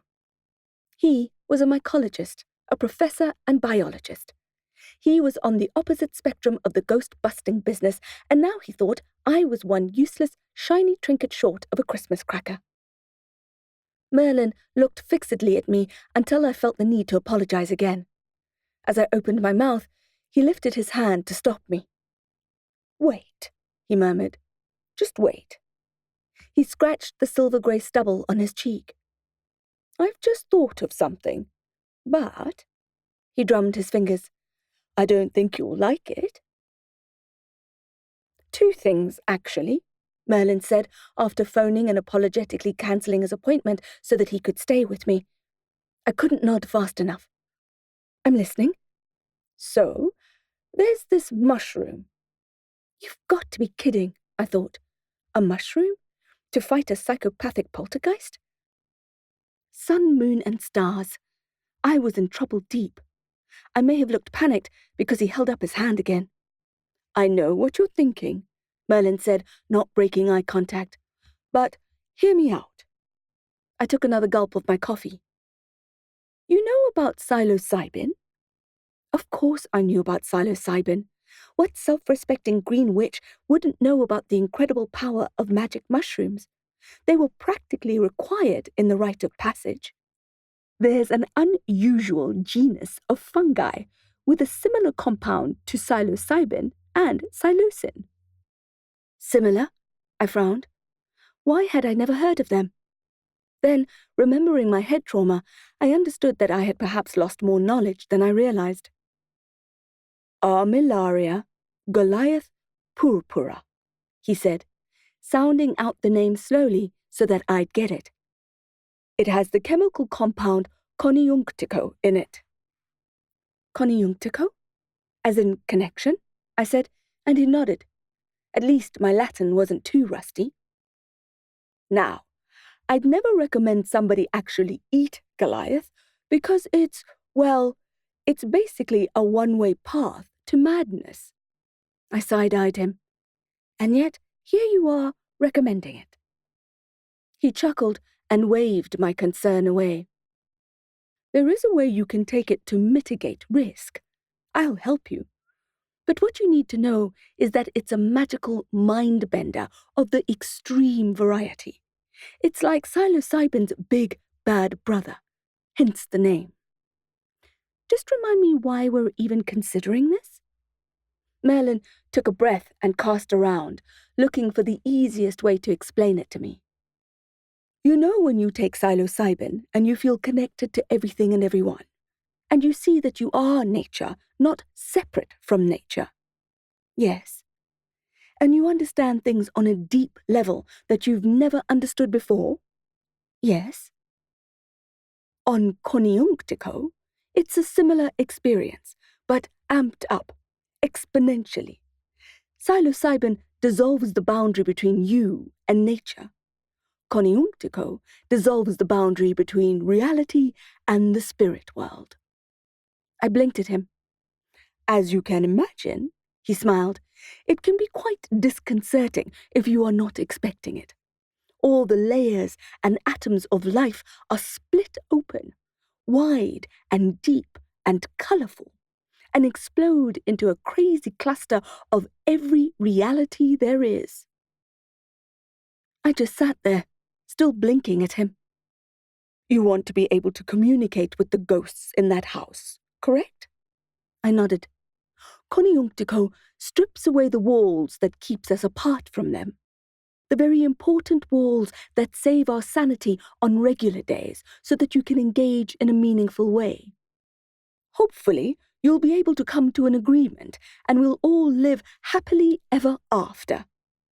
His eyes twinkled. And then there's the small matter of insanity, I said. The mirth left his eyes and his smile straightened. Well, yes. The one-way path to madness? Look, it doesn't happen very often, but there is that risk. Of course there is.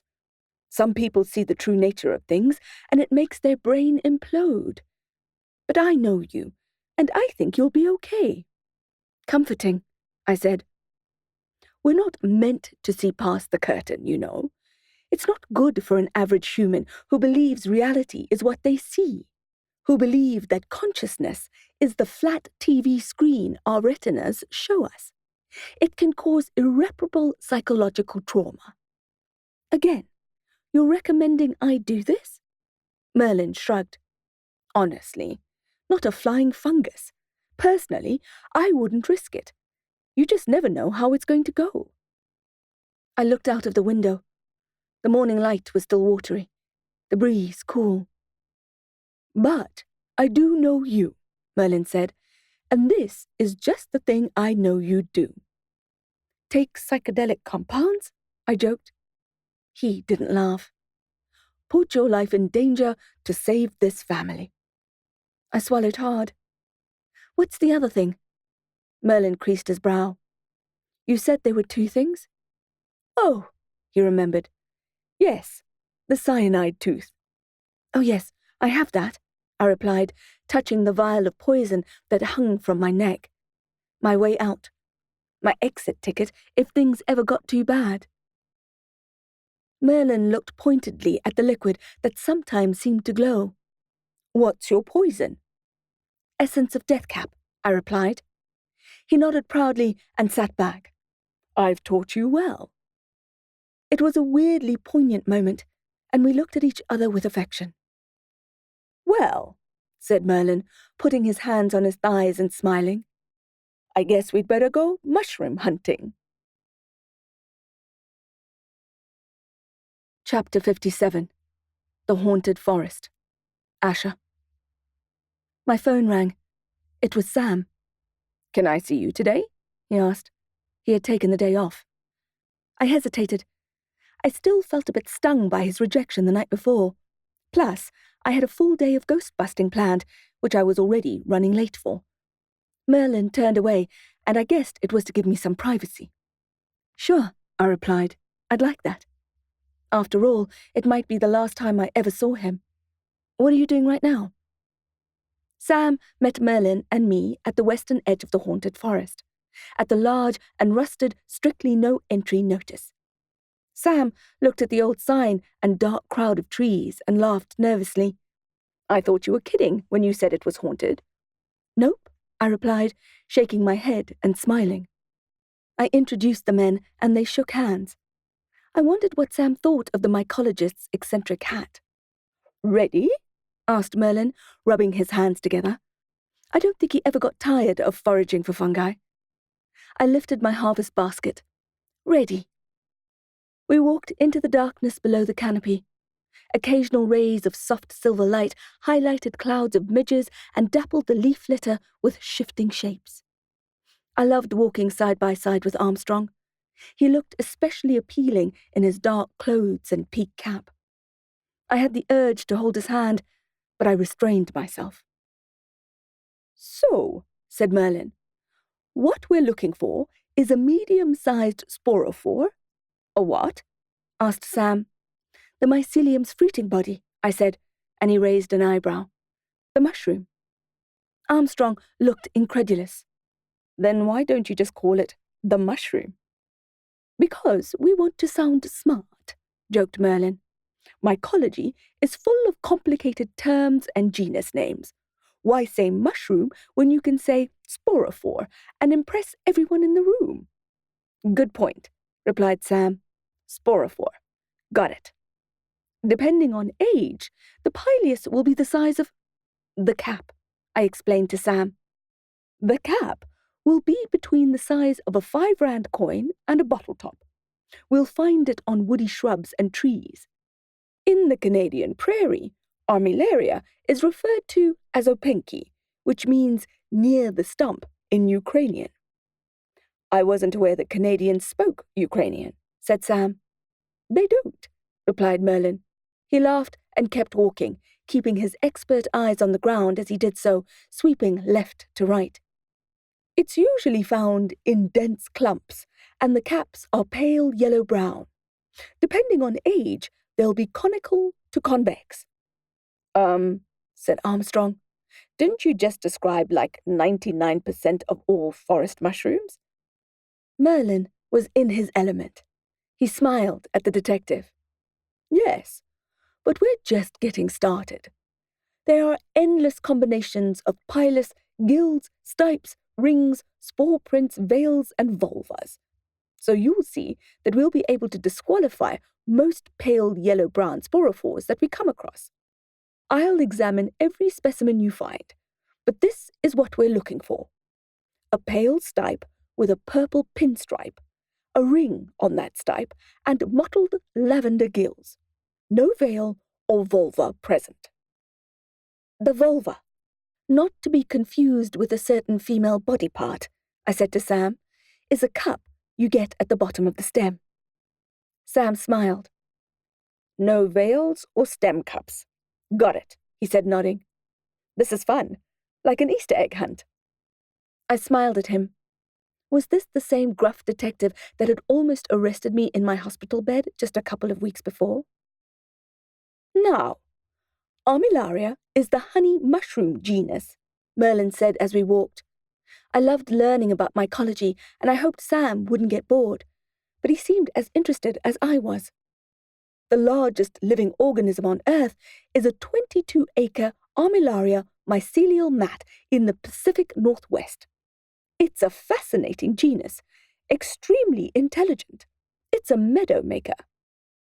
Mushrooms are intelligent? Asked Sam. More so than us, anyway, said Papa Smurf, smiling. What's a meadow maker? I asked. The fungus will strategically take down trees in areas where the soil needs sunlight and water. Pioneer plants then take over, and then a meadow appears and nitrogen is replaced.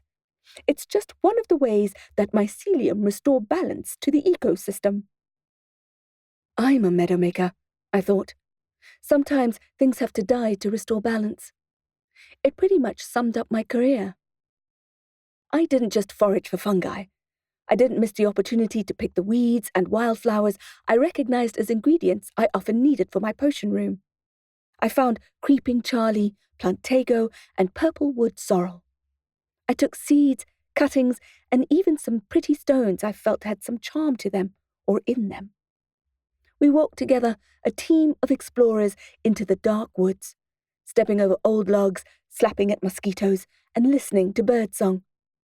Sam would call out every now and then, and we'd walk over to inspect his findings. At first, he'd call us for every yellow-brown pilus he saw. Then, as we taught him, he began to disqualify the ones that didn't suit the description. They either had no ring, no stripes, or wrong-coloured gills. After an hour of hunting, we rested in a small clearing on a picnic blanket of clover and chickweed and opened our water.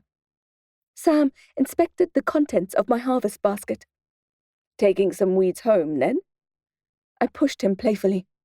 These are potion ingredients, I warned, flaring my eyes. So be nice to me, or else. Ah, he said, I'm not afraid of your potions. Merlin grunted a laugh. You should be. Why? Asked Sam. Are they that bad? No, said Merlin. They're that good. Blushing, I changed the subject. I hope we find the Goliath soon. Usually, I wouldn't want to rush foraging, but we were on the clock. It was already 10, and Steiger would be waking up soon. Asha, the Phantom had said, you must hurry. You must hurry, or the children will die. Chapter 58. Fairy Fire. Asha. We got started again, my eyes more sharply focused by the memory of the Ouija board's threat. Armstrong carried the basket for me. Why is it called the Haunted Forest? All forests are haunted, I replied. He laughed. By that I mean that all forests are magical, which to an average human might mean the same thing. Untouched people are forever stumbling upon magical things in dark forests, right? Fae, fairy mushrooms, werewolves, hence all the fairy tale settings of the deep, dark woods. I don't know about that, said Sam. I don't think I've ever seen anything supernatural Before I met you. I looked over at him, trying to gauge his feelings for me. I knew he was fond of me, but how fond, exactly? And what else did he feel? Suspicious? Scared? Wary?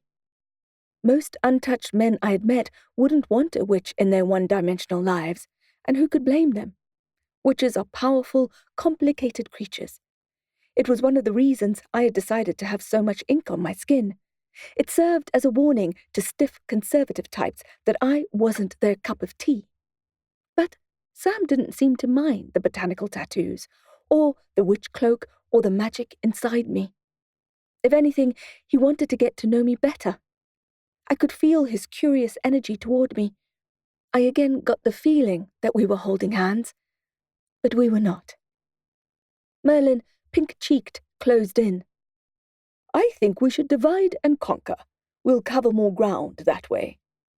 He pushed his specs up the bridge of his nose. Good idea, said Sam.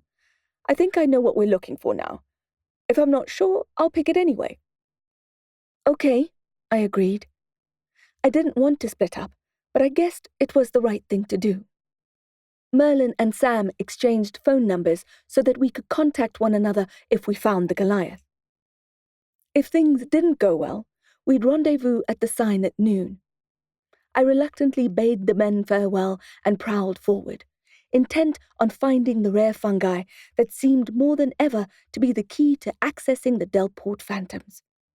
I could do this, I told myself. I could definitely do this. The deeper I went, the darker and quieter it became. Before, there had been 3 of us to step on dried twigs and kick leaves and sigh. But now, there was just 1 pair of feet moving over the forest floor, the only other sound in the cool, eerie woods. Every now and then, I'd hear a bird overhead or a small animal scurrying on the ground. But apart from that, it was just me, walking, breathing, heart beating. It seemed to be a good area for fungi. I noticed all kinds of species. My heart would leap when I spotted a promising cap, but there was no armillaria to be found. Merlin had said this forest was the best place to look, but I was beginning to give up hope. I spotted Ganoderma, Agaricus, Coprinopsis. I slowed my steps and came to a stop, cognizant of the time ticking away and beginning to feel frustrated. Come on, I said out loud to the forest. Show me your Goliath. The breeze swept up some leaves, and the silver light danced on the forest floor. The air seemed to shimmer. It was as if the forest was trying to answer me, which gave me an idea. I took out my wand. The woods didn't have a voice, but that didn't mean we couldn't communicate. And who better to talk to the trees than a green witch? I took a few deep breaths and held up my wand. Arboribus, I said, silver. I need guidance.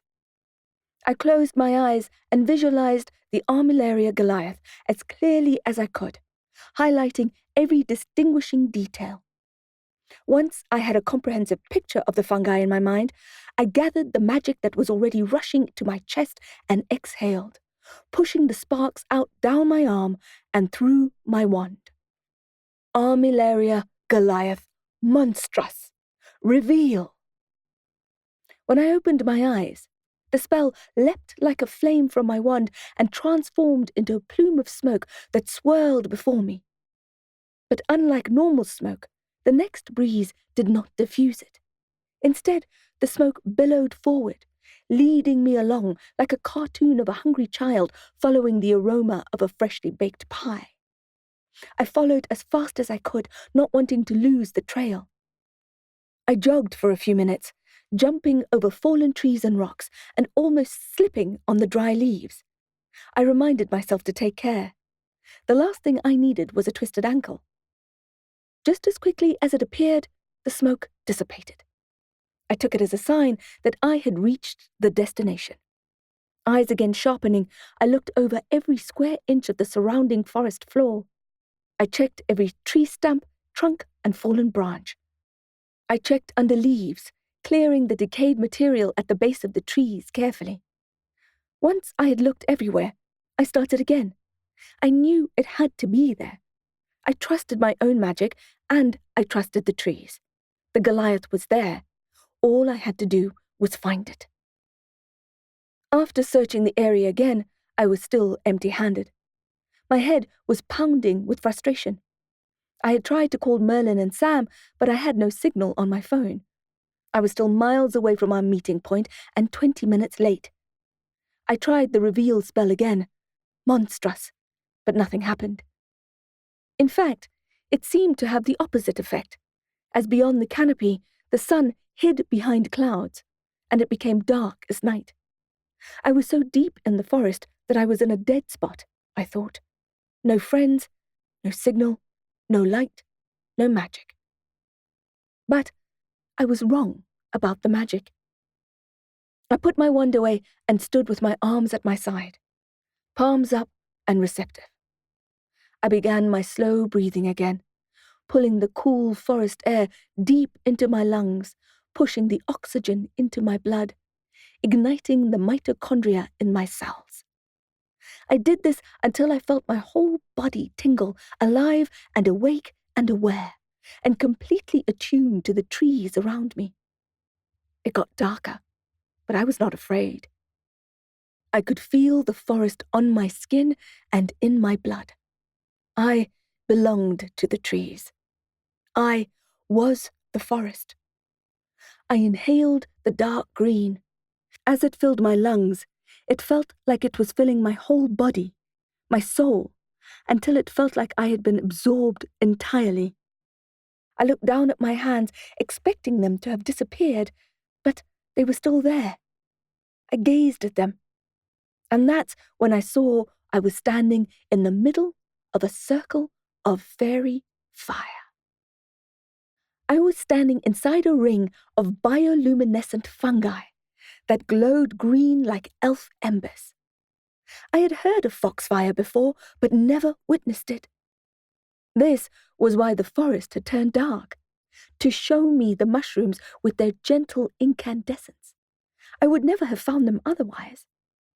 I whispered a chant of sincere thanks to the forest spirits and got down on my hands and knees to inspect the sporophores, marveling at their small caps like glowing emerald corals. The clouds cleared and the darkness lifted. When not glowing in the dark, the pilus was a pale caramel colour. The ring was present, and the stipe was lined with lavender. I picked one and held it upside down to look at the gills. My breath caught. The radial plates were the most beautiful mottled Tyrian purple. These fungi were, without doubt, Armillaria purpura Goliath. I closed my eyes and exhaled slowly. Thank you, thank you, thank you.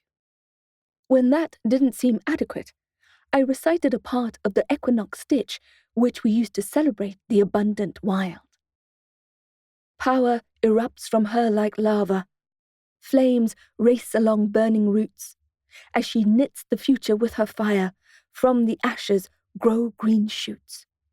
All that burns will soon flourish, and all that flourishes must burn. Death is not the end, no, no. The world just turns and turns. I sat for a moment in solemn silence, then began gathering up some mushrooms. Although it doesn't hurt the mycelium to pick its fruit, I still only wanted to take as much as necessary and no more. I popped them into a small cotton drawstring bag I'd brought along and slid them into my pocket, hoping they wouldn't get too damaged. I wanted to be able to take a few spore prints when time allowed. Checking my phone, I saw that I still had no signal.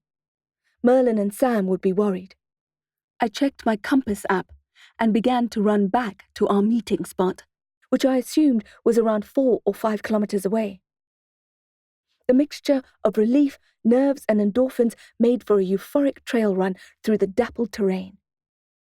I didn't see the dead branch lying across my path until it was too late, and before I knew it, I went flying face first into the ground in a sprawl of limbs and leaves. The euphoria left my chest along with my breath, and I lay there winded, waiting to be able to breathe normally. When I lifted my head, I saw the unmistakable silhouette of a vampire standing on a branch in a nearby tree. Chapter 59. A Warning from a Vampire. Asha. "You've got to be kidding," I said, wiping the dirt from my mouth as I stood up. Did he place the log there to purposefully trip me? Bloodsucker. I didn't have time for a Nosferatu-themed ambush. To add to my chagrin, I was sure I had crushed the delicate fungi in my pocket during my spectacular landing. Hexit. The bruising would speed up the oxidization of its active ingredient and would mean I had even less time to get to the Delports. I pulled out my wand. "You won't be the first vampire I've killed," I said, raising myself to my full height and squaring my shoulders. I readied my body for battle, willing my muscles to wake up. The vampire didn't move. I squinted, trying to see his face, but the light was behind him. He still hadn't said anything.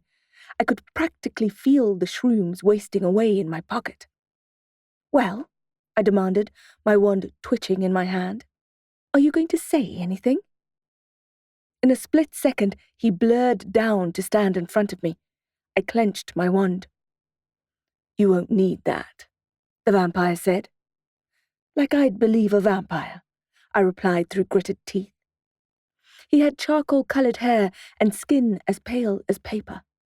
The only thing setting him apart from the average drac were his intense golden irises and, well, it must be said, his maddening good looks. He was entrancing to look at. I shook my head, worried he'd try to mesmerize me with those incredible eyes. I didn't retreat. "State your business or get out of my way." "I am here to warn you," he said. Even his voice was clear and beautiful. "Right," I said incredulously. A warning from a vampire? Now I'd heard it all. Whatever next? Freddy Krueger offering coffee? I heaved a sigh and sidestepped him, moving quickly to put distance between us. He turned and called after me. "He's not who you think he is." I stopped, narrowed my eyes, and spun round. But the vampire was gone. I stood there for a while, wrapped up in my thoughts as they swirled around me like debris in a dust devil. I stared at the spot where the vampire had been standing as feelings of curiosity and irritation assailed me. His attractiveness annoyed me as much as his taciturnity. What was the point of such a tight-lipped warning? Was it some kind of power play? I growled out loud, then remembered the armillaria in my pocket, which I could feel was wet against my skin. I pulled out the stained bag which had soaked the side of my shirt and looked inside. It was worse than I thought. A mushy mess turning more purple by the minute. I pulled out one of the mushrooms, the cap breaking off as I moved it. The stipe was crushed, the pileus bruised. "Adder's fork," I cursed, dropping it back inside the bag and then in my pocket. I closed and rubbed my eyes, gritting my teeth. My hands were purple fists. I stood there, frozen with vexation, trying to calm my thoughts. I thought my skull might explode in frustration. I had a vision of my head bursting open like a bloom, a crazy purple flower sending pollen dancing into the air like fungi spores. When I opened my eyes again, I looked down at my dyed hands. My tattoos began to move, slowly, beautiful, rhythmically. Tendrils reaching and curling, leaves growing, buds opening and dying, and being replaced by new ones. I felt a bit off balance. The forest was welcoming me again into its embrace. I felt warm and cherished. It was a mutual affection, and the thought occurred to me that if the ground decided to swallow me, I would be happy. I wanted for nothing but to be at one with the wild. I had lived a good life. I had fought a good fight. I was at peace with the idea that I could leave my body behind to feed the forest and move on to the next phase of my existence. I felt this so deeply that when I spotted a mossy indentation on the forest floor, I padded up to it and climbed in, curling up into a fetal position, ready to let go of everything and everyone, which were now just vague and faraway concepts to me. As my skin tingled against the moss and dead leaves, I hoped it was absorbing me. My inked botanicals kept moving, and my heart slowed. I wanted the tree roots to snake over me and to cover me up, to claim my body, just like I had spelled a tree to do to a dark wizard in a different lifetime. It had saved my life then, and it could take my life now. I was ready. I sank deeper into the earth. It's happening, I thought. This is it. My violet fingers hummed with energy. The feeling became more and more acute until I had to open my eyes again, thinking I'd see my hands erupting, but they just glowed purple. There were multicolored fractals all around them, like rainbow crystals. Gold and silver leaves shimmered. My vision became a kaleidoscopic stage production of dancing, glinting, sparkling shapes. My strange fingers were the lead part. I blinked and opened my eyes as wide as they could go in an attempt to see what was happening. I was rewarded with more mind-bending psychedelia. Oh, I thought, I'm not dying. I'm waking up. The Goliath was enticing me towards something. I wasn't supposed to lie down and sleep forever. I was supposed to be doing something. I had important things to do, although I didn't know quite what. The wisdom of the wild will guide you. This had always been true. Okay, I said. I'm ready. Yikes. If this all came from just touching the Coniunctico, I couldn't imagine actually ingesting the stuff. It was beautiful and deep, but how much deeper could you go without losing yourself completely? Silver fairies glimmered from all over the forest like spinning coins, fireflies. Show me, I said to the wild. Chapter 60. Broken Wishbones. Asha. Without any warning, I was slingshot out of the warm, happy kaleidoscope and into a black and white world, where everything was cold and bitter-smelling. It was still the same forest, but the trees were no longer embracing me. Evil seemed to lurk behind the gnarled black trunks, and the rocks were jagged. Unknown creatures slithered and crawled and scurried around me. I started shivering. I became upset, feeling that I had been banished from the most beautiful place in the world. The screaming started. A woman in the far distance was in a great deal of pain. Despite the fear clutching at me, I moved in the direction of the unholy noise. The sound was gut-wrenching and made me want to stop a few times, but I needed to help her. At first I thought someone was attacking her, but as I listened I realized the screams came in waves. She was in labor. I had to get to her and try to help. I followed the blood-curdling sound, wincing as the screams reached a terrible crescendo and then crashed, making me wonder if she died every time they trailed off, only to start again. Eventually, I came to a coppice and saw the hut.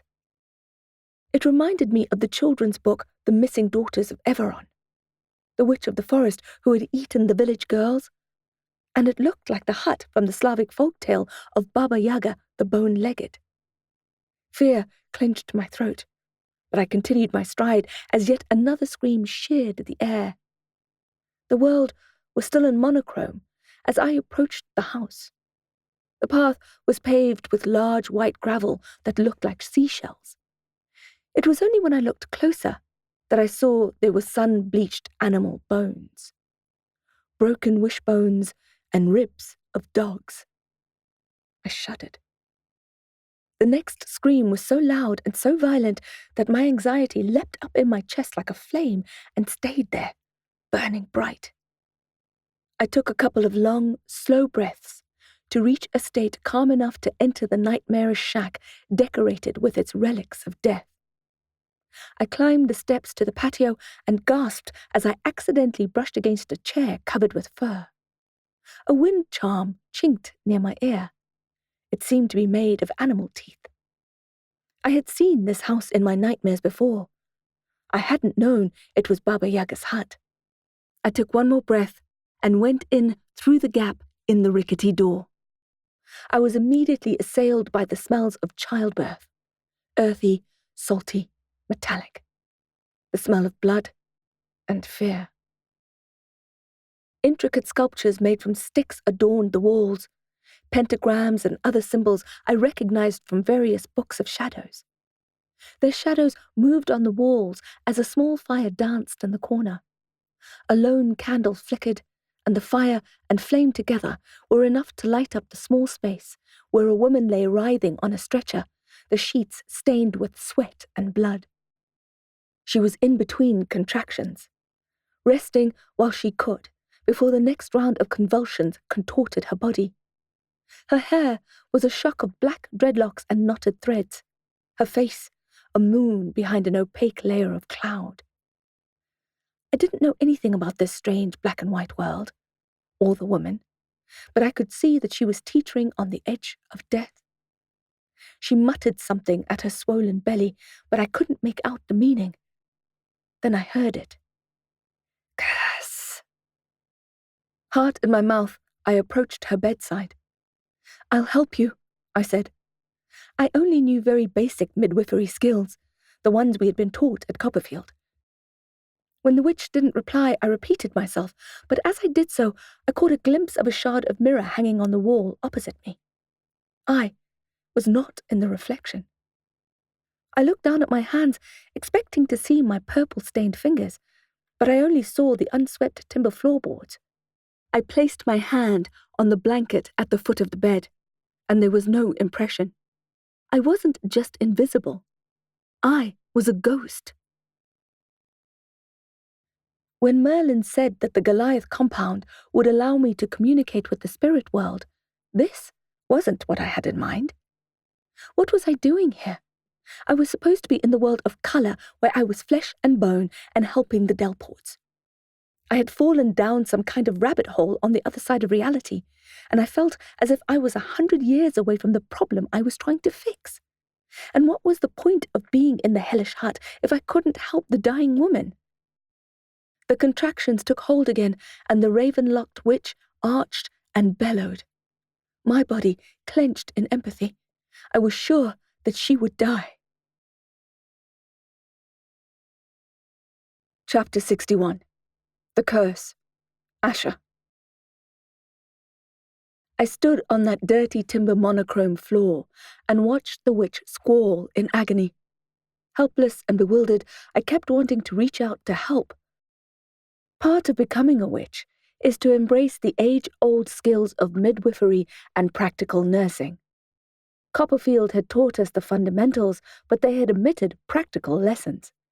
In hindsight, I thought this logistically sound, but neglectful. I knew about cervical dilation and when to encourage the mother to push, but that was during an ordinary birth, when things were going smoothly. This was no ordinary birth. The witch needed medical intervention.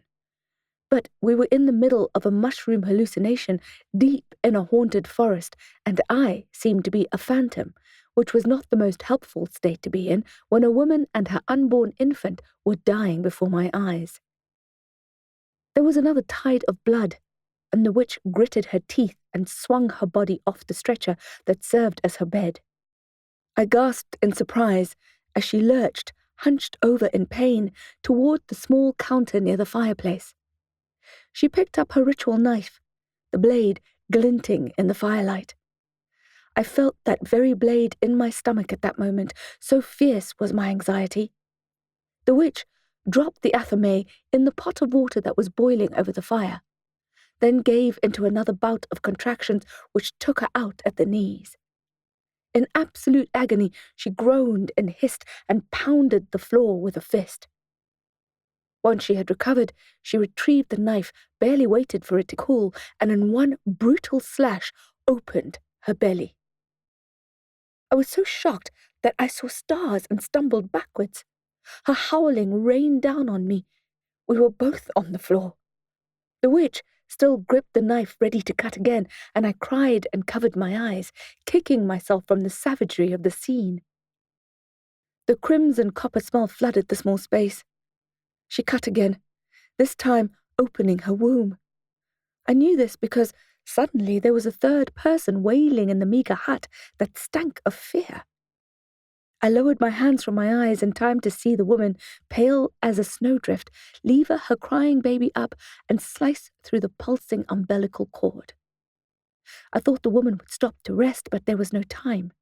Instead, she put the baby into the nest of fallen bedclothes on the floor where she mewled and kicked, while the witch crawled the short distance back toward the fire. There was a sewing kit waiting for her and some kind of dark potion in a bottle with a necklace. She reached up and took the fragment of mirror off the wall. Thoroughly traumatized, I waited in the corner for the witch to suture her wounds. Despite being in agony, she worked for what felt like hours, stopping only to sip the potion which smelt bitter. I guessed it was some kind of mixture or natural antibiotics or painkillers, perhaps infused with healing magic. How else would this woman survive? The newborn, painted head to toe in drying blood, wailed the whole time. Eventually, the final layer was stitched and the potion bottle was empty. With her last tatter of energy, the spent woman reached for her infant, put her at her breast, and lay back down on the hard floor. The baby, now hoarse, stopped wailing at the scent of her mother's breasts and finally found her comfort. She drank hungrily as her mother's body relaxed into a deep sleep. They lay curled up together, the color of fire, and there was no more screaming. Chapter 62. Holy Shiitake, Asha. I must have fallen asleep too, because when I opened my eyes again, the world, much to my relief, was in full color, and Merlin's bulging eyes were my sky. I could smell I was back in the forest, the lush green forest, not the scary piano-key woods of my dark hallucination. "Rourke?" Merlin was saying, shaking me. "Rourke, are you okay?" I blinked at him and nodded. My mouth seemed glued shut by the trauma I had witnessed. Tears spilled down into my hair, which was adorned with leaves and twigs. "For the love of all things fungi," he muttered, and held his phone up to his ear. "She's here. She's fine, I think. I'll send you my location pin." He inspected my hands and tut-tutted, taking hand sanitizer out of his backpack and dousing my palms with it, rubbing the purple stain away with a wad of tissues. "Papa Smurf," I eventually choked out, more hot tears. "Holy shiitake, Rocky," said Merlin, shaking his head and looking more avuncular than ever. "You really gave us a scare." He pulled me up into a sitting position where I rested my hands and face on my bent knees. "I'm sorry," I replied. "I don't know what happened. I found the Goliath." Merlin's shoulders relaxed and he laughed. "I gathered that."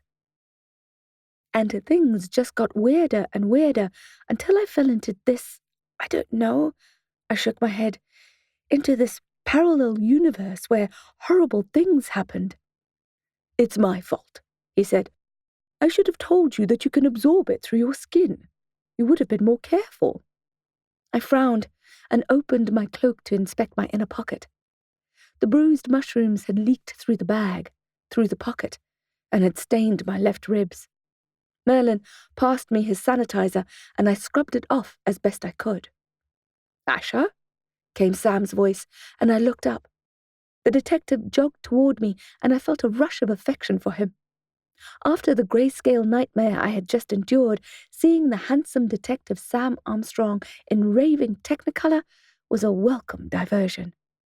Forehead creased with concern, he scooped me up into a hug. "We were so worried about you. We were so worried." "Sorry," I said, melting into his embrace, which I found so strong and so comforting. "I would say you should never do that to me again," he said, "but who am I trying to fool?" Merlin passed me his water bottle. I had a long drink and thanked him. "Are you okay to walk?" "Yes," I replied. They both helped me up, and I took a few steps. My knees were wobbly, but I could walk. We started back to where we had parked. My mind seemed as unsteady as my legs. Sam prodded gently. "You want to tell us what happened?" From the moment the forest darkened and the armillaria started glowing, things had gotten super freaky, super fast. I shook my head. I don't know what happened. Just short of an hour later, we reached the cars. "Can I take you guys out for a late lunch?" asked Armstrong. "By the look of you, you could do with a hearty meal and a beer, and then a long nap." "I am ravenous," said Merlin, looking at his watch. "I'd love to join you, but I have a colleague waiting for me at my lab." I thought of the comatose kids and could only hope that I wouldn't be too late. It felt like centuries had passed since we'd had our falling out. Brain still foggy, I imagined the children had grown into teenagers in their sleep. I shook my head to clear it. "I need to get to the Delports." Sam shrugged. "No rest for the wicked, then. How can I help?" Merlin squeezed my arm in farewell. 5 grams of bruised Goliath should do it. Start with that. You can always take more if you need to, but you can't take less. He winked at me from behind his round specs. As the cool kids say nowadays, "You got this." I put on a brave face and waved goodbye, but I was terrified of going near the potent mushroom again. As it was, I hadn't fully recovered. I watched as Papa Smurf climbed into his vintage VW Beetle and set off along the narrow road. When I turned back to Sam, I saw he had been gazing at my face. He whistled and shook his head. "I don't know what happened to you in there." He gestured behind us with his thumb. "But I can see it really has you spooked. And I know that Asha Rook doesn't spook easily." I nodded and tried to swallow the lump that had suddenly congealed in my throat. I knew that what I had just experienced was just the tip of the iceberg. Tonight's battle would be the real torment. Chapter 63. Smug Omen. Asha. The car engine roared. Armstrong looked at me. "Where to?" "Goblin City, please," I replied. He laughed, and I loved seeing the light in his eyes. "I'm not kidding," I said. "We need to get to Nil Salty Snap." "You're saying there is really a place called Goblin City?" "I'll direct you." He stopped smiling and nodded. "Right, roger that," he said, and accelerated onto the road in the direction of the old amusement park. The cabin was redolent with the herbs and weeds I had foraged. When I glanced back, I saw the harvest basket on the back seat, securely strapped in with a seatbelt, which made me like Sam even more. I was quiet on the drive, and Sam let me be. I needed time to process what had happened in the forest, including the episode with the annoying vampire. "I'm here to warn you. He's not who you think he is." I got irritated just thinking about him. His handsome face and incredible eyes and smug address. Fancy a vampire warning me about someone, as if vampires weren't the most selfish bloody psychopaths in the realm. And yet, I found that I couldn't completely scrub him from my mind. Something in my intuition, however piqued, was holding on to that smug omen. I looked out of the window, glad to be leaving the forest behind. Not that it was the forest's fault. The wild had given me what I had asked for, and more. I just hadn't figured out yet what it all meant. I could feel green magic in my veins much more than usual, and understood that I had soaked up a great deal of it from the trees. I made a note that I should visit a wild place before every big battle to fully charge my natural power. Usually, I'd practice some martial arts and defense spells in my garden, but I could feel that this was far more potent. Salty hadn't been answering my messages, so I had no choice but to go and look for her. I didn't like visiting Goblin City much. I was certain that one of those decrepit amusement rides would malfunction at any time and kill innocent bystanders. That rocking ship would crush at least 100 greasy goblins if it came untethered, and the ancient cup and saucer ride was a disaster waiting to happen. But it was the enduring roller coaster that freaked me out the most. Despite the ride's tragic history, those goblins ran that rusty ride all day, every day, come rain or shine. For some reason, the novelty never seemed to wear off, despite the paint having done so years before. We walked in, more than head and shoulders taller than the tallest slimy residents. Armstrong in particular looked like a giant, reminding me of the story Gulliver's Travels. "They should offer helmets," said Armstrong, looking rather alarmed at the death traps whizzing by us with shrieking goblins belted inside. "And life insurance," I replied. In addition to the dangerous rides, Heart Attack City seemed to exclusively sell junk food.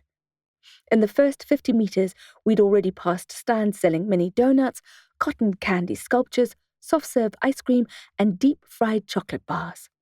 Unlike elves, goblins didn't care about longevity. They were all about living the life. Sam couldn't believe what he was seeing. He gestured around and just asked, "How?" I lifted my chin at the old roller coaster in the distance. "Remember when we were teens and were told about the horrific roller coaster accident?" Sam narrowed his eyes, searching his memory. "Yes." "And then people either boycotted Ghost City or were too afraid to visit again?" Ghost City. It's coming back to me. The untouched humans had to shut it down, but no one would buy the land, saying it was cursed, mostly because the goblins played tricks on any visitors, so it was just left to rot for a few years, while a few cheeky goblins began setting up shop. When Gobcom... Sam chuckled. "Gobcom?" "The realm's Goblin Committee. When the committee finally bought it for peanuts, it became the perfect place for them to stay. The goblin race went from being spread out all over the province to having their own playground on the outskirts of the city. The child-friendly restaurants, toddler-sized bathrooms, and kiddie rides were all ideal for a species their size. The fair-themed snacks were perfect for their sweet tooth. The tragic history of the roller coaster accident and subsequent urban legends suited them too, because it meant humans stayed out of their territory. We got the usual frowns from the milling crowd. Goblins are naturally suspicious and don't like to share. They clutched their hot dogs closer when they saw us and covered their boxes of oversalted rainbow popcorn, convinced we wouldn't hesitate to help ourselves. It would be great if they could also keep their saliva to themselves, I thought, as our old granny goblin spat in our path. "Don't take it personally," I said to Sam, who had stopped in his tracks, clearly wondering what he had done to offend the old bag. "They just spit a lot. Probably how they got their name in the first place." "I have a lot to learn," he said, dodging a young female goblin who fluttered her huge false eyelashes at him. She was dressed in racy 50s get-up and selling herbal cigarettes and dubious brownies from a tray hanging from her neck. She wore red lipstick, which really made quite a statement, seeing that goblin lips were ample to begin with. When I looked for a second longer than was polite, she flashed her dirty needle teeth at me in a vicious smile. I noticed she was wearing a black strap around her upper arm. She was in mourning. "Maybe we should get some donuts," whispered Sam. "It might help us blend in." I laughed. I wouldn't eat anything available here. Let's just say their health and sanitary protocols leave much to be desired. "Point taken," said the detective, perhaps remembering the pocket granny's gob of phlegm. I knew that Nilv had been promoted, but I wasn't sure where she would be in Goblin City, if she were there at all. I hadn't known the goblin long, but she had mentioned she was aiming for a managerial position, which I think suited her. Say what you like about bossy goblins, it was darn handy to have one on your side. But ultimately, Salty's talents were wasted at Goblin City. Nilv Salty Snap was the best portaler in the realm and should be doing more important work, perhaps for the council, instead of selling tickets to what might be your final destination. Not that I was complaining. Her availability to help me was the only way I could imagine traversing the unearthly terrain of the Delport haunting. My plan was to take a strong dose of the Goliath mushroom and ask Salty to portal me to the spirit realm. That way, I reasoned, I'd definitely get to talk to Henry and his crowd and be able to sort out whatever was keeping them yoked to the house. We checked the Waffle House, the Hobgob, and the Percolator. The coffee shops looked emptier than usual. Sam looked longingly at the hissing coffee machine at the back, but I shook my head at him. "How bad could the coffee be?" he asked. "You don't want to know," I replied. Goblin coffee was sour and disgusting, and filled you with a kind of existential dread that travelled deep into your bones. 3 sips were usually enough to sap your will to live, or at the very least, give you a 24-hour stomach bug that gets you calling for help on the big white telephone. A gum-chewing, bubble-snapping waitress sidled up to Armstrong and battered her eyelashes at him. She was wearing a uniform replete with apron, filter coffee jug, and a pencil tucked behind her pointy ear. She looked like a gremlin playing dress-up. When Sam glanced at her, she smiled up at him with all her tooth-pins. I gave him an amused look. He seemed to be extremely popular with the ladies around here. In fact, glancing around, it was clear that the waitress wasn't the only one who looked like she wanted to eat the detective for lunch. "Ahem," I said, looking away and fixing my hair. "Oh," he said. "Right." He looked at the waitress. "Excuse me, would you by any chance know where Salty is?" The waitress's smile faded. "Ahem," I muttered again, clearing my throat. Sam took a while to click, but then his hand dove into his pocket and he pulled out his wallet. He offered the waitress a pretty blue note, which disappeared so fast into her apron pocket that it seemed like magic. The keen smile was back. She gave her gum a few good open-mouthed chews, and then said, "Sorry, cowboy, Nilv Salty Snap is dead." Chapter 64. Picnic on Grandma's Grave. Asha. I wouldn't have been more shocked if the waitress had pulled a taser out of her apron and zapped me with it. What? She sneered at me, clearly regarding me as competition for her new love interest. "It's true." "It's not," I replied. "Why are you lying?" My mind sprinted through possible scenarios. Did she ask you to lie for her? "She's being buried today," said the gremlin. "It's the truth." "I don't believe you." She shrugged. "I don't care." She gave Sam one last come-hither look and turned to go back to work. I grabbed her oily arm, only noticing then that she was also wearing a black ribbon around it, and the amusement park did seem quieter than usual. "Where?" I asked. "Where is she going to be buried?" "At the Goblin City Cemetery," she replied, blowing a bubble and popping it with a loud snap. "Where else?" "It can't be true," I said to Sam as we headed to the north of the amusement park. "I just don't believe it." "Why would the waitress lie?"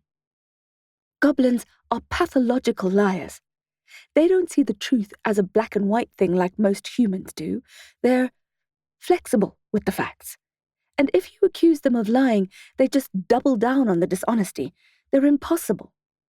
Sam didn't reply. There's an old joke. How do you know a goblin is lying? His lips are moving. The detective was still quiet. I could tell he was still thinking. We strode past the bumper cars, the ball pit, and the big top of the Chaos Carnival. Maybe the waitress wasn't being devious, I said. Maybe Nilv wants people to think she's dead for reasons. Like? I don't know. It's a treacherous community. Maybe she owed someone money. Maybe she made someone important angry. Maybe there's a goblin protection program, he said. Yearning lit a flame in my chest. I know you're joking, but it could be true. There is a dark underbelly to the realm that, well, let's just say that maybe she saw something she shouldn't have. Knowing Nilv, that's a possibility. But that flare of hope soon fizzled out. We slowed as we approached the graveyard, my feet growing heavier with each step. There was a somber crowd gathered there, and none of it looked like it was staged. The Goblin City Cemetery began as a makeshift graveyard in the north of the vast property, where the huge Ferris wheel turned. An unexpected consequence of burying dead goblins happened to be that a luscious lawn of wild grass sprang up below the famous ride. This became the best park in the whole of Goblin City, or rather, the only park. Goblins, it turned out, didn't mind a little macabre in their own lives. And who could blame them? The rest of the fairground was sandy and littered with paper napkins, ice cream wrappers, soda cans, and ketchup-stained chip packets. There was no nature here, apart from a few old trees planted when the amusement park was first built. Gobcom's responsibilities did not extend to landscape design or garden maintenance. So, if any goblin wanted to take their date to a park, or goblin parents wanted their little slime balls to play on the grass, the only destination was the green-carpeted goblin graveyard. Why not have a picnic on Grandma's grave? If she was sweet to you, you could bring her flowers and reminisce about the cupcakes you used to bake together. If she was a toxic, twisted thing, you could dance on her grave. It may seem especially odd to untouched humans, but it did seem to me like a more natural way to deal with the idea of the dead. I always thought of it quite healthy to be reminded of death, because it reminded us of the value of life. Reading the tombstones put mundane challenges into perspective, and the bright green grass served as a reminder that we are nature, and we're just passing through. But there were no picnics under the Ferris wheel that day. Just a cosmopolitan mix of humans, goblins, and orcs. All wore black arm ribbons and red-rimmed eyes. I was still in denial, certain there'd been a mistake. It was another goblin's funeral. There had been a mix-up, broken telephone, misidentification. Yes, that was it. I was gate-crashing a random goblin's funeral, as one does. But when I got close enough to see faces, some stony, some swollen and filled with pain, I recognized them as Salty's friends. Jacqueline Denner-Knight stood beside her handsome partner. Isadora Crow was beside them, holding her chameleon-coated cat. A pair of young twins with haunted faces, a boy and girl with wizard blood. A hooded woman with quinine eyes stood a little away from the gathering. And then, impossible to miss, was the orc godmother, Shagar Sugar Cargol, dressed to the nines and flanked by her bodyguards and dozens of shuddering goblins. The ceremony came to a close, and the friends began touching hands and hugging. I waited for them to leave, the reality of Nilv's death sinking in with every person who waved goodbye. One by one they left, until it was just Jax standing there. Torn between not wanting to disturb her and needing to know what happened, I approached slowly, my throat constricted. Sam stayed back. "Jacqueline?" I murmured.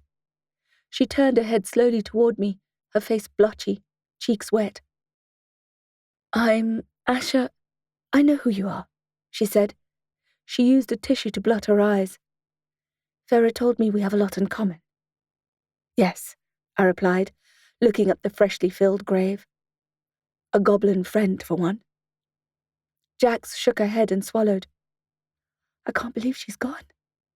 More tears streamed down the wizard's face, and she closed her eyes and sniffed. "I'm so sorry," I said. I didn't know her for as long as you did, but she was the best damn goblin I'd ever met. She helped me on my previous case. I'd never have pulled it off if it weren't for her." Jax cried harder. "I'm sorry," I said. "I'm making it worse. I just wanted to offer my condolences and—" "It was my fault," Jax muttered. "What?" "I'm sure that's not true." "It is. Salty was helping me." "On a case?" I asked. She shook her head. "I'm not allowed to take cases at the moment. Madame Copperfield's orders." "I've heard so," I replied. "Captain Morgan called me," she said. "Asked me to help you guys with the missing daughters case. Said there may be vampires involved." "Yes," I said. "That was my idea. Sorry, I didn't realize you were—" I automatically glanced down at her swollen stomach. "I didn't realize you were expecting until I saw you disarm Malachi at the cog last night." "I'm not supposed to be working, but it's difficult to stay out of trouble," she said with a rueful smile. "Salty was helping me find Gizmo, my ferret." And here I thought I was eccentric with my cats and chickens. "Did you find him? Your ferret?" The wizard shook her head, and her face crumpled. She put a trembling hand to her forehead while she wept. Jacqueline was all but a stranger to me, but I couldn't let her stand there and cry on her own. I moved closer and put my arms around her. I expected her to stiffen, but to my surprise, she gave in and wept into my shoulder while I hugged her. Her heartache leaked into me and my body contracted in grief. The curtain of denial I had been clinging to fell, and I knew then that Salty was really dead, and joined in the crying. "I'm so sorry," I said. "I'm so sorry." Since Jacqueline Dead Knight had saved the realm, I couldn't help but idolize her, especially because we were from such similar backgrounds. She was a titan in my mind, untouchable. I felt like a puddle beside her.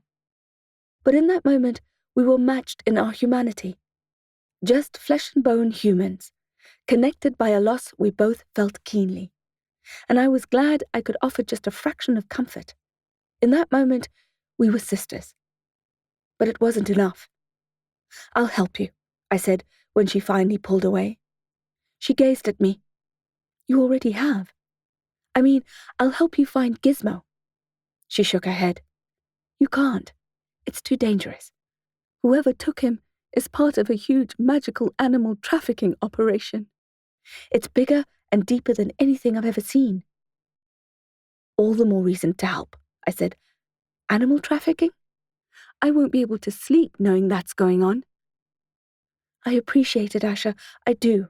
I haven't slept for weeks. But taking those guys on, it's a suicide mission."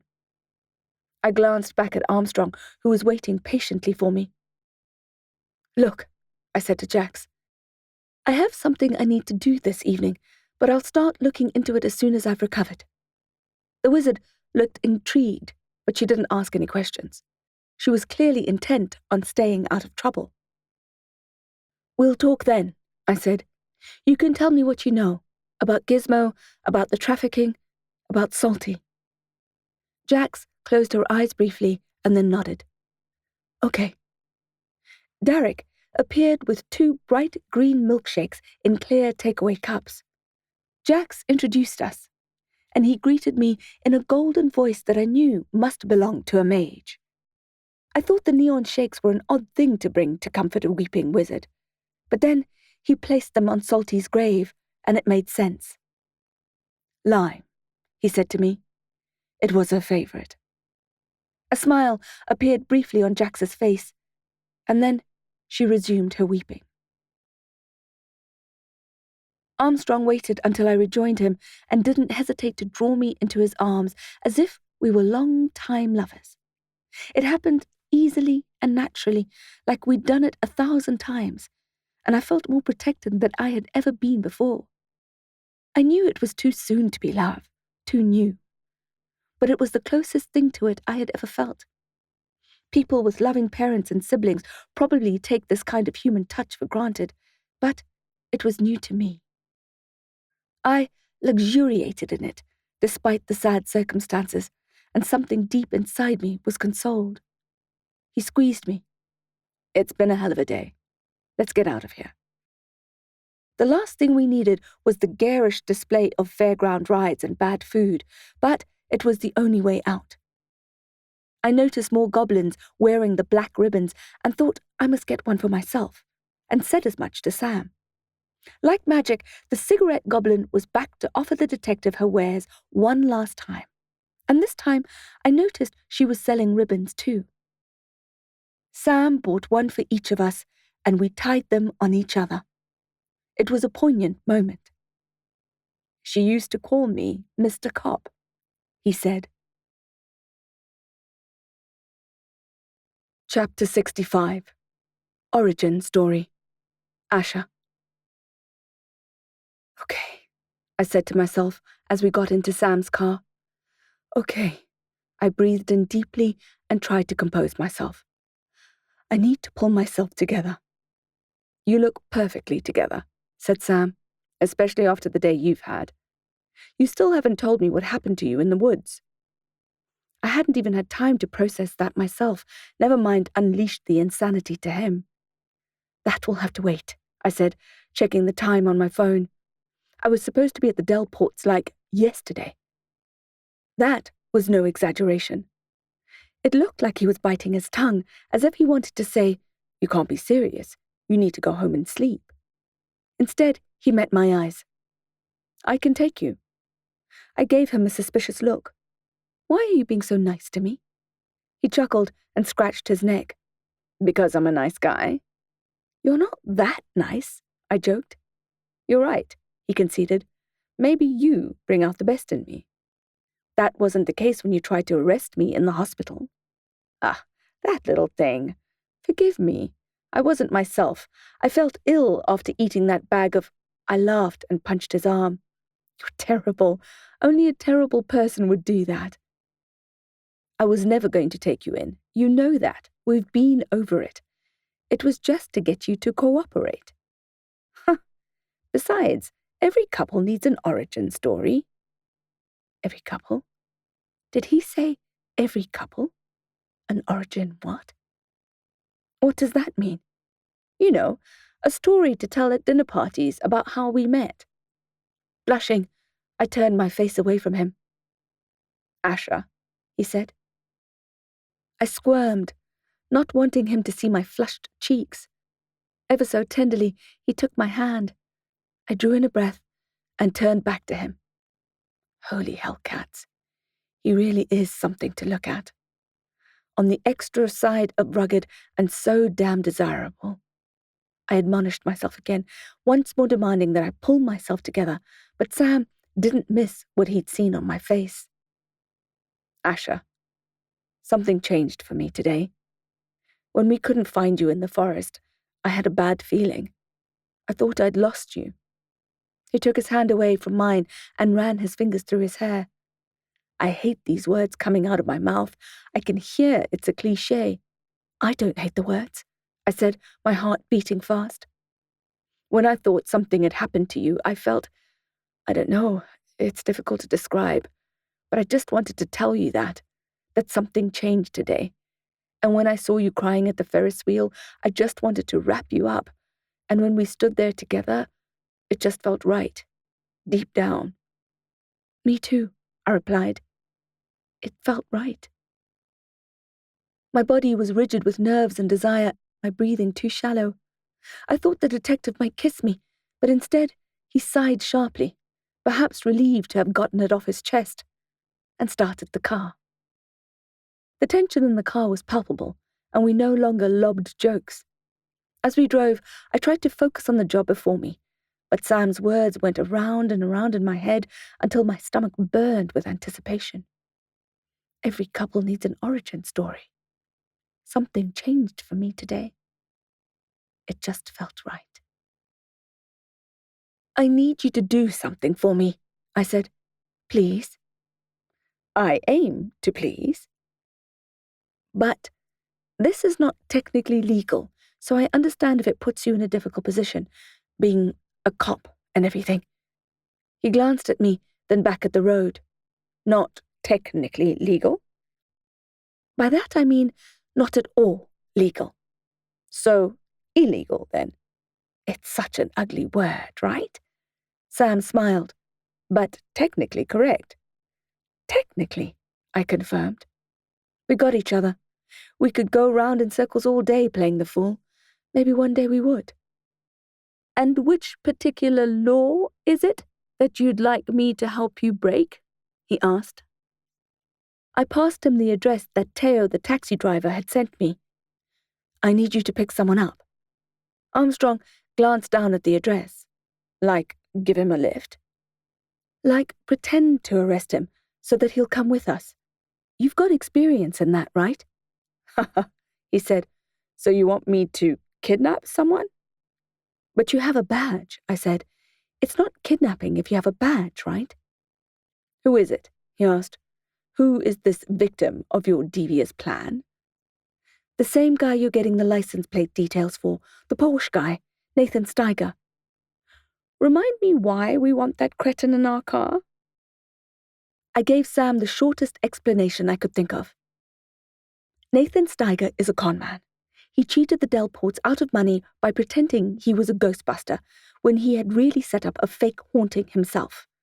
But then it turned out the house was really haunted, and now the family is basically trapped there, and the kids are in this weird supernatural coma. The ghosts told me. The ghosts told you? Yes, I said.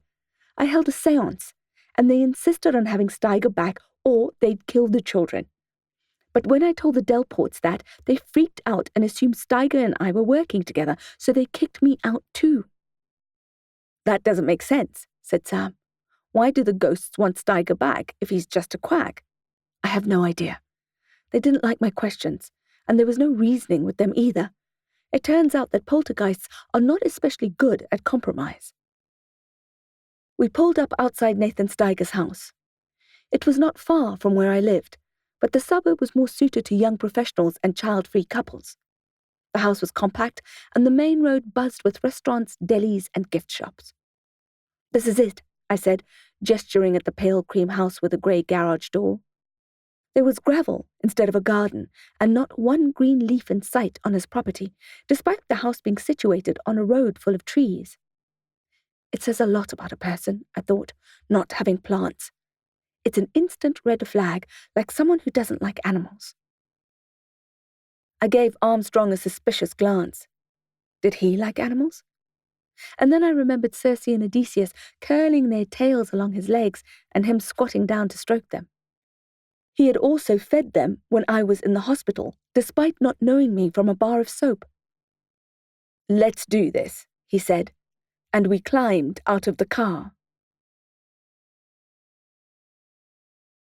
Chapter 66. The Cop and the Killer. Asha.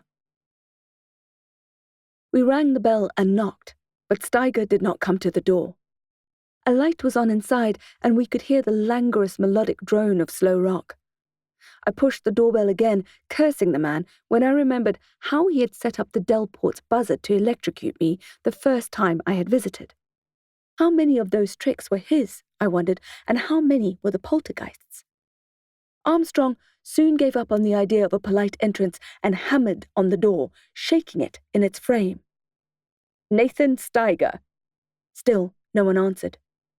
The detective readied himself to charge the door with his shoulder, but I stopped him, showing him my wand. I focused on the door handle, narrowing my eyes and my attention until I saw nothing else but its jamb. I imagined a blowtorch softening the metal. Ignem exquiris, I muttered, and a ferocious heat streamed from the tip of my wand and found the jamb, melting it in its place and allowing us to enter Steiger's house, leaving a faint scent of burning wood in the air. Sam raised his eyebrows at me. He seemed half impressed and half disapproving. It occurred to me that he didn't know anything about me.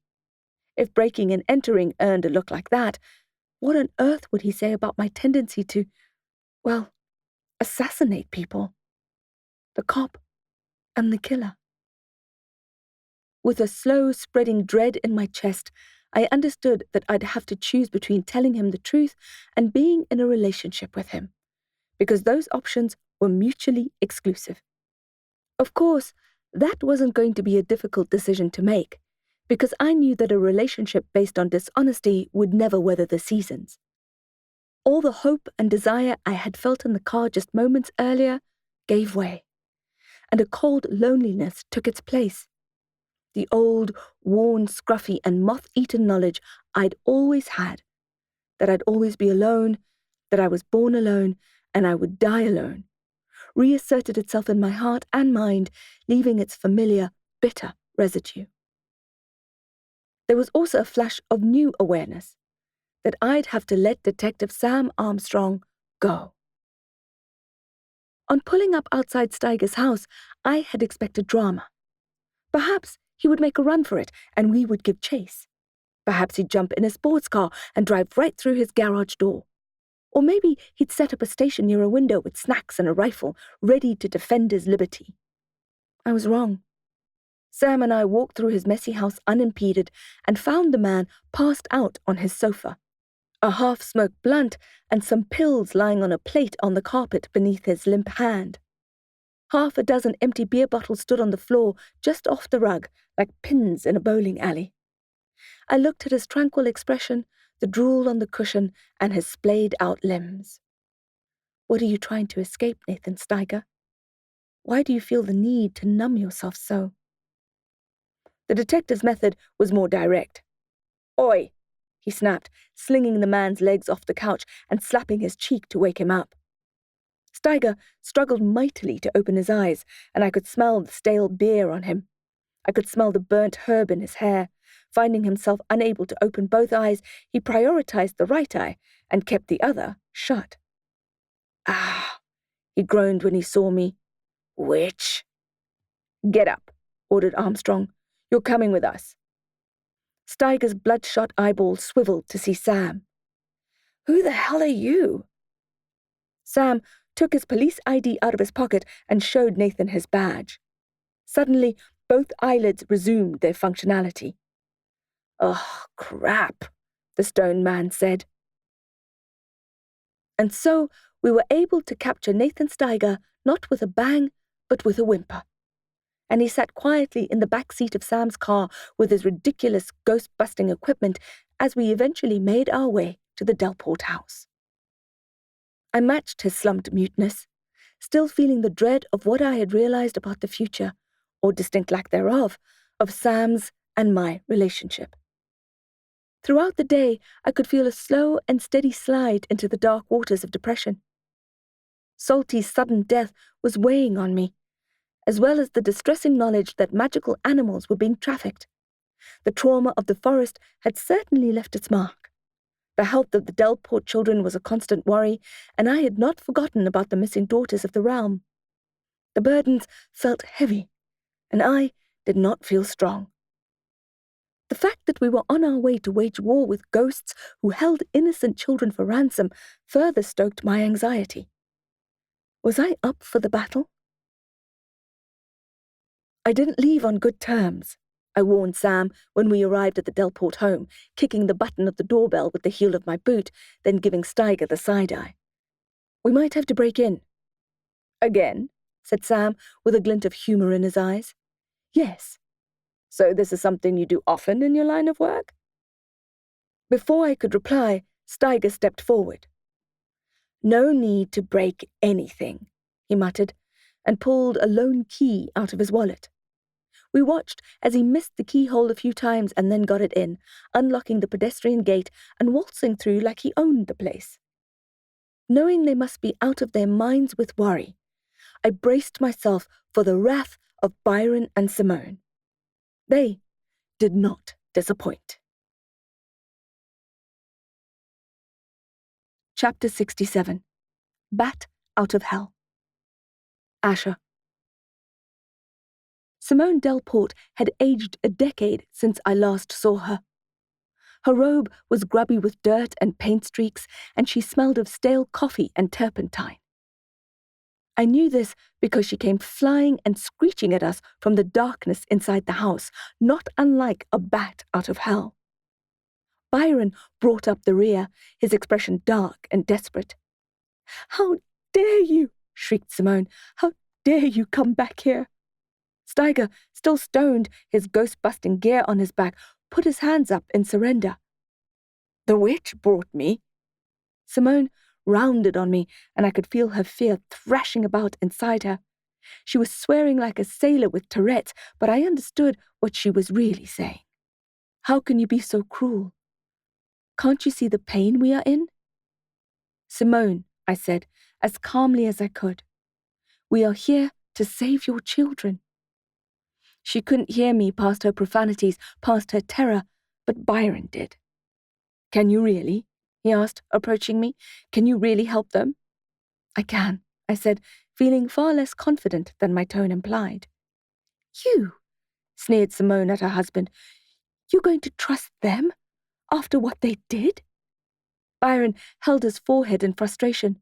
"What choice do we have?" Simone's face screwed up, and I wasn't sure if she was about to spit at us or cry. "No," she moaned, shaking her head. "I won't let them." "Simone," Byron yelled, taking his wife by her upper arms. "They're not waking up. Our children are not waking up. We are losing them. What choice do we have?" The novel violence in his voice did something to Simone. She looked at her husband and her knees buckled. Byron caught her. It was her body's way of surrendering when she had no more energy to fight. Byron hoisted her up and walked toward the front door, stopping only to look over his shoulder and say, "Please, come inside." Sam flashed his eyes at me as if to say, "This is interesting." I tilted my head in agreement. Steiger was coming out of his stupor and looking rather on edge. I motioned for him to go inside, and he obeyed. Byron wrapped Simone tightly in a blanket and settled her on a comfortable chair, patting her hands to reassure her. He flicked the kettle on and took some mugs from the draining board. Without waiting for the water to boil, he poured whiskey into his mug and took a fortifying sip. "Forgive her," he said. "Forgive us. We're out of our minds with worry." "Only if you forgive us for not helping you sooner," I said, and then kicked Steiger's ankle. He gave me a hurt expression, and then I kicked him again. "Oh," he said, "and forgive me, please." "And?" I demanded. "And," he said, trying to read my expression, "and I will return the money you paid me." I kicked him a third time. "I mean, I will return the money I stole." I nodded at him. Good. It was a start. "To be clear," I said to the Delports, "Nathan Steiger and I have never worked together in any way, but we will today, because that is what the house has demanded." Sam gave up on anyone introducing him. "I'm Sam Armstrong," he said. "I don't know anything about paranormal activity, but I'm here to help however I can." His introduction sounded like he was at an AA meeting, which I found endearing. "Armstrong is a cop," I told Byron. I felt a microbolt of pain in my chest. Mr. Cop. I still couldn't believe the goblin was gone. This had been the longest day ever. "How do we start?" asked Byron. "Can I see the children?" His Adam's apple bobbed, then he downed the rest of his drink. "Of course." He led us upstairs to the main bedroom where Cameron, Scott, and Tristan lay, deathly pale and unconscious, on the king-sized bed. I wondered offhand where Byron and Simone had been sleeping, and then realized they probably hadn't been sleeping at all. "We're losing them," Byron said, echoing what he had said outside moments earlier. "They're getting paler and stiller all the time. They're fading." I walked around the bed and took Tristan's hand. The little girl's usually pink cheeks had sunk down and her skin was bleached of all color. Her small hand was as cold and limp as a fresh corpse's, making me flinch and tumble into terror. My eyesight blurred and my whole body shuddered, and Sam put his hand on my shoulder to bring me back to the present. I tucked the 4-year-old's hand under the comforter and made sure the other children were as warm as possible. Acting like that would make a difference to their soul's survival. "Catnip's gone too," said Byron. "I hope she comes back." Nathan Steiger stood in the corner of the room. I hadn't heard him enter. He appeared totally sober now and horrified at the condition of the Delport children. "What happened?" he asked. "The house took them," I replied. "It demanded to see you, and when we didn't oblige, it took the children's souls for ransom." Steiger looked perplexed. "And I'm the ransom?" "It appears so," I replied. "I was just as puzzled as you are now." He shook his head.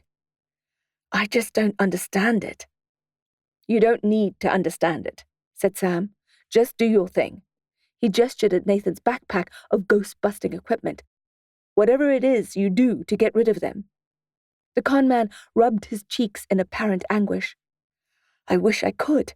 Believe me, I'd do it in a second if I could." "What do you mean?" asked Sam. "Just get your equipment out and do whatever it is you usually do." Nathan slumped his shoulders, then released the backpack, which collapsed onto the floor, spilling some of the contents, which he looked at in dismay. "It's all rubbish, isn't it? I picked it all up online, knowing it was useless." "But there must be something there," I insisted. "You must have something or know something, or why would the house demand to have you here?" He shrugged, sparking my temper. "What are you not telling us?" I demanded, taking a step toward him, anger wiring my jaw shut. But then an almost inaudible sound came from the bed. Forgetting Steiger, I darted over to the children, but as they say, hope is a cruel mistress. The sound had come from Scott, the 6-year-old in the middle who was not waking up, but had instead stopped breathing. Chapter 68. Secret Trapdoor. Asha. "Scott!" I yelled. "Scott, wake up!" When Byron realized what was happening, he yelled too. "Scott?" The boy's chest was still. "Get him off the bed," ordered Sam. "Lay him on the floor." I grabbed for the boy, but Byron took over and whipped his son off the mattress, placing him on the wooden floor, where Sam began pumping his chest, stopping only to inflate his lungs. "Scott!" yelled Byron again, helpless and reeling in desperation, his voice cracked. "Wake up!"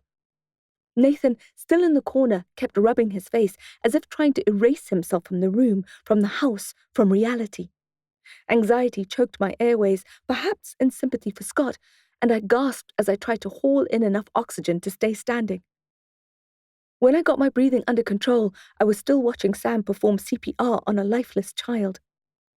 I came to 2 horrifying conclusions. One, that it was just a matter of time before the same thing happened to Cameron and Tristan, and 2, that no amount of CPR would bring them back to life. Until I had satisfied the house's craving, whatever that was, the children's souls would be ensnared by this diabolical house. "Steiger," I yelled, "we need to do it now." Steiger looked terrified. "I don't know what to do. I don't know anything about the paranormal. It was an act." I gritted my teeth and marched up to him. "You know something.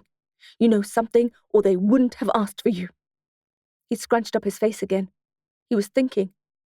As if we had time to stand around and think. I looked back and saw that Armstrong was continuing the CPR, slow and steady. I was so tense I thought I might crack a tooth. When I turned back to Nathan, he muttered something. "What?" I demanded. "The guest bedroom," he said, blinking nervously. "That's where Simone saw Henry, right?" "So?" Without answering me, he ran out of the bathroom. I followed, barely a breath between us. We barreled down the stairs from the main bedroom, across the house, and up the stairs to the guest bedroom, where Scott had tried to jump from the window. Henry had said during the séance, "Climb the stairs." I hadn't known what it meant. Nathan Steiger looked around with frantic eyes. "What are you looking for?" "A key," he said. I looked at him bewildered. Scott was literally dying, and this maniac was looking for a key? "Not an actual key," he said, scooping his hair away from his eyes. "I thought it was an actual key before, and that's why I couldn't find it. But now I realize you're not making any sense. The key I'm looking for is a magical object to open the enchantment, keeping the secret trapdoor locked. There was a secret trapdoor? I couldn't help thinking of Salty. She'd know exactly how to unlock the door. Will you help me look instead of just standing there? A magical object, I said to myself, but my brain didn't seem to be working very well. I couldn't help seeing Scott's limp body. It'll be something they inherited with the house, something belonging to the previous owner. I know what it is, I said, sprinting over to the ensuite bathroom and grabbing the portrait of the old man off the wall, old Clara. It was the painting that Simone had complained about. She said it had a life of its own and kept rehanging itself, asserting its presence until she had just given up and let it be. Steiger looked at the small canvas and his face twitched. That's it. We ran down to Cameron's room where the family had complained about strange sounds coming from the closet, and catnip had uncharacteristically growled. Nathan flung open the cupboard doors and shoved the clothes lying at the bottom of the dark recess away. He pulled up the false floor there, revealing the trapdoor. You knew it was here, I accused. That's why the ghosts wanted Steiger to open the trapdoor. He nodded. I've been trying to open it since the day they hired me. I never knew how until now. He put his hand out for the painting, and I hesitated. The man was far from trustworthy, but he was our only hope. I reached into my pocket and brought out the bag of bruised mushrooms. I gave him some and ate my portion. This will help us communicate with them, I said. He started to refuse, but I cut him off in my sternest voice.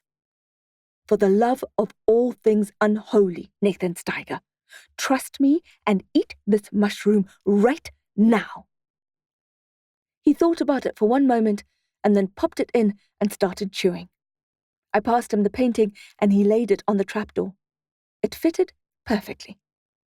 At first, nothing happened, so I assumed it was not the right key.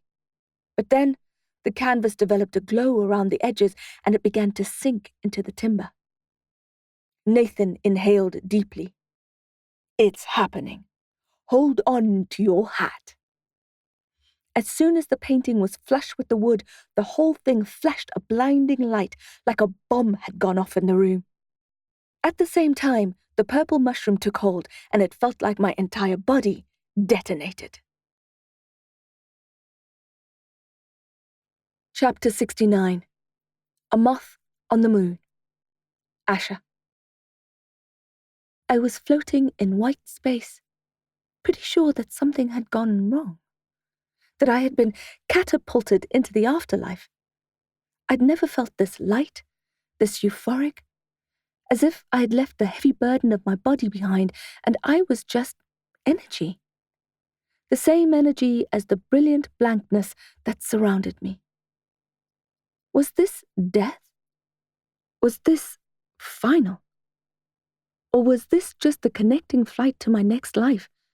Would I be reincarnated as a cat? One could always hope. I am not breathing. Of course I am not breathing. One needs a body to breathe into and lungs to inflate, a heart to oxygenate. I have none of these things. There were no worries here, no haunted houses, no dying children. I flitted and sank, enjoying my weightless self while I could. I was in my element, like a moth on the moon. A huge sense of relief, an impossible weight off my shoulders, left me with no problems, no regret, because nothing mattered anymore. Soleil had told me that once you have seen what death is like, you'll no longer be afraid of it. It's like coming home, she had said, into the impossibly loving and accepting embrace of the void, the wild, the goddess. It's beautiful and warm and is the ultimate bliss state. People think that death is the end, she had said to me, but they couldn't be more wrong. Death is only the beginning. I relaxed even more. The thoughts of the troubled people in my prosaic life faded into the bright light of this all-encompassing space. I didn't have to worry about them anymore. I didn't have to worry about anything anymore. Yes, I thought to myself.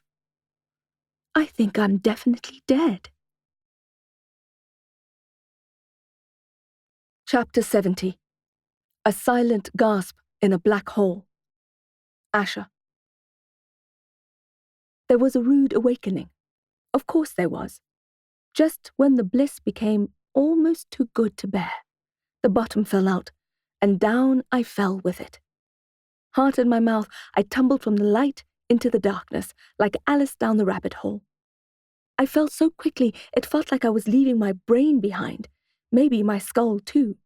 Maybe I'd left my whole skeleton because I couldn't feel anything holding me together. I thought I was screaming, but no sound came out. I was a silent gasp in a black hole. I'd had this feeling before, except last time I was in the ICU and there was a crash cart and a team of doctors to bring me back to life. I saw shooting stars. I was in the multicolored Milky Way. It was the open space outside the portal tunnels that I used to zip through with Salty. I always wondered how the unfortunate creatures on the other side of the transparent tube landed up there, sometimes staring in with their googly eyes, hands and mouths fastened on the glass like sucking fish. Were they victims of ineffective portal spells?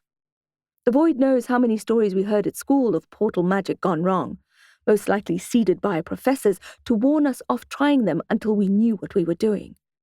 Teen magic is unpredictable enough without introducing pocket realms and portals. There was a pyrotechnic show of blue and pink shooting stars and the smell of sparklers fizzing at a birthday celebration. Okay, so I wasn't dead. I was traveling with a kind of unbounded chaotic portal magic I'd never experienced before. The Milky Way had a purple tinge, and I could guess why. I could still taste the Goliath in my mouth. I sped up, whizzing through the fireworks and air that tasted of ozone, faster and faster until I found it difficult to keep my eyes open or to breathe. The pressure arrived, slowly hugging my arms and legs, then my torso, until the hug turned into a crush, and it felt like I was in the hand of God and being squeezed by it, like a toddler who can't stand the cuteness of a new puppy. The pressure built and built until I thought I would pass out from a lack of oxygen. As my head began to loll, I was released from its grip, and immediately neon green pins and needles skewered my muscles as blood circulation returned. My eyeballs pulsed, something I hadn't even known was possible. Holy hecket, I thought, taking another long, deep breath. If this was the launch into the portal, I don't even want to know what the return trip would be like. I started slowing down, a sign I was almost there. I took a last look around. It had been a difficult journey, but it had been beautiful. I crash-landed. My whole body slammed into something hard and dark. I lay there, every limb in contact with the ground, until the physical shock subsided and I could haul myself up into a sitting position. I felt gingerly along my muscles and bones. My left arm and cheekbone had caught the worst of it, but as far as I knew, nothing was broken. All my teeth seemed to be in place. I prayed a short thank you to Bastet, goddess of protection, cats, and warfare, and hoped the latter wouldn't come into play. I heard a groan and spun round. Nathan Steiger. As much contempt I had for the man, it was good to see someone I knew. I helped him up. He rubbed his head and looked around. Where are we? You'd know better than I replied. He was the one who knew about the secret trapdoor. He was the one who had figured out the key. You're the witch, he said. I glared at him. You're the one who knows a lot more than he lets on. He looked away, avoiding eye contact, just like I knew he would. Steiger touched his lips. What was that mushroom you gave me? Armillaria Goliath purpura, I replied. That sounds like a magic spell. In a way it is. It's supposed to allow you to communicate with the spirit world. By entering the spirit realm? He said, eyes wide. And you thought that was a good idea? Why else would we be here? I asked.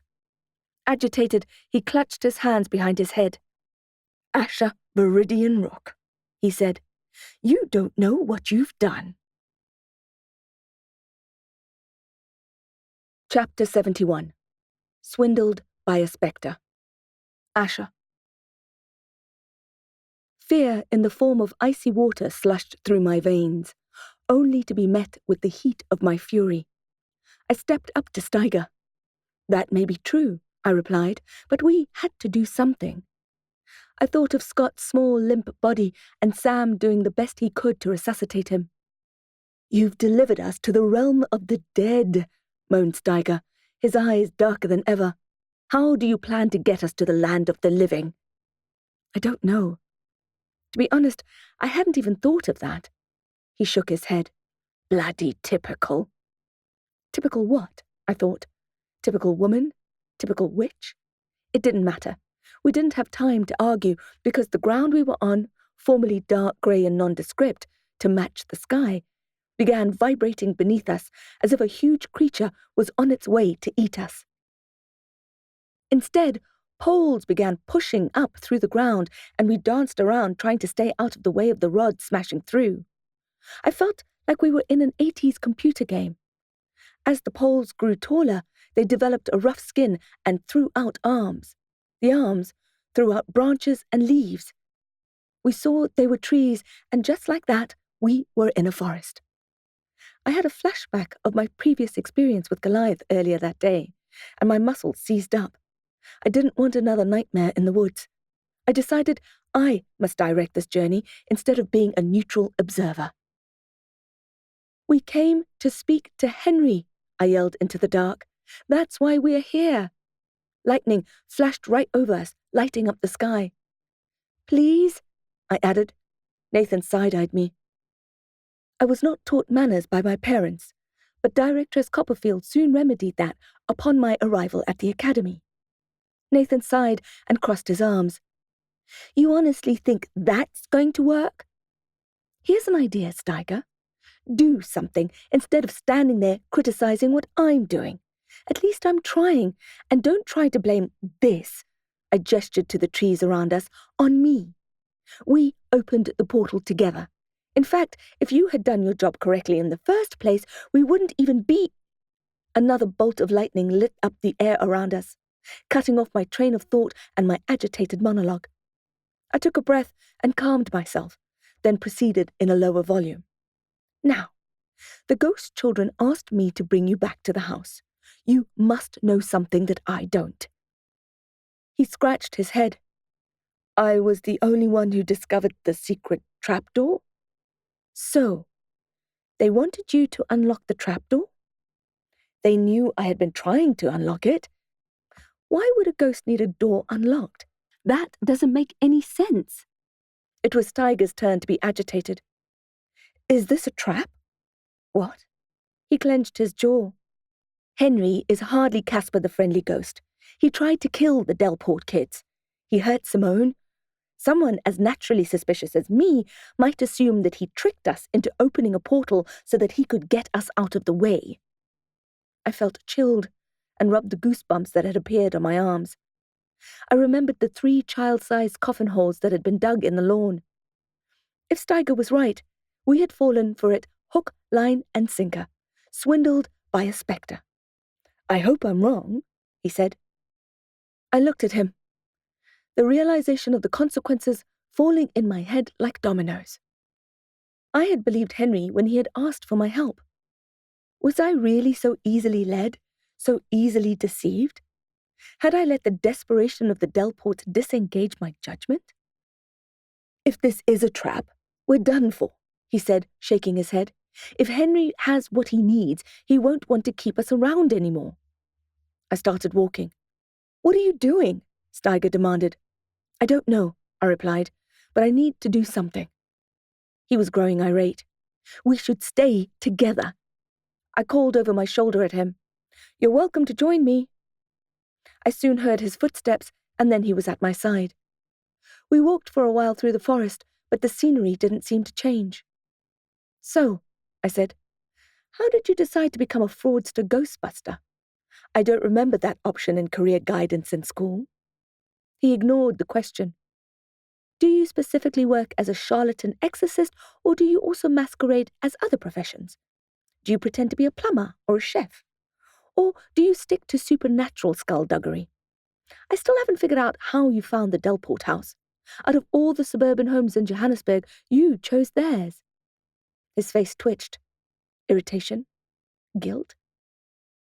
And how did you know about the secret trapdoor? Let's just keep focused on what we're here to do, he said. What's that? I asked. Stay alive until we can find a way back. The effects of the Goliath mushroom became more noticeable. The forest took on a dreamy look, and when I looked down at my hands and arms, they were lined with purple veins. Even my fingernails were tinged violet, suggesting the Coniunctico had travelled to every cell of my body.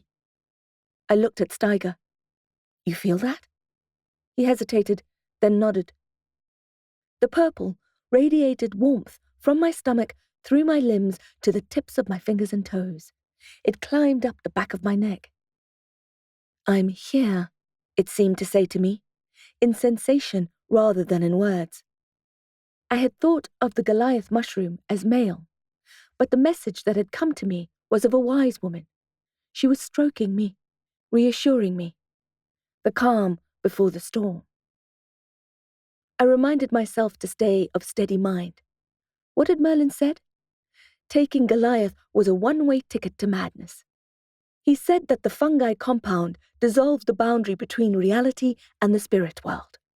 The layers and atoms of life were split open, wide, deep, and colourful, and exploded into a crazy cluster of every reality there is.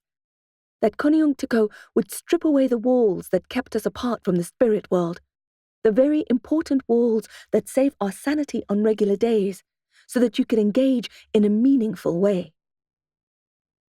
Henry, I called into the forest, I've done what you've asked. I brought Steiger. That's when things got weird. There was a loud bang and a cloudburst, which wouldn't have been too bad, except that the rain melted us as it fell. It dissolved our shapes as easily as hot water falling on butter. I stared in horror as Nathan watched me melt and then looked at his own body liquefying. He began to hyperventilate as his fingers melted off, followed by his arms. Soon, his eyes were gone, and his screaming mouth splashed to the ground. I fell down to the forest floor with him, nothing left of our bodies but puddles of colour on the black leaves. It was the oddest sensation. My nerves and cells still intact, still relaying information to my coffee stain of a brain. I didn't panic. Oh, I thought, this is what it feels like to be a spill.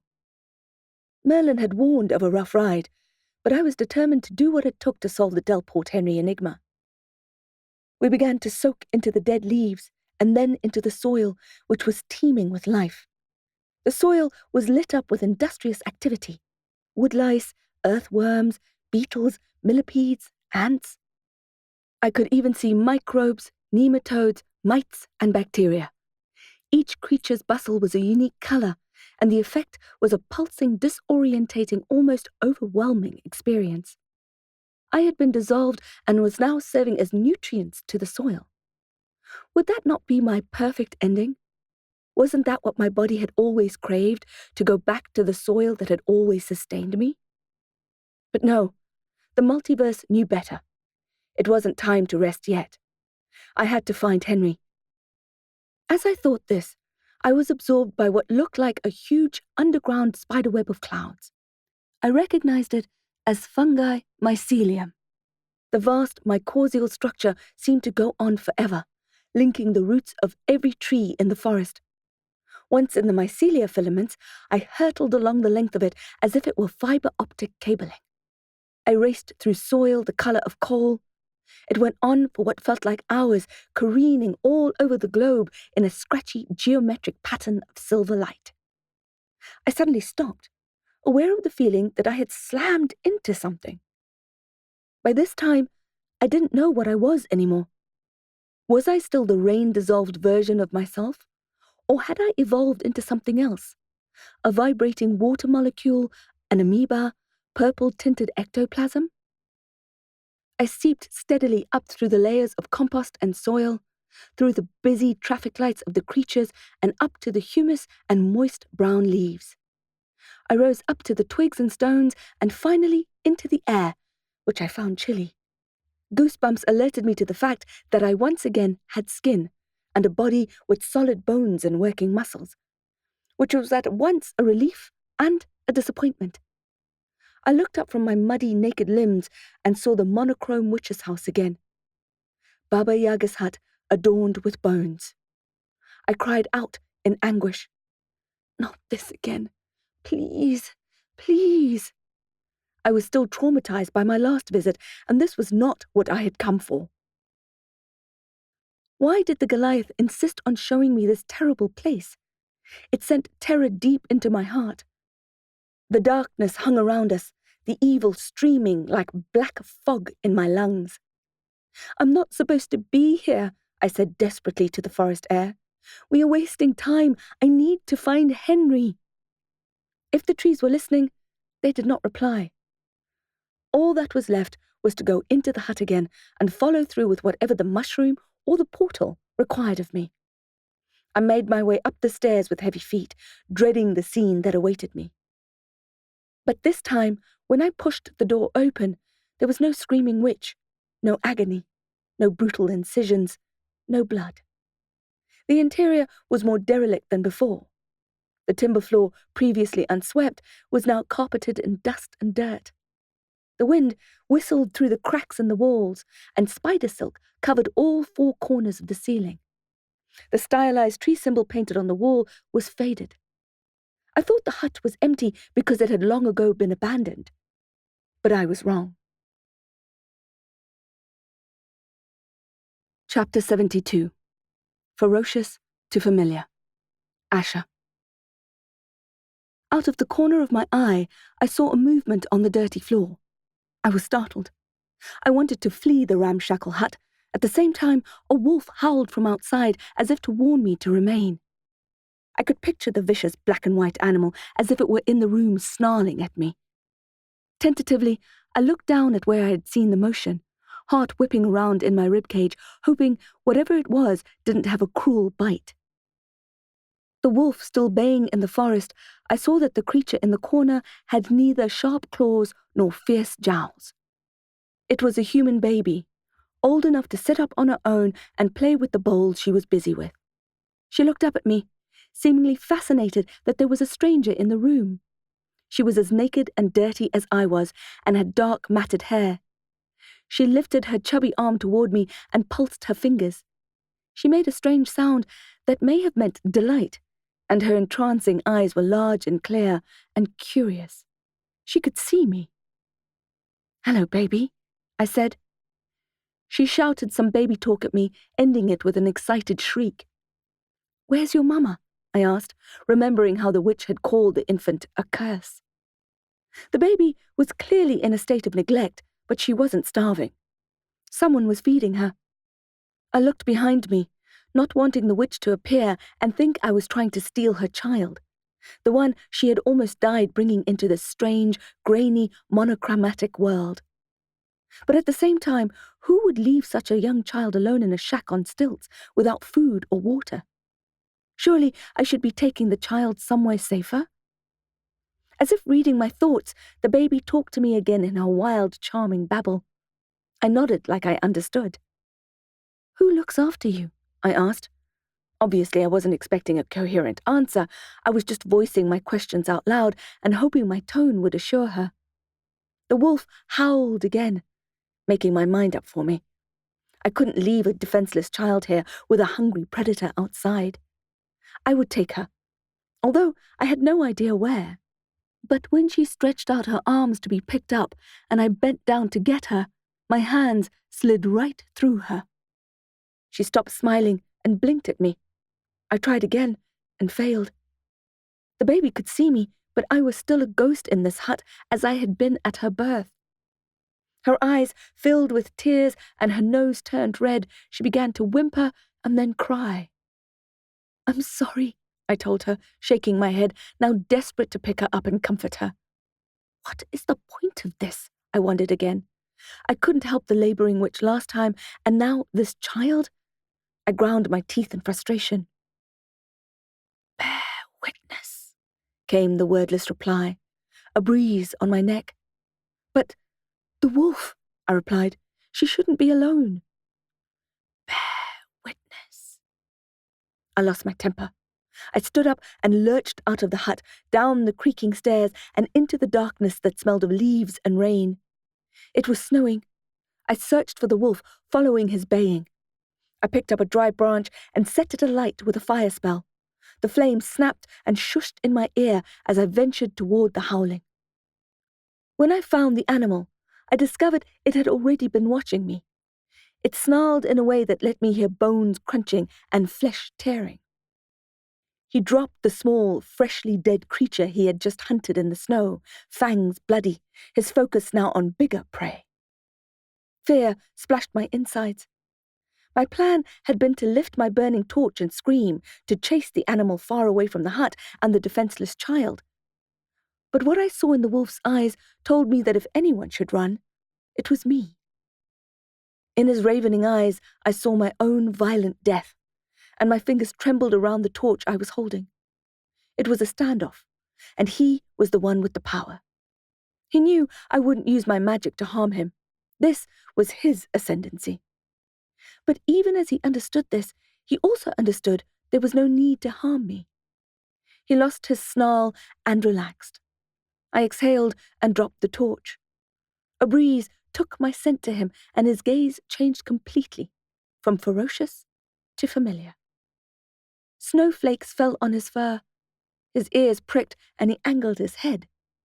He recognized me, and I recognized something in him. Was this the wolf from my childhood dreams? His eyes grew wide again, and his tail wagged. He took a tentative step toward me, the snow crunching beneath his paw, and I held my breath again, frozen, still aware of the hidden sharpness of his fangs. He came closer, sniffed the air again, and blinked as if he couldn't believe it was me. The wolf gave a sharp, happy bark and began to run toward me. I gasped as he kicked off, leaping in the air toward me like a homesick puppy, ready to land on my chest and lick my face. But I was not real in that snowy subrealm. He went straight through me. As his body passed through mine, it triggered something. When his paws entered my chest, it knocked my spirit out of that black and white world. Chapter 73. Polite Poltergeist. Asha. I gasped in the dark, hoping I was home, but I had not yet found Henry. My breathing sounded loud and close. I felt around me in the darkness and worked out that I was in a wooden box. When I tapped it, it made a dull sound, too dull, and I understood that I had been buried. I was not claustrophobic, but I did wonder how long my oxygen would last. Then I remembered I was already a ghost in this upside-down world. "Henry," I called. My voice was hoarse. "Where are you?" I couldn't understand why it was proving so difficult to locate the boy ghost. I was in the land of the dead. He had asked me to come, and I had brought Steiger as requested. Why had he not been there to greet me as a polite poltergeist surely should? Had it been a trap, as Steiger had asserted? A way to get us both out of the way so that the ghosts could keep terrorizing the Delports? I wasn't sure. It didn't feel right to me. But what did I know? I was a green witch ghost in a coffin in the spirit world who had just met the wolf from my childhood dreams. Things in my life were, if anything, unpredictable. The more immediate problem, of course, was to decide which spells would be the least dangerous way of escaping. As I began to plan how I would transcend the casket and the 7 feet of soil, I heard a scraping noise above me. It was rhythmic.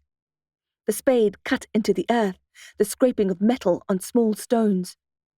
The moment of silence as the soil was tossed to the side. Cut, scrape, silence. Cut, scrape, silence. It got louder as the digger got closer. Sometimes it stopped and my heart would miss a beat. Had the digger given up? Had he found something better to do? Had he gone home for dinner? What if he got hit by a car on the way? But before I knew it, the melody was there again. Cut, scrape, silence. Until I knew the digger would keep working until I was free. I tried to rest, knowing that I would need all the energy I could muster to get through the next phase of the portal challenge. I wondered how long I had been in this sub-realm of the dead, this strange limbo where I had come to liberate Henry and the rest of the ghost children. I fantasized that it was Detective Sam Armstrong doing the digging, and when I was free, he'd pull me up into a warm, soil-scented, all-body embrace.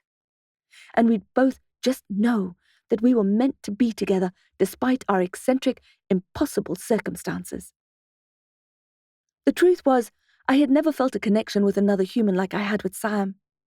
Boyfriends had always failed to impress me, and I was too weird for them. The smallest, most inconsequential thing would be an excuse to break up, and I'd always be relieved afterwards, as if I had removed a small but nagging monkey from my back. But Armstrong was so different. He made the other men look like boys. His presence was solid and deep. Detective Sam Armstrong got me. As straight as he was, and as peculiar as I was, we still found that chemistry and that connection. Yes, he was a cop and I was creative when it came to breaking the law. He was untouched and I had magic in my fingers. He lived, I assumed, in a neat little house or apartment, and I lived in an urban food forest with my menagerie. Did we have enough in common to make it work? An outsider would say no, but the feeling I got when I was around him made the rest of it fade away. Cut, scrape, silence. The digger was really close now, and I jumped as the spade hit the top of the coffin. I listened closely as the spade grated against the wood as it cleared the earth above me. Gratias Dea. Thank the goddess, and thank the digger. It was quiet for a while, and then a loud bang on the lid jolted me. It was followed by a prizing out of the nails all around the edge of the box. Subdued light gradually entered, gilding the dust motes that were swirling with my breath, glittering like the optimism I felt in my chest. I started to move my limbs, rotate my joints, and stretch, trying to get rid of the stiffness in my body. When the lid finally came off with a loud crack, I lifted my hand to block out some of the eye-watering light and tried to make out who my savior was. He stood with a hammer by his side and did not smile, and my dread bloomed when I caught sight of his face. Chapter 74. Oblivion. Asha. "What are you doing here?" I asked. He dropped his hammer on the ground beside him and offered his hand to me, which I took, and he levered me out of the deep hole. I couldn't help feeling the grit and blisters on his palm. "You're welcome," he snarked. I could see he was exhausted. His shoulders sagged and his face was slack. It had been a tough job, even for a vampire. "I'm very grateful," I replied. I couldn't actually think of a spell that would get me out unharmed, and I heard how long and hard you worked. Thank you. The vampire wiped his face with the back of his hand, leaving a smear of dirt. It wasn't the first. "Best not to use magic in this land anyway," he said. "Things are different in Oblivion. You never know how it's going to turn out." "Oblivion?" "I don't make a habit of befriending vampires," I said. "Nor I, witches," he replied. "But if you're going to keep popping up in my hallucinations, perhaps we could be on a first-name basis." I noticed that the inside of his cape was a brilliant green. With a bit of research back in the land of the living, I'd be able to work out which clan he was from, which may answer a few of my questions. He took a deep breath and straightened his shoulders, his strength already returning. With an imaginary splash of water to his face, his skin turned pale and clean, and his coal hair perfectly styled. "I won't keep turning up," he said, "if you don't keep getting yourself into trouble." "Who appointed you as my guardian?" I had meant it as a jibe, But he had almost answered the question before stopping himself, making me think that perhaps someone really had appointed him. But that was crazy. Maybe I was crazy. Maybe I was suffering from oxygen deprivation. Well, whoever it was, I said, I hereby dismiss you. And if you ever need help in the future, let me know. The last thing I wanted was to owe a vampire a favor. Best to get it over with as soon as possible. We will need each other, he replied. I doubt that, I said. He said. You're just as stubborn as her. What? I asked. Who? He avoided my question, as I knew he would. You shouldn't be here, said the vampire. I don't think you realize how perilous Oblivion is. I'm doing my job, just like you are. Oblivion is the knife edge between the living and the dying. Just by being here, you're putting your life at serious risk. You think it's hard to stay alive in your world? In this land, your life is always hanging in the balance, and it doesn't take much to tip you over the edge. Okay, I hadn't known that. I'll get out as soon as I can, I replied. And how are you planning on doing that? Now, he was really getting on my nerves. I didn't have a plan for escape, and my portaling skills left much to be desired. I have to find Henry, I said. He frowned. Who in Hades is Henry? The boy, the ghost child. He looked unimpressed. Asha, you're concerning yourself with insignificant human problems and not seeing the big picture. His arrogance angered me. Bloody vampires. 3 children's lives are in grave danger, I said. That is not insignificant. He sighed and shook his head. One day soon you'll understand. I just hope it won't be too late. I opened my mouth to reply, but he was already gone, leaving me to wonder at his maddening inscrutability once again. What I wanted to say was, maybe one day you'll stop being so infuriatingly unforthcoming and tell me what the hell it is I'm supposed to understand. This time, I didn't curse him. Vampire or not, he worked hard to get me out of the pit, and I was grateful. Puzzled, but grateful. I wondered how he had arrived here, in this surreal land, and then understood that it must be easier for vampires to travel here than us, being technically undead and all. Supernatural strength, amazing agility, rapid healing. There were certainly some advantages to being a bloodsucker. Pity about their personalities. As I surveyed the land which the vampire had called Oblivion, I thought of how I preferred to retain a blanket of hatred and mistrust of vampires. It was much easier than knowing there were exceptions to the rule.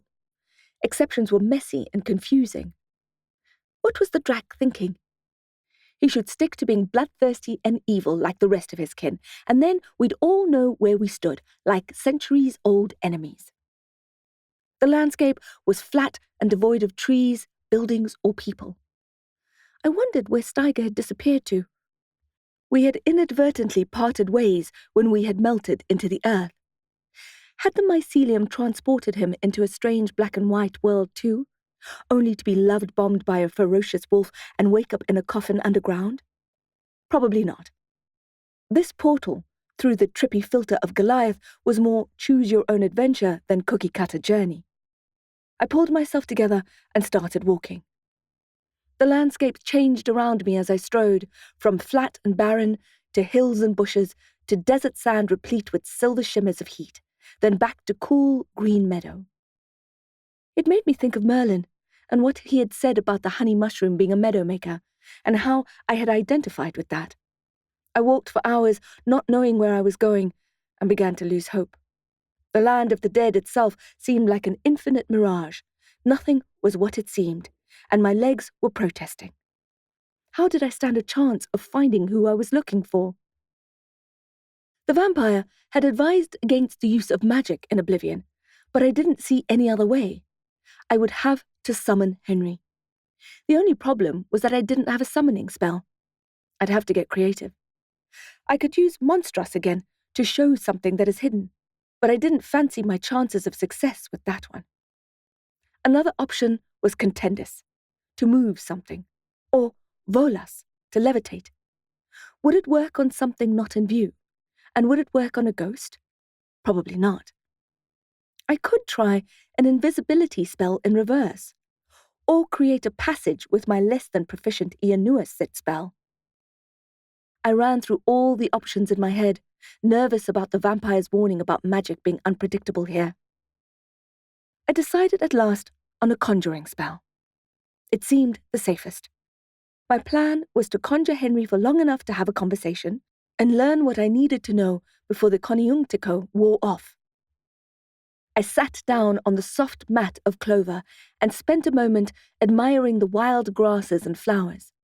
It was a good place to rest. I realized with surprise that despite the hours of walking, I was not thirsty. I crossed my legs and sat up straight, just as I would to meditate. I drew an invisible circle around where I sat, then spent a while breathing and bringing my thoughts into sharp focus. Henry, I thought, loudly and clearly. Then I began to chant, not sure where the words were coming from. By the mysteries of the deep, by the flames of the wild, by the power of the east, by the silence of the night, by the holy rites of Hecate, I conjure thee, Henry Holden, to present thyself here, and answer truly my demands. Evoco et exito, nunc et semper res ac mortalis. So note it be. A gust of cold wind forced my eyes open, and I immediately regretted what I had done. Chapter 75. Gasping Crowd of Corpses. Asha. Apparently, in the land of Oblivion, if you summoned via conjuration one particular spirit, it served as an open invitation to the rest. I wished I had known that. I had rather optimistically hoped that Henry would appear before me like smoke from a lamp, Djinn style, for a polite conversation and a spot of problem-solving, and then I'd get back to the real world where my magic worked how it should. Of course, that would have been too easy. Instead, I had unleashed a plethora of undead stalkers. They came slowly over the hill, the first wave of an army of zombies. That was a major plot twist. I wasn't in fight mode, not even close. The Goliath adventure had so far been peaceful, apart from the snarling of the blood-fanged wolf, so I wasn't prepared for this at all. As my heart lurched, I snapped into combat mode, grabbing my ritual knife from its holster, thinking how unusually small it felt in my hand. Was it even worth putting up a fight? I was outnumbered 100 to 1, and that was just the enemy I could see. Who knew what lay beyond the hills? I didn't know what these undead-looking creatures were. We were in the land of the dead, so would that make a zombie alive? My mind reeled, trying to figure out how to defuse the marching dead. They shuffled and stumbled toward me, groaning and hacking, gnashing their teeth. A blonde woman with a gunshot wound in her stomach took the lead. She had a hand outstretched toward me, grubby fingers locked in a claw. Next to her was a dark-skinned man with melting white eyeballs and a withered face.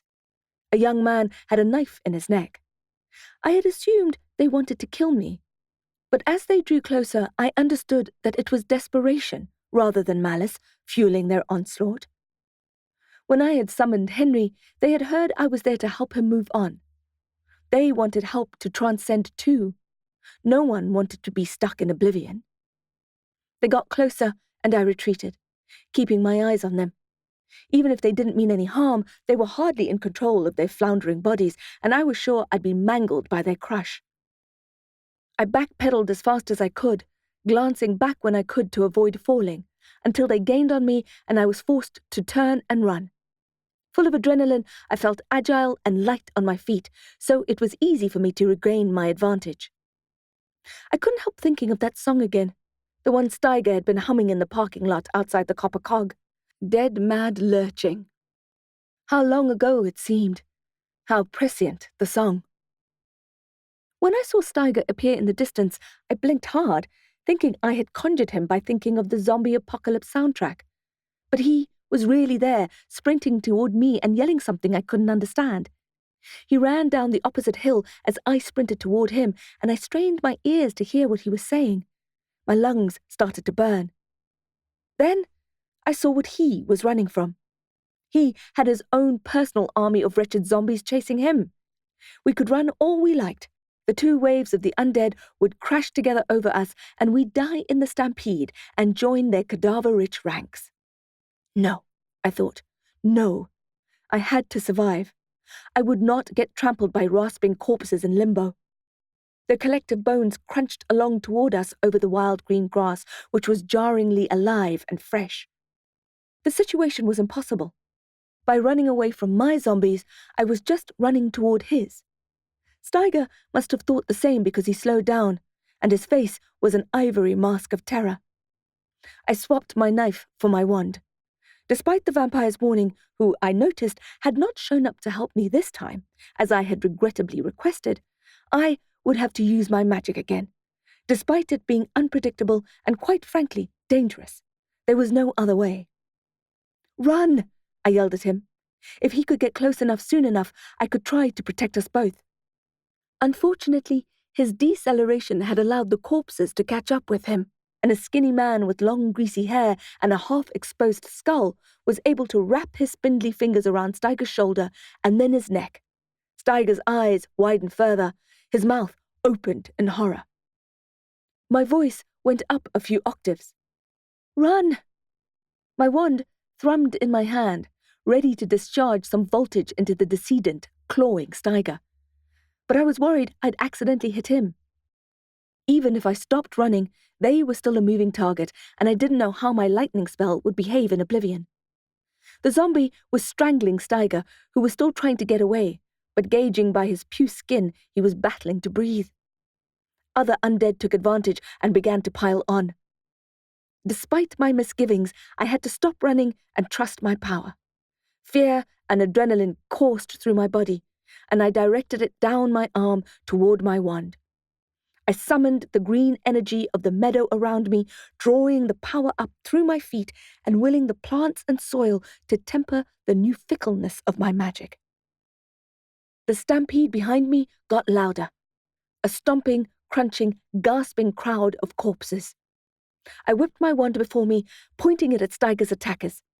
Fiat Fulgur! It felt like firecrackers had exploded beneath my boots. The energy from the wild grass flew up my legs like green flames, joining the panic in my chest and winding together like a beanstalk around a pole, and discharging down my arm and through my wand. It was a neon green lightning bolt. By intuition, or very good luck, Steiger chose that moment to stumble. My spell missed him by a couple of inches and struck the tall creeper in the chest, blowing him to pieces and electrifying every zombie in the crush. I had never experienced a spell like that before. Steiger, who was by then on his hands and knees, looked up at me, mouth hanging open. My attackers were right behind me, so I turned and gave them the same treatment. The unfortunate claw-handed woman who bore the brunt of my spell was ripped to pieces, and the people around her were flattened by the diffusion of electricity. I didn't watch them writhe. I turned back to Steiger, who had a new band of bodies ready to swallow him. Holy Hecate! They seem infinite. I had only dispersed a fraction of them. The immense army kept coming in waves, and I could already feel scorch marks on my spell hand. It would only be good for a couple more lightning bolts. Steiger had managed to get up and run once more. He'd reach me in a minute, and then what? We died together under the crush of decaying flesh as the waves crashed over us. He was not exactly the person I'd choose to share my deathbed with, never mind being buried by the stinking, wheezing, lurching dead. No, I thought, there must be another way.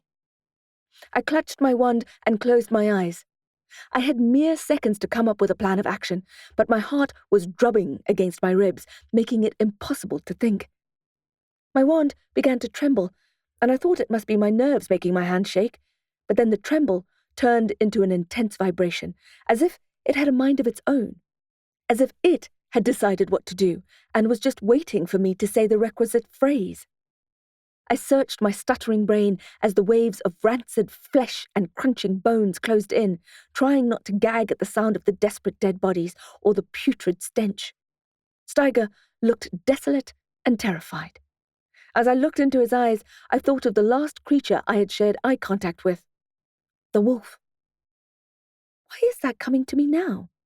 I needed to put all my energy into surviving, not daydreaming about wolves in the snow. But then I understood. I saw the wolf with snowflakes on his coat, on his ears, and thought of the flurry and the ice of the haunted forest. I knew what I needed to do. Chapter 76. Dead Dominoes. Asha. My wand was so eager for magic it almost vibrated out of my hand. I thought of the first few lines of the Equinox Stitch chant. She burns whole forests green to black, turns hand-shaped leaves to dust. She caps oceans with her smoking ice, moves mountains with fearsome gusts. Again, I drew the power from the meadow, from the wild grass and delicate clover which looked anything but powerful.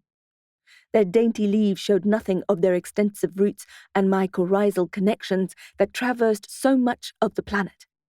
I had seen it for myself on my portal journey, and now I harnessed that and pushed it through my body. Power erupts from her like lava. Flames race along burning roots. As she knits the future with her fire, from the ashes grow green shoots. Centus arboribus. I raised both arms. Orgesis. A cluster of leafless black-barked thorn trees shot up on both sides, an instant barbed wall that temporarily kept the walking dead from us. But it wasn't enough to deter the corpses, who began pushing through the sharp spines and further shredding their decaying skin. Ignem exquiris, I shouted, whipping my wand around, pointing to the coal-coloured trunks. It acted like a propane flamethrower, setting the great conjured trees alight. They burned instantly, flaming and flickering like giant kindling. I felt the heat on my cheeks. My spell-slinging hand was beginning to blister. I wouldn't be able to do much more. The rags the zombies wore caught fire, but they did not seem to mind. They treated it like a minor inconvenience to be dealt with as they fought their way through the vicious glowing thorns. The blood-fanged wolf in the snow, smoking ice in the subrealm. I had one last thing to throw at them. I held my warm wand firmly even though it hurt, and willed the void to help me one last time. I lifted my arms up again. Glacium exquiris. Ice magic cracked its way up through the soil. It felt like it was breaking my bones on its way, so cold and powerful it was. When it hit my stomach, I almost doubled over in pain. It felt as though someone had deep frozen my organs, but I had to stay upright. I had to complete the spell. My frozen fingers dropped the wand. I held back the gasp of agony and forced myself to finish. Terra glacio. Freeze the ground. I brought my arms down with a flourish, expelling all the magic in my depleted body, hoping it was enough. Cold water surged through me. I straightened my arms and directed it at the ground on both sides. It cascaded to the forest floor, instantly freezing the ground with a thick layer of smoking white ice as smooth as Thassos marble. Slippery ice below, fiery thorns above. I left a long path of unfrozen meadow for Steiger and I to escape, but the zombie creepers had no such luck. Not having too much physical coordination to begin with, they slipped and fell, moaning and knocking each other over, landing like dead dominoes. They could not navigate the sleek ice and the flaming branches. Almost faint with relief, I looked at Steiger. I expected to see relief on his face too, and gratitude, but his eyes were terror-stricken as ever. He blinked. Asha? What is it? I croaked. Before he had time to answer, I looked down at my body and saw what had frightened him. My right palm was bleeding, and my paralyzed hands and forearms were black with scorch marks and frostbite. My hair was grey, and my legs were indeed broken. but only gave way once I observed the injury. Steiger caught me just in time. Chapter 77. Portal of Purgatory. Asha. Steiger slung me across his shoulders. He ran down the frozen path to leave the nightmare of the undead behind us. When we seemed to be a safe distance away, he slowed down. "Are you okay?" he asked. My mouth felt glued shut. I murmured in the affirmative. He looked back and eased me down slowly so as to not put pressure on my legs. Pain from every limb jostled for my attention. "I think my tibia are fractured," I said. "The ice spell." "I heard it," he said. "I heard them snap." I swallowed hard. This did not bode well for our mission. I swiped at the tears that sprang to my eyes, irritated by them. There was nothing to cry about, not now, anyway. We had survived, hadn't we? More tears ran down my cheeks. Too many. Steiger looked spooked and exhausted. He had grime on his neck from the noodle-haired zombie strangling him. "I can carry you," he said. "We can still find Henry." I started to sob. I couldn't help it. I saw absolutely no way of finding the ghost child in this strange, terrible place. And I saw no way of getting home either. I was so crap at portal magic that I'd probably transport us to the 7th ring of hell if we weren't there already. In fact, that would explain a lot. The Delport children were probably dead by now, and Simone and Byron would want to follow. What parent could face the loss of all 3 children at once? I was sure they'd die of heartbreak and join their smart, funny, lovable kids wherever it is that good people go. Tears coursed down my cheeks, and I used the back of my useless hand to wipe them away, smudging my face further. "My wand!" I cried, noticing the empty holster and remembering how I had dropped it. Steiger lifted his hand. "I've got it," he said, and brought it out from his back pocket, handing it over. I struggled to grasp it with my fingers, which resembled gnarled sticks of carbon. "Thank you." He spluttered in response and gestured at my broken body. "The thanks are entirely to you." I looked down at my legs. "I heal really quickly," I said. "I have inherent healing magic." When he pursed his lips in disbelief, I continued. "The nursing staff at my local hospital have me on a watch list because of my rapid recovery rate." He still wasn't buying it. "A few weeks ago, a dark wizard smashed my skull in and left me for dead. I died a couple of times in the Morning Vale ICU and then made a full recovery and walked out a few days later." I glanced down at my legs again. "And that was just my latest hospital visit, of which there have been many. I promise you, I've been worse off." Steiger stiffened. "Did you say Morning Vale? Morning Vale Hospital?" "Yes. Why?"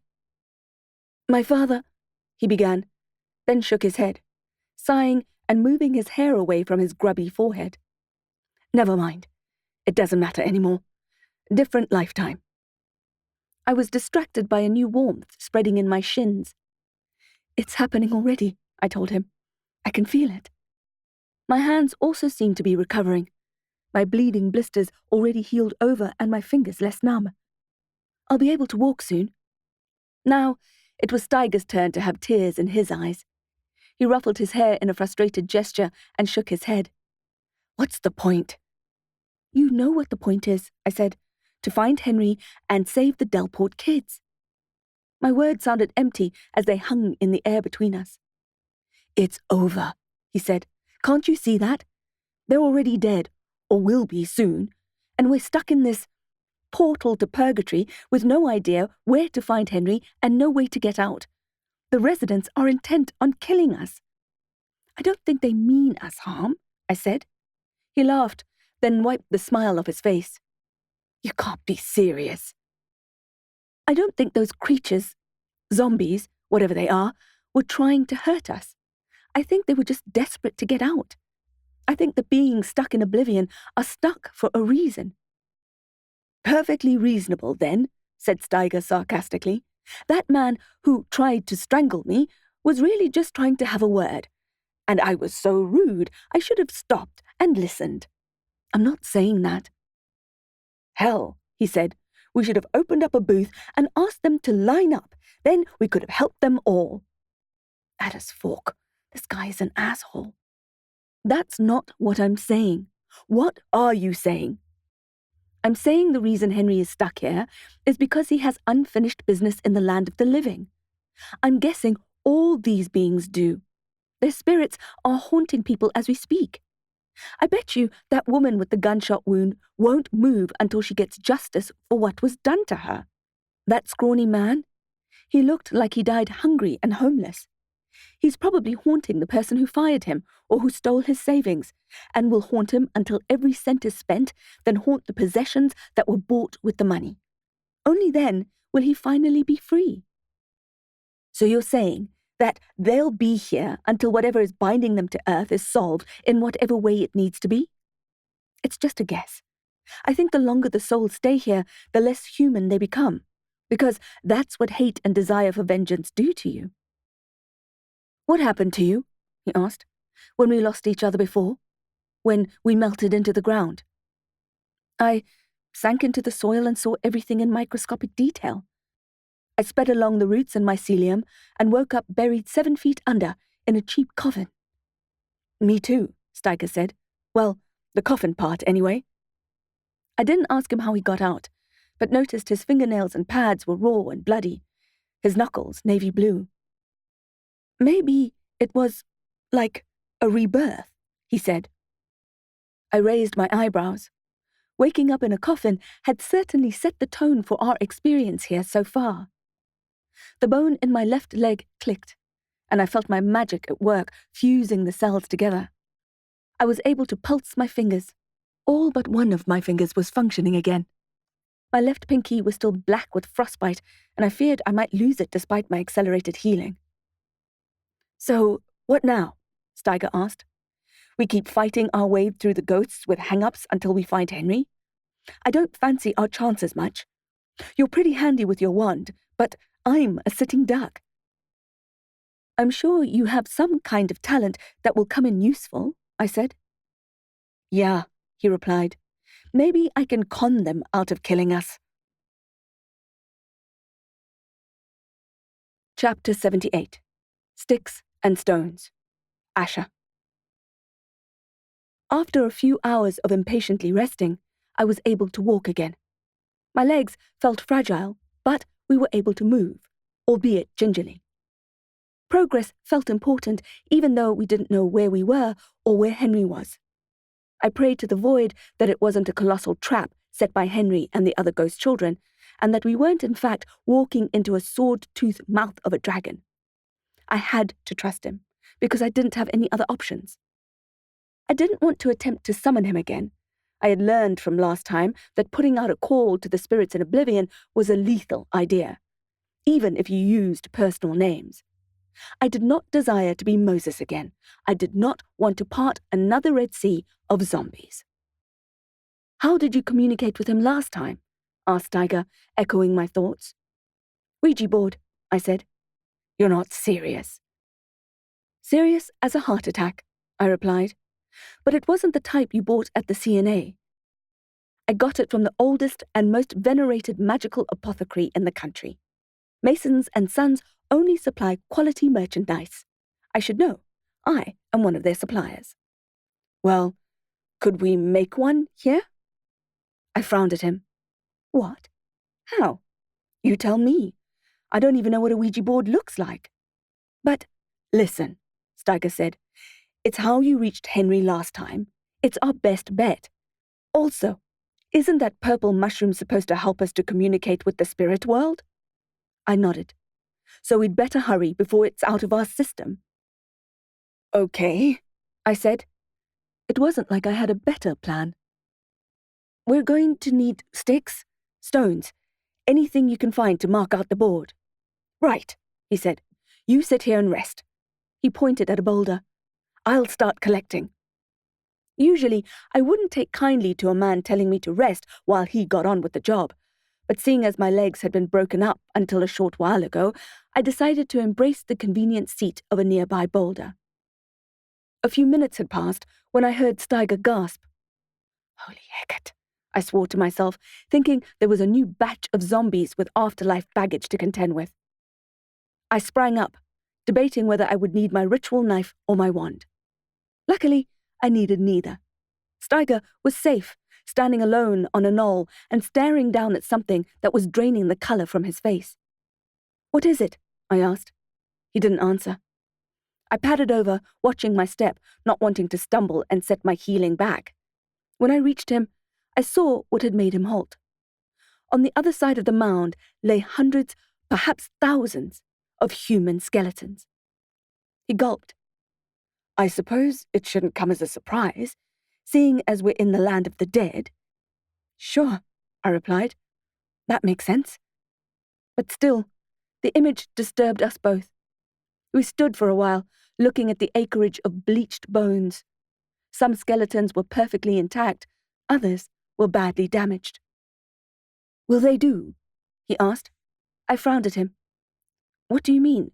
Will they do what?" "You know," he said, shifting his hair away from his forehead, "as sticks and stones."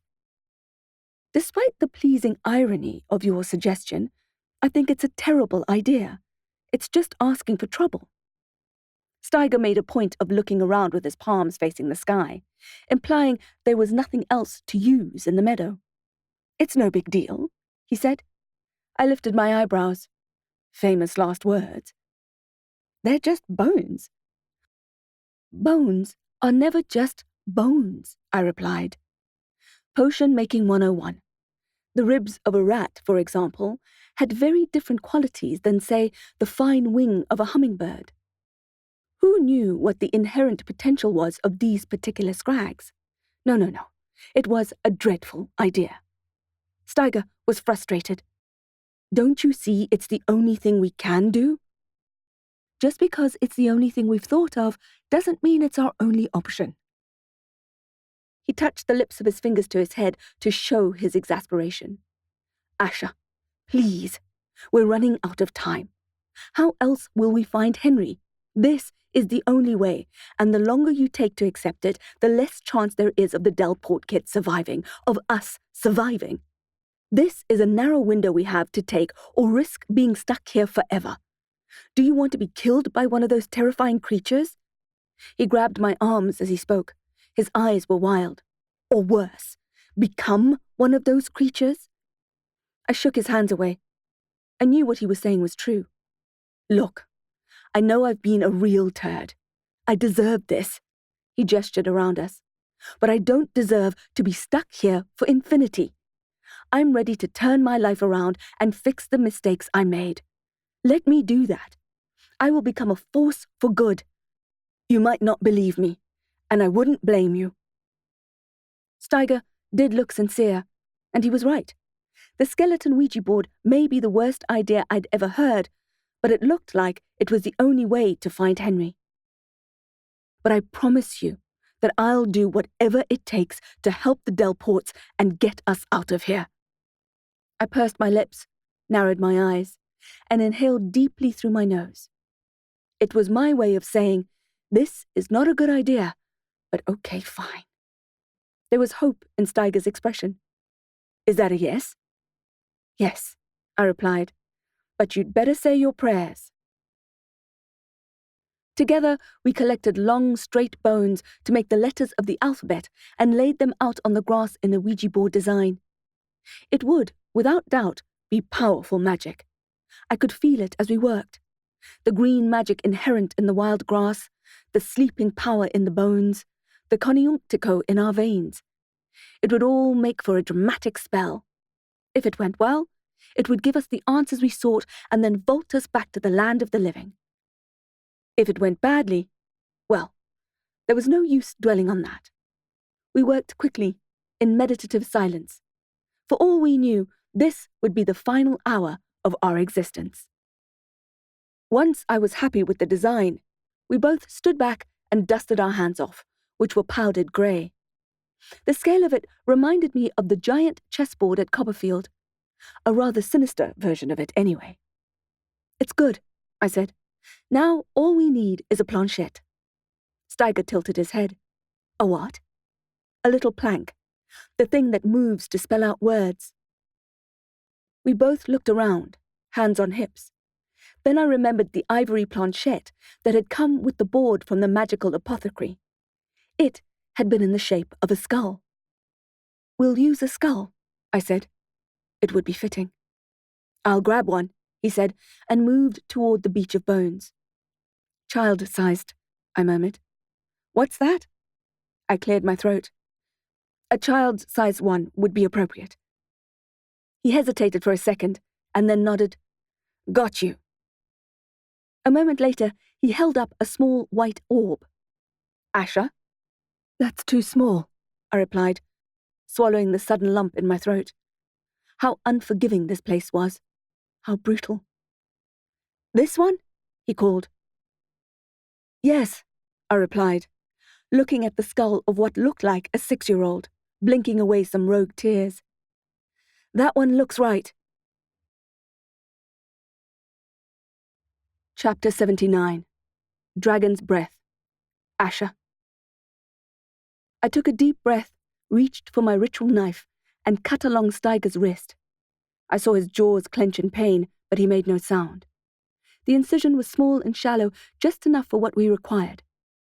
I did the same to my own wrist, and we each placed a drop of blood on the forehead of the small skull. With a trembling finger, I mixed the blood together and traced a pentagram. Each point of the star symbolized an element. Earth, fire, water, air, spirit.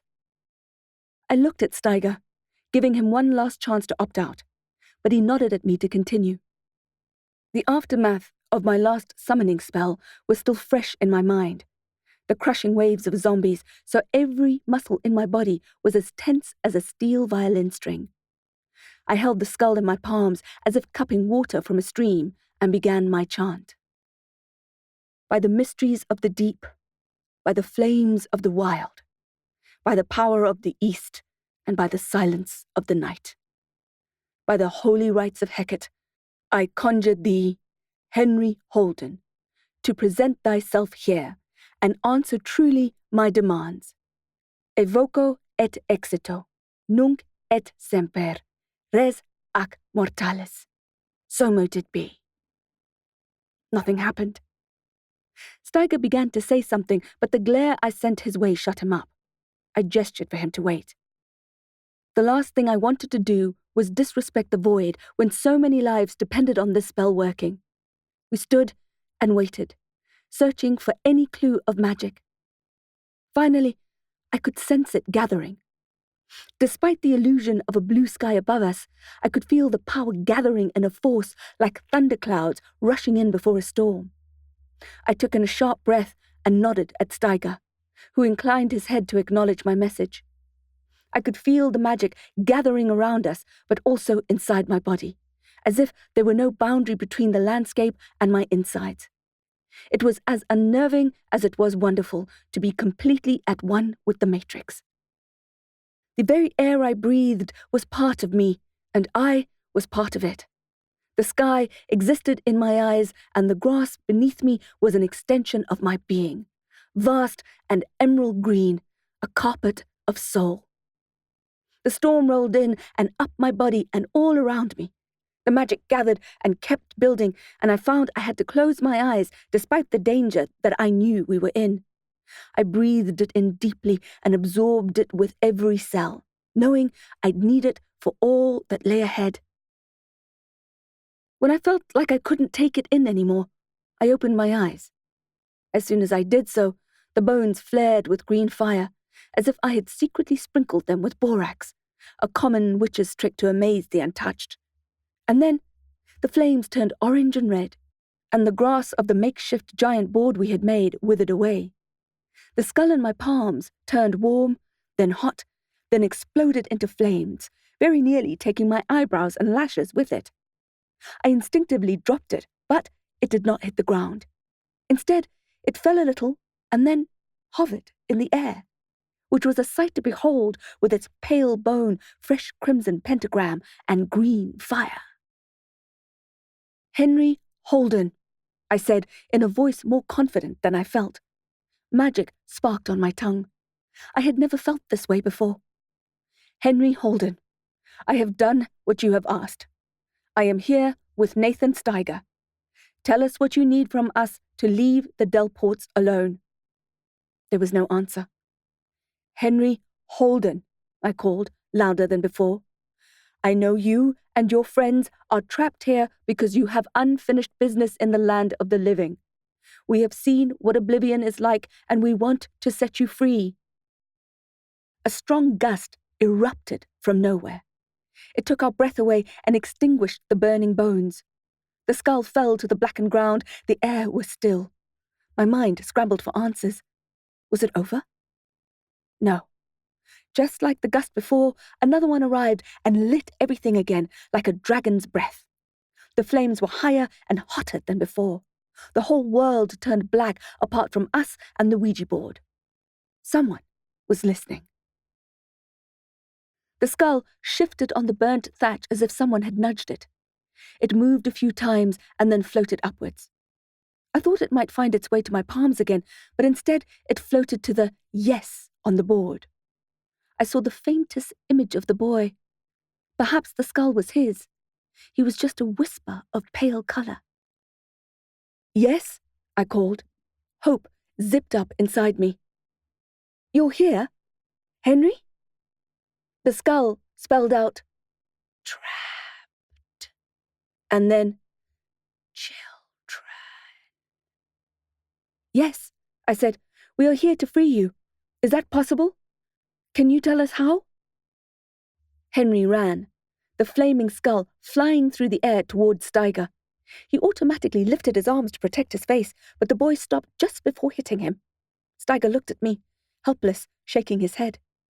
Whatever it was he was supposed to be bringing to the party, he had no clue. What must Steiger do? I asked. The skull kept its empty eye sockets on Steiger, and the flames leapt into the air, causing the man to take a step back and raise his arms again. Again, I saw the wisp of the boy. What do you need from me? Steiger asked. I could tell he was afraid of what the answer might be. The skull just looked fixedly at him. I say looked because I don't know what else to call the way those dark, fiery holes gazed at him, sans eyeballs. He tried again. What do you need from me? Henry did not leave us, but he did not answer either. My body had not discharged any of its magic in summoning the ghost boy. I still felt brimming with power, and I knew I'd have to use it carefully and soon, or it would be wasted. Tell us how to help you. Now. This is your chance.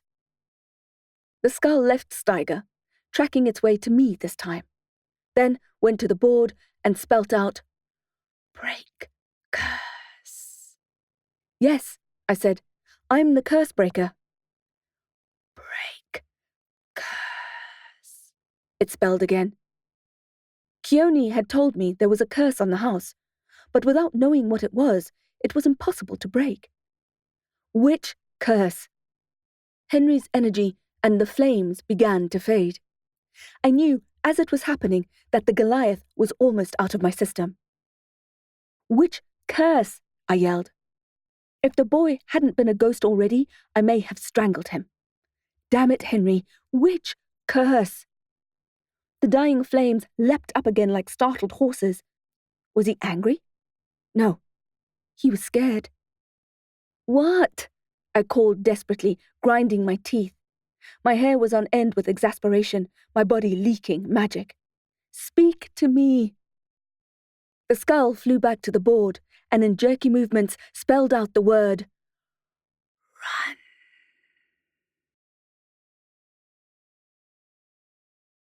Chapter 80. Fresh Human. Asha. What? I said, almost because I wasn't sure I had read Henry's jerky movements properly. He wouldn't be telling us to run. That didn't make any sense. We were so close to a breakthrough.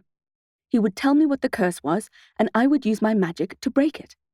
The skull hurtled back toward me, and I saw a flash of Henry the boy again, his face full of terror. Run! He was screaming in a frequency I could not hear. Run! I tore my eyes off the ghost and looked around for the danger. We were plunged in a thick, sticky darkness reminiscent of black-strap molasses. All I saw was the great smoke from the dying embers and Steiger's wide-eyed face, pale as a ballroom mask. He said, "Run," I stuttered.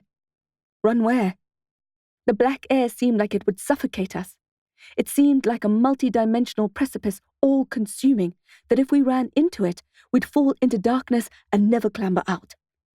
Then I heard a sound that will haunt me always, wild and savage. I first thought it was the wolf from my black and white world, and thought it wouldn't be so bad because we had come to an understanding. But as it came closer, I understood with terrible dread that it was not the wolf. The wolf was in my Goliath hallucinations, which we had left behind. This was pure Oblivion, land of terrors. No, this fanged, sour, low growl spoke of death and decay, of ripped open bodies and rivers of blood. I could not yet see what it was, but could feel the magnitude of the beast. It was larger than a grizzly bear. His stomping made the ground vibrate. The low growl came again, and my stomach twisted. I would actually rather die, I thought. I would rather die than face this, whatever this monster is. I fleetingly thought of swallowing the poison I had brought along in my vial, my equivalent of a cyanide tooth. But my cowardice didn't remain. A flash of bravery made me grab at my wand and take my fighting pose. I was brimming with magic, was I not? I had a chance of fighting the creature off. But as the beast stepped into the low light of the embers, my entire body seized in fear, my short-lived bravery wasting into the air like the smoke of the smouldering bones.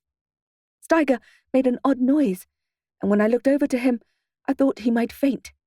I hissed at him and threw him my athame, which he managed to catch without injury. We were reduced to scared children facing a childhood nightmare, a monster so petrifying it was a horror to merely look at it. It was a chimera, one put together by a psychopathic Dr. Frankenstein, who had read too many Greek myths and perhaps taken too many hallucinogenic drugs. His head, a vicious black jaguar with teeth bared, was too large for his body, so he gave the impression of being mostly a hungry, savage set of jaws. His human-like arms were strong, but ended in eagle talons, large, curved, and black. His body was mostly shadows, but I did see a set of scaly, muscular legs that reminded me of a dragon. Yellow feline eyes narrowed, golden whiskers twitching, he sniffed the air, looking for the next body he could grind up in his powerful mandibles. His sleek black fur almost disappearing into the darkness, adding to the impression of him as a creature of nightmares. The sound he made? Rattling, sharp, bloody, all at the same time, was the precursor to his tearing into flesh. Some people are haunted by past events, some by imaginary monsters, some are haunted by sounds and smells. And this was a moment, the stink of him, the savage sound that would be engraved in my consciousness forever. I guess that the inventor of this particular chimera was not a drug-addled doctor with a penchant for dark fantasy, but rather a combination of the animals that were responsible for the human bones we had used to set up the Ouija board. I had inadvertently conjured up a monster of terrible proportions, an amalgam of the beasts who had killed the people of the skeletons. Steiger stood holding my knife as if he didn't know that it was a weapon. In his defense, the knife looked like a child's toy in comparison to the beast. All I could hope for was that Steiger would snap to and would be able to defend himself. The beast sniffed the air again, and I realized he couldn't see us yet. Despite having the head of a jaguar, his eyesight was poor. I said a quick silent prayer to the void, thanking it for small mercies. He stomped forward on his bulky T-Rex legs. He had sensed us. We had inadvertently scented the breeze with our live human fear. He probably made a habit of feasting on zombies, So some fresh human would be a real treat. I worried that my body would be too stiff to fight, petrified as I was. Also, I had stopped breathing minutes ago and was about to see stars for lack of oxygen. I had to master my fear and limber up if I wanted a chance of surviving. Knowing he had already detected us, I gave myself the luxury of a few deep breaths. I clenched and relaxed my muscles, trying to warm them up with as little movement as possible. I grasped my wand as firmly as I could, telling myself if I could ever defeat a monster, it was today. I gulped down one last deep breath and stepped forward, brandishing my wand like a knight's sword. "Okay, Chimera," I whispered. "I'm ready for you." Chapter 81. Feral Lionheart. Asha. The chimera set its evil yellow gaze on me and snarled. It took a step toward me, shaking the earth. How could the monster's sounds encompass so much violence? It was the sound of lacerated skin and razor teeth ripping into flesh and bone, spine-chilling, bowel-dissolving. I set my jaw and held on tightly to my trusty wand. I whipped up the magic that was cooling in my body, bringing it up through me again, which happened easily. It seemed the power was eager for me to use it. "Best not to use magic in this land," I heard the echo of a memory. "Things are different in Oblivion." "You shouldn't be here," the vampire had said. "I don't think you realize how perilous it is. Oblivion is the knife edge between the living and the dying. In this land, your life is always hanging in the balance, and it doesn't take much to tip you over the edge." The chimera advanced, and I lifted my wand. Yes, my limbs felt like jelly, but my wand had never let me down. "Remember who you are," I told myself. "Remember what you have done. Asha Viridian Rook, Feral Lionheart, Green Witch of the Starfall Coven, Healer, Potion Mistress, Chosen Child of the Wild, Cursebreaker, and Vigilante Assassin." I had slain monsters before. They had just come in human form. The beast snarled and leapt up into the air. I screamed involuntarily and gripped my wand, drawing that magic through my body and forcing it through the silver spell stick. I knew magic was unpredictable in Oblivion, but my earlier ice spell had worked. "Clipium Glaciae," I yelled. "Ice shield." As before, freezing water streamed from my wand. This time, it froze in mid-air, putting what looked like a thick glass shield between us and the monster, a split second before he was able to pounce on us. He tried to turn, but the momentum of his body weight sent him flying into the pane of ice, smashing it and sending it shattering into the black air. It rained down like diamonds. The chimera fell to the ground with a groan and shook his head. It was a minor inconvenience. He may have earned an instant headache, but he was not deterred. In fact, if anything, he seemed more determined than ever to hunt his dinner. I held up my wand as a warning to him, and he roared at me. The noise was absolutely deafening, and I wanted to cover my ears, but I stood my ground. I shook the ice crystals out of my hair. My hand ached with the cold, but I ignored the discomfort. Sensing that I was more trouble than my partner, he roared at me once more, and then set his sights on Nathan, whose face melted in fear. He inched backward, shaking his head, holding the knife out as if he believed it was useless against the might of the chimera. "Ogises!" I yelled, pointing my wand at the athame. The enlarging spell instantly grew the modestly sized ritual knife into a handsome sword. If nothing else, I thought, it might give Steiger more confidence. It seemed to wake him from his dazed terror, and he switched hands a few times to figure out which hand offered the best grip on the hilt. He quickly decided on his left hand and took a warrior stance. I had a brief moment of hope that he could defend himself, but when the chimera growled and launched himself, Steiger got such a fright that he dropped the weapon altogether. Hell broth. As quickly as I could, I pitched another spell in his direction. Pretendo. The protection spell, sent a razor-wire fence spooling between the monster and the petrified Steiger that the creature demolished in seconds. I tried again. Pretendo! This time, an 8-foot double-skinned wall arranged itself between them. Again, the chimera smashed through it as if it were Lego. With each failed spell, the monster gained on Steiger. Glacium pretendo, I shouted. Ice wall, shattered. Clipium ignis, fire shield. A huge bank of flames shot up between them, forcing the chimera to hiss and retreat, but not for long. Once he had backed up a few meters, he had the runway he needed to jump over the fire. No, I shouted. No one heard me. The animal bared its fangs and ran, springing over the fire and toward Steiger. His fur caught alight mid-air and he yowled, dropping down before he could reach Nathan. I could smell his singed pelt and it struck a chord of sorrow in me. Would this pain deter him? But what seemed like a small victory was the opposite, as the animal snarled in rage and frustration, licking the flames to extinguish them and to soothe the burns before eyeing Steiger again. I'm sorry, I said. The void knows I'd rather hurt my own kind than injure an animal, no matter how monstrous they appeared. But I knew that this creature would not give up, and I had to choose between saving our lives or being the second course of the chimera's impromptu dinner. I shook my head and repeated myself. I'm sorry. The creature didn't give me time to feel sorry for it or for myself. He stopped nursing his wounds and stalked Steiger once again, who was proving infuriatingly helpless. Steiger, I yelled, for the love of the realm, pick up the sword. He blinked at me and did as he was told, repeating the odd hand-switching thing again, only to choose his left hand again. The chimera didn't waste time. He'd had enough of playing games with annoying humans. I could still smell his singed fur. I needed to sling more powerful spells, or Steiger would be stuck here forever as a mutilated zombie.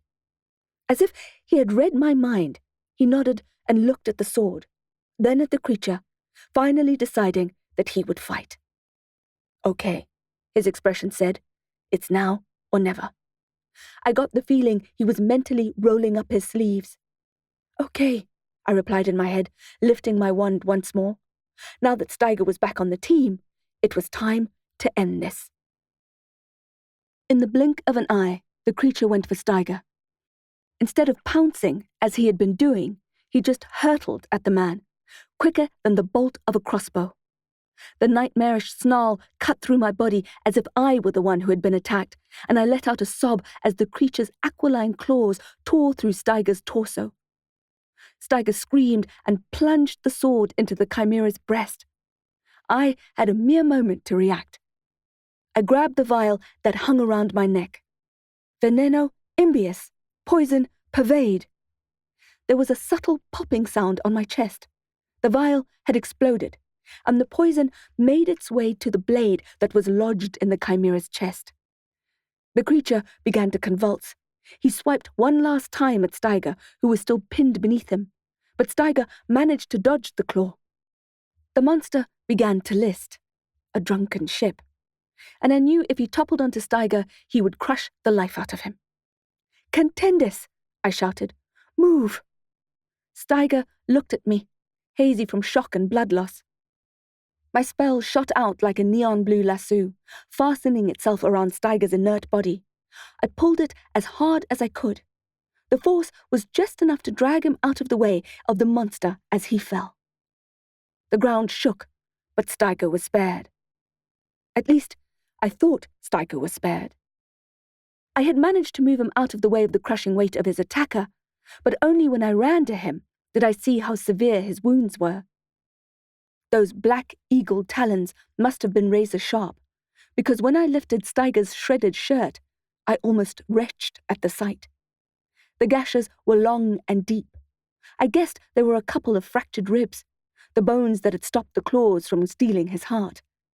There was too much blood, a bucket of blood, and I knew I'd have to act fast.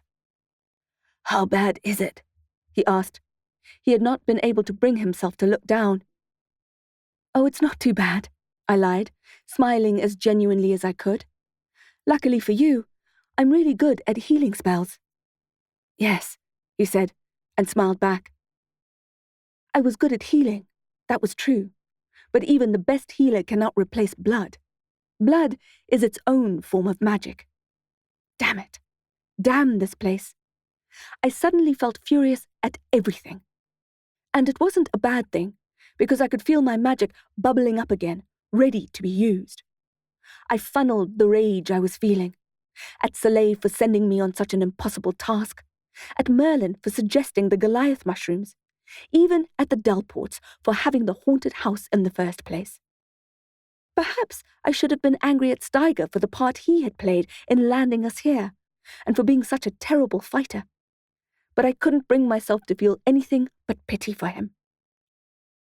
At that moment he had dropped the sword, I saw him for who he really was, a scared little boy. What had happened to him in his life that turned him into this fraud he chose to be? Maybe I'd never know. As I worked on his wounds, trying to stop the bleeding, I saw his vitality drain away. It was getting cold. Hold on, I urged. I'll have you fixed up in no time. He nodded, but his skin grew paler by the second, his eyes fluttering closed. Hey, I said, tapping his cheeks. Hey, stay awake. He opened his eyes briefly, but I could see it was a huge effort. Eventually, they closed again. Steiger, I yelled, don't you dare! Don't you dare leave me in this place alone! But he didn't hear me. Or if he did, he had no way of responding. Curas vulnum, I muttered, knitting together the layers of muscle and then the layers of skin with the tip of my wand, which worked to zip and cauterize. I was trembling from adrenaline and cold. Steiger stopped bleeding, but needed a blood transfusion to replace what he had lost, or at the very least, a saline IV. He needed antibiotics and painkillers, a tetanus shot on steroids. I had nothing for him. Once I had finished suturing, I pulled his ripped shirt down and watched him breathe so shallowly that I had to keep checking if he was alive. His heartbeat was steady but weak. I thanked the void for small miracles and then collapsed beside him, carefully putting my arm around his chest in an effort to keep us both warm. Utterly exhausted, I finally stopped shivering and then fell into a restless sleep. Chapter 82. Wailing. Simone. I had been awake for days and was losing my tenuous grip on my sanity, but I knew what I saw. Byron, Detective Armstrong and I were taking turns watching the kids up in our bedroom, and the witch and the ghostbuster in Cameron's room. We took turns watching, making coffee and resting. Asha and Nathan had both been unconscious since they tried to open that stupid trapdoor. The detective assured me that Asha knew what she was doing, but my mind was so tangled I didn't know which way was up. She'll come back to us, he told me, once she's found a way to get rid of the poltergeist. The poltergeist. The hateful ghost child who I felt sorry for in the beginning. The evil phantom who was holding my children's souls ransom. Detective Armstrong had been able to pull Scott back from the abyss, had gotten him to breathe on his own again, but he was still in a coma. I know Asha, he told me. She won't come back without your kids. It had comforted me, and I had brewed us all big mugs of coffee. Not that I needed to stay awake. I was totally wired on my own terror. But the drink was warm and comforting. After the coffee, Sam needed a bathroom break, so I took over watching the pair. I couldn't sit still. Instead, I paced up and down the small room, worrying that I'd never have my children back again. That was when a weird thing happened. I had finished my coffee, thinking I was pacing and worrying so much I had hardly tasted it. I saw the bottom of the mug. Then I felt odd for a moment, as if I had been asleep for just 1 second, and when I looked back into my mug, there were still a few sips left. That was strange, but I could have easily put it down to sleep deprivation and all my looming insanity, except that was when Asha started screaming bloody murder. I dropped the mug and it smashed on the parquet tiles, the remainder of the coffee splashing up against my bare legs and feet. Ignoring the shards of porcelain, I kneeled down to check on Asha, who was writhing and crying. Her shirt began to turn crimson. "Byron?" I yelled. "Sam! Byron!" Sam was first to reach us, and it took a second to figure out what had happened. The shattered mug and my bleeding knees served to confuse him until I pushed Asha's shirt up to show him where her blood was coming from. "She just started screaming," I told him. Then, as we were watching, another huge gash appeared on Asha's tattooed skin, and we both cringed as we heard a rib snap. Sam froze in horror, not believing what he was seeing, but it only lasted a second. He grappled for his phone and dialed with panic fingers. I heard him mutter the words, "Ambulance, urgent." He may even have threatened to have the person fired if they didn't get a team here in the next 10 minutes, but I may be wrong. Detective Sam Armstrong didn't seem the type to throw his weight around, but then again, there was something between the cop and the witch. There was certainly chemistry between them. A blind person could see that. "The best hospital," I heard him say. "I'll take care of the costs." Asha brought me back to the moment with an ear-splitting scream. I could hear the agony in her voice. No one deserved that kind of pain. And I was well aware that the only reason she'd put her life at risk was to save my children. I'd never be able to repay her. All I could do was find blankets to wrap her in and help Sam move her to the front gate where a wailing ambulance pulled up 3 minutes ahead of schedule. The paramedics lifted her from our arms and strapped her into their stretcher, wheeling it back into the vehicle and immediately checking her vitals and giving her an IV. The younger of the two cut open Asha's shirt with a pair of scissors and was taken aback by what he saw. "What the hell happened to her?" "Never mind that," replied the gruff detective, climbing into the ambulance. "Let's go." Chapter 83. Shook the Sky. Asha. "Well done," I said to Steiger. "You killed the chimera." "Did I?" he asked. "I thought it was you." "Nah," I replied. "You're the one who impaled him. You saved us. Thank you." "I know what you're doing," he said, "trying to give me the credit for what you did. It's kind of you." "I wouldn't have been able to fight him alone," I said. Steiger chuckled. "I don't believe that for a second." I smiled at him, feeling only warm regard. I noticed his shirt was all in one piece again, unstained, and he was no longer injured. "Hey," I said, "your shirt." He frowned at me and looked down. His beautifully white shirt began to bloom with red. "What's happening?" I asked. I lifted his shirt and saw a Ouija board carved into his skin. My brow creased. "What?" When I tilted my head to look back at his face, he had turned into the chimera and he growled at me. I felt it hum in every cell of my body. "Asha," said a faraway voice. "Asha, stay with me." There was a robotic shrieking and honking. As I floated up into consciousness, a searing pain in my torso doubled me over. No, that wasn't right. Steiger was the one who had been hurt, not me. "Asha," the voice said, "we're in an ambulance. You're going to be all right." The shrieking. It was an ambulance siren. When a hand took mine, I realized it was Sam. Sam! I opened my eyes, but the light was too bright. Was I back in the land of the living? "What's your blood type?" he asked. I shook my head. There was a chimera, a Ouija board of bones, zombies. "Asha," he said gently but firmly, "there's a surgical team waiting for you at Morning Vale ER. Are you allergic to anything?" "No," I managed to reply. "Oh, negative." "Good," he said, patting my hand. "Good.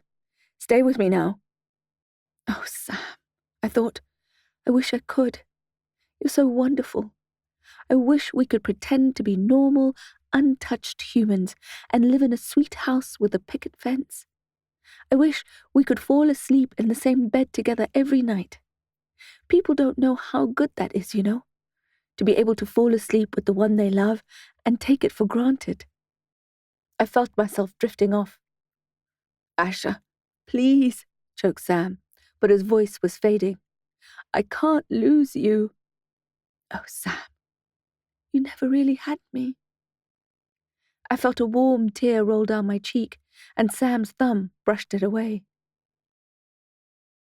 When I woke up, back in the land of Oblivion, I sobbed, despite how much it hurt my stomach, which had been deeply cut, despite me having no memory of being hurt.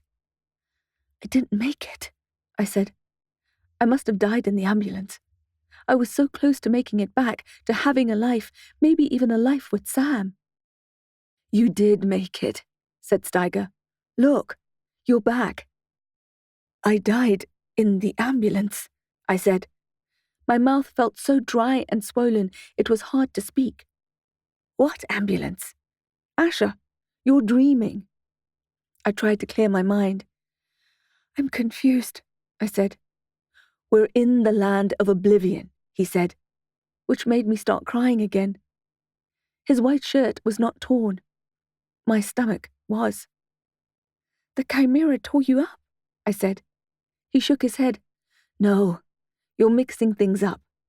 The chimera tore into you. You saved my life." "That's not what happened." It was true that I was confused, but my memory of the chimera was pretty clear. The monster had sunk his talons into Steiger's chest, doing so much damage that he had lost too much blood. "Oh," I said, more memory sliding into my swollen brain. He lost too much blood. He was going to die. I had woken up next to him, gasping and choking on his blood, dying. I performed magic of a darker variety than I was usually comfortable with, one that always had a high price. As my stomach seared, I understood that this was the price I had paid. When Steiger was in his death throes, I had to do something drastic to keep him alive. I reversed time. Sorcery that is very much frowned upon in all but the most desperate circumstances, and made sure there had been a different outcome. Using a huge amount of the limited power I had left, I rewound to the moment the chimera gave up on me and set his hungry eyes on Steiger. Then, instead of hurling flimsy obstacles to slow the beast down, I ran toward Steiger and stood in front of him. The chimera had growled. I had growled back, then hit him with a lightning spell, enraging him. While he was still off balance, I sent 2 more his way. It slowed him down, but it hadn't been enough to stop him. Only then did I grasp my mistake.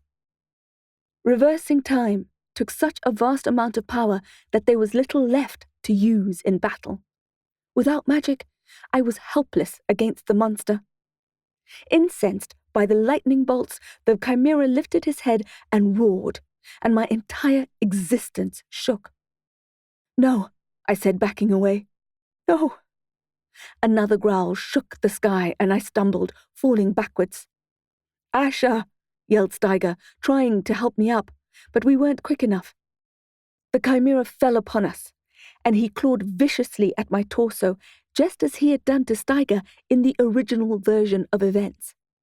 I heard my flesh tear, my ribs break. The pain was immense. Agonized, I cried out, and Steiger cried out in empathy.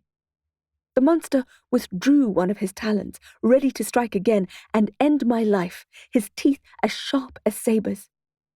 I sobbed in pain and terror. I had no magic left in my maimed body.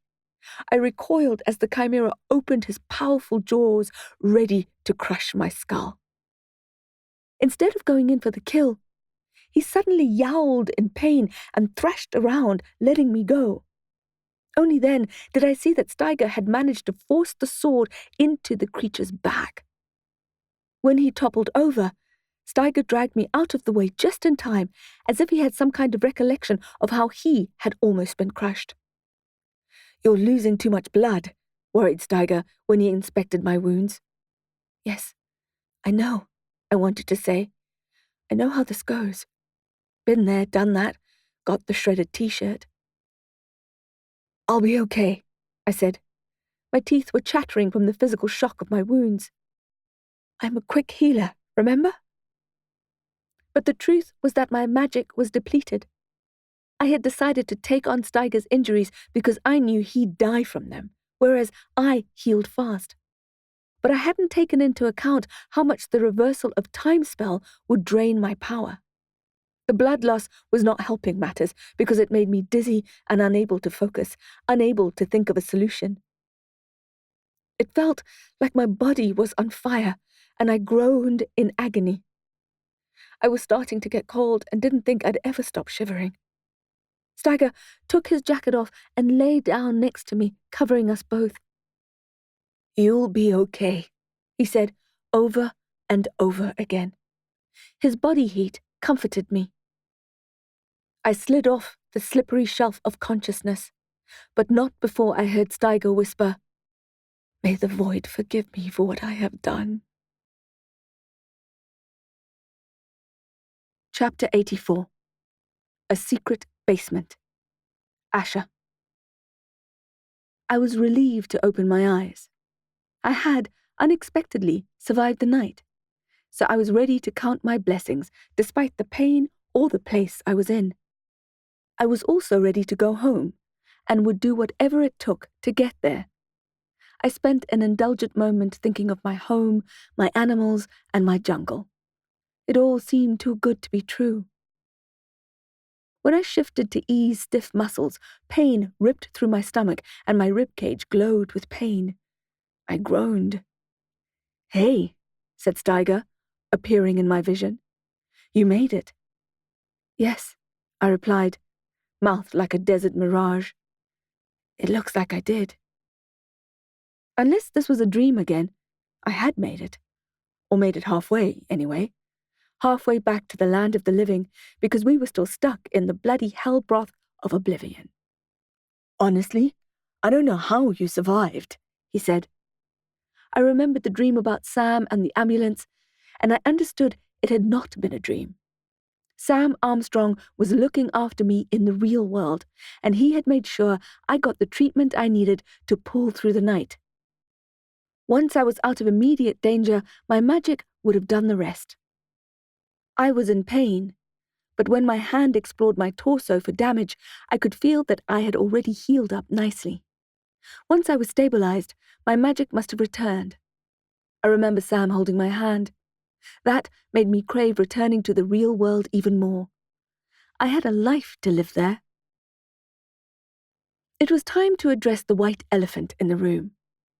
I eased myself up and looked at Steiger square in the eye. "Henry implied that you were the one who had the power to help them move on," I said. "You must know something." "And he implied that you should break the curse," Steiger said. "I'm happy to break the curse. I love breaking curses. But you need to tell me what it is. You can only break a curse when you know what it is." He avoided my gaze. "Tell me what you know, Nathan. I want to go home." He fussed with his hair for a while, perhaps wondering how to frame his answer.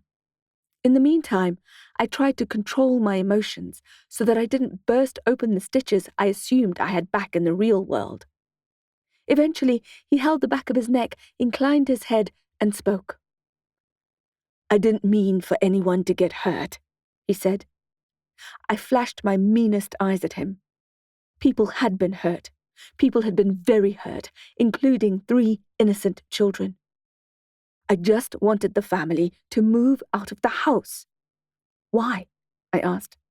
"So that I could access the basement." "The trapdoor?" I asked. "Yes. There's a large basement below. It's not on the architectural drawings." A secret basement. My mind reeled. I couldn't make sense of what he was saying. "Why did you want to find the basement?"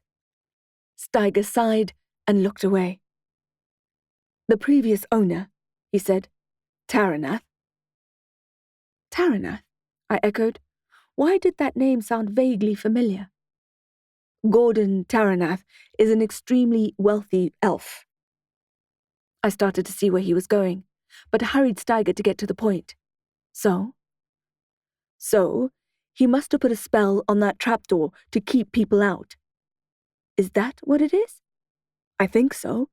A soul diversion spell, as in literally diverts people's souls so that it's impossible to gain access. This is the curse that Henry was talking about. I guess so. It was one of the more unique curses I'd ever heard of. Soul diversion? I needed to hit my spell box. I had no idea how to break one of those. The only problem was that we were stuck in this bleak place with nary a book in sight. "Do you know how to break a soul diversion curse?" I asked.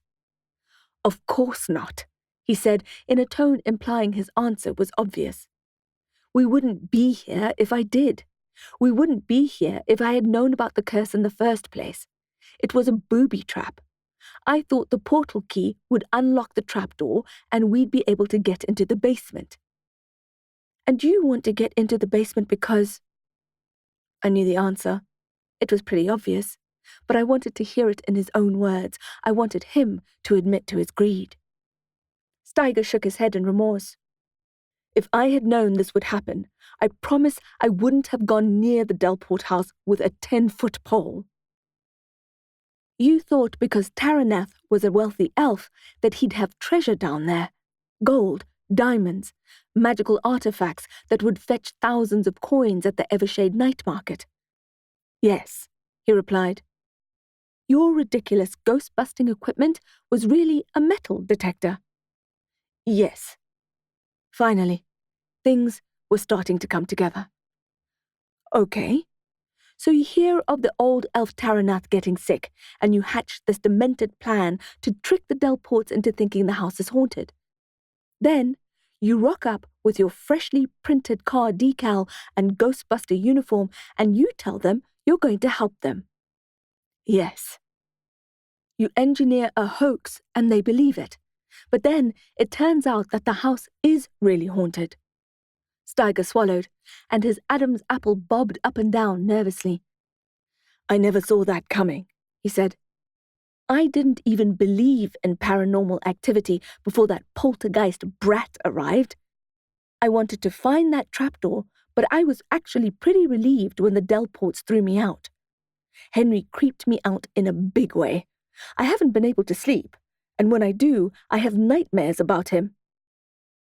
That explained his recent increasingly hollowed-eyed look and his attempt at escapism through booze and drugs. "Okay," I said. "So this is all making sense, except when it comes to Henry and his entourage." "Agreed. I haven't been able to figure it out." A phantom in the form of a 6-year-old boy, who we know is trapped here in Oblivion, is haunting the Delport house. Not only haunting, but causing real physical harm.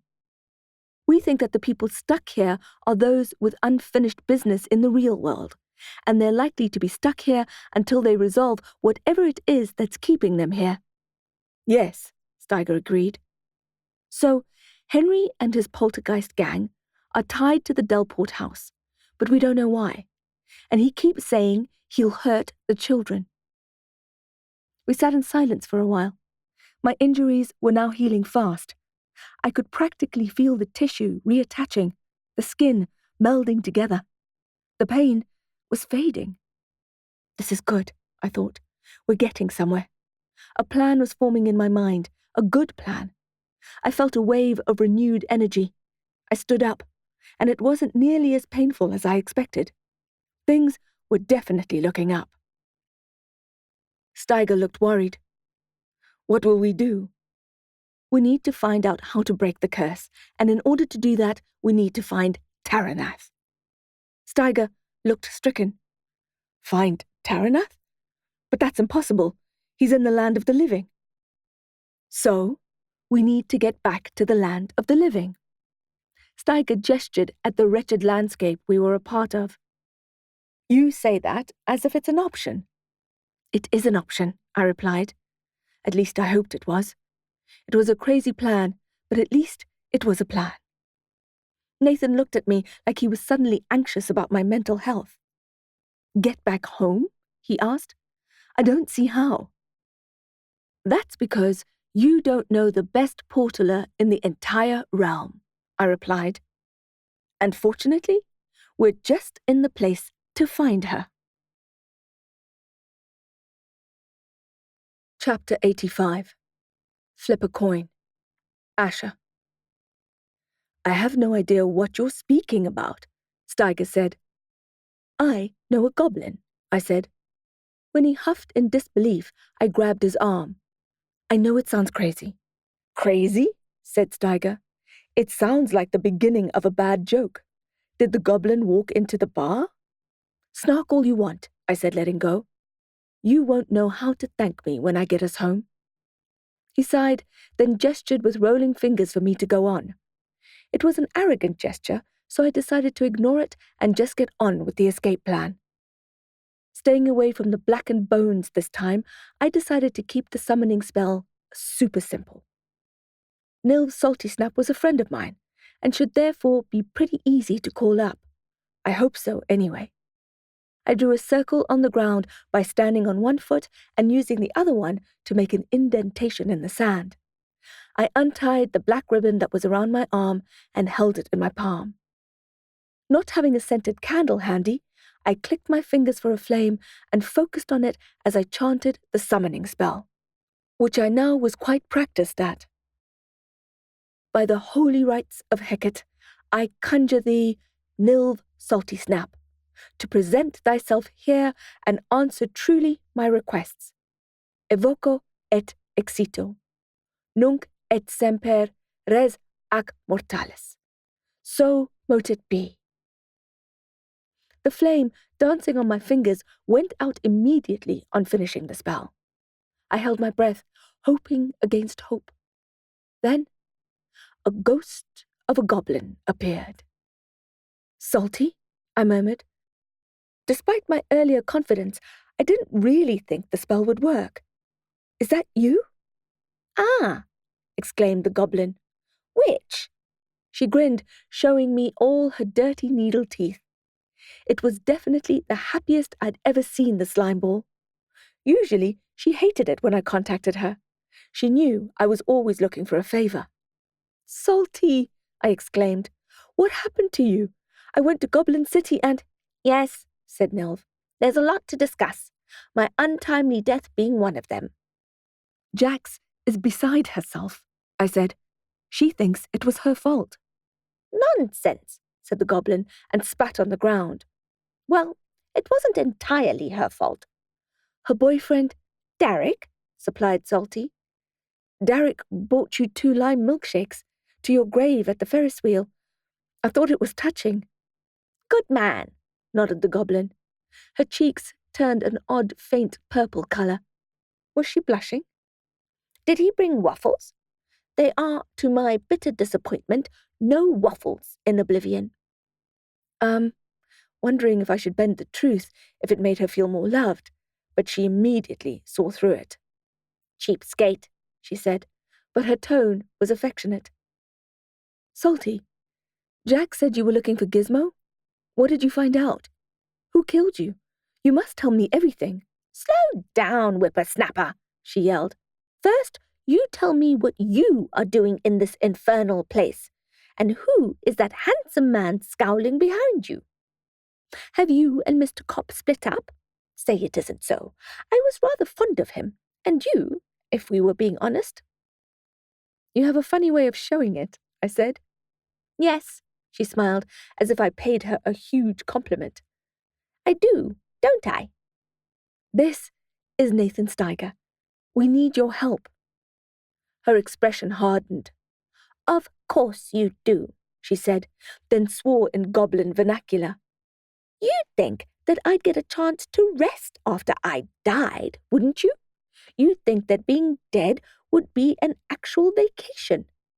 But no, Here's a witch and her new flame visiting me in my very afterlife to ask for help." She spat again. "You should be happy," I said. "You are loved and wanted. We need you." "You mean you need me to do your dirty work," she said.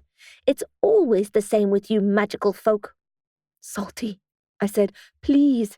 We need to get back to the land of the living, and you need to offload whatever it is that's keeping you stuck here so that you can go on to wherever it is good goblins go after they die." "Halloween heaven," said Salty, cheering up. "That's what Jax used to say, anyway." "Yes," I said. That sounded perfect. "Halloween heaven." "Okay, witch," she said, crossing her slippery arms. "I'm listening. It better be good." Steiger moved closer to hear the plan, and Nilv waggled her eyebrows at him in what she must have thought was a seductive way, but looked to me more like hairy caterpillars doing the moonwalk. "Hey, good-looking," I could almost hear her thinking. "What's a handsome devil like you doing in a place like this?" "The plan is simple," I said. "You portal us back to the real world so that we can find the man we're looking for, to break the curse and solve our case. In return, I will avenge your murder, and I will enjoy doing it. You'll be able to leave this god-awful orbit of oblivion and spend the rest of your life eating candy out of electric orange jack-o'-lantern buckets made in a sweatshop in China." The ghostly goblin spent a while thinking it over. "I would rather like to get out of here," she said, picking at her teeth. "It's a very good plan." Hope sprang in my chest. It had been a long time since I felt a pure and positive emotion, and I felt swept up by it. I turned and grinned at Steiger, who nodded encouragingly. "But there's one glaring problem," she said, tossing her stringy hair and uncrossing her arms. "So it won't work." "What?" I asked. "Surely we can work around it. Make a plan. I'll do anything." "Anything?" she asked. I got annoyed suddenly, even though I knew it was not proper at all to get annoyed with the dead, especially when you were asking them for a favor. "Salty, if it's a matter of money, I'll give you everything I have. Although I think the popcorn in Halloween heaven may be free." "It's not about filthy lucre, witch," she sneered. "I'm above those sort of things now." Ah, so she was above money, but not above waffles. "Good to know," I replied. "Then what is the problem?" She batted her eyelashes at me. "You may have noticed on your way here that you travelled outside the tube." "Yes," I said. "And usually when one portals, you travel inside the tube." Good goddess, could the goblin get to the point already? "I failed to see the relevance," I said. I hoped there was a relevance, or I might lose my mind. "When performing portal magic, it's pretty easy to open the portal, point someone in the right direction, pin the coordinates, and basically slingshot them through space via their special see-through tunnel." "Yes," I said. Easy for her, anyway.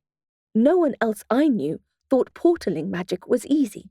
Not even Professor Fitch from the Copperfield Institute, who held an advanced degree in the science of gateway magic, but still notoriously and consistently got it wrong. "Not much can go wrong when you're kept safe in your little tempered glass cylinder and pop out at your required destination. You're like one of those envelopes in a pneumatic tube system." "Right," I said. "But portaling to the land of oblivion is completely different. It's supposed to be impossible, and most people will insist that it is. And yet, here you are. So, the stories must be true." "Which stories?" "The ones you hear whispered by people you're not supposed to know in places you're not supposed to visit." "We thought we were going through a trap door, but it was booby-trapped with a curse, a soul diversion spell, and that's how we ended up here." "Yes," said Nilv. "Outside the tunnel." "I'm surmising by what you're saying," said Steiger, "that you can't open a portal from here and send us back through the tunnel." "Aha," said the goblin. "He speaks. And what's more, he speaks sense. That's exactly what I'm trying to say. So then you send us outside the tube, I said, but there was a question in my voice. Somehow, I knew it wasn't going to be that easy to escape Oblivion. No, witch. Pay attention. You cannot travel outside the tube without a guide. You will get lost in the void and be gone forever. You think Oblivion is bad? At least they have things to look at here. Even if the things you look at might very well kill you, it keeps things interesting. But floating in the void is a one-way ticket to insanity. Nothing to see, hear, or touch. Your brain can't take a vacuum. Believe me, it's the worst way to go. Without a guide? I echoed. Salty looked at me. You said you cannot travel outside the tube without a guide. Correct, said the goblin, pleased that I was following at last. Someone with excellent and superior portal magic skills. There's only one person I know with excellent and superior portal magic skills. Correct again, she said. Maybe I was wrong about you. Maybe you do have a brain bigger than a snoog. Maybe, I replied, waiting for her to offer to escort us. Surely she would do it for our sake and for hers. When such an offer wasn't forthcoming, I asked her directly. Nilv, Salty Snap, please will you escort Steiger and me back to the land of the living? She didn't hesitate to reply. She shook her head. No, witch. No, no, no. Why? It's a neat solution for all of us. Salty smiled, but this time there was sadness in her eyes. Not for all of us. I blinked at her, trying to understand. It comes down to simple arithmetic, you see. 2 souls in, 2 souls out. Nothing can change the law of mathematics. Algebra won't bend, even for the most powerful magic. It took Steiger and me a while to cotton on. You count as a soul. She hissed at me, and saliva went flying. Of course I count as a soul, you odious sorceress. Luckily, it was phantom spit, so it never reached me.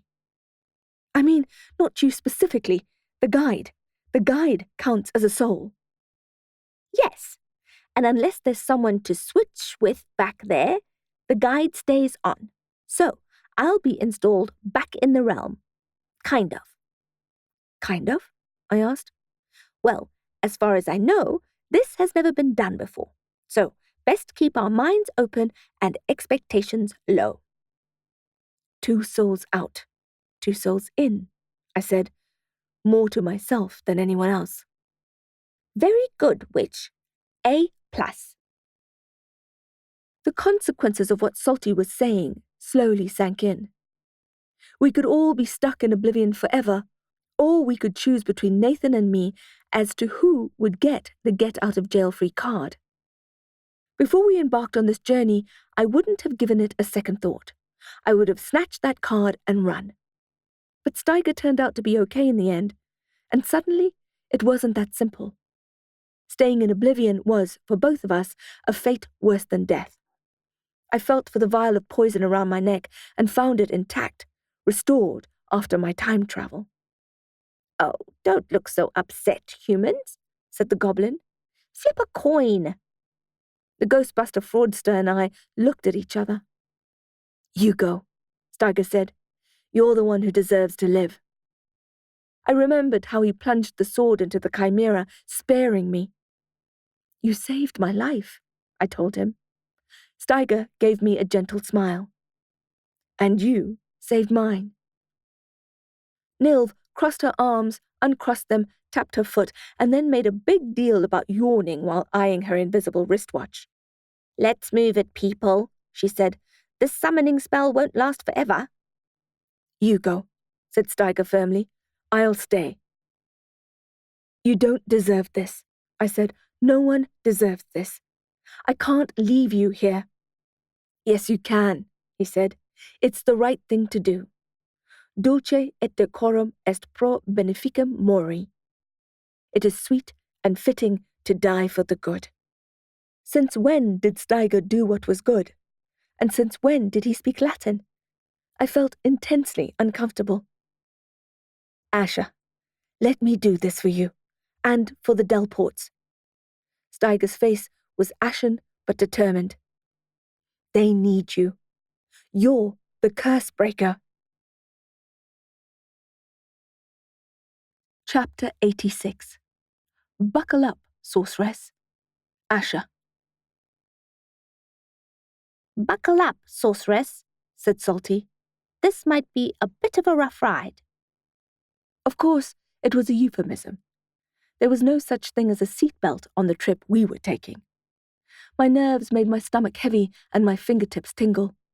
The goblin looked up at me. Ready?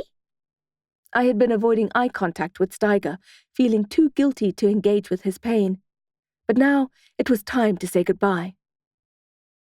I'll do what I can to bring you back, I said, but we all knew the chances of that were infinitesimal. Steiger tried to give me the athame back, which had returned to its regular size, but I told him to keep it. It wasn't much use against a tide of zombies, but it was better than being empty-handed. We both had the grim knowledge that, if nothing else, he could use it to end his own suffering. Still, he refused. Good luck, he said. Maybe you can donate the riches in the basement to a charity. At least something good can come of all of this. Yes, I replied, nodding, grasping for any bright side. I'll do that. He was quick to add, once you've paid the Delports their money back. Of course, I said. I'll try to put everything right. He nodded. Thank you. Goodbye, handsome, said Nilv, giving him a wink and a royal wave. She had already drawn the circle on the ground, and we stepped inside it.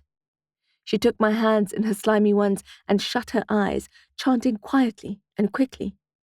Before I even had time to wonder how long the spell would take, we both rose a few feet into the air. We were suspended for a moment, and then we were whipped up and down again. But when we came down, we dissolved into pixels and cascaded through the ground. From there, we were immediately thrust in what seemed like outer space, our bodies comet-like. Even though Nilv looked like a hurtling asteroid, I could still see it was her. She kept me close, and I felt safe for the first time since Sam had embraced me at the Ferris wheel. We blazed through the black air, no transparent tube in sight, no lurkers, no obstacles, no danger. Breakneck, blistering, it was scary, euphoric, fun. We were going so fast, I swear that I aged backwards. Once I could breathe again, I laughed out loud and wondered when the last time it was that I felt such freedom and joy. Years, decades, centuries.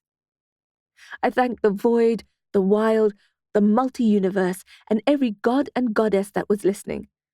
I thanked them for allowing me this almost impossible thing, to return from Oblivion. The adrenaline faded, and I grew cold. I couldn't find any arms to wrap around myself. My limbs were gone. I looked over at the green comet, and without using words, Salty said to me, "It's okay, Asha. Sleep." I don't know if it was an instruction or a spell, but I immediately vanished. I woke up shivering, and I felt someone put an extra blanket on top of me, which was comforting. I was lying in a bed. It wasn't my bed, but I was safe. Someone was holding my hand. The grasp was strong and warm. I opened my eyes. "Sam," I croaked. I was back. The detective's eyes looked the same way mine felt, like sandpaper. His whole face collapsed in relief. "Asha." He lifted the hand he was holding and kissed the back of it, carefully avoiding the dressing where the IV was attached. It was the first time he had ever kissed me, and I would remember it always. I blinked and looked down at my body, expecting to see carnage. But all I saw was the blanket, and I felt no pain where the injuries had been. Sam read my mind. We brought you in here with a torn-up torso, 2 fractured ribs. You missed a collapsed lung by millimeters, and deep lacerations. Near-fatal blood loss. We got you here just in time. The surgical team was brilliant. Or that's what the follow-up docs are saying anyway, because how else can they explain your rapid healing? He smiled conspiratorially. They were in here, marveling. I had to kick them out eventually, with the help of Dr. Gilbert, who came to check on you. I opened my mouth to tell him what had happened. How terrified I had been, how hopeless, how grateful I was to be safe and warm and holding his hand, but I choked on the words. So much had happened. Too much. All that would come out was a soft sobbing.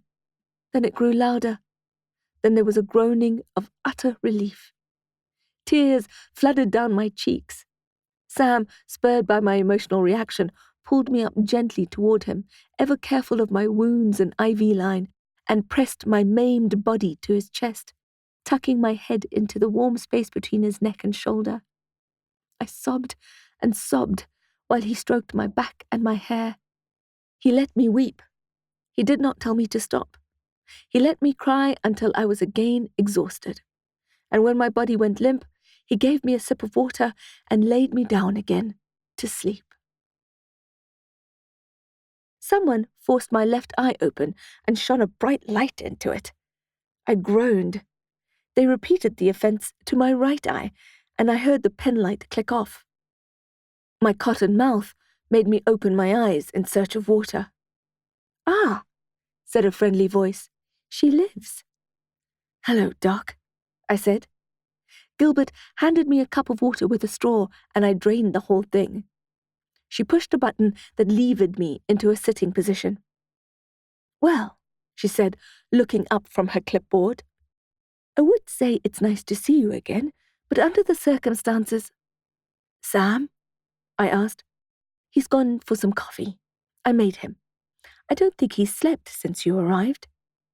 I pulled the blanket down, wanting to inspect the damage, but my entire torso was wrapped in a clean, waterproof dressing. "You'll be fine, physically speaking," the psychologist said. "What I'm more worried about is your state of mind." When I didn't reply, she went on. "I'm going to schedule you for post-trauma counseling sessions." "It's not necessary," I said. Gilbert eyed me. "I could agree with you, but then we'd both be wrong." Sam's generous build filled the doorway. He had 3 coffees, one of which he gave to the doctor after checking the writing on the side. She thanked him and left. He handed me the one on which Nut Latte was scribbled. I caught his hand and blessed him. "May you walk gently through life and know its beauty all the days of your life. So mote it be." He smiled at me. A thank you would have been sufficient. I drank it fast, luxuriating in the warm comfort of the milk and the kick of the caffeine. I would need it for what was to come next. "Where is Salty?" I asked. Sam frowned at me, his expression desolate. "Asha. Salty Snap died. We saw where she was buried." "I know she died," I replied, "but I brought her back. Or at least, she brought me back." "Back from where?" I sighed. "It's a long story. It deserves a bottle of Ferrous Sinner whiskey." "I'll be extremely happy to oblige," the detective said, "as soon as we get you out of here." Nilv Salty Snap wasn't here? My body felt heavy with disappointment. Where was the frisky goblin? Then I asked the other question I had been afraid of. "How are the Delport children?" Sam's expression was still despondent.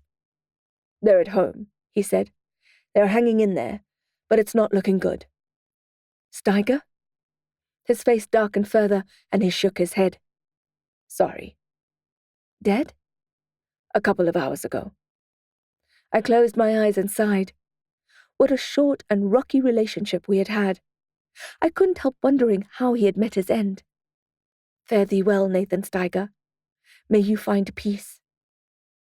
"Which reminds me," said Sam. The license plate registration details you asked me for came in.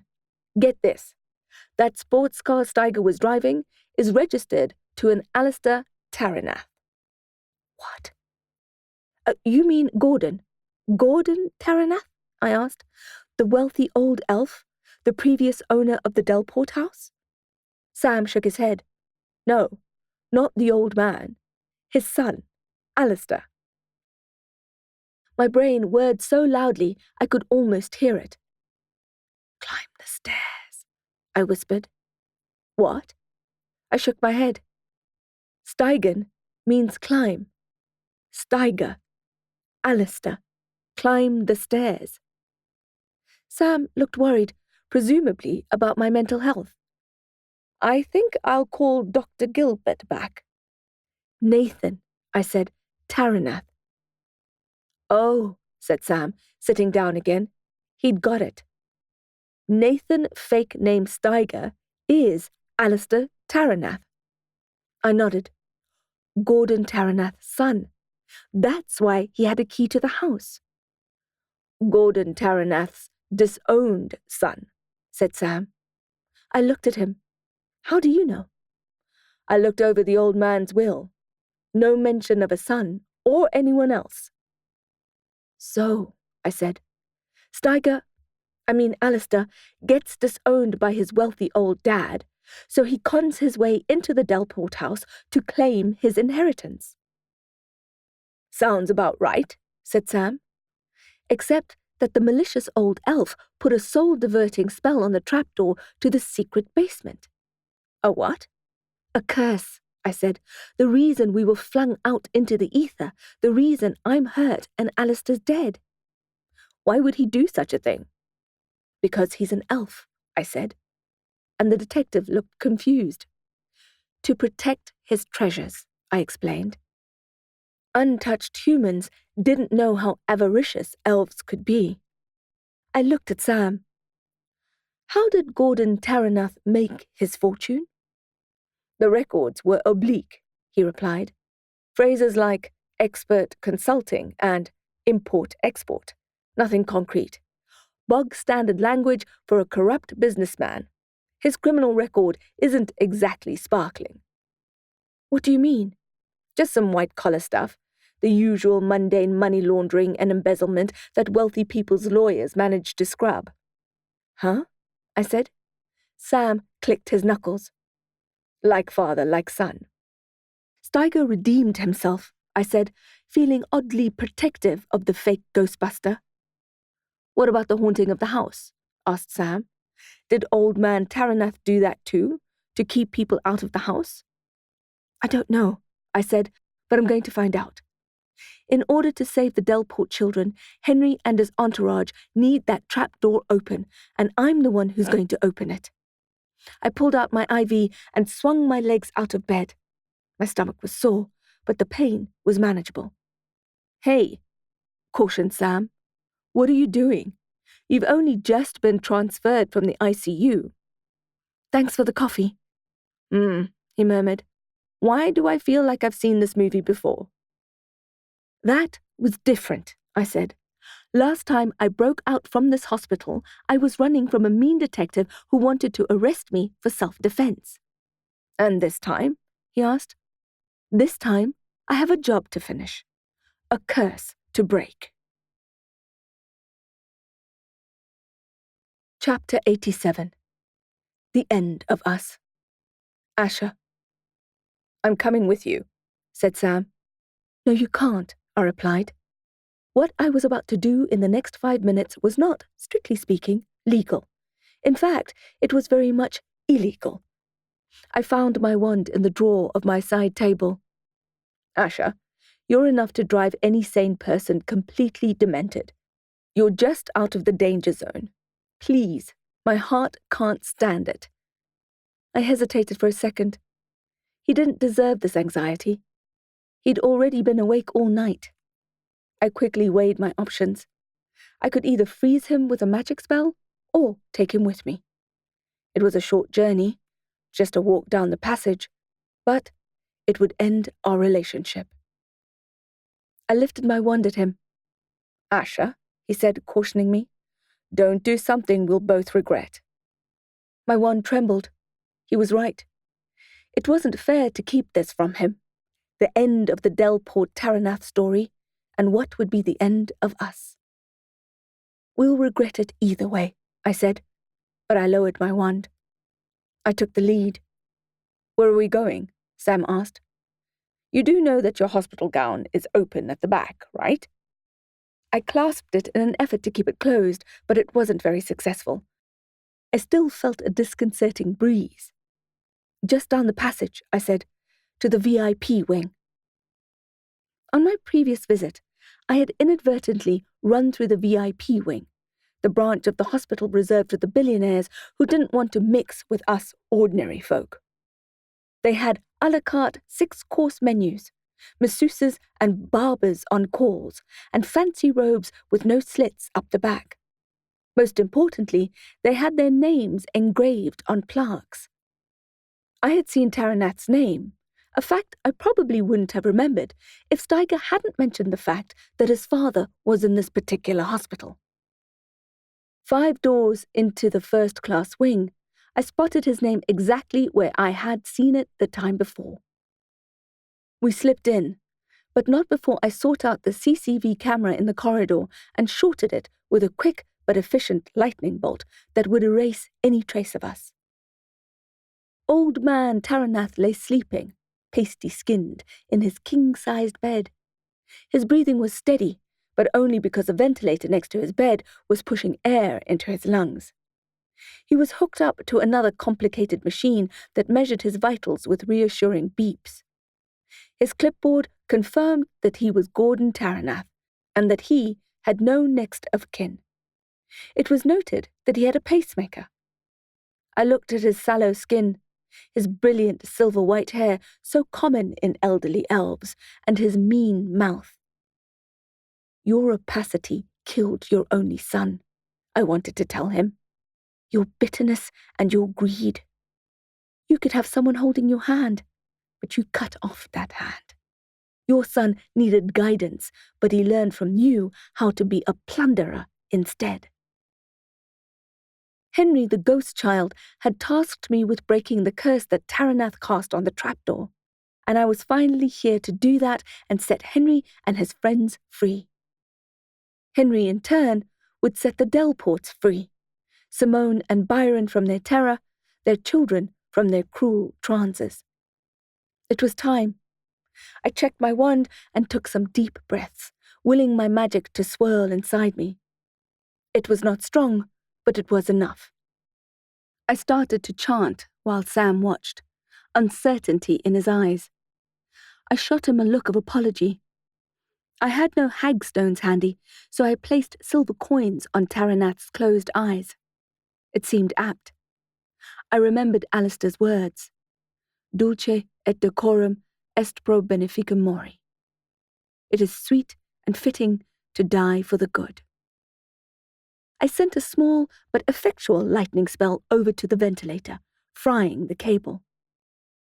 May you find peace in the promise of the never-ending night, that each turn you feel is rich with hindsight.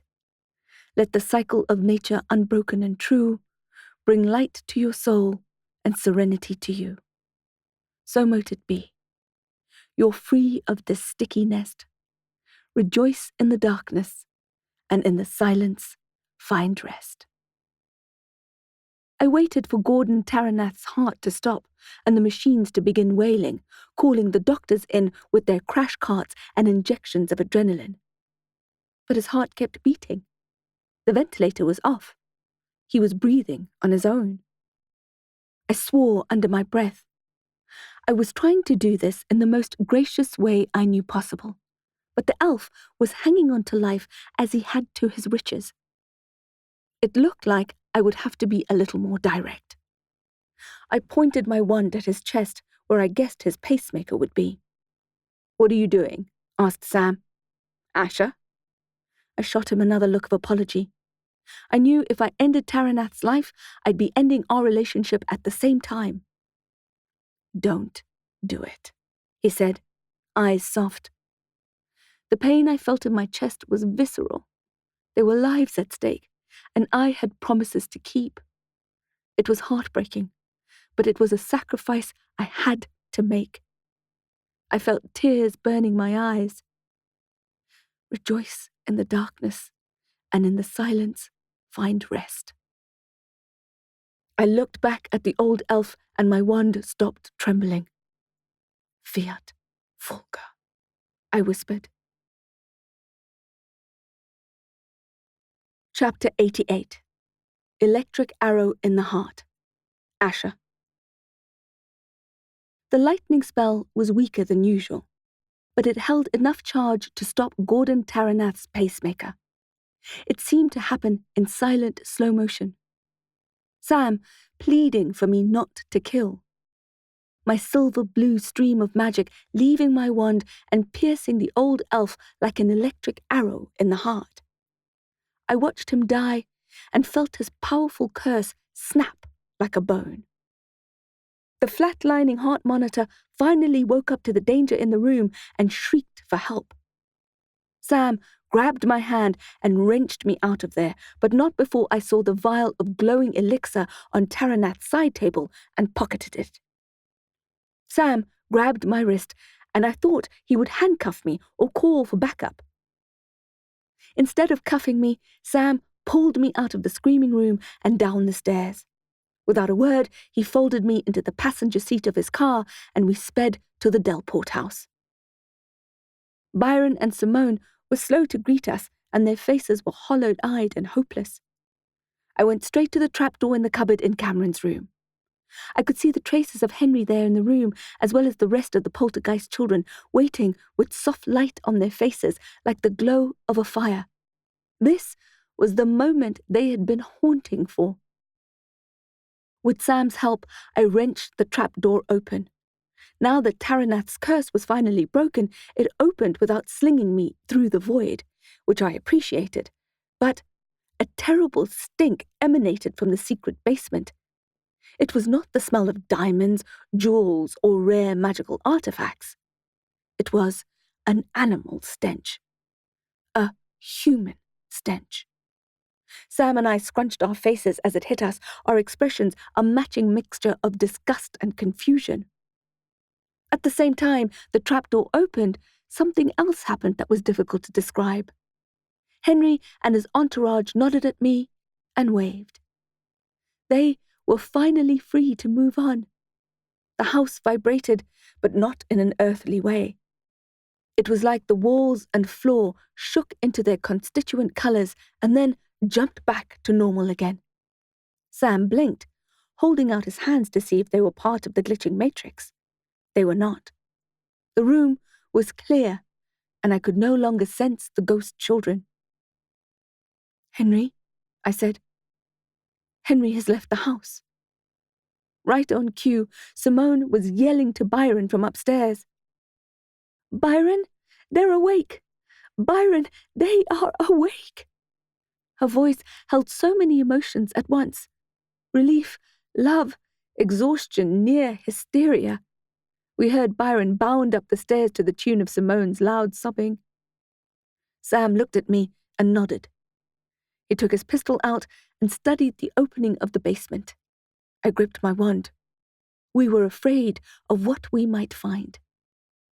Trying to ignore the awful smell, I called down into the darkness of the basement. "Hello?" Nothing. I called louder. "Hello?" Suddenly, there was a movement. It was impossible to see what it was, a mere shadow in the dark. My stomach clenched. My fingers squeezed my wand. Salty appeared to me like a figment of imagination. "Don't be afraid, Asha Viridian Rook. You're a slayer of dragons, or at least a slayer of chimeras. You went to Oblivion and back again. You can handle whatever is in this basement." I appreciated the ghost goblin's confidence in me, but I wasn't so sure I believed it. Either way, I'd have to put on my big girl panties and go down there. I tried one more time. "Hello?" That movement again. That shadow. I lit my wand and shone it down into the cellar, holding my breath. Emerging from the black water of the darkness, a pale face stared up at me and hissed. I gasped and dropped my wand. Chapter 89. Light-starved sapling. Asha. Sam Armstrong got as big a shock as I did, and he grabbed at me and pushed me back. His finger was on the trigger. "Stop," I said. "It's a child." The moon-faced basement dweller had frightened me, but her facial features were round and young. She was a child of around 7 years old and most probably harmless. There were no fangs on display despite the hissing, and she was not armed. Or at least she hadn't been armed until I had dropped my wand. I scrambled forward toward the hole again, despite Sam's hand that was tapping a warning on my skin. "Leave us alone," the hissing voice said. Her voice was water splashed on hot rocks. I looked down at her. She looked like Henry. She looked like the painting Simone had done in her studio a lifetime ago. Skeletal and so pale that her skin seemed transparent. "We're here to help you," I said. "Henry sent us." All ferocity vanished. "What did you say?" I swallowed hard. "Henry sent us." She wanted to believe me. That much was clear, but she shook her head. "My brother is dead." "He died down there," I said. "With you." "Yes," she said. "His love for you was greater than death," I said. My voice was wobbling. "He called us to set you free. We'll make sure you're looked after. There's food up here. Warm clothes." Was she even strong enough to climb out? She looked as weak as a light-starved sapling in a forest. Her face shone with hope, but it dissolved fast into suspicion. "You're trying to trick me." "You were tricked into this," I said, "but it's over now. Gordon Taranath is dead." The girl buried her face in her hands and began to cry. Then she collapsed into a pile. Detective Sam Armstrong holstered his gun, and together we clambered down the steel rungs. The stitches in my stomach smarted, but I ignored it. I checked to see if the girl was breathing. She was. Her malodorous body, dressed in filthy rags, was impossibly light. How long had she been a prisoner down there? Sam threw her over his shoulder and climbed back up toward the opening. As I watched him make his way to the halo of light, I let out a long exhale. It was over. I had broken the curse, and it was finally over. I picked up my wand, still glowing at the end, and was about to follow Sam when I heard a shuffling sound behind me. My insides turned to ice. Slowly, ever so slowly, I turned around to see who was watching me from the dark recesses, and dozens of children's faces stared back. Epilogue. Cellar Children. Asha. There was an emergency vehicle party on the street. Ambulances, cop cars, and Scorpion SUVs all crowded around the Delport house, vibrating and making a general racket. Inside, the house was not much quieter. There was a team of social workers processing the cellar children, taking photos, asking their names, if they remembered them, while Simone handed out sandwiches and hot chocolate. They all identified Gordon Taranath from his portrait as their captor, but they said they hadn't seen him in a while. They were starving and living off various vermin that shared the basement, but even the rats were running low. "Morgan," I had said into my phone from down below in the fetid basement, "you're going to want to see this." She had arrived within minutes, her orc driver Gunrock decorating the road outside with burnt rubber. We had hoped our missing girls would be in the throng of raggedy children, but the social worker shared her list with us, shaking her head. "Nope," she said.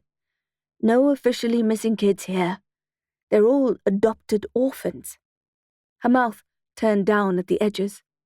easy pickings for a wealthy man like Gordon Taranath. Sam touched me on the shoulder, acknowledging the emotional dint of the term I hated so. Orphans, I echoed, knowing full well that I could have been a victim just like them. All that separated our fortunes were 20 years, Copperfield, and a bit of magic. Of course he wouldn't have nabbed them himself, said Morgan. He's not the kind of man who likes to get his hands dirty. We'll find out who has dirty hands then, said Sam, looking into my eyes. We won't rest till we do. We debriefed Simone and Byron while Cameron, Scott and Tristan watched a movie on their iPad in the TV lounge. Catnip had returned and was glued to Cameron's lap. I thought I spotted Keone winking at me from the chaos of the paramedics and cops, but then she disappeared. Hardly a coincidence, I thought, and I wondered where the Grimalkin had found the prodigal Catnip. Let them go outside, Byron had whispered to Simone. They need fresh air. They're not going anywhere, replied Simone. Despite being relieved that the kids had woken up, she was still anxious and would still need time to process the trauma and to heal. She wasn't going to let her babies out of her sight any time soon. Fine with me, said Byron. They can stay home forever. I'll never have to worry about Tristan bringing home boyfriends. She's 4, said Simone, rolling her eyes at him. But she did smile, which was something I hadn't seen for a long time. 4.5, shouted the little girl from the other room. I told them about Taranath's curse and my and Steiger's nightmare in Oblivion. I told them about finding old man Taranath in the hospital and conveniently left the part out about his faulty pacemaker. How does Henry fit into this? Asked Simone. Henry and his poltergeist pals were cellar children, I replied. He's survived by his sister, who we found alive today. He must have died in the basement, said Sam, along with some other poor kids. Taranath buried them and their toys in the garden. Oh my God, said Byron, probably thinking of the mysterious coffin-shaped holes that had appeared in the lawn and the strange muddy toys. We thought he was threatening your children, I said, but he was trying to tell us about the kids trapped in the basement. They had run out of food, and he knew that they would die if we didn't find them soon. Hurt the children, Henry had said. He was trying to tell us that Taranath hurt the cellar children, not that he was about to hurt the Delports. Henry did what he had to do to get our attention before more kids died, before his sister died. Why did Taranath do it? Asked Simone. Why would he keep almost 20 children in the basement? I looked at her and sighed. We'll never know, I lied. The vial of elixir I had swiped from Taranath's side table glowed in my pocket. My guess was that the dark wizard had been siphoning blood from the children in order to make his life-extending elixir.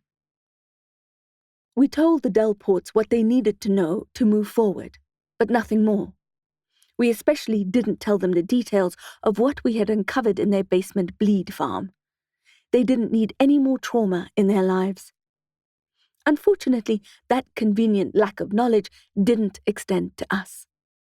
Opening the trapdoor like a Pandora's box had unleashed more questions than answers. Foremost, the identity of the orphan kidnapper. I searched Sam Armstrong's eyes, looking for a hint of his misgivings toward me. He was a cop, after all, and he had watched me murder a man. Surely that was the death knell of our relationship? Surely he knew we had no future? But there was no reservation in his eyes when he took my hand, and no coolness between us as he squeezed it. I felt my shoulders relax. When I saw the kids down there, I hoped so hard that we had found the missing daughters of the realm. Me too, said Morgan, crossing her arms. But look at the bright side. You saved the Delports a lifetime of suffering. Plus, you spared the lives of a couple dozen children. Not bad for a day's work. Sam's expression was tired and gentle. Where I expected to see admonition, I only found admiration. I smiled at them both. Yes, I thought. Not bad, but not good enough. I still had a lot of work to do. I had a lot of people to contact. Salty, Jax, Merlin, Soleil, Directress Copperfield, Dusty. But first I would go home and feed Circe and Odysseus and the hens. I'd have a cup of tea and a nap. A candlelit bath and a tumbler of Ferrer's warming cinnamon whiskey. I'd blast music, smudge some sage, and try to forget about the ugly things in the world, if only for one night. I cast a longing glance at Sam. Maybe he'd offer to drive me home. Maybe he'd even stay the night. When it was time, we said our goodbyes, promising to check in soon, and Morgan hugged me. Sam put his hand on the small of my back and steered me gently to the front door. I couldn't wait to get home. The door was slightly ajar, having had so many people come in and out. I pulled the doorknob, and as I did so, I felt a distinct darkness on the other side, an unwelcome energy. I scrambled for my wand, but as soon as I had it, it was whipped out of my hand and slung into the hedge on the other side of the garden, along with Sam's revolver. I heard myself gasp. "Weapons won't be necessary," said the vampire who stood there, his now familiar face paler than ever under the porch light. His golden eyes drilled into me. "I've been patiently waiting for you to return, Asha Viridian Rook, and now I'm all out of patience." I returned his intense stare. Police lights still flared in the background. The vampire flashed his fangs. "We need to talk." Thank you for listening to Book 2 of 6 of the Cursebreaker series, The Haunted Portal, written by J.T. Lawrence and narrated by Rashina Ratnam. This is an audio shelf production. All rights reserved by Firefinch Press 2024. The urban fantasy adventure that precedes this series is called Blood Magic and is available in audiobook. For more information on any of J.T. Lawrence's titles, please visit www.jt-lawrence.com or join her on Substack to hear about new releases. Thank you for joining us on this adventure.